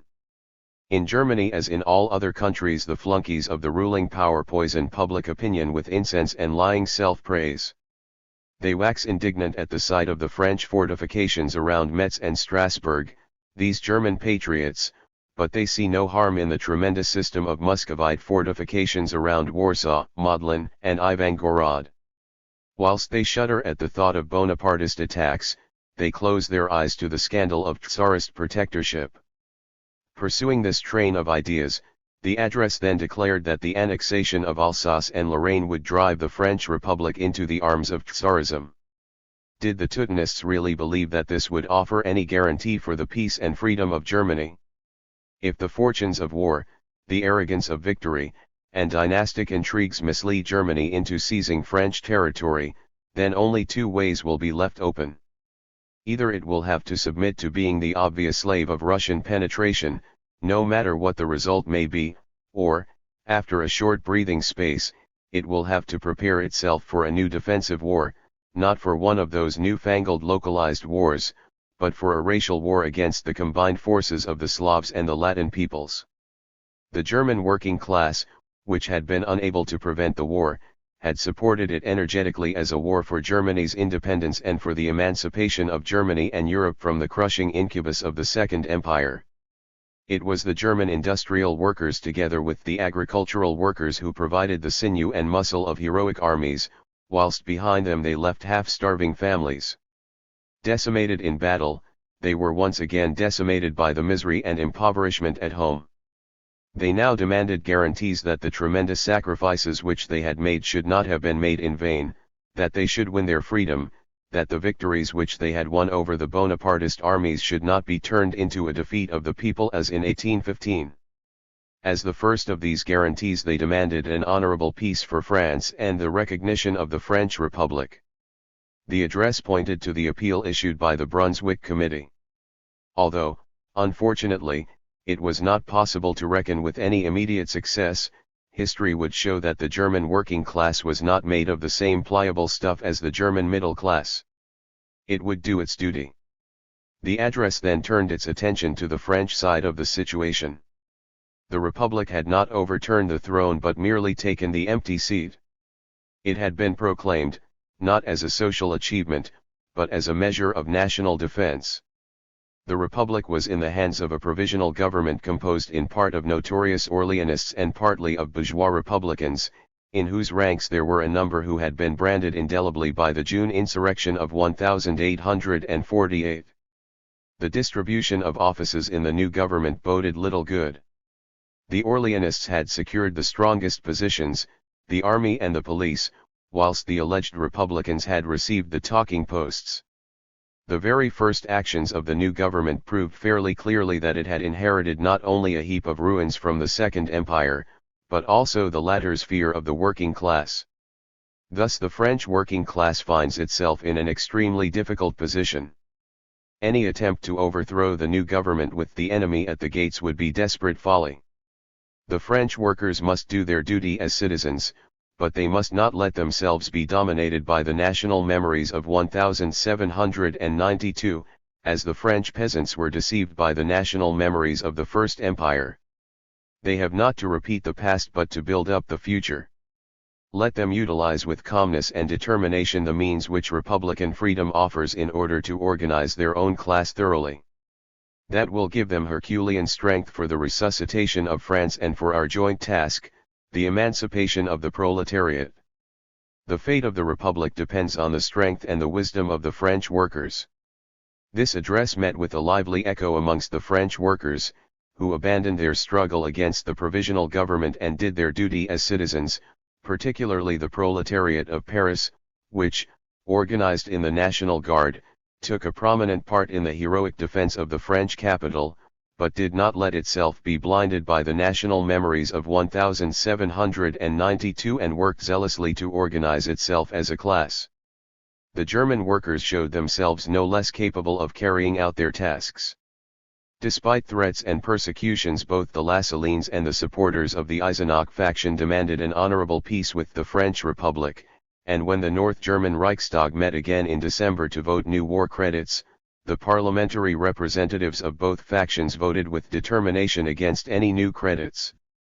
Liebknecht and Babel in particular carried on this struggle with burning zeal and challenging courage, and it is for this reason that the credit for it is chiefly connected with their names, and not on account of their abstention in July, as a widespread legend would have it. At the end of the Reichstag term they were both indicted for high treason. During the winter Marx had again been overburdened with work. In August the doctors had sent him to the seaside, but he had been laid on his back there by a violent cold, and on the last day of the month he had returned to London with his health by no means restored. However, he had to take over almost all the international correspondence of the General Council because the greater number of its foreign correspondents had gone to Paris. In a letter to his friend Kugelmann on September 14 he complained that he was never able to go to bed before 3 o'clock in the morning, but that he hoped for some relief in the future because Engels was now settling down in London for good.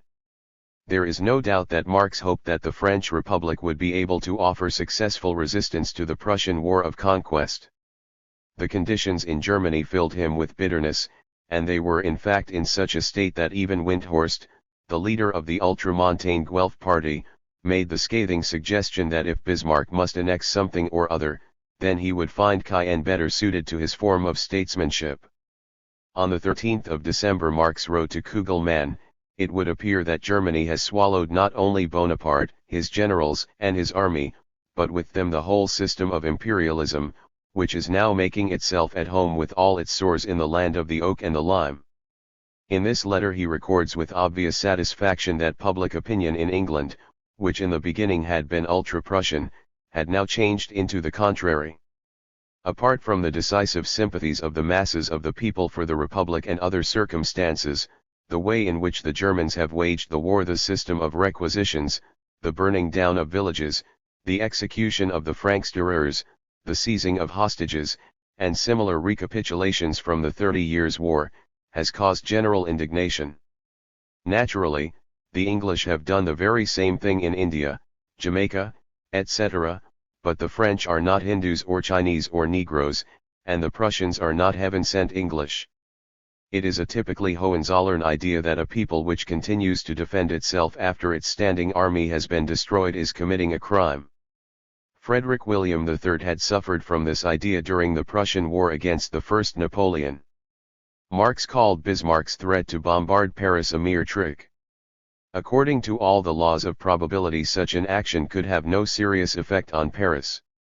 Supposing a few outworks are blown down and a few breaches made, how much use is that in a case where the numbers of the beleaguered are greater than those of the besiegers? The only real means of subduing Paris is to starve it out.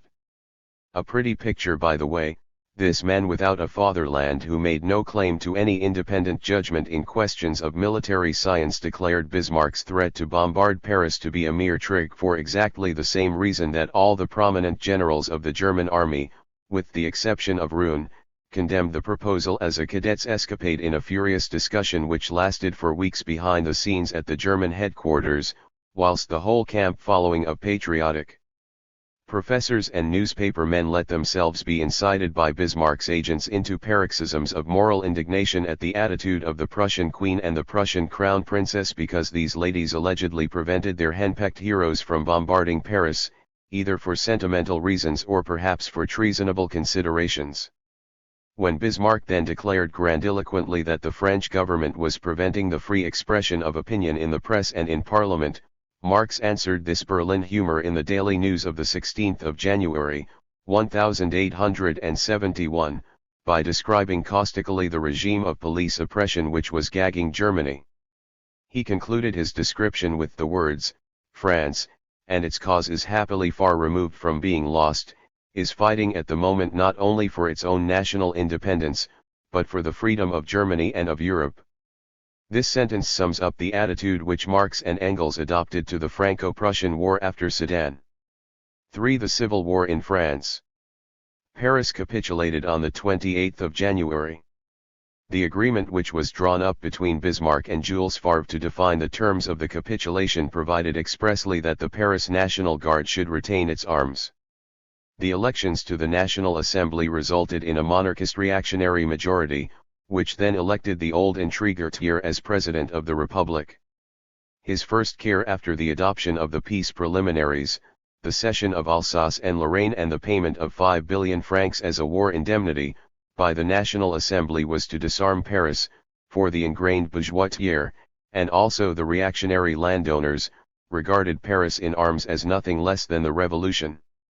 On the 18th of March Thiers attempted to seize the guns of the National Guard with the insolent lie that they were the property of the state, although they had been cast during the siege at the cost of the National Guard and were recognized as the property of the National Guard in the agreement of the 28th of January.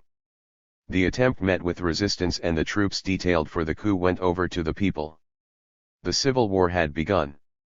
On the 26th of March Paris elected the Commune, whose history is as rich in heroism and sacrifices on the part of the workers of Paris as it is in cowardly brutality and malice on the part of the Versailles parties of law and order. It is unnecessary to stress the burning interest and sympathy with which Marx followed the development of these events. On the 12th of April he wrote to Kugelmann, "What resilient vigor, what historic initiative and what self-sacrifice these Parisians are showing. After 6 months of starvation and ruin brought about more by internal treachery than by the open enemy, they rise in revolt as though there had never been a war between France and Germany, as though Prussian bayonets did not exist, as though the enemy were not at the gates. History can show no similar example of such magnificence. If the Parisians were defeated it would be due to their good nature. After the troops and the reactionary section of the National Guard left the field, they should have marched on Versailles at once, but conscientious scruples made them wish not to open the civil war. As though the malicious abortionteer had not already opened it by his attempt to disarm Paris. But even if the Parisians should be defeated, their insurrection would remain the most glorious achievement of our party since the June Revolt. Compare these heaven-storming titans with the pious slaves of the Prusso-German Holy Roman Empire, with its posthumous masquerades, exuding a stale air of barracks, churches, rural obscurantism and, above all, Philistinism. When Marx referred to the Paris Commune as an achievement of our party, he was entitled to do so both in the general sense that the working class of Paris was the backbone of the Commune, and in the particular sense that the Parisian members of the International were amongst the most capable and gallant fighters for the Commune, although they represented only a minority on its council. The International was already notorious as the cause of all the troubles of the bourgeoisie, and it served the ruling classes of all countries as the scapegoat for all unpleasant events. It was very natural, therefore, that the bourgeoisie regarded the machinations of the International as responsible for the Paris Commune also. Curiously, however, one of the organs of the Paris police press sought to absolve the Grand Chef of the International from any responsibility in the matter, and on the 19th of March it published a letter alleged to have been sent by Marx to the Paris sections, reproaching them for paying too much attention to political and too little attention to social questions. Marx immediately sent a letter to the Times characterizing this document as an insolent forgery. No one knew better than Marx that the International had not made the Commune, but from the beginning he regarded it as flesh of its flesh and blood of its blood. Naturally, however, he did so only in the spirit of the program and statutes of the International, according to which all working class movements aiming to emancipate the proletariat were the concern of the International. Neither the Blanquist majority in the Council of the Commune, nor the minority which, although it belonged to the International, was influenced chiefly by the ideas of Proudhon, could be counted amongst Marx's immediate supporters. During the period of the Commune he kept in touch with this minority as far as the situation permitted, but unfortunately very little evidence of this is still extant. Replying to a letter from Marx which has not been preserved, Leo Frankel, a delegate for the Department of Public Works, wrote on the 25th of April, "I should be very glad if you would assist me with your advice as far as possible, because at the moment I am responsible, completely responsible in fact, for all the reforms which I wish to introduce in the Department for Public Works. One or two lines from your last letter are sufficient to indicate that you will do everything possible to make all people and all workers, and in particular the German workers, understand that the Paris Commune has nothing in common with the old-style German Commune. In any case, you will be doing our cause a good service in this respect." If Marx replied to this letter or gave Frankel any advice, we have no evidence of it. A letter sent by Frankel and Varlin to him has also been lost, but on the 13th of May Marx replied to it, "I have spoken with the bearer. Wouldn't it be a good idea to put papers of such a compromising nature for the Versailles Canal in a safe place? Such precautionary measures never do any harm. I have received a letter from Bordeaux informing me that at the last municipal elections 4 members of the International won seats. Things are beginning to move in the provinces too, though unfortunately their action is localized and peaceable. I have written several hundred letters for your cause to all corners of the world where we have connections. In any case, the working class was in favor of the Commune from the beginning. Even the English bourgeois newspapers have now abandoned their preliminary hostility. Occasionally I have succeeded in smuggling a favorable article into their columns. It seems to me that the Commune is wasting too much time on unimportant details and personal disputes. Obviously there are other influences apart from those of the proletariat at work. But all this would not matter if you could make up for lost time." Finally he pointed out that speedy action was necessary in view of the fact that 3 days previously the definitive treaty of peace had been signed between Germany and France in Frankfurt on Main, and that Bismarck now had the same interest as Thiers in the suppression of the Commune, particularly in view of the fact that with the signing of the treaty the war indemnity payments were to commence. As far as Marx gave any advice in this letter, one can feel a certain reserve, and without a doubt everything he wrote to members of the Commune was couched in the same tone. It was not that he was unwilling to take complete responsibility for the actions and omissions of the Commune, for he did that immediately after its defeat in full public and in all detail, but because he felt no inclination to play the role of dictator and to determine from afar what was to be done on the spot by those who could best see what should be done and what not. On the 28th of May the last defenders of the Commune had fallen, and 2 days later Marx presented the General Council with the address on the Civil War in France, one of the most brilliant documents that ever came from his pen, and all in all, even today, the crowning contribution to all the voluminous literature which has been published on the Commune. Once again he demonstrated on the basis of this difficult and complicated problem his extraordinary capacity to recognize the historic essence of a situation under the deceptive surface of an apparently insoluble confusion and in the middle of 100 conflicting rumors. As far as the address dealt with facts, and its two first as well as its fourth and last sections describe the actual course of events, it recognized the truth in every instance and has never been refuted in any single point. The address certainly gives no critical history of the Commune, but that was not its aim. It was written to defend the honor of the Commune and to justify it against the vilification and injustice of its enemies, and it did so brilliantly. It was written as a polemic and not as a historical judgment, and since then the weaknesses and errors of the Commune have been subjected often enough to severe criticism on the part of socialists, sometimes too severe. At the time Marx contented himself with the following hint: in every revolution people of a character very different from that of the real representatives of the revolution push themselves forward side by side with the latter. Some of these people are survivors from earlier revolutions with which they are completely bound up. They have no understanding of the present revolution, but, thanks to their well-known courage and high character, or perhaps to mere tradition, they still enjoy considerable influence on the masses of the people. Others again are mere bawlers who have repeated the same declamations against the government of the day for years and thus by false pretenses won the reputation of being revolutionaries of the first water. Such people also appeared on the scene after the 18th of March, and in a number of cases they even played a prominent role. As far as lay in their power, they obstructed the real action of the working class just as they had obstructed the full development of all earlier revolutions.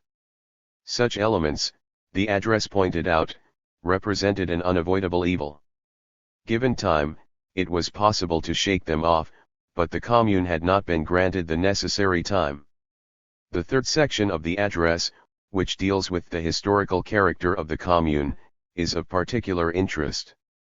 With great discernment Marx demonstrates the difference between the Commune and earlier historical forms which might appear similar to it, from the medieval Commune down to the Prussian municipal system.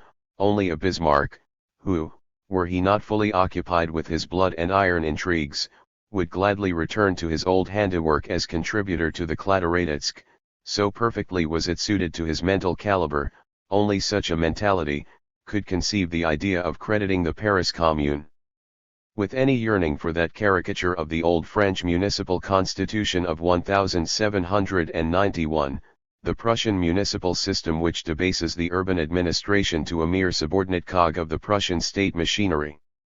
In the manifold nature of the interpretations placed on the Commune and in the manifold nature of the interests expressed in it, the address recognized the fact that it was a political form easily capable of extension, whereas all previous governmental forms had been chiefly of an oppressive nature.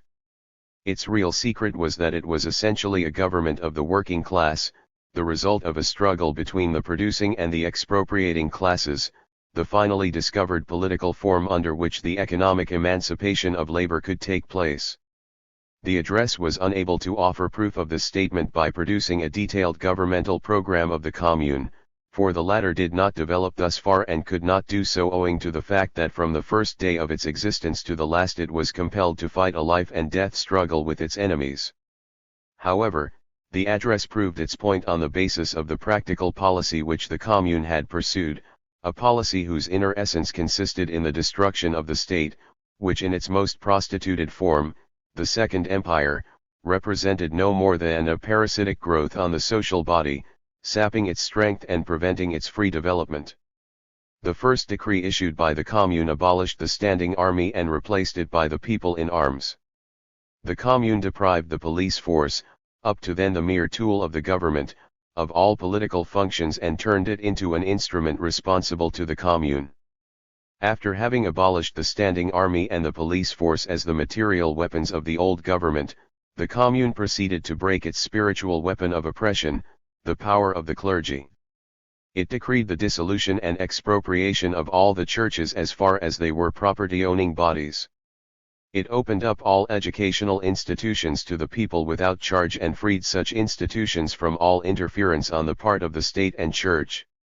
And finally, it tore up the old state bureaucracy by the roots by making all state officials, including judges, subject to election and deposition at any time and by fixing the maximum rate of pay for state servants at 6,000 francs. The way in which the address dealt with these details was brilliant, but there was a certain contradiction between them and the opinions previously held by Marx and Engels for a quarter century and set down in the Communist Manifesto.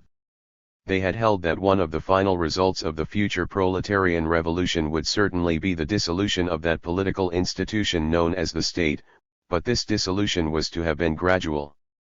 The main aim of such an institution was always to protect by force of arms the economic oppression of the working majority of the population by a minority in exclusive possession of the wealth of society. With the disappearance of this minority of wealthy persons, the necessity for an armed repressive institution such as the state would also disappear. At the same time, however, they had pointed out that to achieve this and other still more important aims of the future social revolution, the working class must first of all seize the organized political power of the state and use it to crush the resistance of the capitalists and reorganize society. These opinions of the Communist Manifesto could not be reconciled with the praise lavished by the address of the General Council on the Paris Commune for the vigorous fashion in which it had begun to exterminate the parasitic state. Naturally, both Marx and Engels were well aware of the contradiction, and in a preface to a new edition of the Communist Manifesto issued in June 1875 under the immediate influence of the Paris Commune, they revised their opinions, appealing expressly to the address of the General Council and declaring that the workers could not simply lay hold of the ready-made state machinery and wield it for their own purposes. At a later date, and after the death of Marx, when Engels was compelled to engage in a struggle against the anarchist tendencies in the working class movement, he let this proviso drop and once again took his stand on the basis of the manifesto. It is not difficult to realize that the supporters of Bakunin interpreted the address of the General Council in their own way, and Bakunin declared mockingly that although the Commune had overthrown all Marx's ideas, the latter had doffed his hat to it in violation of all logic and been compelled to accept its program and its aims as his own. And in fact, if an insurrection which had not even been prepared but forced on the workers by a sudden and brutal attack was able to abolish the whole oppressive machinery of the state by means of a few simple decrees, was not that a confirmation of Bakunin's steadfastly maintained standpoint? It was not difficult for those who wanted to believe this to find support for their attitude in the address, which tended rather to present as already existing something which in reality was no more than a possibility developing from the character of the Commune. In any case, the fact that Bakunin's agitation began to meet with greater approval in 1871 than ever before was due to the powerful impression made by the Paris Commune on the European working class. The address concluded with the words, "The Paris of the workers with its Commune will be commemorated forever as the glorious herald of a new society. Its martyrs are enshrined in the great heart of the working class. Its destroyers have already been pilloried by history, and not all the prayers of their priests and parsons will be able to set them free." The address immediately created a tremendous sensation, and in a letter to KARL Marx declared, "It has kicked up the devil's own rumpus, and at the moment I have the honor of being the most slandered and most threatened man in London. It is doing me good after 20 long and boring years of idyllic isolation like a frog in a swamp. The government organ, the Observer, is even threatening me with prosecution. Let them try it. I snap my fingers at the canaille." Immediately after the first howl of wrath had gone up, Marx had proclaimed himself as the author of the address. In later years he was reproached, even from social democratic sources, with having endangered the International by burdening it with the responsibility for the Commune, although it had not been the duty of the International to shoulder any part of the responsibility. To defend the Commune against unjust attacks was very well, but he should have crossed himself in the face of its defects and errors. In any case, such opinions were not widely held, and the tactic proposed might have been good for a liberal statesman, but not for Marx, just because he was Marx. It never occurred to him to endanger the future of his cause in the deceptive hope that he could thereby diminish the dangers which threatened it in the immediate present. For the International and the Paris Commune. By taking over the heritage of the Commune without previously sorting over the remains, the International faced a world of enemies. Least important were the slanderous attacks with which it was overwhelmed by the bourgeois press of all countries. On the contrary, as a result of these attacks it won, in a certain sense and to a certain degree, a propaganda weapon, because the General Council was able to reply to such attacks openly and thus at least secured a hearing in the English press. A much greater problem for the International was that presented by the necessity of assisting the numerous fugitive communards who fled to Belgium and to Switzerland, but chiefly to London. The state of its finances grew more and more unfavorable, and the collection of the necessary funds to assist the fugitives met with great difficulties and necessitated great efforts. For many months the General Council was compelled to devote its chief energies and the greater part of its time to this problem, to the detriment of its normal tasks, although the latter became more and more urgent as almost all governments now began to mobilize their forces against the International. However, even this war of the governments against the International was not its chief trouble. The campaign against the International was carried on with more or less energy in the various continental countries, but the attempts to unite all governments in a joint campaign of repression against the class-conscious proletariat failed for the moment.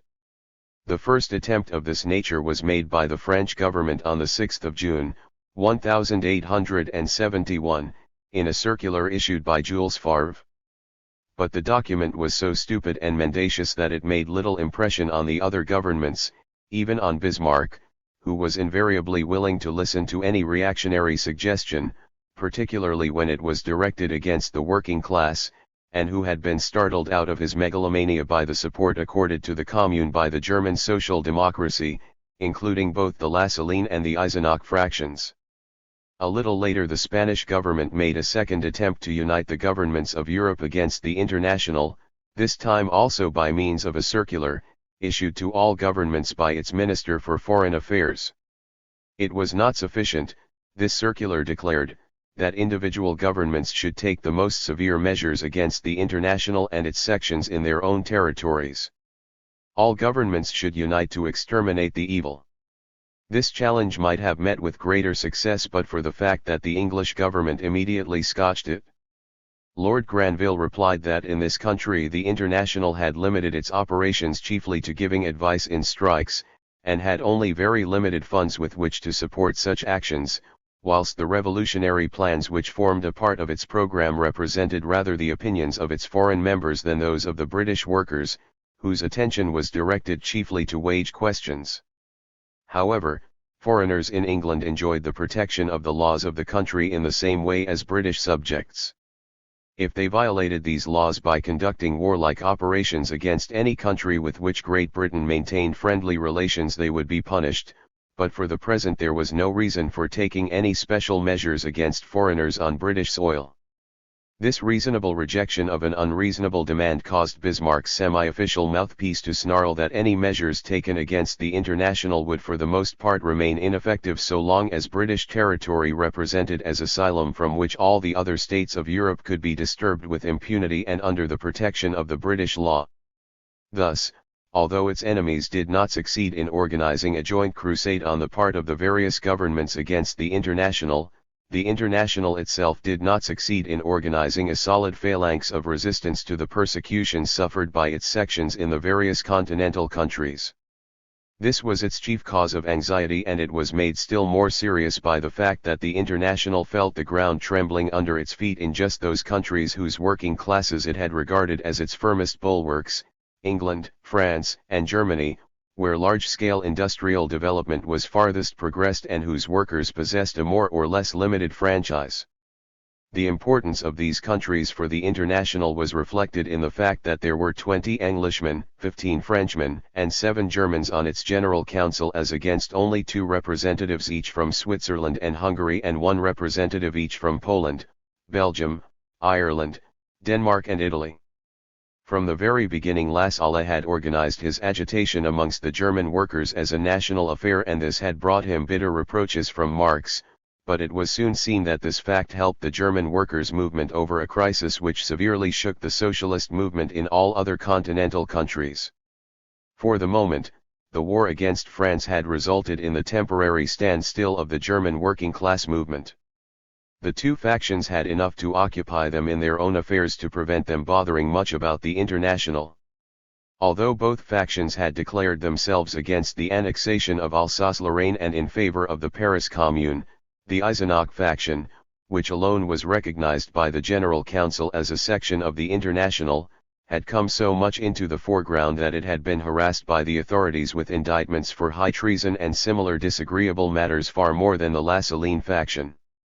It was Bebel who, according to Bismarck's own evidence, first awakened the suspicion of the latter by his fiery speech in the Reichstag, in which he declared the German social democracy in solidarity with the Paris Communards, and who caused Bismarck to deliver increasingly violent blows against the German working class movement. However, much more decisive for the attitude of the Eisenach faction towards the International was the fact that since it had constituted itself as an independent party on a national basis, it had become more and more estranged from the International. In France, Thiers and Favre had caused the monarchist reactionary National Assembly to pass a draconic law aimed specially against the International. This law completely paralyzed the French working class, which had already been weakened to the point of utter exhaustion by the fearful bloodletting of the Versailles massacres.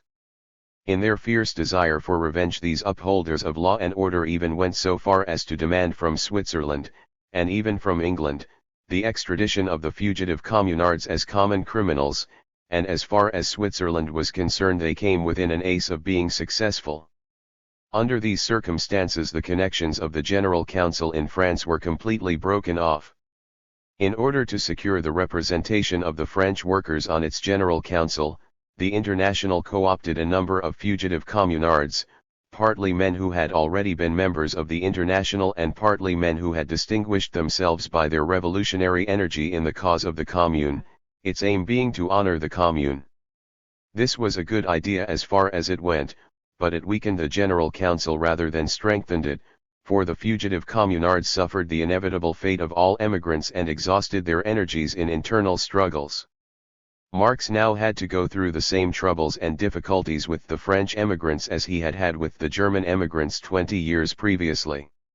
He was certainly the last man to demand any recognition for doing what he, in any case, considered it his duty to do, but in November 1871, the constant bickerings of the French fugitives caused him to sigh regretfully, "And that's my reward for having wasted almost 5 months of my time on their behalf and for having vindicated their honor in the address." And finally, the International lost the support which it had previously enjoyed from the English workers. Externally the breach first appeared when 2 reputable leaders of the trade union movement, Lecraft and Auger, who had been members of the General Council since its inception, Auger even as president so long as that office had existed, resigned from the council on account of the address on the civil war in France. This action gave rise to the legend that the trade unions parted company with the International owing to their moral abhorrence of the latter's defense of the Commune. The grain of truth which this legend contains by no means represents the real issue. The breach was due to much more important and deep-lying reasons. From the beginning, the alliance between the International and the trade unions was a mariage de convenance. Both parties needed each other, but neither ever intended to bind itself up with the other for better or for worse until death did them part. With masterly dexterity Marx had drawn up a joint program in the inaugural address and the statutes of the International, but although the trade unions were thus able to accept the program, in practice they never used any more of it than suited their purpose. In his answering dispatch to the Spanish government, Lord Granville correctly describes the relation between the English trade unions and the International. The aim of the trade unions was to improve working conditions on the basis of capitalist society, and in order to further this aim they did not scorn the political struggle, but in the choice of their allies and their weapons they were guided by no fundamental considerations, so far as such considerations did not apply immediately to their actual aim. Marx was soon compelled to recognize that this egoistic peculiarity of the trade unions, which was deeply rooted in the history and the character of the English proletariat, could not be broken so easily. The trade unions needed the International in order to carry the Reform Bill, but once this was achieved they began to flirt with the Liberals, for without the assistance of the latter they could not hope to win seats in Parliament. Even in 1868 Marx had complained of these intriguers and had mentioned Auger, who put up for Parliament on several occasions, as one of them. On another occasion Marx justified the presence of a number of the supporters of the Irish sectarian Brantera O'Brien in the General Council with the following significant words: "Despite their follies these O'Brienites represent a, very often necessary, counterweight to the trade unionists in the General Council. They are more revolutionary, more definite in their attitude to the land question, less national, not open to corruption in any shape or form, and but for that they would have been turned out long ago." He also opposed the repeated proposal that a special federal council should be formed for England, chiefly on the ground, given for instance in the circular of the General Council issued on the 1st of January, 1870, that the English lacked revolutionary ardour and the capacity to generalize, so that any such federal council would become a tool in the hands of radical members of Parliament. After the secession of the English working class leaders Marx accused them bluntly of having sold themselves to the Liberal ministry. This may have been true of some of them, but it was not true of all, even if one assumes corruption to include other forms than that of cash payment.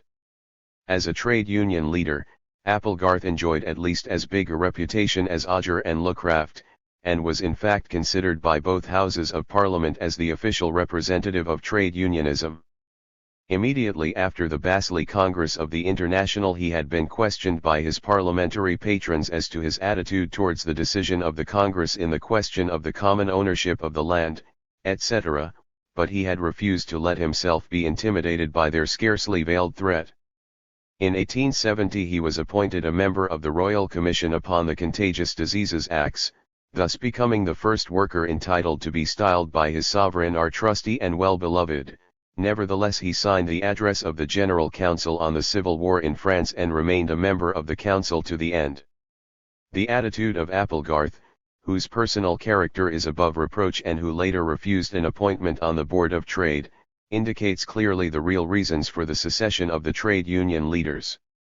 The immediate aim of the trade unions was to secure legal protection for themselves and their funds. This aim appeared to have been achieved when in the spring of 1871 the government brought in a bill giving every trade union the right to register itself as an approved society, thereby receiving legal protection for its funds providing that its statutes did not conflict with the law. However, what the government gave with one hand it immediately took away with the other, for the bill contained a lengthy clause which practically abolished the right of combination by confirming all the old elastic terms aimed at preventing strikes by prohibiting violence, threats, intimidation, molesting, obstruction, etc. It was in fact nothing but a law aimed specially against the trade unions, and every action taken by them, or by anyone else, with a view to furthering their cause was declared punishable, whilst the same actions when committed by other bodies remained legal. With politeness and restraint the historians of British trade unionism declare, it seemed of little use to declare the existence of trade societies to be legal if the criminal law was so stretched as to include the ordinary peaceful methods by which these societies attained their ends. For the first time, therefore, the trade unions were legally recognized and afforded protection, but at the same time all the provisions of the laws against trade union action were expressly confirmed and even intensified. Naturally, the trade unions and their leaders rejected this Greek gift, but their protests succeeded only in persuading the government to divide its bill into two separate parts, a bill legalizing the existence of the trade unions, and a criminal law amendment bill embracing all the clauses against trade union activity. That was of course no real success, but merely a trap into which the trade union leaders were invited to fall, and into which, in fact, they did fall because their anxiety for their funds was greater than their loyalty to trade union principles. All of them, and Applegarth was even in the van, registered their organizations under the new law, and in September 1871, the Conference of Amalgamated Trades, the representative body of the new unionism, which had once been the link between the International and the unions, formally dissolved itself, having discharged the duties for which it was organized. Owing to the fact that in their gradual approach towards middle-class respectability the leaders of the trade unions had come to regard strikes as one of the more primitive methods of trade union activity, it was not difficult for them to salve their consciences. As early as 1867 one of them had declared, in giving evidence before a royal commission, that strikes were a sheer waste of money and energies both for the workers and their employers. Therefore, in 1871, when a powerful movement in favor of the 9-hour day swept over the country, the trade union leaders did their utmost to hold back the workers, who had not participated in the statesmanlike development of their leaders and who were fiercely indignant at the new criminal law amendment bill against trade union activities. This movement began on the 1st of April with the strike of the engineering workers in Sunderland, spread rapidly throughout the engineering centers and culminated in the Newcastle strike, which lasted 5 months and ended in a complete victory for the workers. The great engineering union, the Amalgamated Society of Engineers, was definitely opposed to this mass movement on the part of the workers, and only after the strike had been proceeding for 14 weeks did those strikers who were members of the union receive strike support, which was fixed at 5 shillings a week. With this and the usual unemployment support they had to carry on their struggle. The movement, which quickly spread to a number of other trades and industries, was led exclusively by the 9 Hours League, which had been formed for this purpose and had a very capable leader in John Burnet. On the other hand, the 9 Hours League received vigorous support from the General Council of the International, which sent its members Cohn and Icarius to Belgium and Denmark to prevent the agents of the employers recruiting strike breakers there, a task which they both performed with a considerable degree of success. Whilst negotiating with Burnet, Marx was unable to suppress the bitter remark that it was a peculiar misfortune that the organized bodies of workers remained aloof from the International until they were in trouble, whereas if they came in good time it would be easier to take effective precautionary measures. For the moment, however, the course of development made it appear as though the International were about to be richly compensated by the masses for what it had lost in their leaders. New sections were formed and the existing sections greatly increased their strength, but at the same time the demand that a special federal council should be formed for England was raised with increasing urgency. Marx then finally made the concession that he had refused for so long. With the fall of the Paris Commune the possibility of a new revolution had receded into the background and apparently, therefore, he no longer attached such importance to the General Council keeping its hand directly on the strongest lever of the revolution. However, his old misgivings soon proved to be justified, and with the establishment of the Federal Council the traces of the International began to disappear more rapidly in England than in any other country. 5. The Bakuninist opposition. After the fall of the Paris Commune the International had difficulties enough to face in Germany, France, and England, but they were nothing compared to the troubles in those countries in which its foothold was weak. The small center of trouble which had formed in Switzerland even before the Franco-Prussian War now spread to Italy, Spain, Belgium, and other countries, and it began to look as though Bakunin's ideas would be victorious over those of the General Council.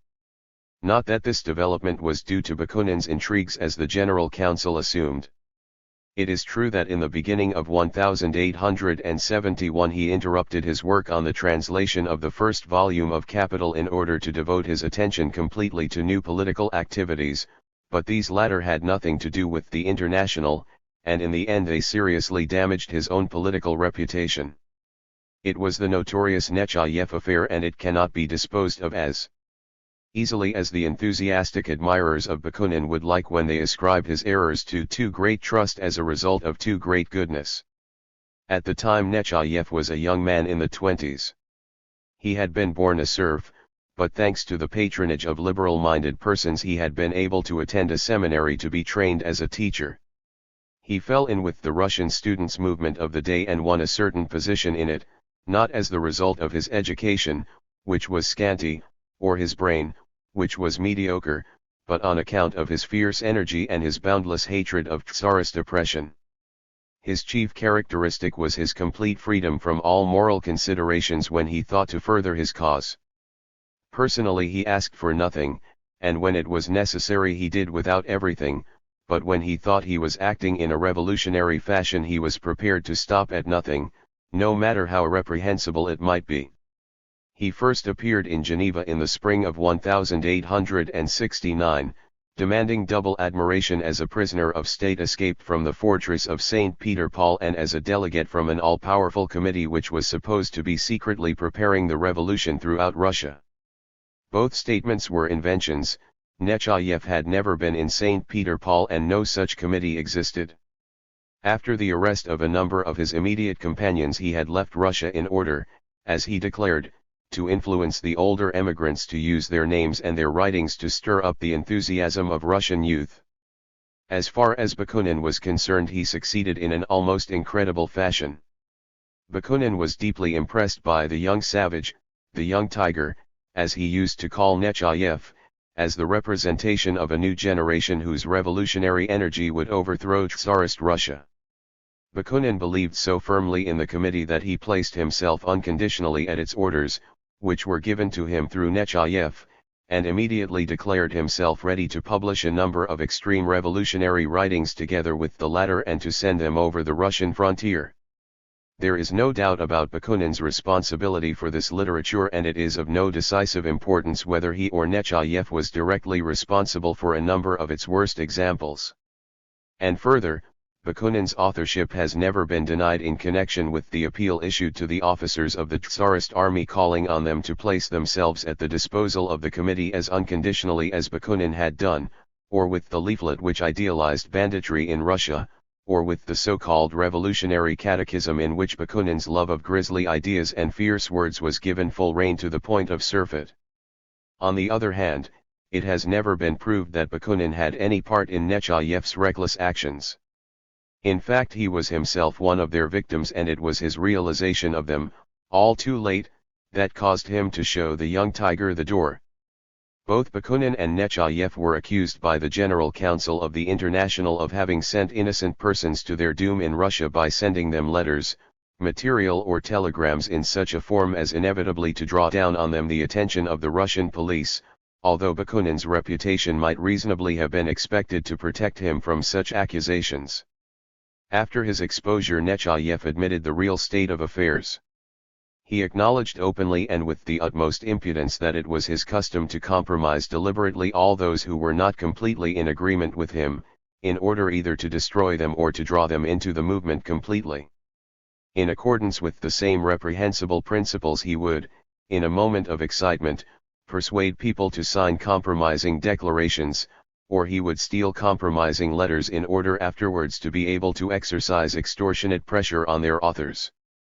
When Nechayev returned to Russia in the autumn of 1869, Bakunin had not yet learned of these methods, and Nechayev was provided with a written authorization from Bakunin which declared that he was the accredited representative, naturally not of the International and not even of the Alliance of Socialist Democracy, but of a European Revolutionary Alliance which Bakunin's inventive genius had founded as a sort of branch of the Alliance for Russian Affairs. This organization probably existed only on paper, but in any case, Bakunin's name was enough to secure a certain support from amongst the students for Nechayev's agitation.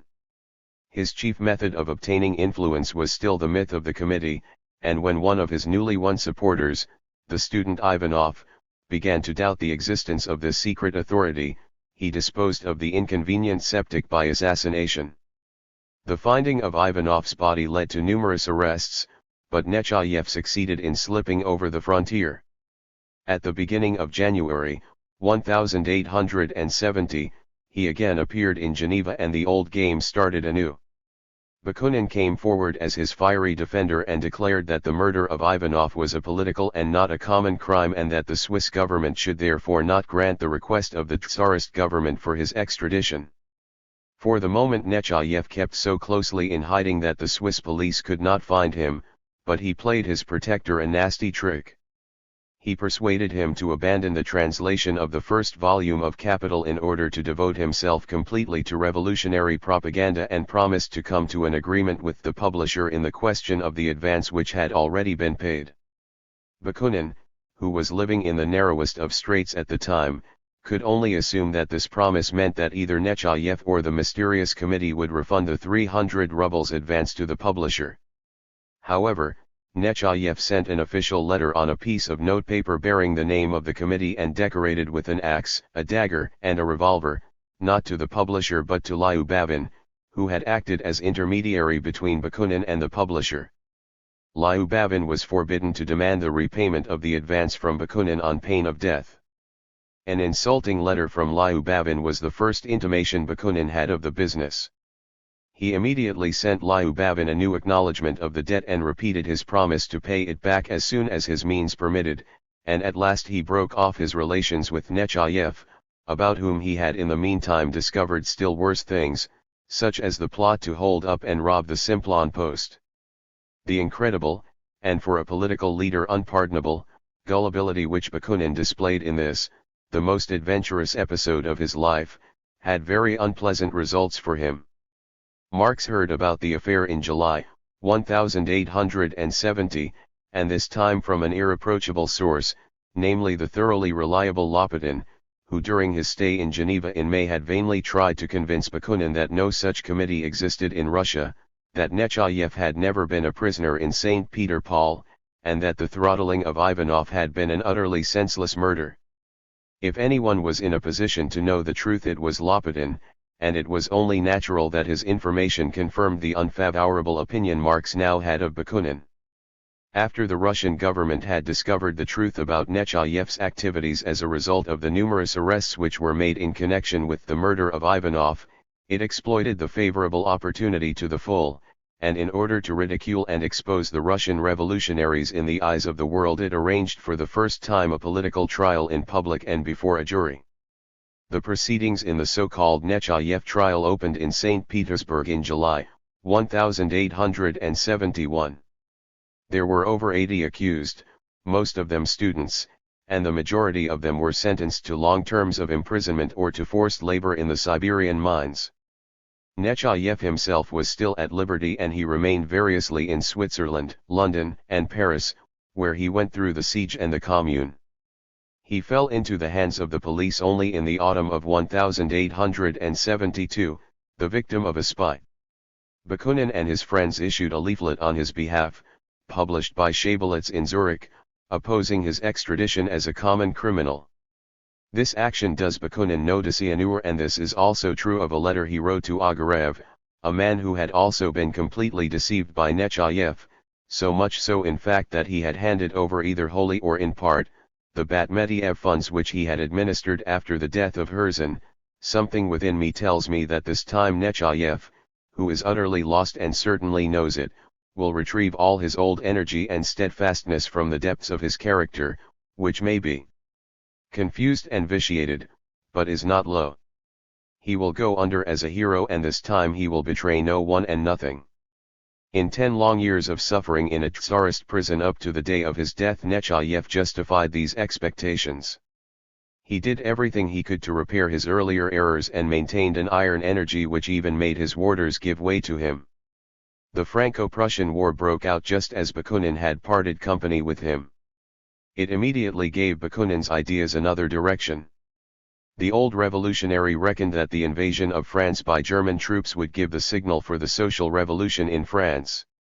The French workers must not remain inactive in the face of an aristocratic, monarchist and military invasion unless they wished to betray not only their cause but the cause of socialism. A victory for Germany would be a victory for European reaction. Bakunin was right in declaring that a revolution at home need not paralyze the resistance of the French people to the foreign enemy, and he appealed to French history in particular to prove his point, but his proposals to persuade the Bonapartist and reactionary peasant class into joint revolutionary action with the urban workers were thoroughly fantastic. The peasants should not be approached with any decrees or communist proposals or organizational forms, as that would cause them to revolt against the towns, Bakunin declared. Instead, one should draw the revolutionary spirit from out of the depths of their souls, and other similarly fantastic phrases. After the fall of the Second Empire, Guillaume published an appeal in the Solidarite calling for the formation of armed bands of volunteers to hurry to the assistance of the French Republic. It was a downright act of folly, particularly coming from a man who had opposed with nothing short of fanaticism any participation of the International in politics, and it produced no result but laughter. However, Bakunin's attempt to proclaim a revolutionary commune in Lyons on the 28th of September must not be placed in the same category. Bakunin had been called to Lyons by the revolutionary elements there. The town hall had been occupied, the administrative and governmental machinery of the state abolished and the revolutionary federation of the commune proclaimed in its place, when the treachery of General Cluseret and the cowardice of a number of other persons gave the National Guard an easy victory. Bakunin had vainly urged that energetic measures should be taken and that, above all, the representatives of the government should be arrested. He was taken prisoner himself, but released almost immediately by a detachment of volunteers. He remained a few weeks in Marseilles in the hope that the movement would revive again, but when this hope proved baseless he returned at the end of October to Locarno. The ridiculing of this unsuccessful attempt might reasonably have been left to the reaction, and an opponent of Bakunin whose opposition to anarchism did not rob him of all capacity to form an objective judgment wrote, "Unfortunately, mocking voices have been raised even in the social democratic press, although Bakunin's attempt certainly does not deserve this." Naturally, those who do not share the anarchist opinions of Bakunin and his followers must adopt a critical attitude towards his baseless hopes, but apart from that, his action in Lyons was a courageous attempt to awaken the sleeping energies of the French proletariat and to direct them simultaneously against the foreign enemy and the capitalist system. Later the Paris Commune attempted something of the sort also and was warmly praised by Marx. That is certainly a more objective and reasonable attitude than that of the Leipzig Volksstaat, which, adopting a well-used tactic, declared that the proclamation issued by Bakunin in Lyons could not have been better suited to Bismarck if it had been drawn up in the latter's own press bureau. The failure of the movement in Lyons deeply depressed Bakunin. He had believed the revolution almost at hand, now he saw it disappear into the far future, particularly after the overthrow of the Paris Commune, which had filled him with new hope for the moment. His hatred against the revolutionary propaganda carried on by Marx increased because he thought it chiefly responsible for the indecisive attitude of the proletariat. In addition, his personal situation was very pressing. He received no assistance from his brothers and there were days when he had not even 5 centimes in his pocket to purchase his usual cup of tea. His wife was afraid that he would lose his energy and go to seed. However, he decided to set down his opinions on the development of humanity, philosophy, religion, the state, and anarchy in a work which was to be written piecemeal in his free moments and to represent his political testament. This work was never concluded. His unruly spirit was not permitted much peace. Judin had continued his incitement in Geneva, and in August, 1870, he had secured the expulsion of Bakunin and a number of his friends from the central section in Geneva on the ground that they were members of the Alliance section. Judin had then spread the lie that the Alliance had in fact never been admitted into the International by the General Council, and that the documents in the possession of the Alliance bearing the signatures of Jung and Ecarius were forgeries. In the meantime, however, Robin had emigrated to London and had been made a member of the General Council despite the fact that he had attacked it so vigorously in Illegalite. With this action the General Council gave a proof of its objectivity, for Robin had never ceased to be a sworn supporter of the Alliance. On the 14th of March, 1871, he had proposed that the International should call a private conference to settle the dispute in Geneva. On the eve of the Paris Commune the General Council had thought it desirable to reject this proposal, but on the 25th of July it decided to call a conference on the Geneva dispute for the following September. In the same session it confirmed, at the instance of Robin, the authenticity of the documents signed by Jung and Ecarius informing the alliance of its admission to the International. This letter had hardly arrived in Geneva when the alliance section voluntarily dissolved on the 6th of August and informed the General Council of this step immediately. The idea was to create a good impression. After the section had been vindicated by the General Council against the lies of Juden, it sacrificed itself in the interests of peace and reconciliation.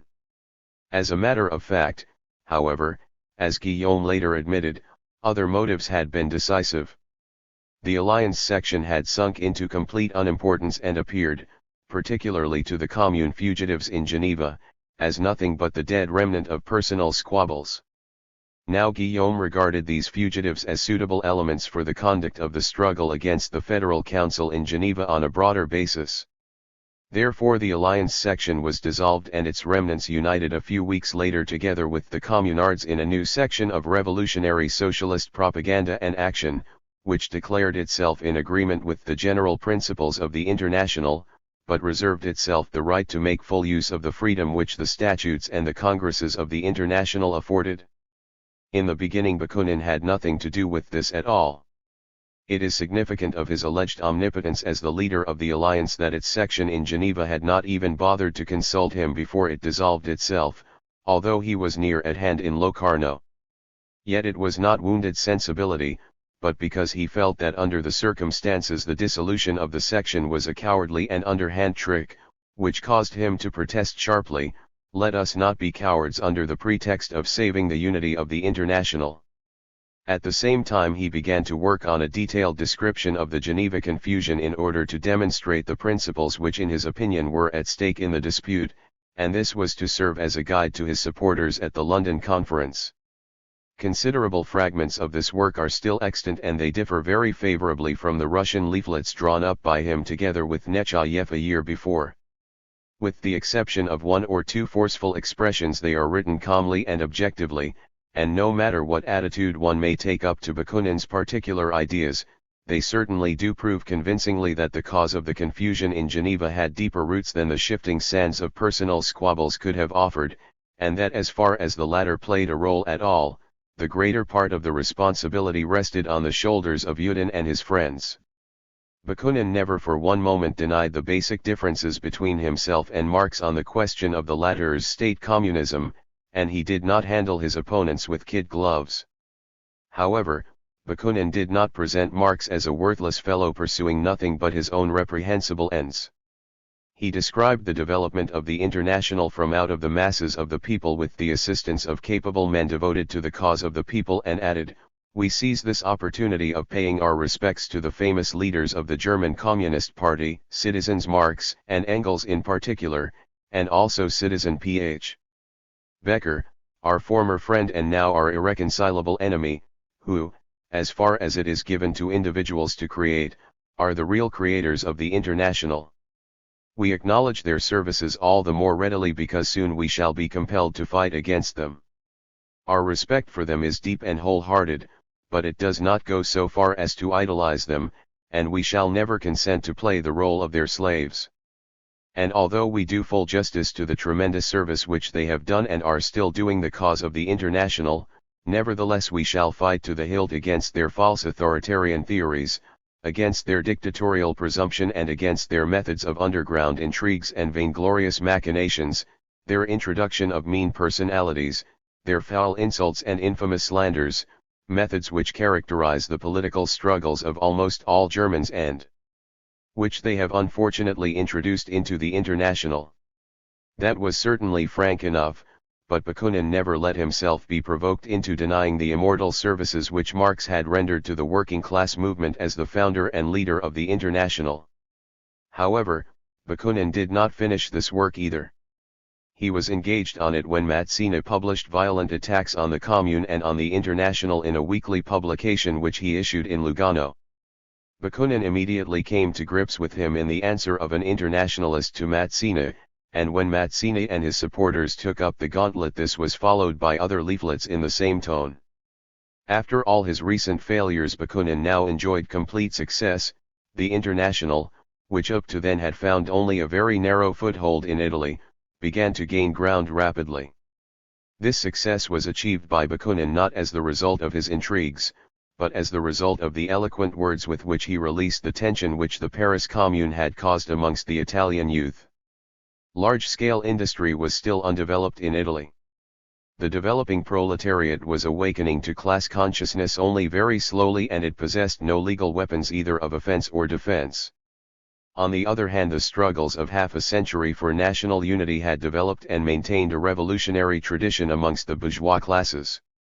Innumerable insurrections and conspiracies had aimed to win national unity until finally it had been obtained in a form which necessarily represented a great disappointment to all revolutionary elements. Under the protection first of all of French and then of German arms, the most reactionary state in the country had founded an Italian monarchy. The heroic struggles of the Paris Commune roused the revolutionary youth of Italy from the depression into which it had fallen. On the edge of the grave, Mazzino turned away from the new light which irritated his old hatred of socialism, but Garibaldi, who was a national hero to a far greater extent, honestly welcomed the rising sun of the future in the International. Bakunin knew perfectly well from what sections of the population his supporters flocked, and in April 1872 he wrote, "What Italy has lacked up to the moment was not the correct instinct, but the organization and the idea.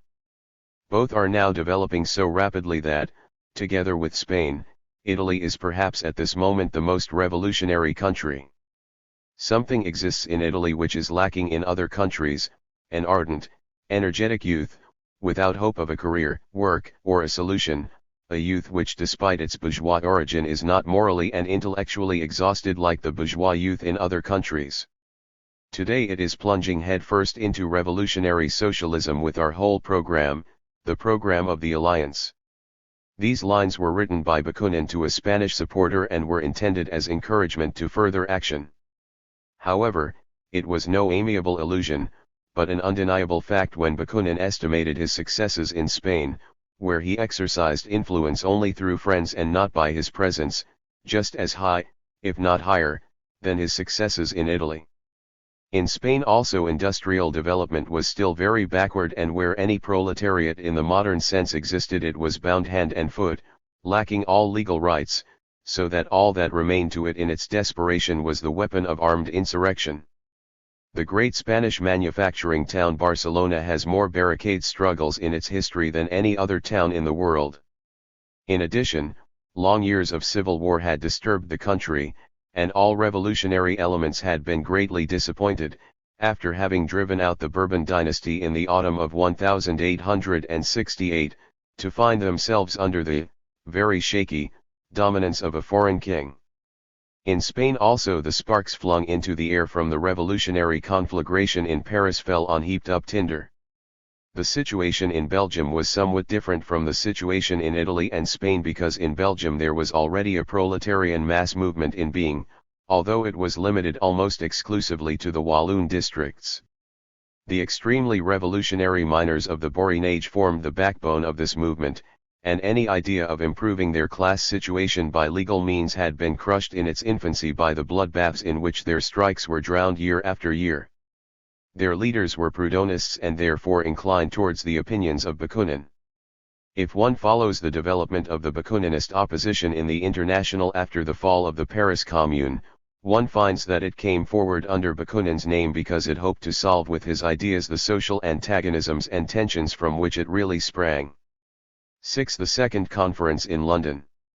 The conference which the General Council decided to call for September in London was intended to take the place of the annual Congress which was about to fall due. The Congress in Basel in 1869 had decided that the next Congress should take place in Paris, but the campaign of incitement which Ollivier organized against the French sections of the International to celebrate the plebiscite caused the General Council to use its authority to alter the venue of the Congress, and in July 1870 it decided that the Congress should be held in Mayence. At the same time the General Council proposed to the national federations that its seat should be moved from London to some other place, but this proposal was unanimously rejected.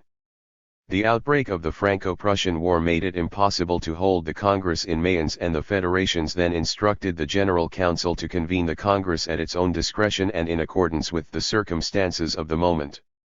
The development of events made it appear undesirable to call the Congress for the autumn of 1871. The pressure exerted on the members of the International in the various countries made it appear likely that they would not be able to send delegates to the Congress as freely as was desirable, and that those few members who were able to attend the Congress would be exposed to the visitations of their governments more than ever upon their return. The International was very unwilling to do anything which might increase the number of victims, because it already had more than enough to do to assist its persecuted members, and this task made the greatest demands on its energies and its resources. The General Council, therefore, decided that for the moment it would be better to call a closed conference in London, similar to the one which had taken place in 1865, rather than a public congress. The poor attendance at this conference completely confirmed the misgivings of the General Council. The conference took place from the 17th to the 23rd of September, and only 23 delegates were present, including 6 from Belgium, 2 from Switzerland and 1 from Spain. 13 members of the General Council were also present, but 6 of them had only an advisory vote. Amongst the extensive and numerous decisions of the conference were a number dealing with working-class statistics, the international relations of the trade unions, and agriculture, all of which under the existing circumstances had only an academic significance. The chief tasks of the conference were to defend the International against the furious attacks of the external enemy and to consolidate it against the elements which threatened to undermine it from within, tasks which, on the whole, coincided. The most important decision of the conference referred to the political activity of the International. It appealed first of all to the inaugural address, the statutes, the decision of the Lausanne Congress and other official announcements of the International declaring the political emancipation of the working class to be indissolubly bound up with its social emancipation. Then it pointed out that the International was faced with a ruthless reaction which shamelessly suppressed every effort of the working class towards its emancipation and sought by brute force to perpetuate indefinitely the class differentiation and the rule of the possessing classes based upon it. It declared that the working class could resist this violence offered to it by the ruling classes only by acting as a class, by constituting itself into a special political party against all the old party organizations of the possessing classes, that this constitution of the working class as a special political party was indispensable for the victory of the social revolution and its final aim, the abolition of all classes, and finally, that the unification of the isolated forces which the working class had already carried out up to a point by means of its economic forces must also be used as a weapon in the struggle against the political power of the exploiters. For all these reasons the conference reminded all members of the International that the economic movement and the political movement of the fighting working class were indissolubly connected. In organizational matters the conference requested the General Council to limit the number of members which it co-opted and at the same time not to favor one nationality more than another. The title, General Council, was to apply to it exclusively. The federal councils were to take their names according to the countries they represented and the local sections were to be known according to the name of their particular locality. The conference prohibited the use of any sectarian names such as positivists, mutualists, collectivists, and communists. Every member of the International would continue, as previously decided, to pay 1 penny per year towards the support of the General Council. For France the conference recommended vigorous agitation in the factories and the distribution of leaflets. For England, the formation of a special federal council to be confirmed by the General Council as soon as it had been recognized by the branches in the provinces and the trade unions. The conference declared that the German workers had fulfilled their proletarian duty during the Franco-Prussian War, and it rejected all responsibility for the so-called Nechayev conspiracy. At the same time it instructed Yudin to prepare a resume of the Nechayev trial from Russian sources and to publish it in illegalite, but to present it for the approval of the General Council before publication. The conference declared that the question of the alliance was settled, now that the Geneva section had voluntarily dissolved itself and the adoption of sectarian names, indicating a special mission apart from the general aims of the International, had been prohibited. With regard to the jurisdictions, the conference confirmed the decision of the General Council of the 29th of June, 1870, recognizing the Federal Council in Geneva as the only representative body for the Latin Swiss members, but at the same time it appealed to the spirit of unity and solidarity which must inspire the workers more than ever, now that the International was being persecuted from all sides. It therefore advised the workers of the jurisdictions to affiliate once again to the Federal Council in Geneva and suggested that if they found this impossible they should call themselves the Jura Federation. The conference also gave the General Council authority to disavow all alleged organs of the International which, like the Progrès and the Solidarite in the Jura, discussed internal questions of the International before the bourgeois public. Finally, the conference left it to the discretion of the General Council to decide the time and place of the next Congress or to replace it by a further conference. On the whole, it cannot be denied that the decisions of the conference were guided by a spirit of objective moderation. The solution it offered the jurisdictions, namely to call themselves the Jura Federation, had already been considered by the sections themselves. Only the decisions with regard to the Nechayev affair contained a personal note of hostility which could not be justified by objective considerations. Naturally, the bourgeois press exploited the revelations in the Nechayev affair against the International, but this represented no more than the usual slanders which were flung at the International day in and day out, and there was no particular necessity to refute them.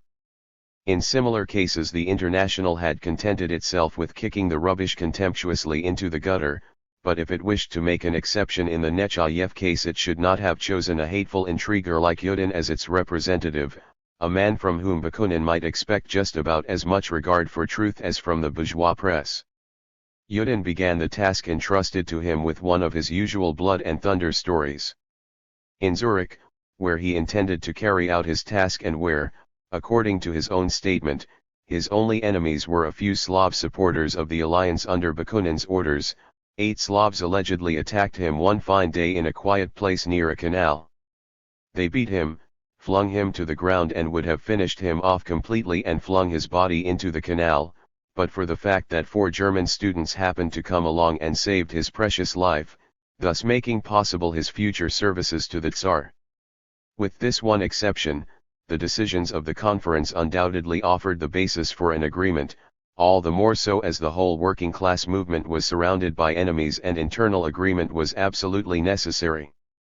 On the 20th of October the new section for revolutionary socialist propaganda and action, which had been formed in Geneva from amongst the remnants of the alliance and a number of fugitive communards, approached the General Council with a request for affiliation. After the General Council had consulted the Federal Council in Geneva the request was rejected, whereupon La Révolution Sociale, which had taken the place of the Solidarite, began a vigorous attack on the German committee led by a brain à la Bismarck, this being in the opinion of the editors of La Révolution Sociale a correct description of the General Council of the International. However, this slogan quickly found an echo so that Marx wrote to an American friend, "It refers to the unpardonable fact that I was born a German and that I do in fact exercise a decisive intellectual influence on the General Council." Nota bene, the German element in the General Council is numerically 2/3 weaker than the English and the French. The crime is, therefore, that the English and French elements are dominated, in matters of theory by the German element and find this dominance, i.e., German science, useful and even indispensable. The jurisdictions made their general attack at a congress which they held on the 12th of November in Sunvilliers, although only 9 out of 22 sections were represented by 16 delegates, and most of this minority suffered from galloping consumption. However, to make up for this they made more noise than ever. They felt deeply insulted at the fact that the London Conference had forced a name on them which they had themselves already considered, but nevertheless they decided to submit and call themselves in the future the Jura Federation, whilst revenging themselves by declaring the Latin Federation to be dissolved, a decision which of course was without any practical significance. However, the chief achievement of the Congress was the drafting and dispatch of a circular to all the federations of the International attacking the validity of the London Conference and appealing from its decisions to a General Congress to be called as quickly as possible. This circular, which was drawn up by Guillaume, proceeded from the assumption that the International was on a fatal and downward path. Originally it had been formed as a tremendous protest against any kind of authority, and in the statutes each section and each group of sections had been guaranteed complete independence, whilst the General Council as an executive group had been given definitely limited powers. Gradually, however, the members had come to place a blind confidence in the General Council, and this had led invariably to the abdication of the Congress itself, as a result of the fact that the General Council had been given authority to accept, reject, or dissolve sections, pending the decisions of the next Congress. The author of the circular made no reference to the fact that this decision had been adopted after Bakunin had spoken vigorously in its favor, and with Guillaume's own approval. The General Council, the circular continued, which had consisted of the same men and sat in the same place for 5 years, now regarded itself as the legitimate head of the International. As in its own eyes it was a sort of government, it naturally regarded its own peculiar ideas as the official theory of the International and the only one permissible. The differing opinions which arose in other groups were regarded by the General Council as heresy pure and simple. Thus an orthodoxy had gradually developed in the International, with its seat in London and its representatives in the members of the General Council. It was not necessary to complain of their intentions because they were acting according to the opinions of their own particular school, but one must fight against them vigorously because their omnipotence necessarily had a corrupting effect. It was quite impossible that a man who held such power over his equals could retain a moral character. The London Conference had continued the work of the Basel Congress and taken decisions which were intended to transform the International from a free association of independent sections into an authoritarian and hierarchical organization in the hands of the General Council. And to crown it all, the conference had decided that the General Council should have power to determine the time and place of the next Congress, or of a conference to replace it. Thus it was being left to the arbitrary discretion of the General Council to replace the General Congresses, the great open sessions of the International, by secret conferences. Therefore it had become necessary to limit the powers of the General Council to the fulfillment of its original mission, namely that of a simple bureau for correspondence and the collection of statistics, and to obtain by the free association of independent groups that unity which the General Council wished to establish by means of dictatorship and centralization. In this respect the International must be the precursor of the future society. Despite the gloomy colors in which it painted the situation, or perhaps just because of them, this circular of the jurisdictions did not achieve its real aim. Even in Belgium, Italy, and Spain its demand for the calling of a Congress as quickly as possible met with no support. In Spain the sharp attacks on the General Council gave rise to the suspicion that jealousy between Marx and Bakunin was behind it all. In Italy the members felt no more inclined to let themselves be ordered about by the Jura than by London. Only in Belgium was a decision adopted for an alteration of the statutes of the International, in the sense that the latter should declare itself expressly an association of completely independent federations and its General Council as a center for correspondence and information.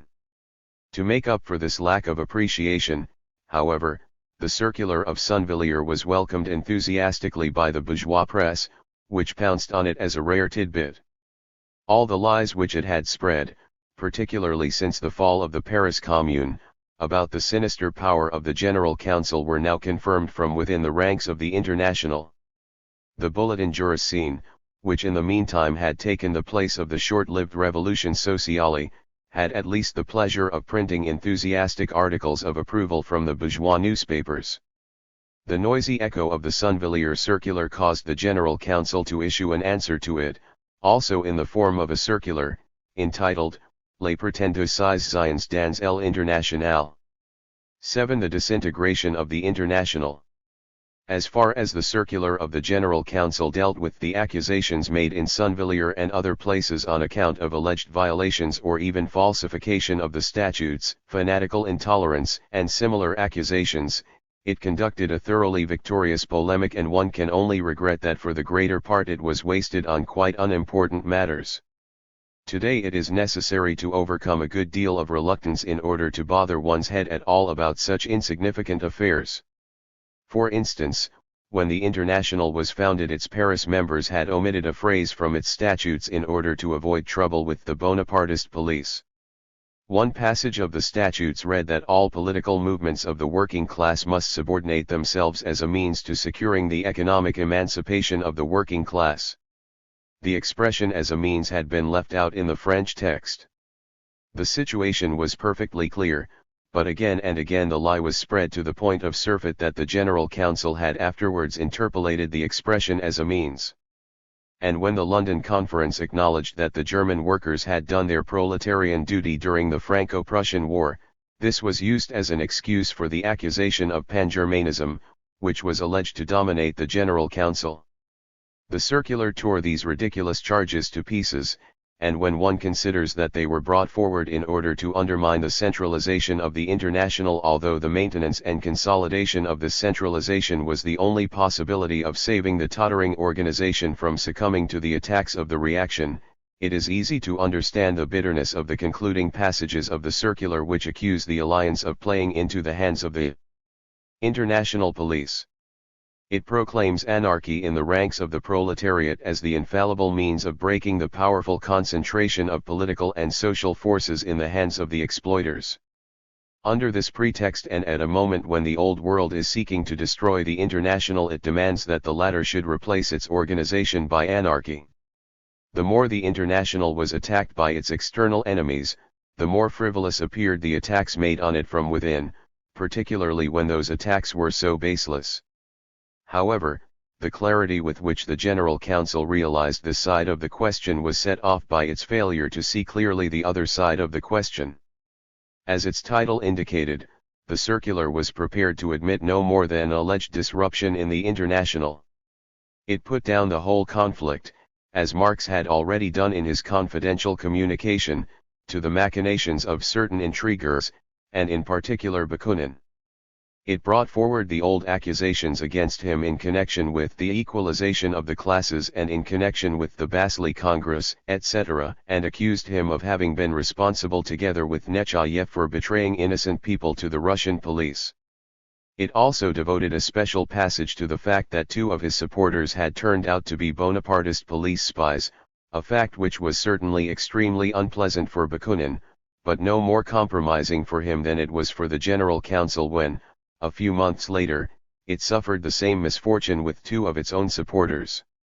The circular also accused young Guillaume of having denounced the factory workers of Geneva as hateful bourgeois, without taking the least notice of the fact that amongst the Fabrique in Geneva there was a section of highly paid workers in the luxury trades which had concluded more or less deplorable election compromises with the bourgeois parties. However, by far the weakest point in the circular was its defense of the General Council against the accusation of orthodoxy. It appealed to the fact that the London Conference had prohibited the adoption of sectarian names by any of the sections.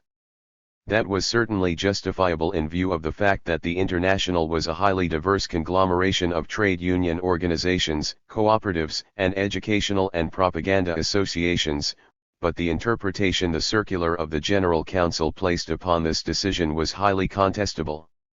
The circular declares, the first stage in the struggle of the proletariat against the bourgeoisie is characterized by the development of sects. These sects have a justifiable existence at a time when the proletariat is not sufficiently developed to act as a class.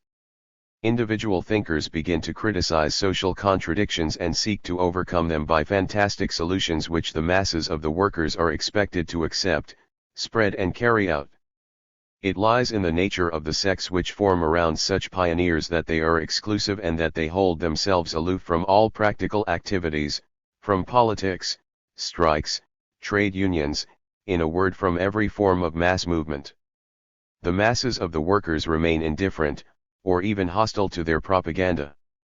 The workers of Paris and Lyons wanted no more to do with the Saint-Simonists, Fourierists, and Icarians than the English Chartists and trade unionists with the Owenites. Originally one of the levers of the working class movement, these sects become reactionary and a hindrance immediately the movement overtakes them. Examples of this are the sects in France and England, and later on the Lassalleans in Germany, who, after having hampered the organization of the proletariat for years, have finally become simply tools in the hands of the police. And in another passage the circular refers to the Lassalleans as Bismarck socialists who wear the white blouse of the Prusso-German Empire outside their police organ, der neue Sozialdemokrat. There is no express proof that Marx drew up this circular. To judge by content and style, Engels may have had a big hand in it, but the passages on the role of sectarianism are certainly from Marx, and the same ideas can be found in his contemporary correspondence with party friends, having been developed for the first time in his polemic against Proudhon. On the whole, the historic significance of socialist sectarianism is aptly characterized, but Marx made a mistake when he tarred the Bakuninists, not to speak of the Lassalleans, with the same brush as the Fourierists and the Owenites. One can judge as contemptuously of anarchism as one likes and regard it simply as a disease of the working class movement wherever it shows itself, but it is impossible, and certainly today with the experiences of half a century behind us, to imagine that this disease was communicated from outside. On the contrary, it is obvious that it is a disease to which the working class shows a natural disposition and which develops in favorable, or rather unfavorable circumstances. It is difficult to understand such an error even for 1872. Bakunin was the last man to come forward with a complete and stereotyped system, and expect the workers to accept it and put it into operation without demur. Marx himself never tired of repeating that Bakunin was a cipher in theoretical matters and only in his element when intriguing, and that his program was a hodgepodge of superficial ideas collected right and left. The decisive characteristic of all sectarianism is its hostility to all forms of the proletarian mass movement, hostile both in the sense that sectarianism has no use for such a movement and such a movement has no use for sectarianism. Even if it were true that Bakunin wished to obtain control of the International merely in order to serve his own ends, he would still have proved that as a revolutionary he reckoned with the masses. Although his struggle against Marx developed with extraordinary bitterness, he always, practically to the end, counted it Marx's immortal service that in the International he had created the framework for a proletarian mass movement. The differences between the two referred to the tactics which this mass movement must adopt in order to achieve its aim. No matter how wrong Bakunin's views may have been, they certainly had nothing in common with sectarianism. And then the Lassalleans. In 1872 they were certainly not up to the full level of socialist principles, but they were superior to every other contemporary working-class party in Europe both with regard to theoretical insight and organizational strength, not excepting the Eisenach faction, whose chief intellectual resources were still the popular writings of Lassalle. Lassalle built up his agitation on the broad basis of the proletarian class struggle, thereby excluding any possibility of sectarianism. His successor Schweitzer was so thoroughly convinced of the indissolubility of the political and the social struggle of the proletariat that he earned the reproach of parliamentarism from Liebknecht. It is true that Schweitzer ignored the warnings of Marx in the trade union question, to his own misfortune, but when the circular of the General Council was written he had been out of the movement for years whilst the Lassalleans had already begun to make good their errors in this respect, for instance, in the strikes of the building workers in Berlin. They had overcome the short interruption of their agitation caused by the war and the workers began to stream into their ranks in increasing numbers. It is not necessary to stress particularly the attacks made by the circular on the Lassalleans, for Marx harbored an invincible dislike for Lassalle and everything Lassallean, but the connection in which these attacks were made gave them a particular significance. They threw a clear light on the real cause for the dissolution of the International, on the indissoluble contradiction which had developed in the Great Association after the fall of the Paris Commune. After the fall of the Commune the whole reactionary world mobilized its forces against the International, and the only way in which the latter could hope to defend itself was by centralizing its forces still more strongly. However, the fall of the Commune had proved the necessity of the political struggle, and this struggle was impossible without loosening international ties, for it could be carried on only within national frontiers. In the last resort the demand for political abstinence, no matter how much it may have been exaggerated, arose out of a justifiable mistrust of the traps of bourgeois parliamentarism, a mistrust which was expressed in its sharpest form in Linnæch's famous speech in 1869. In the same way the objection to the dictatorship of the General Council which developed in almost all countries after the fall of the Paris Commune arose in the last resort, apart from all exaggerations, from the more or less clear perception that a national working class party must be guided first of all by the conditions of its existence within the nation of which it formed a part, that it could no more jump over these conditions than a man can jump over his own shadow, and that, in other words, it was not possible to lead the movement from abroad. Although Marx had already pointed out in the statutes of the International that the political and social struggles of the working class were indissolubly connected, in practice he proceeded always from those social demands of the workers which were common to all countries with a capitalist mode of production, and he touched on political questions only when they resulted from such social demands such as the demand for the legal shortening of the working day. Political questions in the actual and direct sense of the word, for instance, questions relating to the constitution of the state, and therefore different in every country, he preferred to leave until such time as the proletariat had been educated to greater clarity by the International. It was in this sense that he had reproached Lassalle severely because the latter adapted his agitation to one particular country. It has been suggested that Marx would have maintained this reserve much longer, but for the fact that the fall of the Paris Commune and the agitation of Bakunin forced the political question on him. That is easily possible and even probable, but in accordance with his character Marx took up the struggle immediately he was challenged. However, he failed to recognize that the problem with which he was faced could not be solved within the framework of the statutes of the International, and that the more the International attempted to centralize its forces for the struggle against its external enemies, the more it would suffer dissolution internally. The fact that the leading brain of the General Council regarded the most highly developed working class party, the most highly developed from his own point of view, and at that in his own country, as a venal police tool offered the most striking proof that the historic knell of the International had sounded. However, this was not the only proof. Wherever national workers' parties formed, the International began to break up. What violent reproaches Schweitzer had to suffer from Liebknecht on account of his alleged lukewarmness towards the International. But when Liebknecht found himself at the head of the Eisenach faction he had to listen to the same reproaches from Engels, and he answered them as Schweitzer had answered, namely, by appealing to the German combination laws. I wouldn't dream of risking the existence of our organization on this question at the moment. If the unfortunate Schweitzer had ever dared to use such insolent language, he never did. The king of the tailors, as he was called, who insisted on having his own party, would have had to put up with much more. The formation of the Eisenach faction had delivered the first blow at the German language section in Geneva, and the final blow at this oldest and strongest organization of the International on the continent was given by the formation of a Swiss Workers' Party in 1871. At the end of the year Becker was compelled to discontinue the publication of Der Vorbote. In 1872, Marx and Engels had not yet recognized the real causes of the situation and they diminished their own services when they contended that the International had collapsed as the result of the machinations of one single demagogue, although in reality it could have retired from the arena in all honor after having fulfilled its share of a great historical task which had now grown beyond it. One must side with our present-day anarchists when they declare that nothing is more un-Marxist than the idea that an unusually malicious individual, a highly dangerous intriguer, could have destroyed a proletarian organization like the International.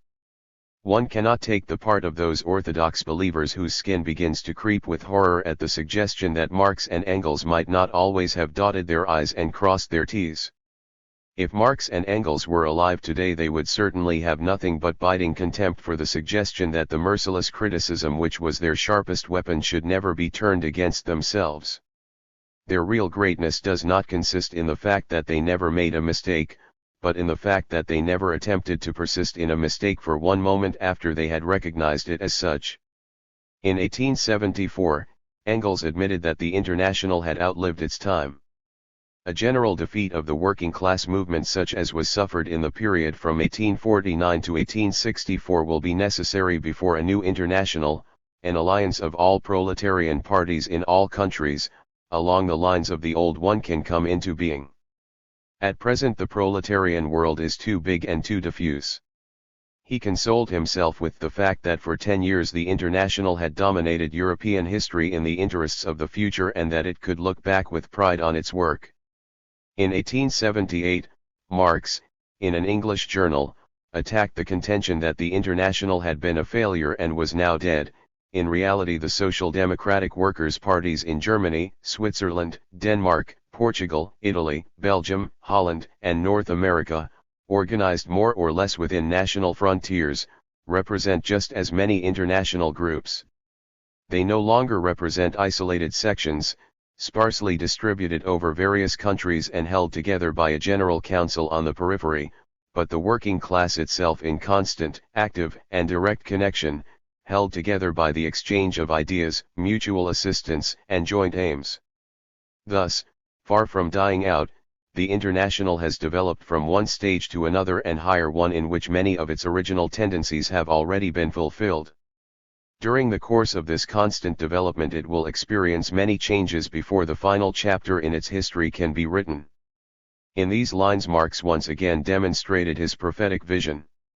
At a time when the national working class parties were only just developing, and more than a decade before the new International was formed, he foresaw its historical character, but he granted even this second form no final permanence, certain of one thing only, that new life would spring continually from the ashes of the old until the spirit of the age had fulfilled itself.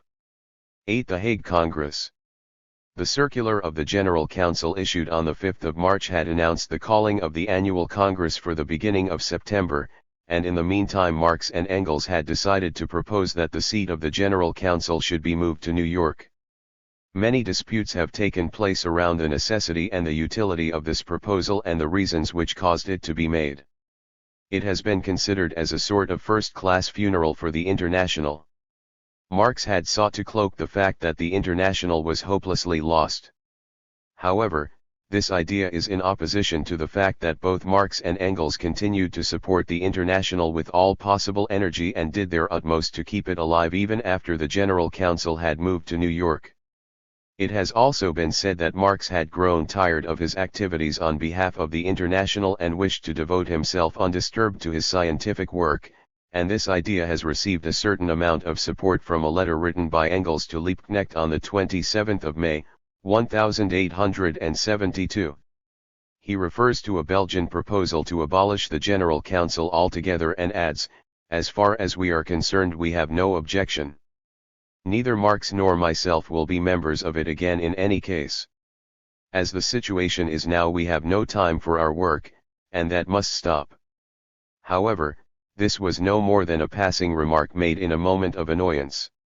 Even if Marx and Engels had refused to be re-elected to the General Council, that was no reason for moving it to New York, whilst Marx had repeatedly refused to neglect the International in favor of his scientific work until such time as it should be securely on the right lines.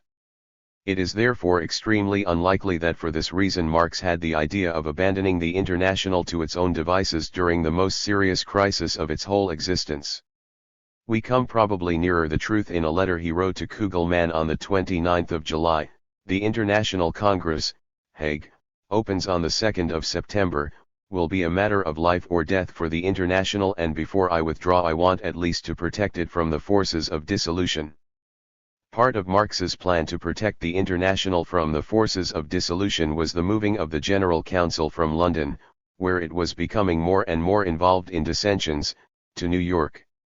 The Bakuninist tendencies were not represented at all in the General Council, or at the most they were so weakly represented that no danger threatened from them, but there was such confusion amongst its German, English, and French members that it had been compelled to form a special subcommittee to deal with the constant disputes.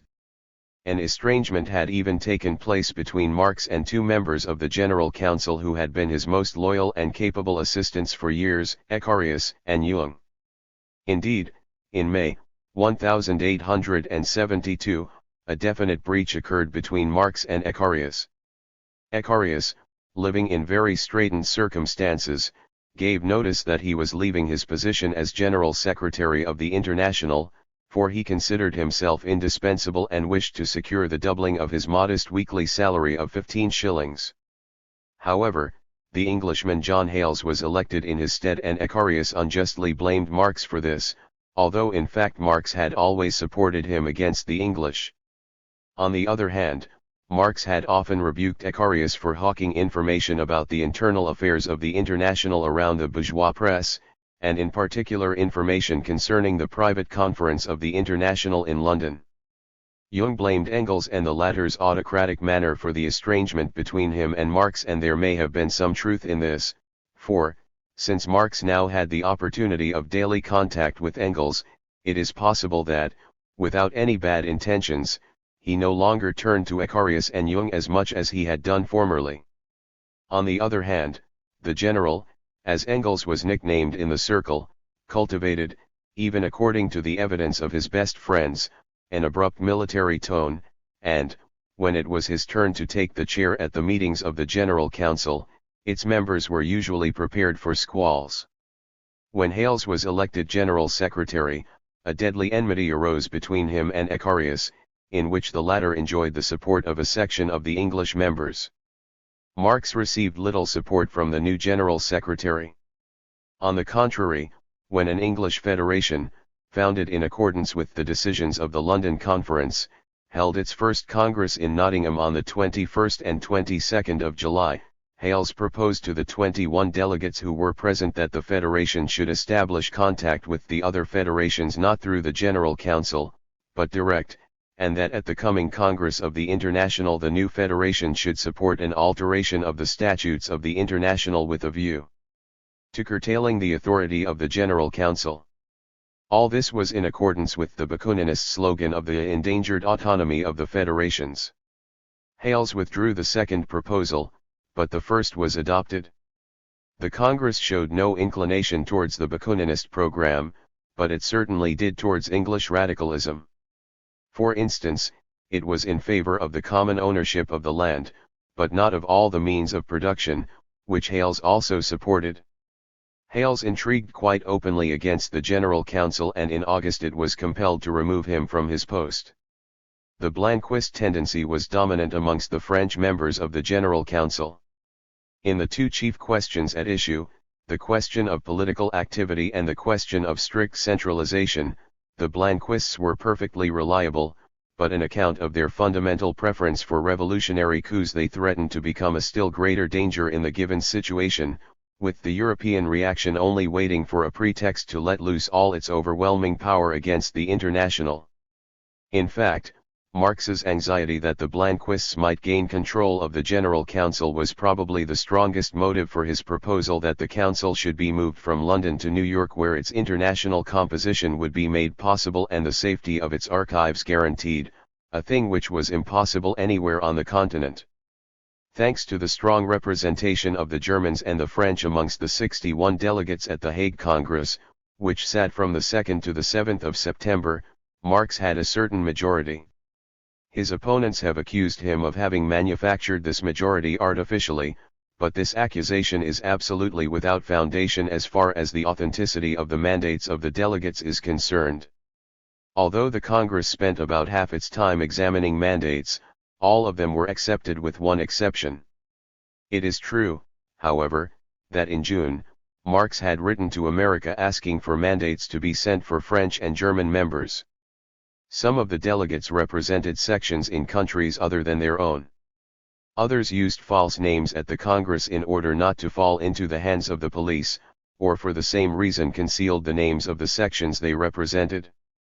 This explains the fairly large discrepancies in the figures given by various reports on the Congress concerning the representation of the various countries. Strictly speaking, only 8 delegates were present representing German organizations: Bernhard Becker, Brunswick, Kuno, Stuttgart, Dietzgen, Dresden, Kugelmann, Celle, Milk, Berlin, Rittinghausen, Munich, Skou, Württemberg, and Schumacher, Zolingen. Marx, who was a representative of the General Council, also had one mandate each for New York, Leipzig, and Mayence, whilst Engels had a mandate each from New York and Breslau. Heppner from Leipzig also had a mandate from New York, whilst Friedlander of Berlin had a mandate from Zurich. Two other delegates with German names, Walter and Swann, were in fact Frenchmen, and their real names were Hedegem and D'Entragos. Both of them were very doubtful characters, and at the Hague Congress Hedegem was already a Bonapartist spy.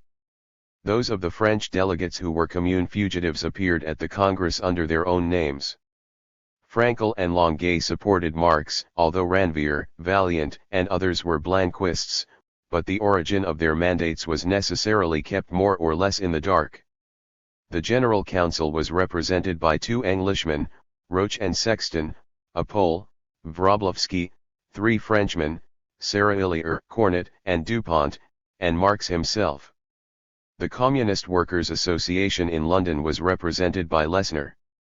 The British Federal Council sent 4 delegates, including Ecarius and Hales, who began to flirt with the Bakuninists in The Hague. The Italian Bakuninists sent no representatives to the Congress. At a conference held in Rimini in August, they had broken off all relations with the General Council. The 5 Spanish delegates, with the exception of Lafargue, were Bakuninists, as also were the 8 Belgian and the 4 Dutch representatives. The Jura Federation sent Guillaume and Schwitzgebel, whilst Geneva remained loyal to Becker. 4 delegates came from America. Serge, like Becker, was one of the most loyal supporters of Marx. De Roer, a former member of the Commune, was a Blanquist, and the 3rd delegate was a Bakuninist, whilst the 4th mandate was the only one which was refused recognition by the Congress. Denmark, Austria, Hungary, and Australia were each represented by 1 delegate. Stormy scenes took place even during the preliminary examination of the mandates, which lasted 3 days. Lafargue's Spanish mandate was vigorously opposed, but finally recognized against a few abstentions. During the discussion on a mandate which one of the sections in Chicago had given to a member living in London, one of the representatives of the English Federal Council objected that the member was not a recognized leader of the workers, whereupon Marx replied that it was rather an honor than the contrary not to be an English workers' leader, for the majority of them had sold themselves to the liberals. The mandate was confirmed, but this observation created bad blood, and it was zealously exploited against Marx by Hales and his friends after the Congress. Marx invariably stood by his own actions, and he neither regretted the observation nor did he withdraw it. After the mandates had been scrutinized, a number of communications referring to Bakunin were handed over to a committee of 5 for preliminary sifting. Delegates were elected to this committee who had been as little concerned as possible with the dispute about the alliance. The German Kuno was the chairman, and its other members were the Frenchman Lecain, Vichard, and Waiter Hedegem, and the Belgian Splingard. The actual business of the Congress began only on the 4th day with the reading of the report of the General Council. It was drawn up by Marx and read to the Congress by him in German, by Sexton in English, by Longuet in French, and by Abel in Flemish. The report scourged all the acts of violence which had been committed against the International since the Bonapartist plebiscite, the bloody suppression of the Paris Commune, the villanies of Thiers and Favre, the infamies of the French Chamber, and the high treason trials in Germany.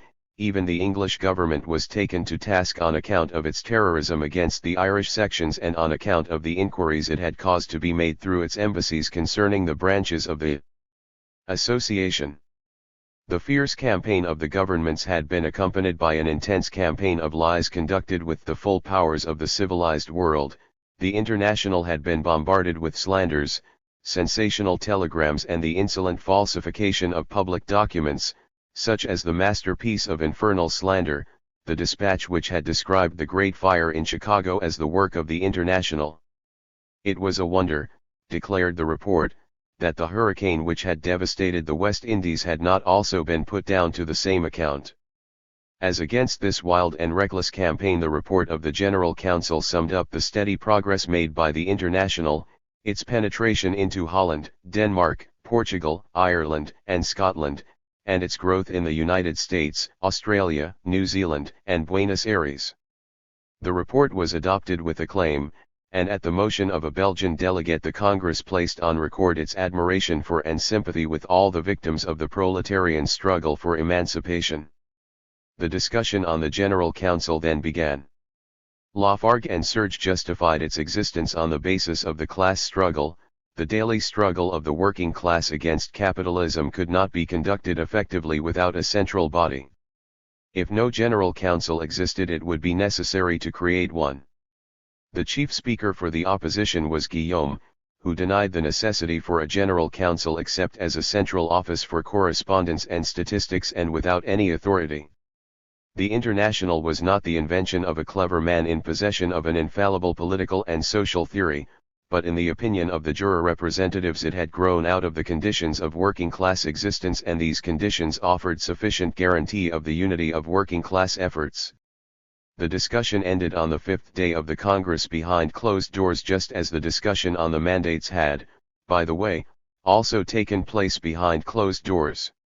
In a long speech Marx demanded not only that the previous powers of the General Council should be maintained, but even increased. The General Council should be given the right to suspend, under certain conditions, not only individual sections, but whole federations pending the decisions of the next Congress. It had neither police nor soldiers at its disposal, but it could not permit its moral power to decay. Rather than degrade it to a letterbox, it would be better to abolish the General Council altogether. Marx's viewpoint was carried with 36 votes against 6, 15 votes being withheld. Engels then proposed that the General Council should be moved from London to New York. He pointed out that the removal of the Council from London to Brussels had been considered on several occasions, but that Brussels had always refused, whilst the prevailing circumstances made it urgently necessary that London should be replaced by New York. The decision must be taken to move the General Council from London to New York for at least a year. The proposal caused general and for the most part unpleasant surprise. The French delegates protested against it with particular vigor, and they succeeded in securing a separate vote, first on whether the seat of the General Council should be moved at all, and secondly whether it should be moved to New York. The motion that the seat of the General Council should be moved was carried with a small majority, 26 against 23 votes with G abstentions, whilst 30 votes then decided on New York. 12 members of the new General Council were then elected and given the right to co-opt 7 other members. The discussion on political action was opened in the same session. Vaillant brought in a resolution in the spirit of the decision of the London Conference, declaring that the working class must constitute itself its own political party independent of and hostile to all bourgeois political parties. Vaillant, and after him Longuet, appealed to the lessons of the Paris Commune, which had collapsed for want of a political program. A German delegate who supported the resolution was far less convincing when he declared that owing to his abstention from the political struggle Schweitzer had become a spy, the same Schweitzer who 3 years previously at the Basel Congress had been denounced by the German delegates as a spy precisely on account of his parliamentarism. Guillaume, on the other hand, pointed to the happenings in Switzerland, where at the elections the workers had concluded election alliances with Tom, Dick, and Harry, sometimes with the radicals and sometimes with the reactionaries. The juror sections wanted to have nothing to do with such trickery. They also were politicians, but negative politicians. They wanted to destroy political power, not to conquer it. The discussion lasted until the next day, the 6th and last day of the Congress, which began with a surprise. Ranvier, Vaillant, and the other Blanquists had already left the Congress on account of the decision to remove the General Council to New York, and in a leaflet which they issued shortly afterwards they declared, called upon to do its duty, the International collapsed. It fled from the revolution over the Atlantic Ocean. Serge took the chair in place of Ranvier. Vaillant's proposal was then adopted with 35 against 6 votes, 8 votes being withheld. A section of the delegates had already left for home, but most of them had left written declarations that they were in favor of the resolution. The last hours of the last day of the Congress were taken up with the report of the Committee of 5 on Bakunin and the Alliance. It declared with 4 votes against 1, that of the Belgian member, that it considered it as proved that a secret alliance had existed with statutes directly contrary to the statutes of the International, but that there was not sufficient evidence to prove that the alliance still existed. Secondly, it was proved by a draft of the statutes and by letters of Bakunin that he had attempted to form, and had perhaps succeeded in forming, a secret society within the International with statutes differing fundamentally from the statutes of the International both politically and socially. Thirdly, Bakunin had adopted fraudulent practices in order to obtain possession of the property of others, and in order to release himself from his just obligations, either he or his agents had used intimidation. Upon these grounds the majority of the committee then demanded the expulsion of Bakunin, Guillaume, and a number of their supporters from the International. Cuno, who gave the report on behalf of the committee, did not put forward any material evidence, but declared instead that the majority of the committee had reached the moral certainty that their conclusions were correct, and asked for a vote of confidence from the Congress. Called upon by the chairman to defend himself, Guillaume, who had already refused to appear before the committee, declared that he would make no attempt to defend himself as he was unwilling to take part in a farce. The attack, he declared, was not directed against a number of individuals, but against the Federalist tendencies as a whole. The representatives of those tendencies, as far as they were still present at the Congress, had been prepared for this and had already drawn up an agreement of solidarity. This agreement was then read to the Congress by a Dutch delegate. It was signed by 5 Belgian, 4 Spanish, and 2 Jura delegates and by an American and a Dutch delegate. In order to avoid any split in the International, the signatories declared themselves willing to maintain all administrative relations with the General Council, whilst rejecting any interference on its part in the internal affairs of the federations, providing such interference did not refer to violations of the general statutes of the International. In the meantime, the signatories appealed to all federations and to all sections to prepare themselves for the next Congress in order to carry the principle of free association, autonomy federative, to victory. The Congress was not prepared to negotiate on the point, but expelled Bakunin immediately with 27 against 7 votes, 8 votes being withheld, and then Guillaume with 25 against 9 votes, 9 votes being withheld. The further expulsion proposals of the committee were rejected, but it was instructed to publish its material on the alliance. This concluding scene of the Hague Congress was certainly unworthy of it. Naturally, the Congress could not know that the decisions of the majority of the committee were invalid because one member was a police spy.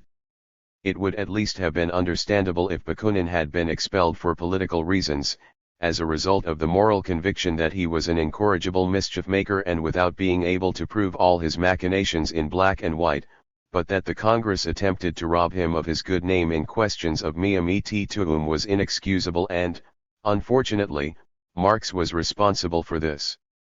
Marx had obtained the alleged decision of an alleged revolutionary committee threatening Lyubavin with death should he insist on the repayment of the advance of 300 rubles paid through his good offices to Bakunin by a Russian publisher for the translation of the first volume of Capital. The actual text of this precious document has never become known, but when Lyubavin, now himself a bitter enemy of Bakunin, sent it to Marx, he wrote, "At the time it seemed to me that Bakunin's share in the dispatch of the letter was undeniable, but today, on cooler consideration of the whole affair, I realize that the letter proves nothing against Bakunin, for it might have been written by Nechayev without his knowledge." This was in fact the truth, but merely on the basis of this letter, whose addressee himself considered it not sufficiently incriminating as far as Bakunin was concerned, the latter was accused by the Hague Congress of a contemptible piece of roguery. Although Bakunin repeatedly recognized his obligation in connection with the advance and promised to pay it back in one way or the other, it would appear that his constant financial troubles never permitted him to do so. In the whole dismal affair nothing was heard from the only injured party, namely the publisher, who appears to have accepted his fate with philosophic resignation as one which is only too common in his profession. How many authors, including many of the most famous, have not at some time or other found themselves in the position of having spent their advance and unable to perform the promised work? That is certainly far from praiseworthy, but for all that it is an exaggeration to demand the culprit's head on a charger. 9. Valedictory twinges. Despite the efforts of Marx and Engels to keep it alive, the history of the First International closed with the Hague Congress. They did their utmost to facilitate the task of the new General Council in New York, but it failed to secure a firm footing on American territory.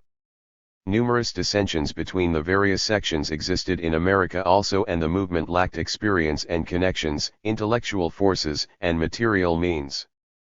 The life and soul of the new General Council was Zarga, who was well acquainted with American conditions and had opposed the removal of the council to New York. After first refusing, he had then accepted his election as General Secretary, for he was much too conscientious and loyal to fail the International when his services were required. It is always a disagreeable matter to use diplomatic methods in proletarian affairs.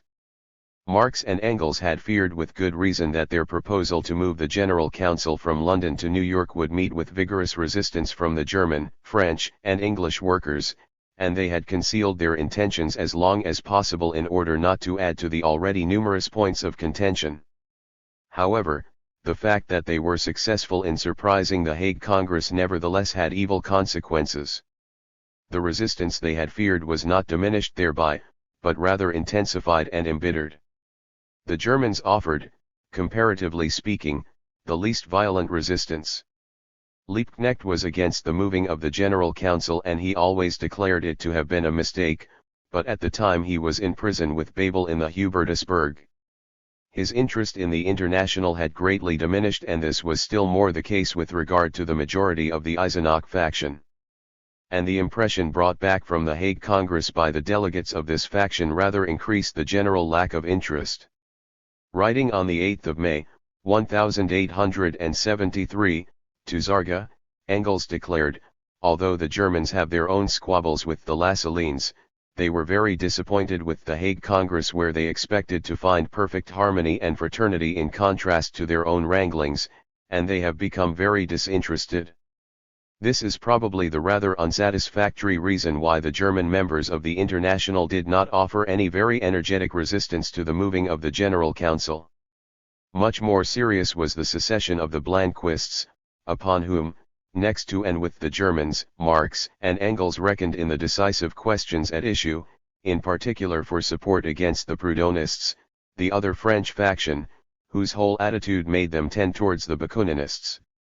The bitterness of the Blanquists was intensified by their realization that the decision to move the General Council to New York had been taken in order to prevent them obtaining control of it in support of their putsch tactics.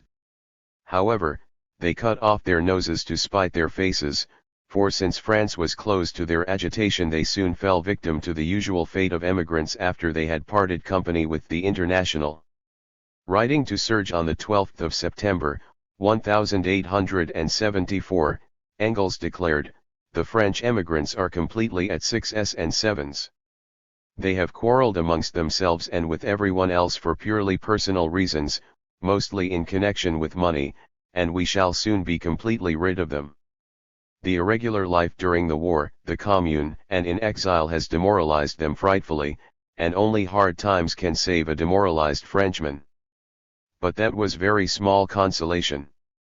The removal of the General Council to New York exercised the worst effect on the movement in England. On the 18th of September, Hales moved a vote of censure against Marx in the British Federal Council on account of his statement concerning the venality of the English working-class leaders.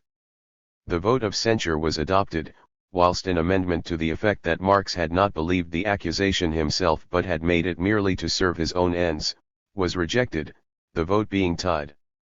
Hales also gave notice that he intended to present a resolution for the expulsion of Marx from the International, whilst another member gave notice for a resolution rejecting the decisions of the Hague Congress. Hales then openly continued the relations with the Jura Federation which he had secretly established at The Hague. Writing in the name of the Federal Council on the 6th of November, he declared that the hypocrisy of the old General Council had now been exposed. It had attempted to organize a secret society within the International on the pretext of destroying another secret society which it had invented to suit its aims. At the same time, however, he pointed out that the English were not in agreement with the Jura Federation politically. They were convinced of the usefulness of political action, but were naturally prepared to grant complete autonomy to all other federations as demanded by the differing conditions in the various countries. Hales won zealous allies in Ecarius and Jung, particularly in Jung, who, after some hesitation, finally became one of the most violent opponents of Marx and Engels. Both Ecarius and Jung sinned deeply, first of all because they permitted their political judgment to be determined by personal considerations, jealousy, and touchiness based on the fact that Marx paid, or appeared to pay, more attention to Engels than to them, and secondly, by the abandonment of the honorable and influential position which they had won as old members of the General Council. Unfortunately, the damage they did was intensified as a result of their former position.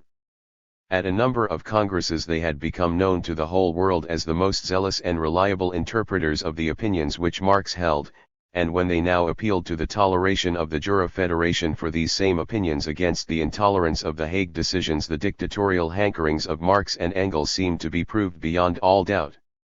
In this case also it was cold consolation to observe that the two chiefly damaged themselves.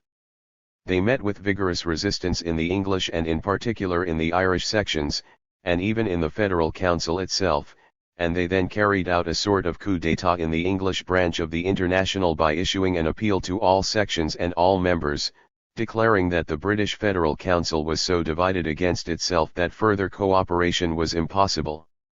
They also demanded the calling of a Congress to deal with the validity of the Hague decisions, which the appeal interpreted as meaning, not that political action was obligatory for all sections of the International, for that, declared the appeal, was the majority opinion in any case, but that the General Council should determine the policy to be pursued by each federation in its own particular country. The minority immediately replied to these machinations in a counter-appeal which seems to have been drawn up by Engels. This appeal condemned the proposed Congress as illegal, but it took place nevertheless on the 26th of January, 1873.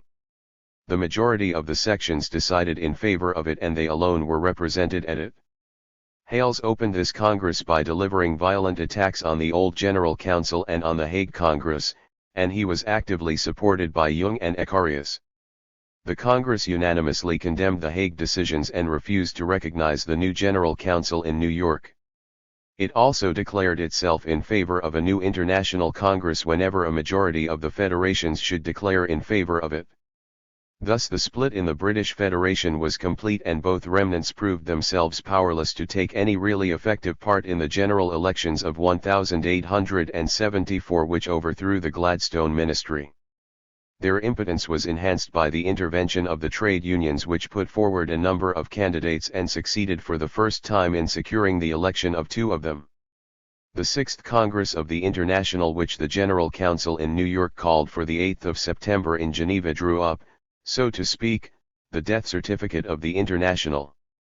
The Bakuninist counter-congress which took place in Geneva on the 1st of September was attended by two English delegates, Hales and Ecarius, 5 delegates each from Belgium, France, and Spain, 4 delegates from Italy, 1 delegate from Holland and 6 delegates from the Jura, whilst the Marxist Congress consisted for the most part of Swiss, and most of those lived in Geneva. Not even the General Council was able to send a delegate and there were no English, French, Spaniards, Belgians or Italians and only 1 German and 1 Austrian present. Becker boasted that he had produced 13 of the not quite 30 delegates more or less by magic in order to increase the prestige of the Congress by larger numbers and to ensure that the majority should be secure. Marx was naturally not to be had for such self-deception and he frankly admitted that the Congress had been a fiasco and advised the General Council not to stress the formal organizational side of the International for the moment, but to retain control of the center point in New York if possible in order that it should not fall into the hands of idiots and adventurers who might compromise the cause. Events themselves and the inevitable development and complexity of things would assure the resurrection of the International in an improved form. It was the cleverest and most dignified decision which it was possible to take under the circumstances, but unfortunately its effects were tarnished by the final blow which Marx and Engels felt it necessary to deliver at Bakunin. The Hague Congress had instructed the Committee of Five which had proposed the expulsion of Bakunin to publish the result of its inquiries, but the committee did not do so. Whether the real reason was that the separation of its members over various countries prevented it, or whether it felt that its authority was not strong enough on account of the fact that one of its members had declared Bakunin not guilty whilst another had in the meantime been exposed as a police spy, can no longer be settled. The Protocol Commission of the Hague Congress, consisting of Dupont, Engels, Frankel, Le Marx, and Cyrilier, therefore took over the task, and a few weeks before the Geneva Congress it issued a memorandum entitled, The Alliance of Socialist Democracy and the International Workingmen's Association. This memorandum was drawn up by Engels and Lafargue whilst Marx's share in the work was no more than the editing of one or two of the concluding pages, though naturally he is no less responsible for the whole than its actual authors. Any critical examination of the Alliance pamphlet, as it came to be called for the sake of brevity, with a view to determining the correctness or otherwise of its detailed charges, would demand at least as much space as the original document. However, very little is lost by the fact that this is impossible for reasons of space. In such disputes hard blows and knocks are delivered by both sides, and the quality of the Bakuninist attacks on the Marxists was not such as to entitle them to complain all too bitterly when they themselves were attacked severely and occasionally unjustly. It is quite another consideration which places this pamphlet below anything else Marx and Engels ever published. The positive side of the new knowledge, released by negative criticism, is what gives their other polemical writings their own peculiar attraction and lasting value, but the Alliance pamphlet shows nothing of this. It does not deal at all with the internal causes responsible for the decline of the International, but merely continues the line adopted in the confidential communication and in the circular of the General Council on the alleged disruption in the International. Bakunin and his secret alliance had destroyed the International by their intrigues and machinations. The Alliance pamphlet is not a historical document, but a one-sided indictment whose tendentious character is apparent on every page of it. However, the German translator thought it necessary to go one better and, in the best traditions of the Attorney General, he entitled his effort, A Complot Against the International Workingmen's Association. The decline of the International was caused by quite different matters than the existence of a secret alliance within its ranks, but even so, the Alliance pamphlet does not even offer proof of the very existence of such an alliance. Even the Committee of Inquiry set up by the Hague Congress had to content itself with possibilities and probabilities in this connection. No matter how strongly one may condemn a man in Bakunin's position for intoxicating himself with fantastic statutes and blood and thunder proclamations, one must, in the absence of any tangible evidence to the contrary, assume that it was his lively imagination which played the chief role in the whole affair. However, the Alliance pamphlet made up for the lack of evidence by filling its second section with revelations provided by the worthy Yudin on the Nechayev process and on Bakunin's Siberian exile, during which the latter was declared to have made his first efforts as a common blackmailer and footpad. No evidence at all was offered in support of these accusations, and for the rest the evidence was limited to putting down without any further examination everything Nechayev had said and done to Bakunin's account. The Siberian chapter in particular is sheer cheap sensationalism. The governor of Siberia at the time when Bakunin was living there in banishment was said to be a relative of the latter, and thanks to this connection and to the other services which he had rendered to the Tsarist government, the banished Bakunin had become a sort of secret regent and misused his power, in consideration for moderate bribes, to favor capitalist undertakings. This greed for money, however, had occasionally been curbed by Bakunin's hatred of science, as for instance when he prevented Siberian merchants from founding a university in their country, for which purpose they needed the permission of the Tsar. Yudin embroidered and embellished the story of Bakunin's attempt to borrow money from Katkov with particular artistry. This was the same story with which Durkheim had tried to influence Marx and Engels years before without success. According to Durkheim, Bakunin had written from Siberia to Katkov in order to borrow a few thousand rubles for his flight. According to Yudin, however, Bakunin had tried to borrow this money only after his safe arrival in London, his intention being to salve his troubled conscience by paying back the bribes he had received during the Siberian banishment from a manufacturer of spirits there. In the last resort, of course, that was a feeling of remorse, but to Yudin's horror Bakunin could give expression to this, so to speak, human emotion only by borrowing from a man whom he knew to be an informer and literary bushranger in the pay of the Russian government. This was the dizzy height to which Yudin's fantasy rose, but it was by no means exhausted thereby. At the end of October, 1873, he went to London to report still more astonishing things about Bakunin, and on the 25th of November Engels wrote to Zarga, "The fellow, Bakunin, has made good practical use of his precious catechism. For years he and his alliance have been living exclusively from blackmail, relying on the fact that nothing can be published without compromising people who are entitled to consideration. You have no idea what a despicable pack of scoundrels they are." Fortunately, by the time Yudin arrived in London, the Alliance pamphlet had already seen the light of day for several weeks, so that the still more astonishing things were kept locked up in his truth-loving bosom, and he then proceeded to throw himself penitently at the feet of the Little Father, as a result of which he increased his income from the spirits trade by war profiteering. It is the Russian section in which the Alliance pamphlet culminates which did most to destroy its political effects. Even those Russian revolutionaries whose relations to Bakunin were strained were repulsed by the pamphlet. Whilst Bakunin's influence on the Russian movement in the 70s remained unimpaired, Marx lost much of the sympathy which he had won in Russia. The one success which the pamphlet achieved proved to be a blow in the air, for although it caused Bakunin to withdraw from the struggle, it did not touch the movement which bore his name. Bakunin answered the Alliance pamphlet first of all in a declaration sent to Le Journal de Genève. It revealed the deep bitterness which the attacks of the pamphlet had caused in him, and he demonstrated their baselessness by pointing out that 2 police spies had been members of the Hague Committee which had drawn up the charges. In reality, only 1 member had been a police spy. He then pointed out that he was already 60 years old and that heart disease was making it more and more difficult for him to take part in public life. Let the younger ones go forward. As far as I am concerned, I have no longer the strength, and perhaps no longer the necessary confidence, to continue rolling the stone of Sisyphus against the everywhere triumphant reaction. I am therefore withdrawing from the conflict, and from my worthy contemporaries I demand only one thing: oblivion. From now on I shall disturb no one, let no one disturb me.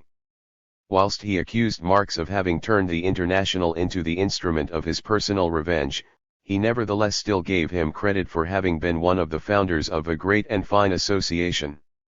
In a letter of farewell which he addressed to the workers of the Jura, Bakunin spoke more severely against Marx, but more objectively. He declared that the socialism of Marx no less than the diplomacy of Bismarck represented the center of the reaction against which the workers must carry on a terrible struggle. In this letter also he explained his retirement from the struggle by declaring that his age and sickness would make his efforts more of a hindrance than a help to the workers, and he justified his retirement with the fact that the 2 congresses in Geneva had demonstrated the victory of his cause and the defeat of that of his enemies. Naturally, the reasons of health advanced by Bakunin for his retirement were mocked at as excuses, but the few years which he still lived in bitter poverty and great suffering showed that his strength had really been broken. The confidential letters to his intimate friends show that he had perhaps lost confidence in the speedy victory of the revolution. He died on the 1st of July, 1876 in Bern. He deserved a happier death and a better obituary than he received in numerous working-class circles, though not in all, for he fought bravely and suffered much for the cause of the working class.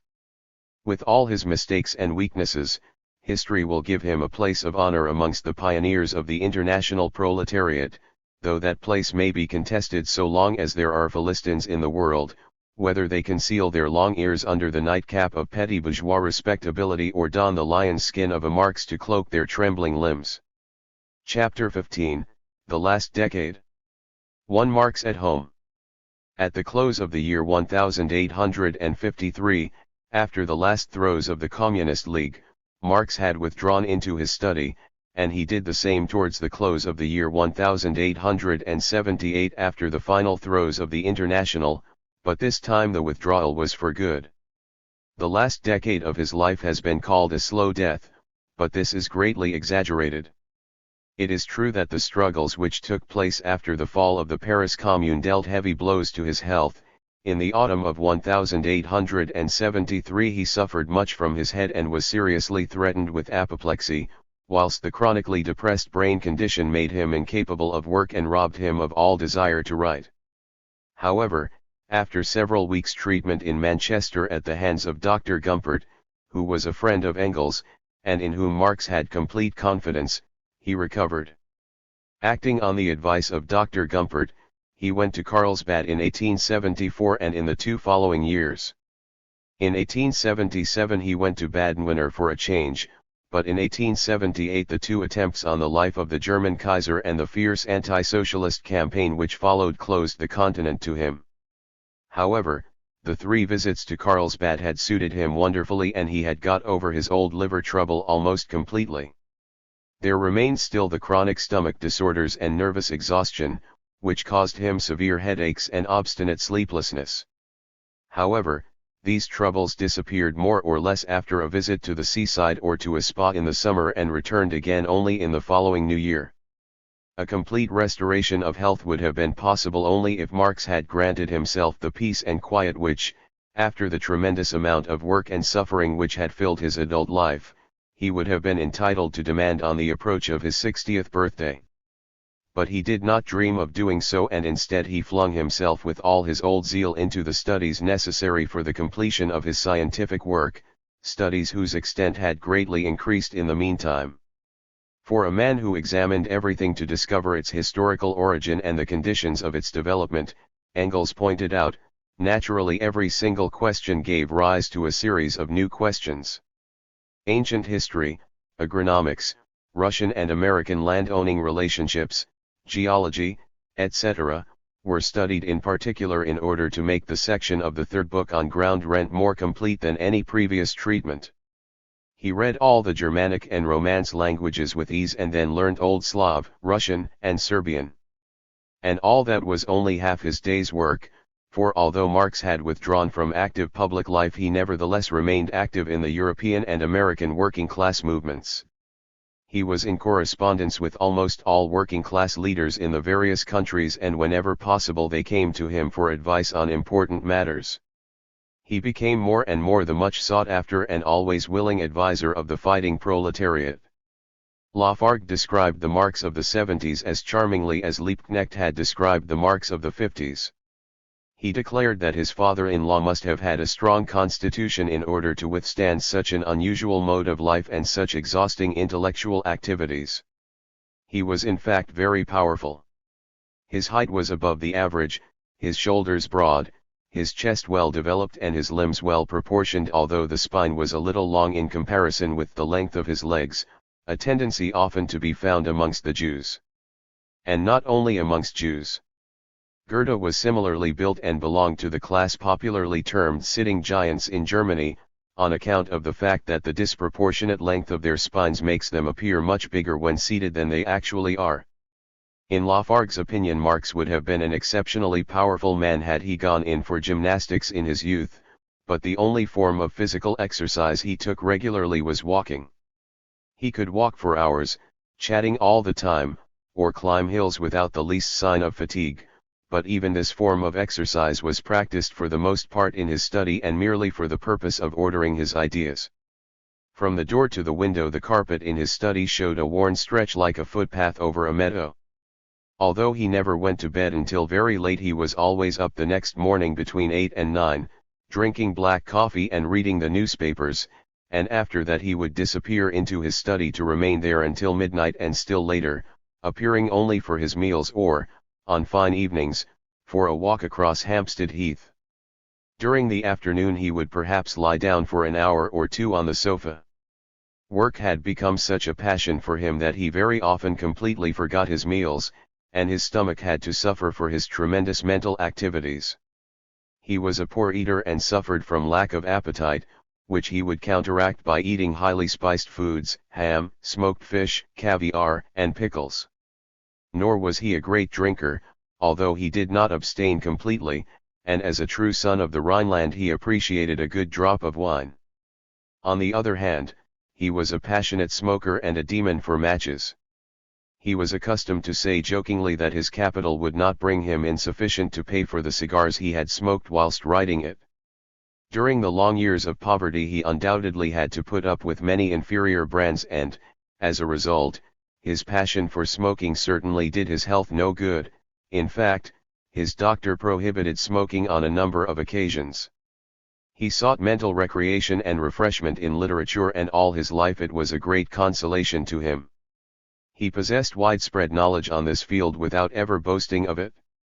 His works, with the one exception of his polemic against Voigt, show little trace of his wide reading, apart of course from the reading immediately necessary to his subject, but in the Voigt book he used numerous quotations from all the literatures of Europe for his artistic purpose. Just as his own scientific work mirrored a whole epoch, so his own literary favorites were those whose creations also mirrored their epoch, from Aeschylus and Homer to Dante, Shakespeare, Cervantes, and Goethe. According to Lafargue, Marx read Aeschylus in the original Greek text at least once a year. He was always a faithful lover of the ancient Greeks, and he would have scourged those contemptible souls from the temple who would prevent the workers from appreciating the culture of the classic world. He had a thorough knowledge of German literature reaching far back into the Middle Ages. Goethe and Heine were his favorites amongst the more modern German authors. The gushing enthusiasm of the German Philistine for the more or less misunderstood idealism of Schiller seems to have spoiled this poet for Marx from his early youth, and this idealism seemed to him little more than an attempt to cloak banal misery with high-flown phrases. After his final break with Germany he did not bother himself much about modern German literature, and he does not mention even writers like Hebel and Schopenhauer, who would really have been worthy of his attention, whilst Richard Wagner's manhandling of German mythology comes in for caustic criticism. Amongst French literary men he thought highly of Diderot and considered his Le Neveu de Rameau to be a masterpiece from beginning to end. The French 18th century Enlightenment literature also came in for appreciation. Of this Engels once declared that it represented the highest achievement of French intellect both in form and in content, the latter being extremely high considering the contemporary state of scientific knowledge, and the former never equaled since. The French Romanticists were roundly rejected by Marx and in particular Chateaubriand, whose false depth, Byzantine exaggerations, tuppence-colored sentimentality, in short, his unparalleled hodgepodge of dishonesty, Marx always found objectionable. On the other hand, Balzac's Comedy Humaine filled him with enthusiasm as embracing a whole epoch in the mirror of art. In fact, it was his intention to write a study of Balzac after he had completed his own great work, but like so many other plans this one too came to nothing. After Marx had become permanently domiciled in London, English literature took first place, and the tremendous figure of Shakespeare dominated the field. In fact, the whole family practiced what amounted practically to a Shakespearean cult. Unfortunately, Marx never at any time dealt with Shakespeare's attitude to the great questions of his day. Referring to Byron and Shelley, however, he declared that those who loved and understood these two poets must consider it fortunate that Byron died at the age of 36, for had he lived out his full span he would undoubtedly have become a reactionary bourgeois. He regretted on the other hand that Shelley died at the age of 29, for Shelley was a thorough revolutionary and would have remained in the van of socialism all his life. Marx thought highly of the English novels of the 18th century and in particular of Fielding's Tom Jones, which in its own way is also a mirror of its time, and he also recognized a number of Walter Scott's novels as being models of their kind. In his literary judgments he was completely free of all political and social prejudices, as his appreciation of Shakespeare and Walter Scott shows, but he never subscribed to the idea of pure aestheticism, of art for art's sake, which is so often coupled with political indifference or even servility. In this respect also his was a virile and independent intellect measurable by no stereotyped formula. At the same time he was by no means over fastidious in his choice of reading matter and did not scorn to read productions which would have made scholarly aesthetes cross themselves with horror. Like Darwin and Bismarck, he was a great devourer of novels and he had a particular liking for adventurous and humorous tales. In his search for them he descended from Cervantes, Balzac, and Fielding to Paul de Kock and Dumas the Elder, the man with the Count of Monte Cristo on his conscience.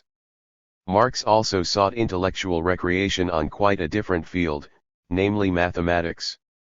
Particularly in times of mental anguish and other sufferings he would seek consolation in mathematics, which exercised a soothing effect on him. Engels and Lafargue both contend that he made independent discoveries on this field, but this is beside the point here, and mathematicians who went through his manuscripts after his death are reported not to have endorsed this opinion. With all his intellectual interests, Marx was no Wagner who lived shut up in a museum and saw the world only from afar, nor a Faust in whose breast two souls had made their habitation. Working for the world was one of his favorite sayings, and he felt that whoever was fortunate enough to be able to devote himself to scientific research should put himself at the service of mankind. It was this intellectual attitude which kept the blood pulsing vigorously in his veins and the marrow fresh in his bones. In his family circle and amongst friends he was always a cheerful and witty companion whose deep-chested laughter came easily. Those who sought out the Red Terrorist doctor, as he came to be called after the fall of the Paris Commune, found no gloomy fanatic and no dreamy armchair philosopher, but a man of the world thoroughly at home in all the topics of polite conversation. The readers of his letters are struck with the easy way in which his fiery spirit glides almost unnoticeably from the tremendous tension of great bursts of anger into the deep but calm sea of philosophic speculation, and this seems to have struck his listeners also, for referring to his conversations with Marx, Hindman declares: "Whilst speaking with fierce indignation of the policy of the Liberal Party, especially in regard to Ireland, the old warrior's small deep-sunk eyes lighted up, his heavy brows wrinkled, the broad, strong nose and face were obviously moved by passion, and he poured out a stream of vigorous denunciation, which displayed alike the heat of his temperament and the marvelous command he possessed over our language. The contrast between his manner and utterances when thus deeply stirred by anger and his attitude when giving his views on the economic events of the period was very marked.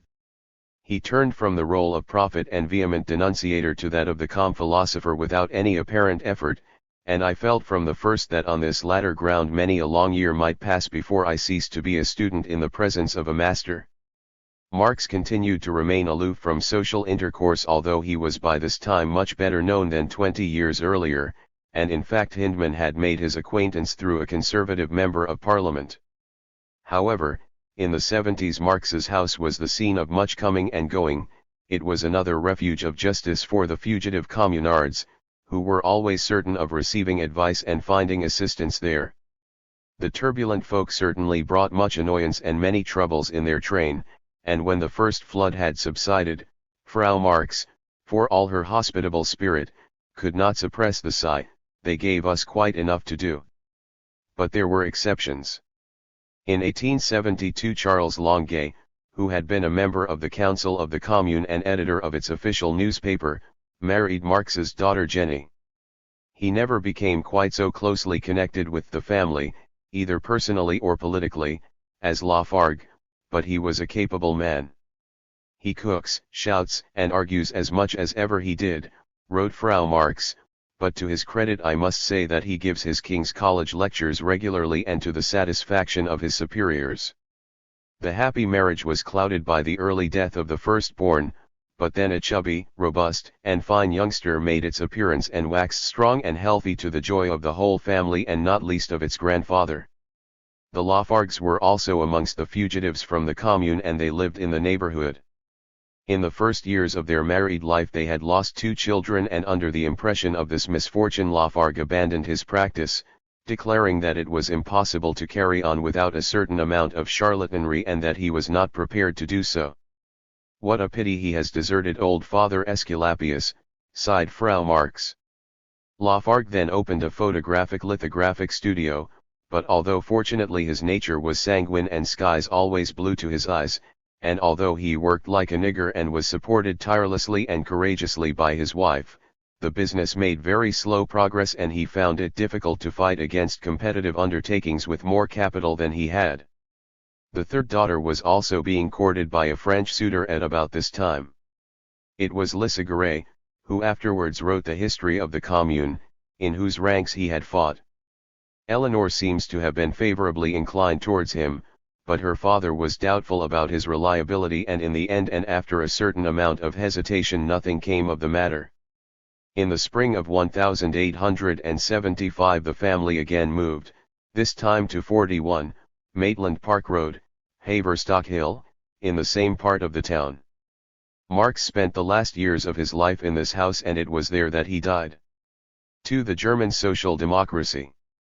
Thanks to the fact that it had developed along national lines from the very beginning, the German working class movement escaped the crisis suffered by all other sections of the International when they began to develop into national working class parties.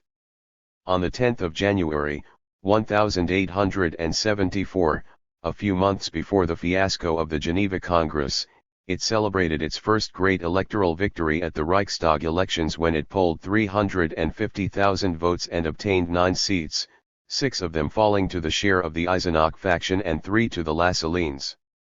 Searching light is cast on the causes which led to the decline of the First International by the fact that Marx and Engels, the leading brains of the General Council, were able only with difficulties to find a modus vivendi with that flourishing workers' party which should have been most familiar to them on account of their own origin and which was nearer to their own theoretical opinions than any other party. The international vantage point which permitted them a general view of the whole, at the same time prevented them from penetrating into the details characteristic of the individual countries. Even their most enthusiastic admirers in England and France have admitted that Marx and Engels never succeeded in mastering all the details of English and French life like natives, and once having parted company with Germany they never succeeded in re-establishing their former thorough and familiar touch with German conditions. This was true even of the German party questions proper, in which their judgment was clouded by their undiminished mistrust of Lassalle and everything Lassallean. This was seen clearly when the newly elected Reichstag met for the first time. 2 of the 6 members of the Eisenach faction, Liebknecht and Babel, were still in prison and unable to take their seats, whilst the attitude of the remaining 4, Gabe, Most, Moteller and Walteich, caused great disappointment in the ranks of their own supporters. Babel declares in his memoirs that bitter complaints were made to him from many sides that the 4 parliamentary representatives of the Eisenach faction were letting themselves be outdone by the 3 Lassalleans, Hasenclever, Hasselmann, and Reimer. Engels, on the other hand, was of quite a different opinion and wrote to Zarga, "The Lassalleans have been so discredited by their parliamentary representatives that the government is being compelled to take measures against them in order to create the impression that their movement is serious. For the rest, since the elections the Lassalleans have found themselves compelled to follow at the tail of our people. What a piece of good fortune that Hasenclever and Hasselmann were elected to the Reichstag. They are discrediting themselves visibly. They must either go with our people or commit follies on their own, and both things will ruin them." It would be difficult to imagine a more thorough misunderstanding of the situation. The parliamentary representatives of the 2 factions got on very well together and did not waste much time bothering about whether this man or that had come off better than the other on the floor of the House. Both factions had conducted the election campaign in such a fashion that it was impossible to accuse the Eisenach faction of semi-socialism or the Lassalleans of flirting with the government. Both factions polled approximately the same number of votes, both factions faced the same enemies in the House and put forward the same demands, and as a result of their electoral successes both factions were subjected to an equally violent campaign of persecution on the part of the government. Their only real differences were in organizational matters, but these differences were soon settled thanks to the careerist zeal of the public prosecutor Tessendorf, who succeeded in obtaining judgments from the complacent courts which destroyed both the loose form of organization adopted by the Eisenach faction and the more centralized form adopted by the Lassalleans.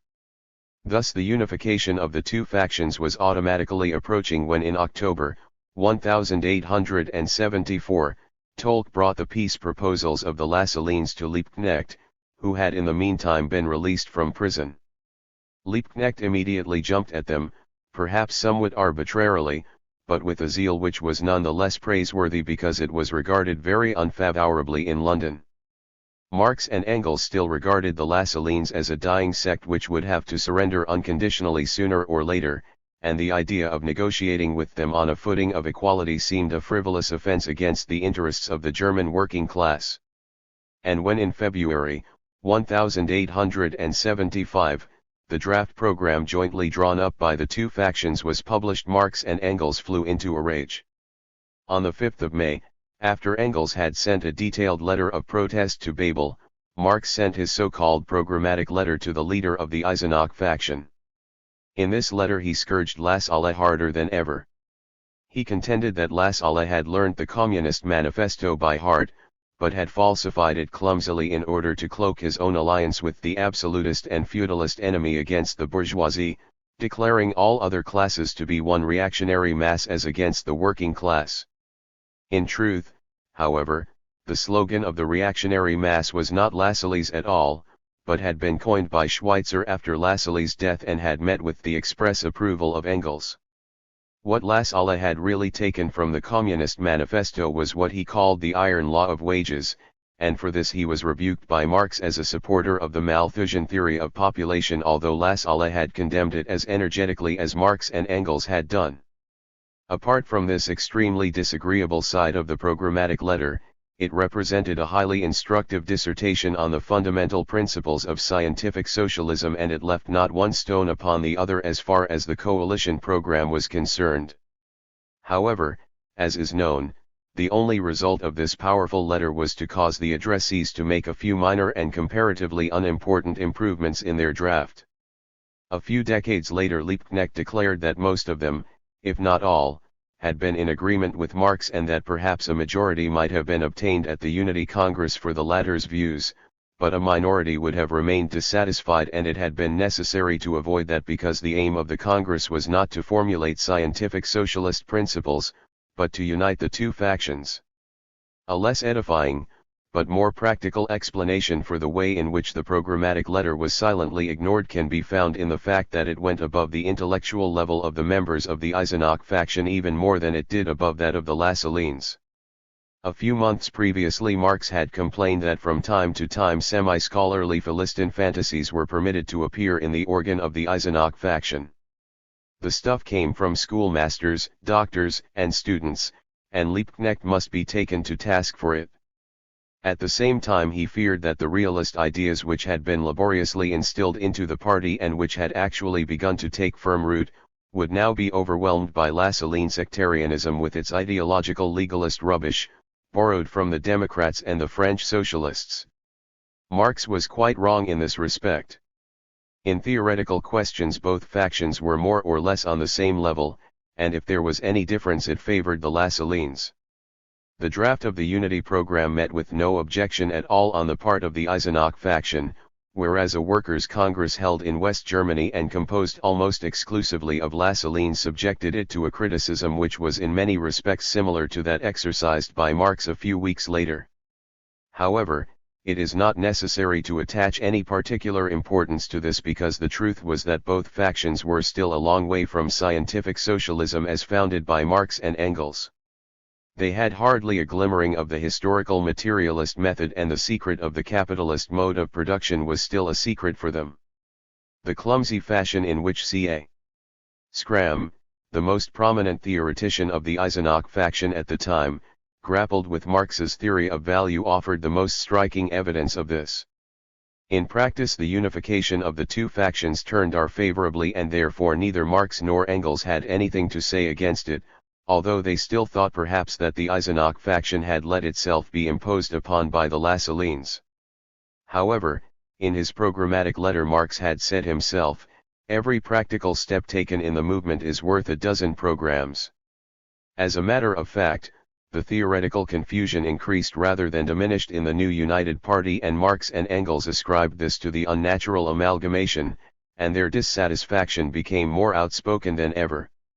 The fact that the source of their annoyance was to be found chiefly amongst the members of the former Eisenach faction rather than amongst the former Lassalleans should have given them pause, and Engels declared occasionally that the latter would soon be the clearest thinkers in the movement because their paper, which continued to exist for a year after the unification, published the least nonsense.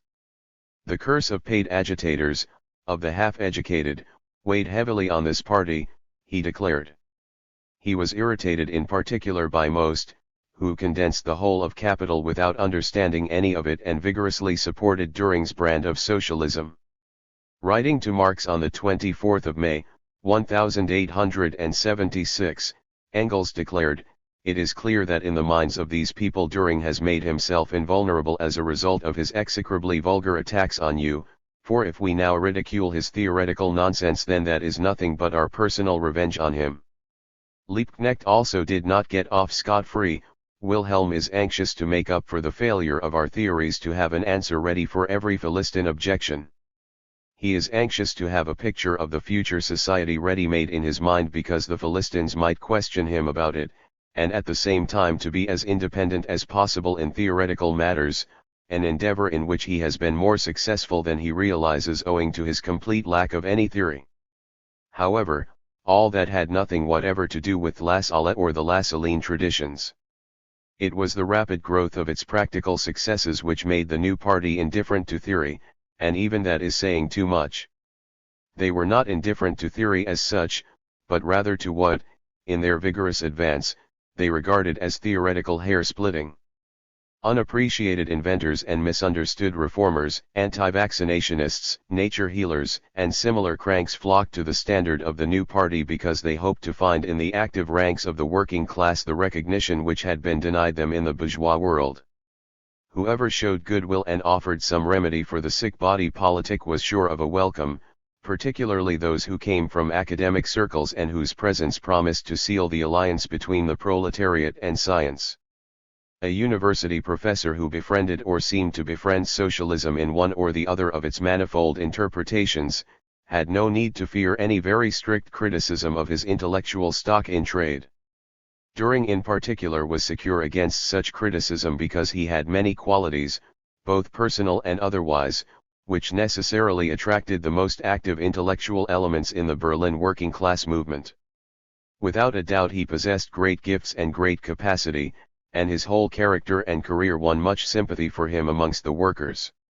He was without financial resources and had gone blind in early years, but nevertheless he had fought his way through life as a university lecturer, had never made any concessions to the ruling classes and had always stoutly maintained his radicalism in the lecture hall, not hesitating to praise Marat, Babeuf, and the heroes of the Commune. The disagreeable side of his character, the arrogance with which he claimed to master completely half a dozen fields of scientific investigation whilst in fact, owing to his physical disability, he was thoroughly at home on none of them, and the increasing megalomania with which he bludgeoned his predecessors out of existence, Fichte and Hegel on the philosophic field, and Marx and Lassalle on the economic field, all this remained in the background or was excused as the result of his intellectual isolation and the arduous struggles he had been compelled to fight. Marx had paid no attention to the execrably vulgar attacks of Düring, and in fact their content was not of sufficient weight to cause him to take up the challenge.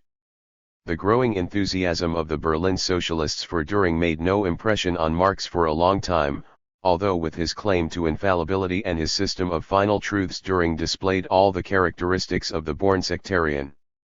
Even when Liebknecht, who was quite on the alert this time, sent in letters from workers and pointed out the danger of the party propaganda becoming superficial, Marx and Engels still refused to reply to Düring on the ground that it was too subaltern a task, but when in May, 1876, Most wrote an insolent letter to Engels, that seems to have been the last straw. Engels then began to examine Düring's systematic truths, and he set down his criticism in a number of articles which began to appear in the beginning of 1877 in the Vorwärts, which was now the central organ of the United Party. These articles developed into one of the most important and successful documents of scientific socialism, taking a place side by side with Marx's Capital, but the reception of the work by the party showed that danger was really at hand. By a hair the annual Congress of the party, which took place in May 1877, in Gotha, would have held an inquisition for heresy on Engels similar to the one then being held by the Orthodox University clique against Düring. Most brought in a resolution against the publication of any further articles by Engels against Düring in the central organ of the party, on the ground that they were completely without interest or even objectionable to the great majority of the readers of the Vorwärts. Waltijk, who was in all other respects a bitter enemy of most, made common cause with him on this issue and declared that the tone adopted by Engels was in the worst of taste and likely to make the intellectual fare provided by the Vorwärts indigestible. Fortunately, the worst was avoided by the adoption of a compromise proposal suggesting that for practical and agitational reasons the polemic should be continued in a scientific supplement and not in the main paper. At the same time, the Congress decided to issue a fortnightly scientific organ from October on. This proposal was adopted at the suggestion of Karl Hochberg, who also promised financial support for the venture. Hochberg was one of those bourgeois adepts at socialism who were so numerous in Germany at the time. He was the son of a lottery promoter in Frankfurt, still young and very well off, and at the same time extremely self-sacrificing and unselfish. Everyone who knew him gave him the highest possible personal character. However, the judgment on his literary and political abilities as they were expressed in his publications was less favorable. Hochberg was then seen to be a colorless and tiresome person who knew nothing about the history and theory of socialism and nothing whatever about the scientific opinions developed by Marx and Engels. He did not consider the proletarian class struggle as the lever for the emancipation of the workers, but sought to win the ruling classes, and in particular their educated members, for the cause of the workers along the lines of peaceful and legal development. However, Marx and Engels knew very little about him when they refused to cooperate in Die Zukunft, as the new publication was called. An invitation to contribute had been extended to them only through a general circular together with numerous others.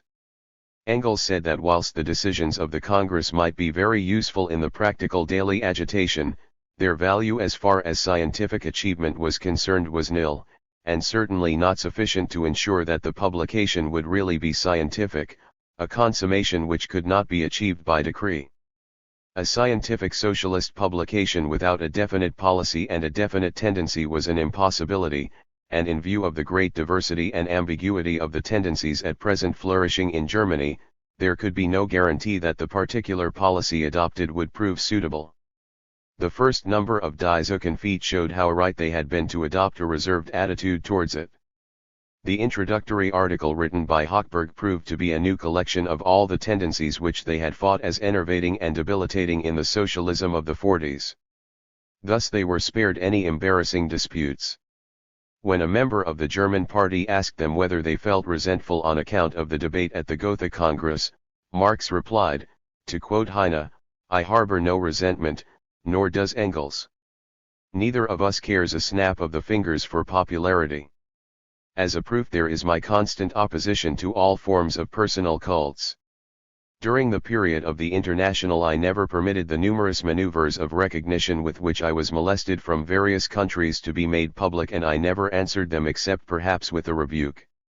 And he added, "But such happenings as those which took place at the last party congress, they are being thoroughly exploited by the enemies of the party abroad, have in any case taught us to be careful in our relations with members of the party in Germany."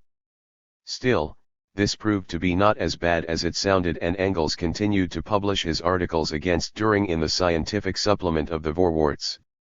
However, Marx was seriously perturbed by the rotten spirit which began to show itself not so much amongst the masses as amongst the leaders, and writing to Zarga on the 19th of October he declared, "The compromise with the Lassalleans has led to compromises with the other pseudo-socialists, in Berlin, most for example, with Düring and his admirers, and further with a whole host of immature students and inflated academicians, who want to give socialism a higher, idealist tendency, or in other words, to replace the materialist basis of socialism, which needs a serious and objective study if one is to operate on it successfully, with a modern mythology whose gods are liberty, equality, and fraternity. Herr Hochberg, who publishes Die Zukunft, is a representative of this tendency. He has bought himself into the party. I am prepared to assume that his intentions are of the noblest, but I don't give a fig for intentions.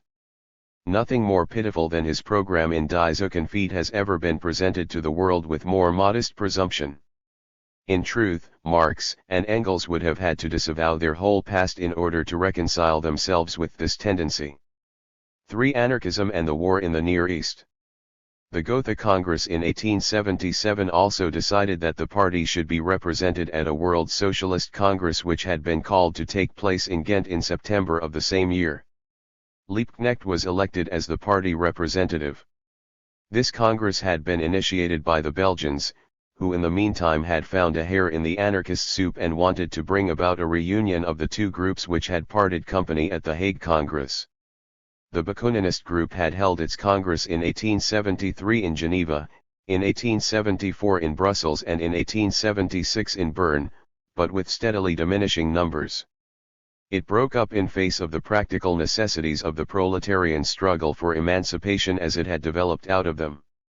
The real antagonisms were revealed at the very beginning of the quarrel, the Geneva dispute between the Fabrique and the Gros Métiers. On the one hand, a well-paid section of the workers with political rights opening up the parliamentary struggle for them, but also tempting them into various doubtful alliances with bourgeois parties, and on the other hand a badly paid section of the workers without political rights and dependent solely on their own strength. This practical antagonism was at the basis of the whole quarrel and not, as legend would have it, a theoretical struggle between reason and unreason. The matter was far less simple, and it is still far from simple today, as the repeated resuscitation of anarchism demonstrates after it has been killed again and again. To understand anarchism need not mean to support it. In the same way, it is not necessary to disavow parliamentary political action in order to recognize that with all its quite acceptable reforms it can lead the working class movement to a point where it loses all its revolutionary energies. It was not at all by chance that amongst Bakunin's supporters were men who had rendered great services to the proletarian struggle for emancipation.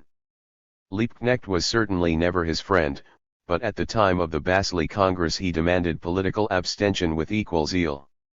On the other hand, men like Jules Guesde in France, Carlo Cafiero in Italy, César de Pipi in Belgium and Paul Axelrod in Russia were zealous supporters of Bakunin at the time of the Hague Congress and long afterwards. When later on they became just as zealous Marxists, this was not because they had thrown their previous convictions overboard, but, as a number of them declared expressly, because they had continued their development on the basis of that which Bakunin had in common with Marx. Both men wanted a proletarian mass movement, and their dispute concerned the line which this mass movement should take. In the meantime, however, the congresses of the Bakuninist International had demonstrated that the anarchist way was impassable. It would lead too far here to show the rapid decline of anarchism on the basis of the various congresses. Its destruction proceeded merrily and thoroughly enough. The General Council and the annual subscription were abolished, the congresses were prohibited to adopt any decisions in matters of principle, and with great difficulty an attempt was repulsed to close the ranks of the International to brain workers. However, the constructive side of the matter was in a deplorable state, and the drafting of a new program and new tactics made little progress.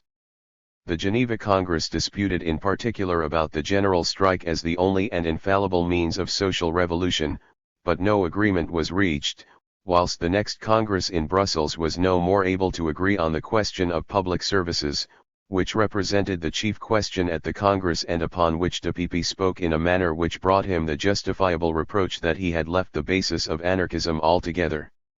It is clear how necessary was de Pipi's deviation when something tangible had to be said about such a question. After violent debates, the question was postponed to the next Congress for settlement, but the next Congress also failed to solve it. The Italians declared that the era of Congresses was over and done with anyway, and they demanded propaganda of deed. Utilizing the famine in Italy, they achieved the respectable performance of 60 putschs within 2 years, but the success for their cause was nil. The fact that anarchism adopted a purely negative attitude to all those practical questions which touched intimately the immediate interests of the modern proletariat, even more than the hopeless confusion of its theoretical views, caused it to degenerate into a thoroughly hidebound sect. When a mass movement in favor of the legal limitation of the working day to 10 hours developed amongst the workers in Switzerland, the anarchists refused to have anything to do with it, and they adopted the same negative attitude towards a petition which the Flemish socialists organized to secure the legal prohibition of child labor in the factories. Naturally, they also rejected any struggle for the general franchise or, where it already existed, for its utilization by the workers. Compared with this barren and hopeless policy, the successes of the German socialist working class movement shone all the more brilliantly, and everywhere the masses began to reject anarchist propaganda.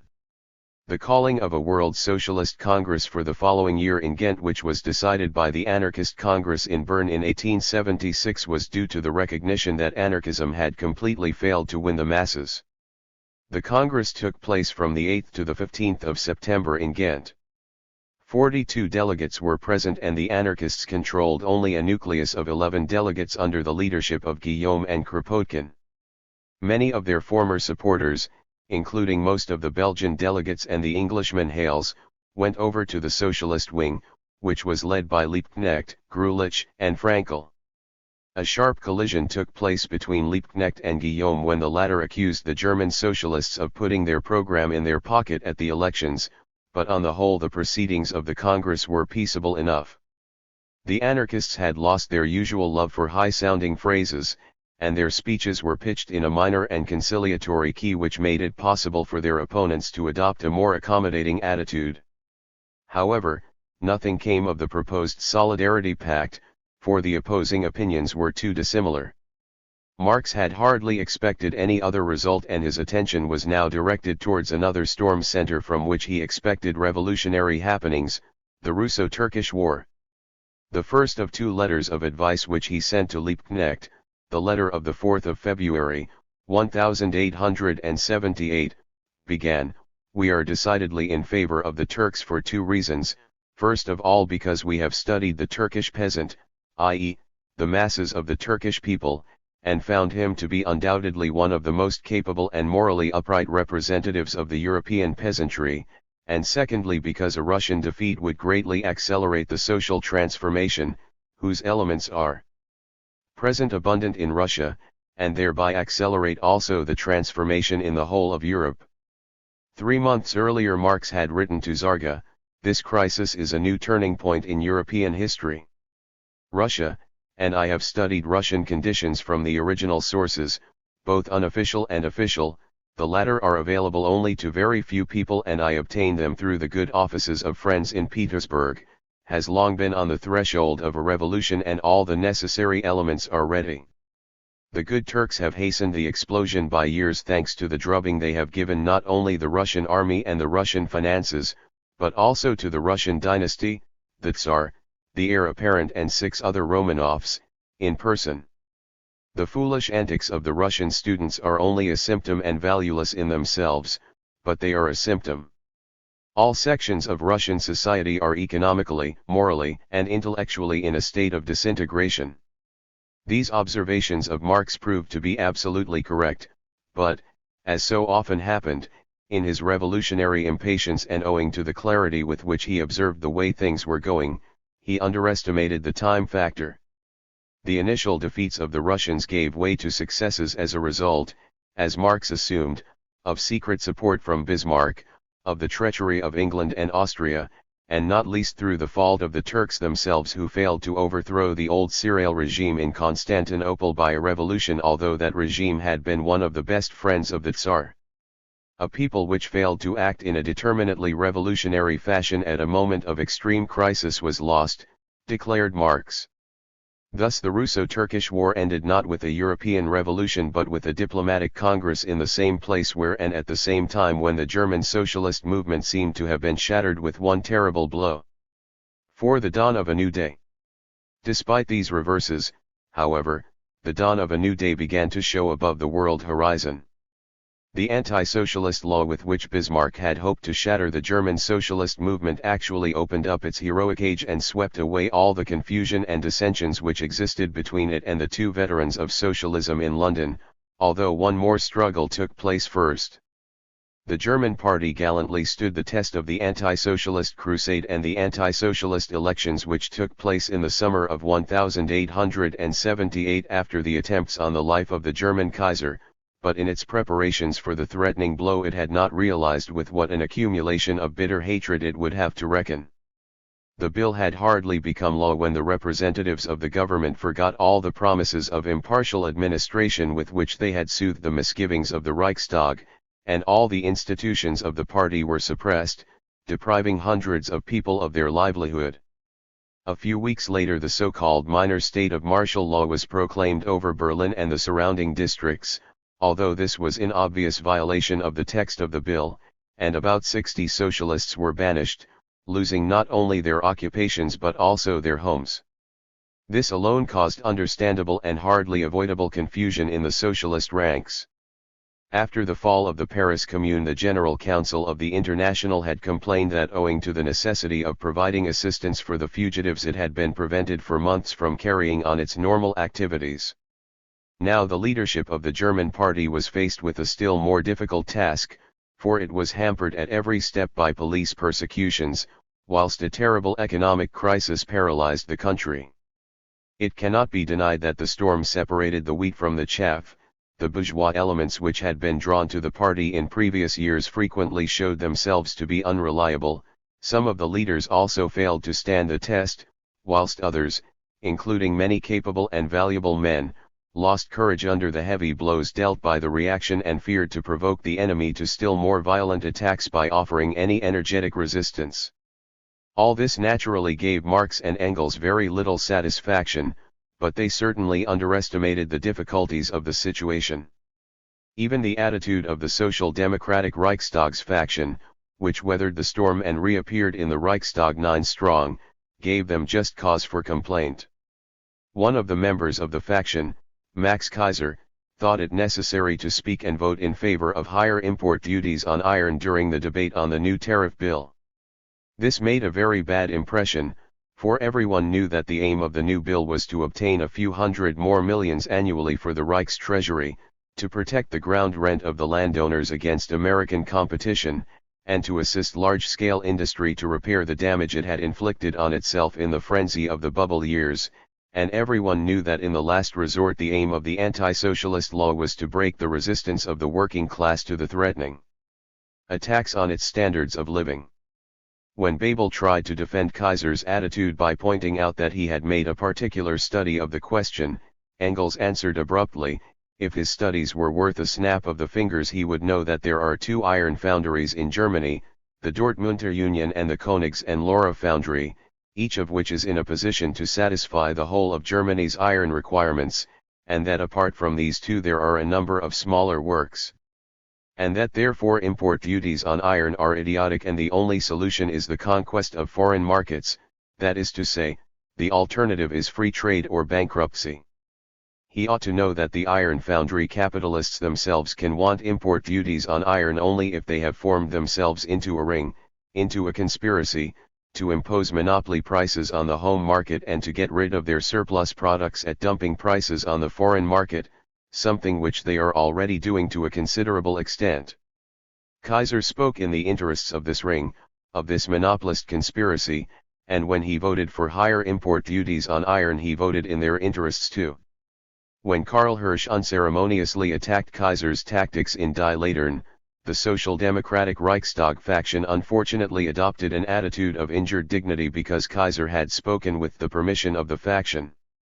This attitude was the last straw for Marx and Engels, and the former declared, "Parliamentary cretinism has already eaten so thoroughly into their bones that they imagine themselves above criticism and condemn it indignantly as though it were lèse-majesté."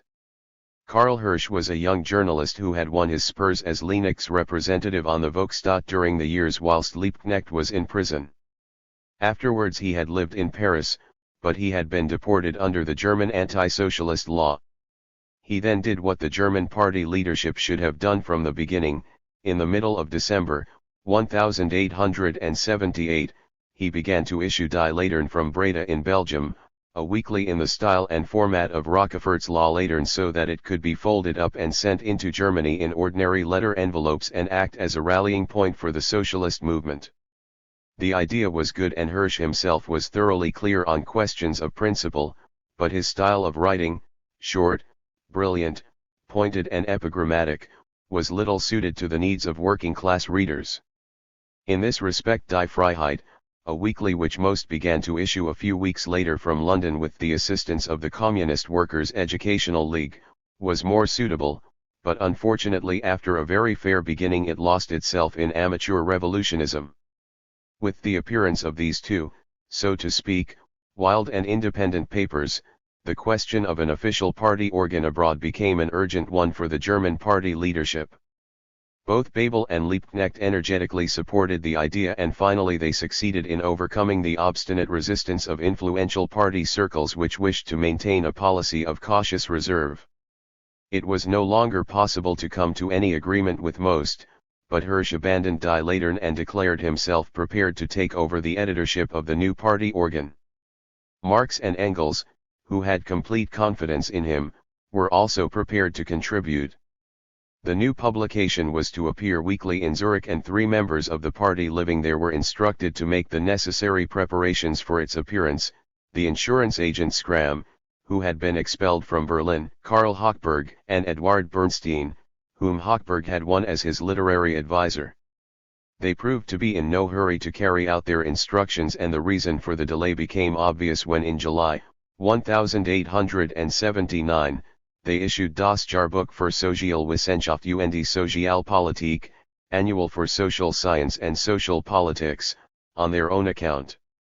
This Jahrbuch was to appear semi-annually, and the spirit in which it was edited was revealed in an article entitled A Review of the Socialist Movement, which was signed with 3 stars. Its real authors were Hochberg and Schramm, whilst Bernstein contributed only a few lines to it. The article was an incredibly tactless and ill-considered sermon on the sins of the party, its ill-mannered tone, its tendency to abuse its opponents, its flirting with the masses to the neglect of the educated classes, and in fact everything about a proletarian party which usually annoys a petty bourgeois Philistine. The epitome of its practical wisdom was that the party should make use of the leisure forced on it by the anti-socialist law in order to repent and atone. Marx and Engels were highly indignant, and in a private letter with which they circularized the leaders of the party they demanded categorically that if the latter found it necessary to tolerate the presence of people with such ideas in the party, they should at least not be permitted to speak on behalf of the party. In reality, Hochberg had not been given such authority by the party, but had taken it on himself, just as he did when he demanded that the trio in Zurich should have the right to control Hirsch's editorial activities, and that Hirsch should abandon the style in which he edited Die Latern. After this, Hirsch and the 2 veterans in London refused to have anything further to do with the new organ. Only remnants of the voluminous correspondence which was dispatched on the point are still extant. These remnants indicate that Liebknecht and Bebel were far from agreeing with the attitude of the trio in Zurich, but it is difficult to see why they did not intervene energetically. Hochberg himself went to London, where he met Engels, but not Marx. His intellectual confusion made the worst possible impression on Engels, though neither he nor Marx ever doubted the fellow's good intentions. The mutual bitterness caused by the affair made it difficult to arrive at any agreement, and on the 19th of September, 1879, Marx wrote to Serge that if the new party weekly was edited in Hochberg's spirit, they would be compelled to protest publicly against such adulteration of the party and its principles. The gentlemen have been warned, and they know us well enough to realize that the question must now be settled definitely one way or the other. If they insist on compromising themselves, so much the worse for them, but they will under no circumstances be permitted to compromise us. Fortunately, matters were not pushed to extremes. Vollmer took over the editorship of the Zurich Sozialdemokrat and conducted it miserably enough, in the opinion of Marx and Engels, but still not so badly that it became necessary to make any public protest. There were constant disputes by letter with the people in Leipzig, and the atmosphere was often heated, but the trio in Zurich turned out to be harmless. Schramm kept completely in the background, Hochberg was often traveling, and under the influence of subsequent events Bernstein freed himself from the depression caused by the first onslaughts of the reaction, as also did many other members of the party who at first had been rather inclined to let things go as they pleased.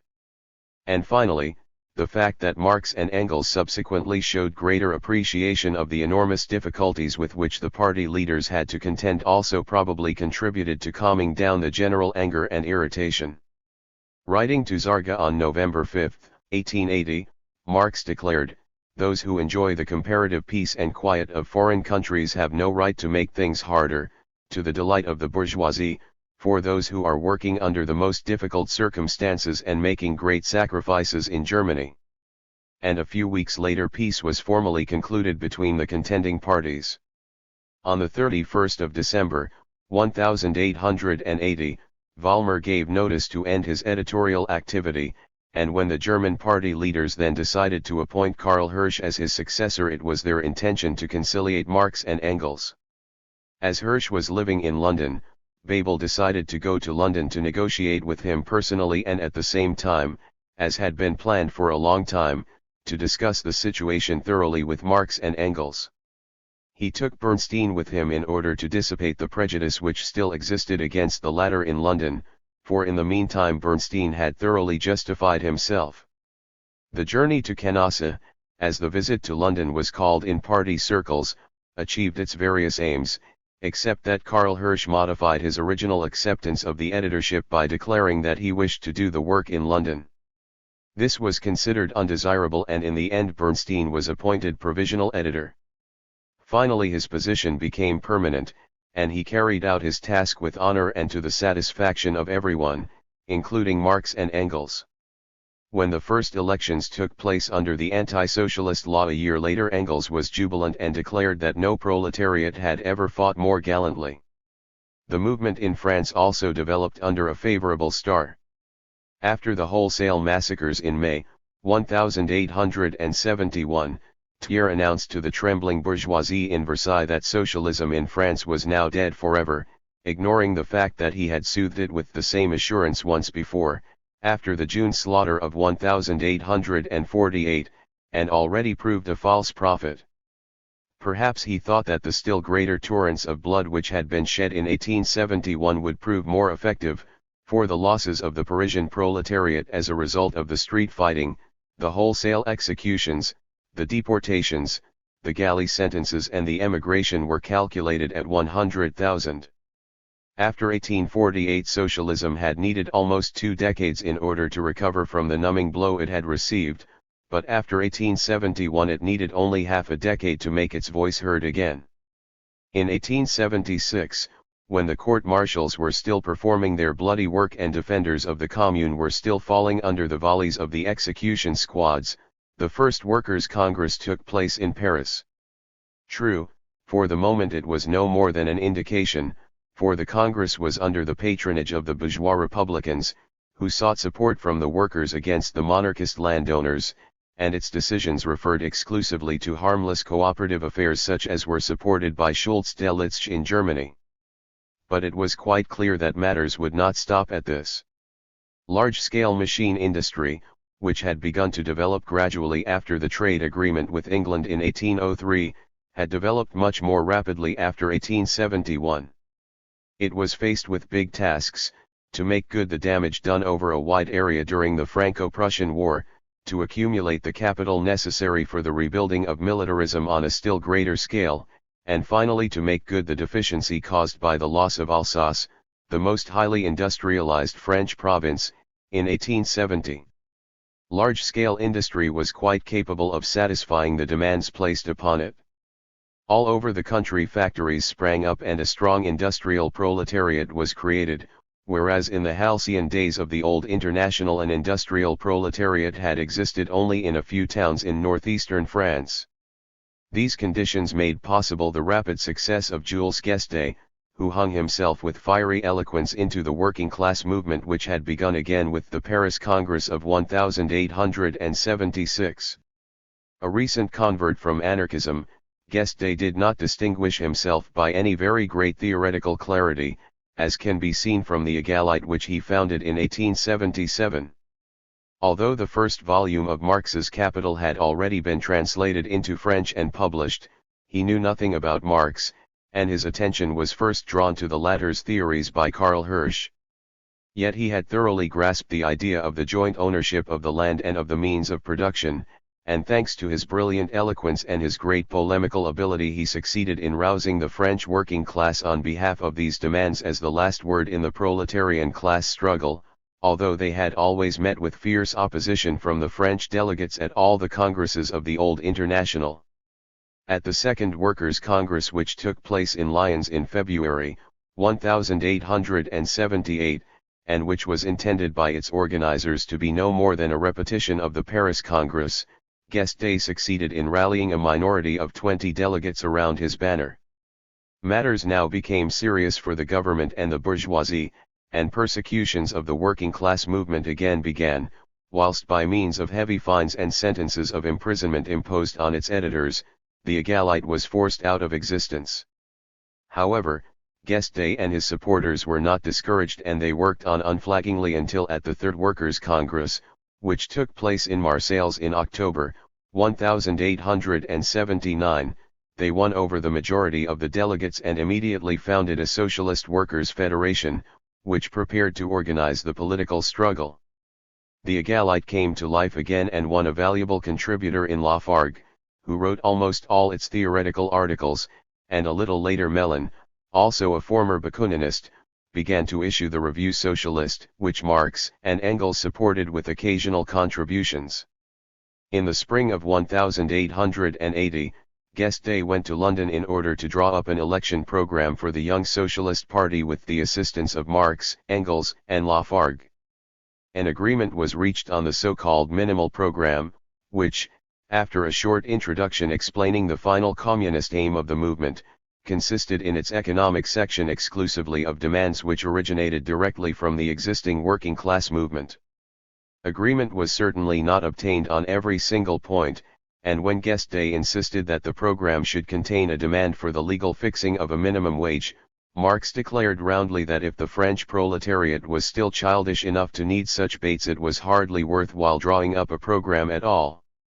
However, things were not as bad as that, and on the whole Marx regarded the program as a tremendous step towards freeing the French workers from confused phraseology and placing them on a basis of reality, and both from the opposition and the approval with which the program met, he assumed that the first real working class movement was developing in France. In his opinion, there had been nothing but sects in France up to that time, sects whose slogans were naturally manufactured by sectarians, whilst the great masses of the proletariat had remained aloof and followed in the wake of the radical or pseudo-radical bourgeoisie, had fought heroically for this bourgeoisie, only to be massacred and deported the next day by the very people they had helped to power. Marx was therefore completely in agreement with the return of his two sons-in-law to France as soon as the amnesty which had been wrung from the government for the communards permitted them to do so. Lafargue returned to work together with Guesde, whilst Longuet took an influential position on La Justice, the organ of Clemenceau, who was at the head of the extreme left. The situation in Russia was different, but even more fortunate from Marx's point of view. His Capital was more widely read and received greater recognition in Russia than anywhere else, particularly in the younger world of science and literature, where Marx won many supporters and not a few personal friends. However, the two main tendencies of the Russian mass movement, as far as one can speak of such a thing at that time, the Party of the People's Will and the Party of Black Distribution, still found his ideas completely foreign. Both parties were wholly Bakuninist in so far as they both aimed above all at winning the peasants. The chief question at issue for them was formulated by Marx and Engels as follows: can the Russian peasant community, an already very degenerate form of primitive common ownership of the land, develop directly into a higher communist form of land ownership, or must it first of all go through the same process of dissolution seen in the historical development of the Western European countries? The only possible answer to this question today was given by Marx and Engels in a preface to a new translation of the Communist Manifesto by Varas Sassulich in the words: if the Russian Revolution gives the signal for a workers' revolution in the West, so that both revolutions supplement each other, then the existing form of communal property in Russia can serve as the starting point of a communist development.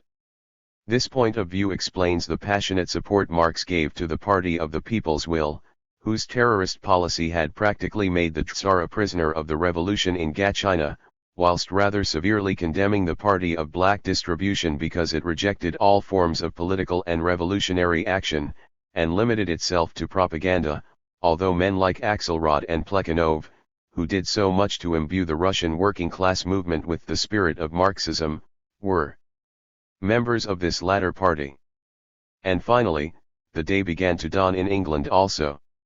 In June, 1881, a little book entitled England for All appeared. It was written by Hindman and represented the program of the Democratic Federation, an association which had just been formed out of various English and Scottish radical societies, half bourgeois, half proletarian. The chapters on labor and capital consisted of literal extracts from Marx's Capital or of summaries of its ideas, but Hindman mentioned neither the work itself nor its author and contented himself with remarking at the conclusion of his preface that he was indebted to the work of a great thinker and original writer for the ideas and much of the matter. This peculiar way of treating Marx's work was made still more irritating by the excuses with which Hindman tried to justify himself to Marx. Marx's name was so much detested, the English didn't like to be taught by foreigners, and similar pretexts. Marx then broke off relations with Hindman, whom he in any case held to be a weak vessel. In the same year, however, Marx was greatly pleased by an article written about him by Balfour Bax and published in the December issue of one of the English monthlies.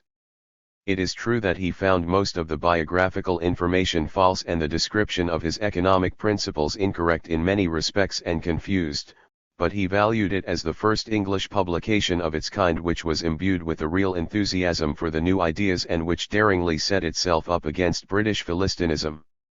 The appearance of the article, which had been advertised in large type on the walls and hoardings of the West End, created a great sensation. In the letter to Serge in which Marx wrote about this, the man of iron, who was so indifferent to praise or blame, would seem to have experienced a mild attack of self-complacency. Nothing would have been more excusable, but in fact the letter was written at a moment of deep emotion, as can be seen from its concluding sentences. The most important thing for me was that I received my copy on the 30th of November, so that the last days of my dear wife were made a little more cheerful. You know what a passionate interest she took in all such things. Frau Marx died on the 2nd of December, 1881. 5 Twilight. Whilst the clouds gradually lifted from the social and political horizon everywhere, and that was always the chief thing for Marx, the dusk sank deeper and deeper on him and his house. When the continent was closed against him and he could no longer visit its health-giving spas, his physical ailments grew worse again and rendered him more or less unfit for work. Since 1878 he had done nothing further to complete his main work, and about the same time the gnawing anxiety for his wife's health began. She had enjoyed the carefree days of her later life with the happy serenity of her harmonious and equable character. In a consolatory letter to the Zargas, who had lost 2 children in the years of adolescence, she wrote, "I know only too well how terrible it is and how long it lasts before one can again find one's equanimity after such a loss, but everyday life with its little pleasures and its great troubles, with all its petty worries and its minor torments, comes to our assistance, and gradually the great suffering is numbed by the troubles and worries of the moment, so that almost unnoticeably the violent anguish diminishes, not that such wounds ever heal completely, and certainly not in a mother's heart, but gradually one recovers one's receptivity and even one's sensitiveness for new sufferings and new pleasures, and one lives on and on with a broken, but still hopeful heart, until finally it is stilled forever and eternal peace is there. Who more deserved an easy death by the gentle loosening of earthly ties at the hands of nature than this gallant and patient woman? But it was not to be her lot, and she once again had to bear great sufferings before the end came. In the autumn of 1878, Marx informed Zarga that his wife was very unwell, and a year later he wrote, "My wife is still dangerously ill and I am not properly on my feet myself." Apparently after a long period of doubt, it was determined that Frau Marx was suffering from incurable cancer which must gradually and inevitably, and with much pain and suffering, bring about her death. What Marx himself suffered during this terrible illness can be fathomed only from the role his wife had played in his life. She herself bore her sufferings with greater stoicism than her husband and her family. With heroic courage she suppressed all signs of pain in order always to show a serene face. In the summer of 1881, when the disease was already far progressed, she summoned up sufficient courage to make the journey to Paris to visit her married daughters. As the case was hopeless, the doctors agreed to let her brave the dangers of the journey. In a letter to Madame Longuet on the 22nd of June, 1881, Marx announced their visit, "Answer immediately, for Mama will not leave until she knows what you would like her to bring you from London. You know she loves doing such things." The undertaking was carried out as satisfactorily for Frau Marx as was possible under the circumstances, but on their return Marx himself went down with a violent attack of pleurisy complicated with bronchitis and incipient pneumonia. It was a dangerous illness, but he got over it thanks chiefly to the self-sacrificing care and attention he received at the hands of his daughter Eleanor and from Lenchen de Muth. They were sad days, and Eleanor wrote, "Mother lay in the big front room and the Moor lay in the little room next to it." The two who had grown so used to each other, whose lives had completely intertwined, could no longer be in the same room together. The Moor got over his illness once again. I shall never forget the morning when he felt himself strong enough to get up and go into Mother's room. It was as though they were young again together, she a loving girl and he an ardent youth starting out together through life, and not an old man shattered by ill health and a dying old lady taking leave of each other forever. When Frau Marx died on the 2nd of December, 1881, Marx was still so weak that the doctor forbade him to accompany his beloved wife on her last journey. I submitted to his orders, Marx wrote to his daughter Madame Longuet, because a few days before she died your dear mother expressed the wish that there should be no ceremony at her funeral. We attach no importance to outward show. It was a great consolation to me that her strength ebbed so rapidly. As the doctor prophesied, the disease took on the form of a general decline, as though it were caused by old age. Even in the final hours, no struggle with death, a slow sinking into sleep, and her eyes were bigger, more beautiful, and brighter than ever. Engels spoke at the grave of Jenny Marx. He spoke of her with the deepest respect and admiration as the loyal comrade of her husband and closed his speech with the words, "There is no need for me to speak of her personal virtues. Her friends know them and will never forget them or her. If there was ever a woman whose greatest happiness was to make others happy, it was this woman." 6. The last year. Marx survived his wife little more than a year, but this period was really nothing but a slow death, and Engels' instinct was right when he declared on the day Frau Marx died, "The Moor has also died." As the two friends were again separated for the greater part of this short period, their correspondence took on a last lease of life, and in it the final year passes in melancholy grandeur, deeply moving on account of the painful details in which the relentless fate of all humankind dissolved this powerful spirit too.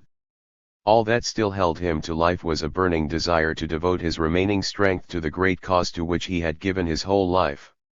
Writing to Zarga on the 15th of December, 1881, he declared, "I have emerged from the last illness doubly crippled, morally through the death of my wife and physically as a result of the fact that it has left me with a congestion of the pleura and an increased sensitiveness of the bronchial tubes.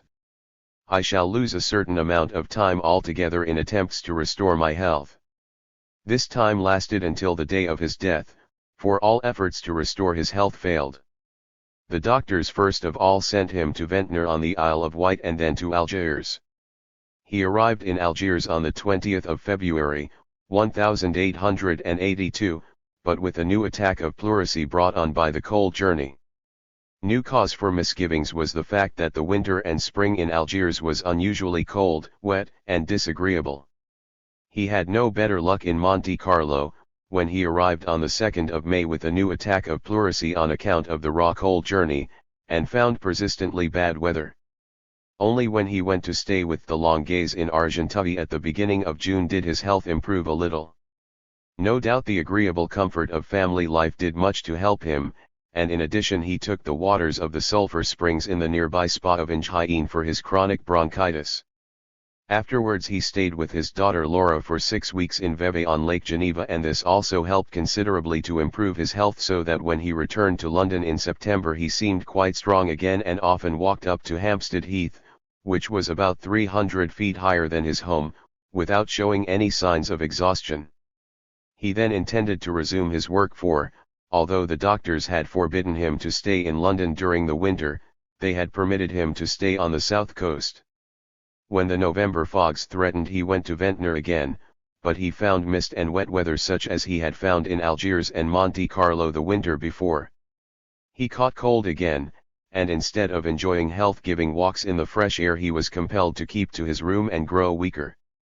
Any scientific work was impossible, although his interest in all scientific progress, even that which had no direct connection with his own field of work, such as the electrical experiments of Deprez at the Munich Electrical Exhibition, was still active. In general his letters reveal a discontented and depressed mood. When the inevitable growing pains began to manifest themselves in the Young Workers' Party of France, he was dissatisfied with the way in which his sons-in-law represented his ideas, Longuet as the last Proudhonist and Lafargue as the last Bakuninist. The devil take them. It was in this period that he used the phrase which has since so intrigued the Philistine world, that as far as he was concerned he was certainly not a Marxist.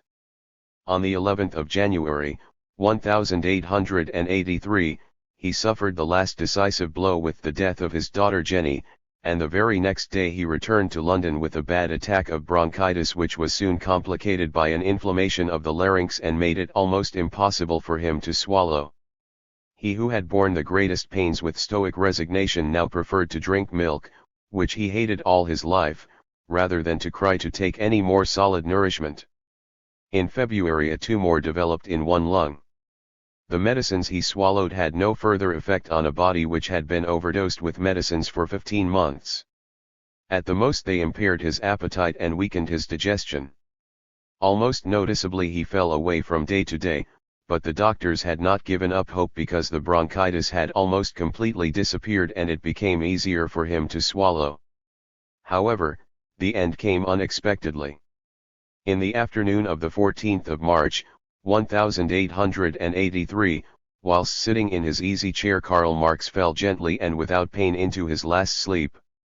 Despite great sorrow at this irreparable loss, Engels found that it contained a grain of consolation. Medical science might perhaps have made it possible for him to drag on another few years, the life of a helpless invalid, dying not suddenly but by inches, to the greater glory of the medical profession. Our Marx could never have stood that.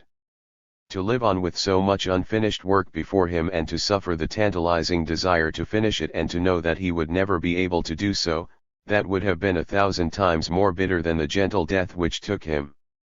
With Epicurus, he was wont to say that death was no misfortune for him who died, but for those who survived. And to see this great genius lingering on as a physical wreck to the greater glory of medicine and the mockery of the Philistines whom he so often flayed in the prime of his life, no, 1,000 times better as it is, 1,000 times better that we carry him to the grave where his wife lies. On the 17th of March, on a Saturday, Karl Marx was buried in the grave of his wife. His family tactfully dispensed with all ceremony such as would have closed his life with a painfully discordant note. No more than a few faithful friends were at the graveside. Engels with Lessner and Lochner, his old comrades from the days of the Communist League, Lafargue and Longuet from France and Liebknecht from Germany. Science was represented by two of its most prominent pioneers, the chemist Schorlemmer and the biologist Ray Lankester.